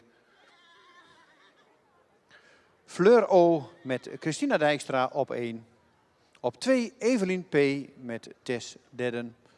En op 3 Vara Diba van de Grubstal met Jelmer Ketelaar. 3 hele mooie combinaties. De prijzen worden weer uitgereikt door het tweespel Vriezo.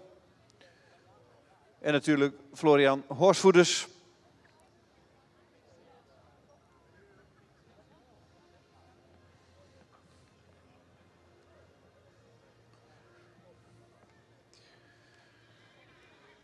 En ik weet niet of er iemand aanwezig is van de combinatie Dijkstra-Ozinga. De fokkers van dit paard. Oh, die staan er al.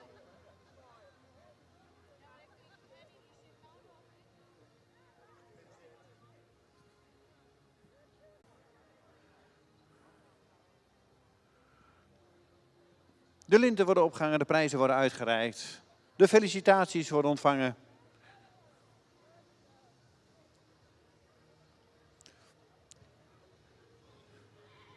En dan gaan we door naar de hengsten.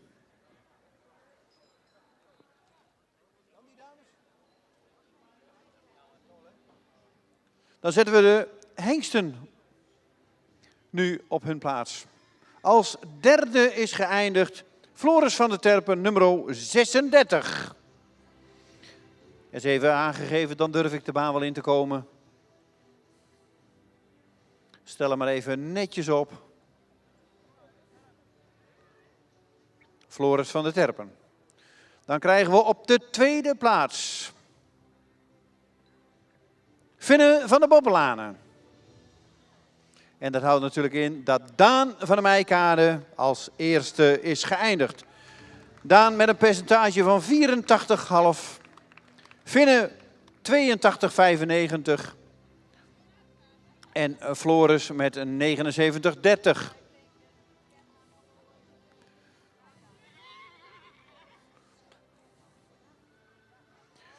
En dan willen we natuurlijk ook graag de fokkers van Daan in de baan. En er staat alleen mevrouw A. Bloemendaal, maar ik hoorde net al van Willem. En zo gauw er een envelop met geld opgehaald kan worden, dan komt Willem wel. Op papier stond hij er niet bij, maar nu is hij er.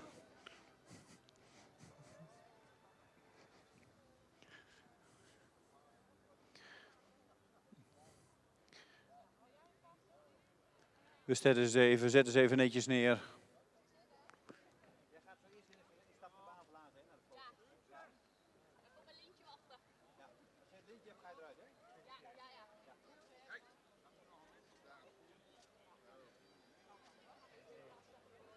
Voordat we ererondes gaan maken en gaan applaudisseren, heeft nummer 36 Laura Roling even gevraagd om dan toch weer de baan te verlaten. Ze vindt het nog te onvertrouwd. Willem, ik dacht dat je toch wel iets ervaring met paarden had, dat je ze vast kunt houden, maar dat valt me ook alweer tegen.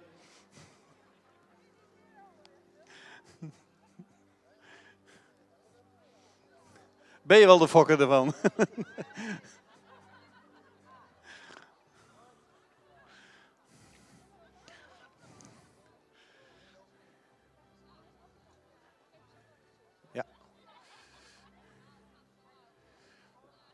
Ja.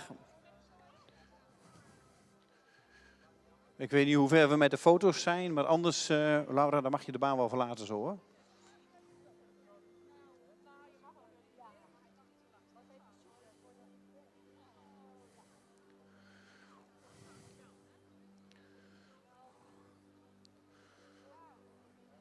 Heb je alles al?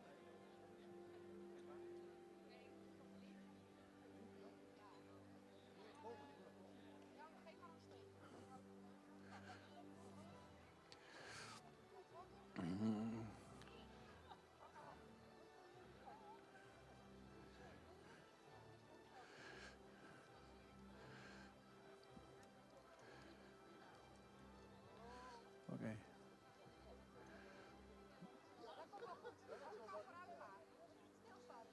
Even de linten plaatsen en dan gaan we zo een ereronde maken. Maar dan wachten we even tot nummer 36 de baan uit is.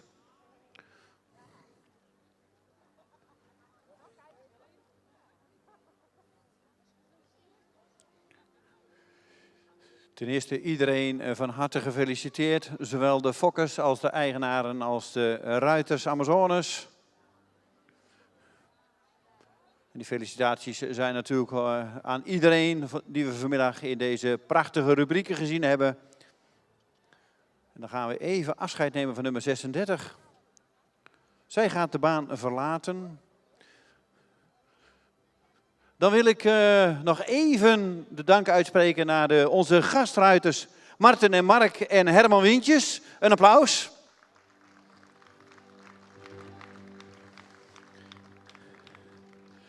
En als ik het goed zie, Pieter, kunnen we een ereronde gaan maken?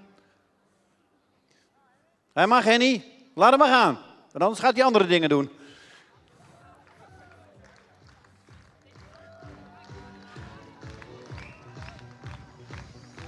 En dames, jullie mogen volgen.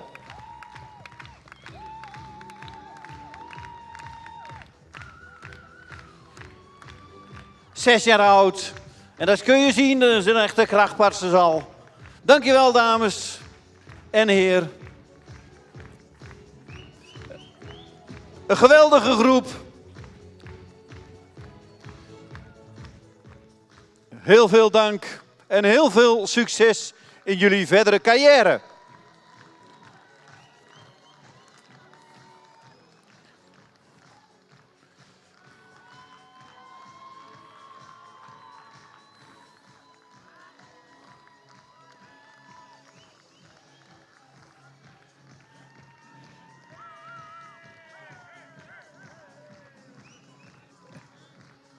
Dankjewel. En dan geef ik het woord weer aan mijn collega Henk Dijkstra. Die gaat het volgende onderdeel tuigen aan u presenteren.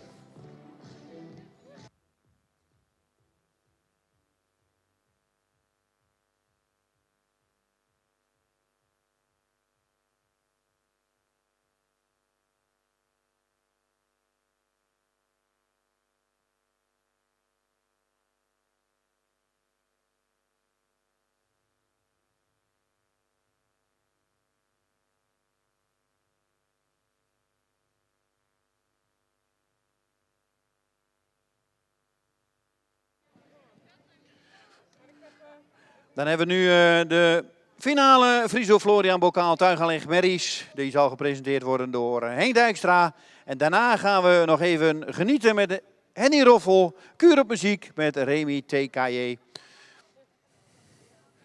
Dankjewel Dick. Maak ons op voor nog een heel aantrekkelijk toetje in het kader van de Friso Florian Bokaal voor jonge Friese tuigpaarden. In dit geval de Merries. 4 in getal. 1 bijschrijving. Ik stel ze zo dadelijk aan u voor.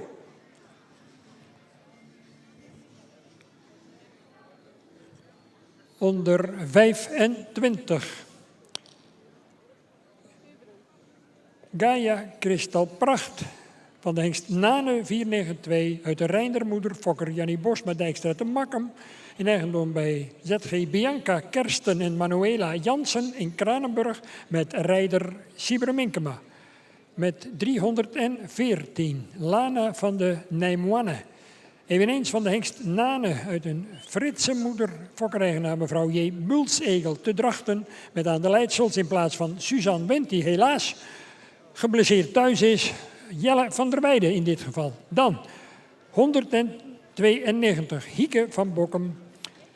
Van de hengst IJse 489 uit een torbenmoeder Fokker Bouke de Boer in Nes. In eigendom bij mevrouw H.E. Kabel van Riel te Heilo. En gereden door Simone Jongbloed en de bijschrijving Itskjen. Eveneens van de hengst Nane uit een Ulkemoeder. Rijder en eigenaar Age Okkema. Toch wel opnieuw heel opvallend dat ook in deze klasse van de Merries de hengst Nane als leverancier van tuigpaarden toch weer een hele opvallende rol vertolkt. En daarmee zijn positie dienaangaande eigenlijk ook een beetje bevestigd.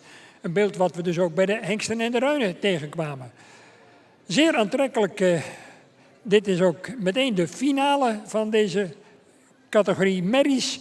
Mogelijk gemaakt, zoals eerder ook al bij de hengsten en de ruinen, door de firma Friso Zadels in Bornbergen. En de Florian Horsefoods, waarvoor onze erkentelijkheid uiteraard en een zeer aantrekkelijk prijzenpakket. 250 euro voor de winnaar, 100 euro voor de tweede gefiniste, 50 euro voor de derde En een fokkerspremie voor de winnaar ook van €100, 150 euro. Maar dan moet men wel hier op het complex nog aanwezig zijn. Dat is wel de voorwaarde. Goed. Jury, in dit geval mevrouw Ineke van der Meulen-Haarsma en Fetse Schotanus, zijn begonnen met de inspectie. 1 dame, 3 heren. En we gaan eens kijken hoe die strijd zich zo dadelijk gaat ontwikkelen. En dan komt zo langzamerhand het einde in zicht van dit sportmatinee. U hoorde mijn collega Dick Brummel al melden dat zo dadelijk Henny Roffel nog een kuur op muziek zal rijden. En dan hopen we u morgenochtend allemaal weer terug te zien. We gaan afrijden. Uw attentie voor de merries in de finale voor de Friso Florian Bokaal 2023.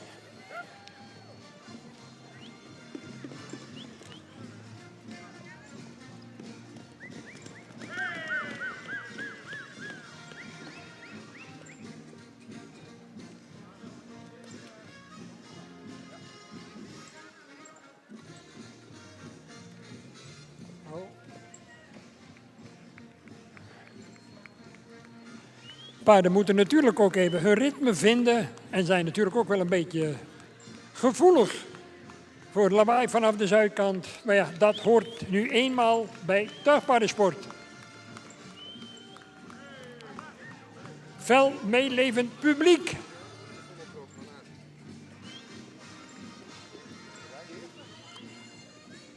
Eén dame en 3 heren bestrijden die heerlijke, aantrekkelijke prijzenpot. Mogelijk gemaakt dus door Friso Zadels en Florian Horsefood.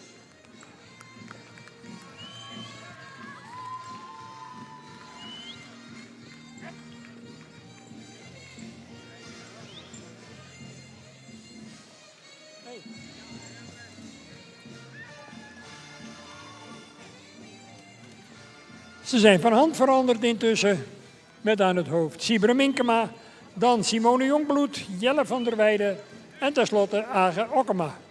En dan komt de strijd zo langzamerhand ook in de beslissende fase.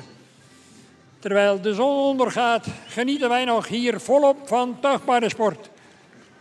Jonge Friese paarden die we hopelijk ooit weer terug zullen zien.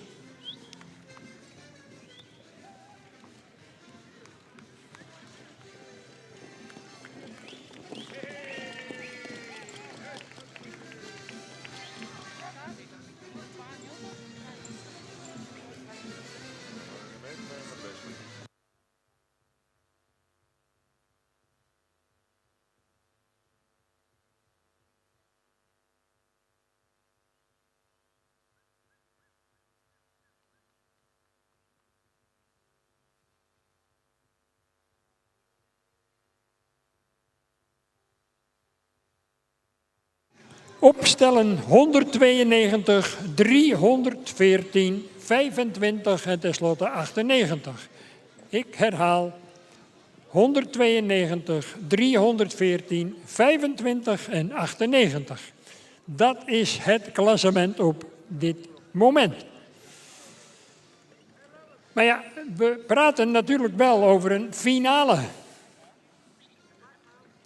En hoewel slechts 4 kanshebbers, is de strijd toch nog niet definitief beslist. En dan gaan we zo dadelijk in een direct duel genieten van de 2 eerst binnengeroepen combinaties. Waarbij dus Simone Jongbloed en Jelle van der Weijden die heerlijk aantrekkelijke hoofdprijs gaan betwisten in het Overkamping. En dan gaan we kijken of zich dat gaat ontwikkelen. Doet u maar weer even mee, dames en heren.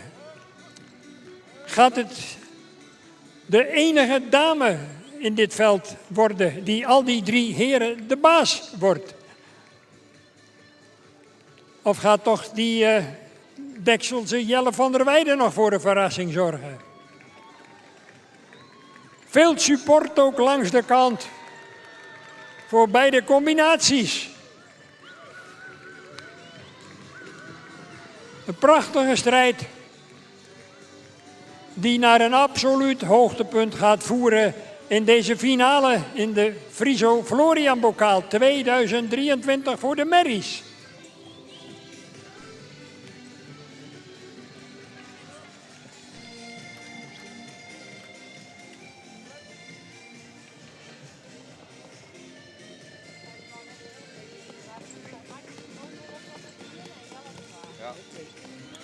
En de strijd is beslist. En die Dekselse Simone, die steekt al die heren de loef af. Het goud is voor Hieke van Bokkum. En het zilver voor Lana van de Nijmoanne. Wat een prachtige finale met een bloedstollend verloop in die overkamping. En een prachtige overwinning voor Simone Jongbloed. Dan mag ik de vertegenwoordigers van Friso Zadels en Florian Horsvoet uitnodigen om de ceremonie protocolair voor hun rekening te nemen. In innige samenwerking met de penningmeester van de Koninklijke Vereniging, het Fries Paardenstamboek, Miel Jansen. En wie van de juryleden mag ik het woord geven? In dit geval mevrouw Ineke van der Meulen. Ja, goedenavond allemaal. Mooi dat jullie hier allemaal nog zo zijn gebleven. Echt, ik vind het heel bijzonder dat er zoveel mensen nog langs de lijn staan. 4 fantastische merries in de baan. Om even van achter naar voren te beginnen. Die van Agen, net wat te weinig ervaring denk ik. Maar ik denk zeker dat het een goed sportpaard gaat worden. Dan nummer 25. Ja, hetzelfde verhaal. Kwam ook echt gewoon heel goed binnen. Maar ja, liet het dan gewoon zo nu en dan gewoon eens even een beetje afweten. Nou, Jelle, 3:14, ja, kwam ook gewoon heel goed. Jeetje, ik ben een gastjury, dus je vergeet me een beetje mijn gehakkel en gestotter. Maar gewoon, ja, hij werd in het laatst gewoon wat lang en moest echt toegeven op Simone. Simone, ja, heel blij en heel goed gereden. Gewoon echt een heel goed sportpaard. Maar alle 4, denk hele leuke paarden voor de toekomst. Dankjewel. Dankjewel Ineke van der Meulen-Haarsma voor je uiteenzetting met betrekking tot de plaatsing. Felicitaties aan al deze 4 combinaties die zich in deze finale fantastisch hebben laten zien. Ook de fokkerspremie voor Bouke de Boer als fokker van deze topmerrie Hieke van Bokkum. En ja, daar straks stond ik bij een glunderende Iris Sietsma. En nu sta ik opnieuw bij een glorieuze dame met een glimlach van oor tot oor. Simone, hoe voelt dat om zo'n finale te winnen? Ja, superleuk. Echt niet verwacht. Je bent er nog beduust van, heb ik het idee. Een beetje. Goed zo, dit je van harte gegund en gefeliciteerd. Dank u wel. Toch wel fantastisch dat deze dame, dames en heren, al die heren hier de loef afsteekt. Nogmaals onze oprechte dank aan Friso Zadels en Florian Horsvoet. Prachtige eerste prijs voor Simone Jongbloed, €250. €100 voor Jelle van der Weijden en €50 deze keer voor Sibere Minkema. En helaas Agen, ja, die moet het met mijn waardering doen. En die is ook oprecht. Goed, we hebben genoten. En als alle formaliteiten vervuld zijn, dan zou ik de firma Koopmans uit willen nodigen om toch nog even voor deze toppers in tuig ook even een heel aanstekelijk en plezierig muziekje te laten horen in de ereronde ter ondersteuning van deze schitterende finale.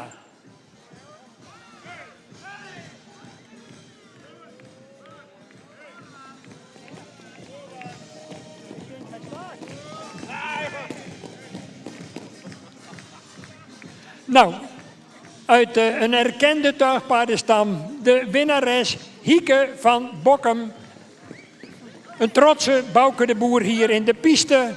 En natuurlijk een nog trotsere Simone Jongbloed.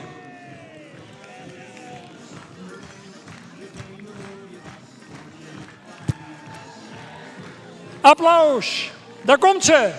En ze geniet, dames en heren. Kijk haar eens glanzen. Het zilver voor Jelle van der Weijden. Topmenner Siebere Minkema. En natuurlijk ook onze waardering voor de man op de 4e plek, Age Okkema.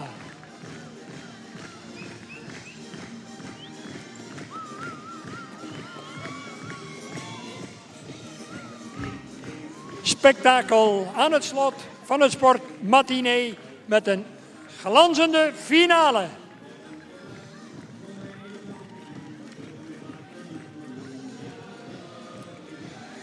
Het goud, het zilver en het brons.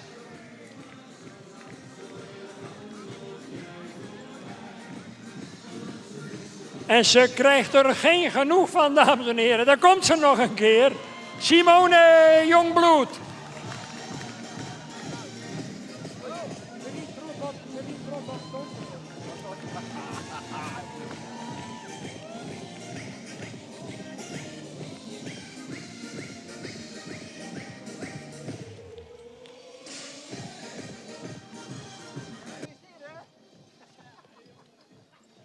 Dan geef ik natuurlijk met alle genoegen voor het aankondigen van het laatste onderdeel. En ik wil uitdrukkelijk ook mijn dank uitspreken voor de plezierige samenwerking aan mijn collega Dick Brummel. Dick, aan jou de taak om deze dag op gepaste wijze af te sluiten. En we zien elkaar morgen terug. Dankjewel Henk. Is wederzijds. Inmiddels doen we dat al een paar jaar samen en volgens mij verloopt dat prima. Even weer tot rust, even op adem komen. Henny Roffel loopt inmiddels al op het voorterrein met Remy TKJ.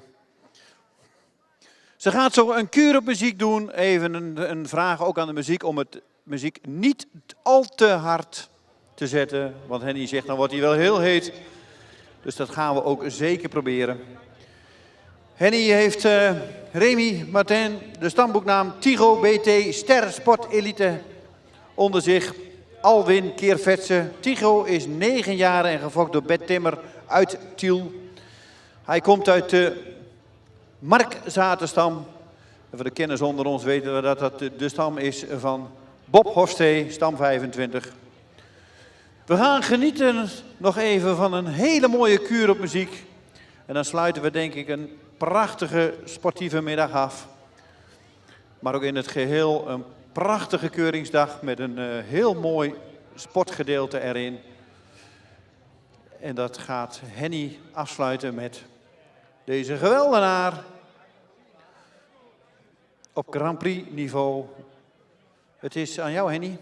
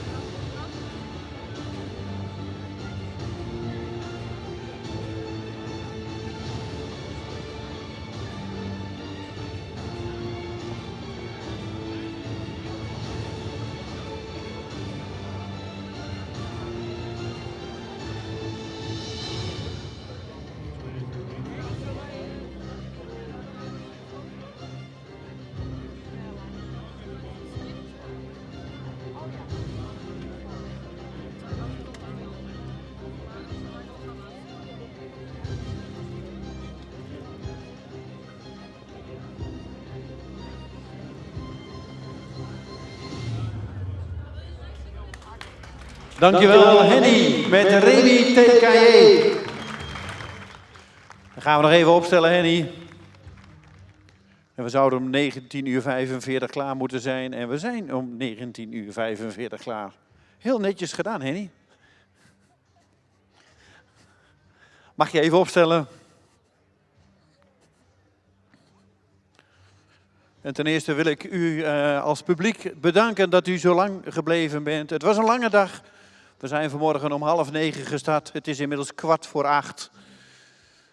Ik denk dat we een hele mooie dag gehad hebben vanmorgen met de 3-jarige merries. Een heel mooi programma Sportmatinee gehad. Het zonnetje is ondergegaan. We hebben genoten op de kuur, op muziek met Henny, met Remy.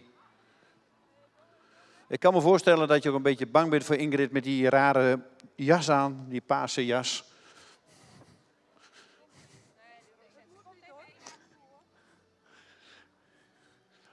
Mogen de dames komen, Henny? Oh. Ja, een goed paard is niet altijd de makkelijkste. Maar daarom is hij ook zo goed. We gaan het lintje er proberen aan te hangen. En mocht het niet lukken. We gaan geen risico's nemen, Henny.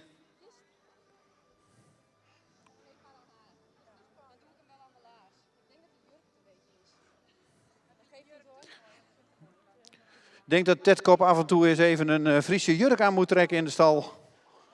En dan komt het helemaal goed.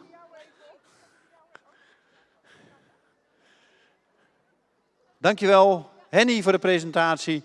U dankt allemaal. We hopen dat jullie morgen hier weer zijn.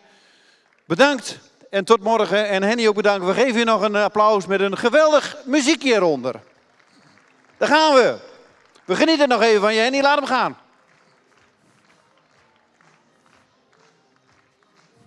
Henny zegt, het gaat me nooit te gek.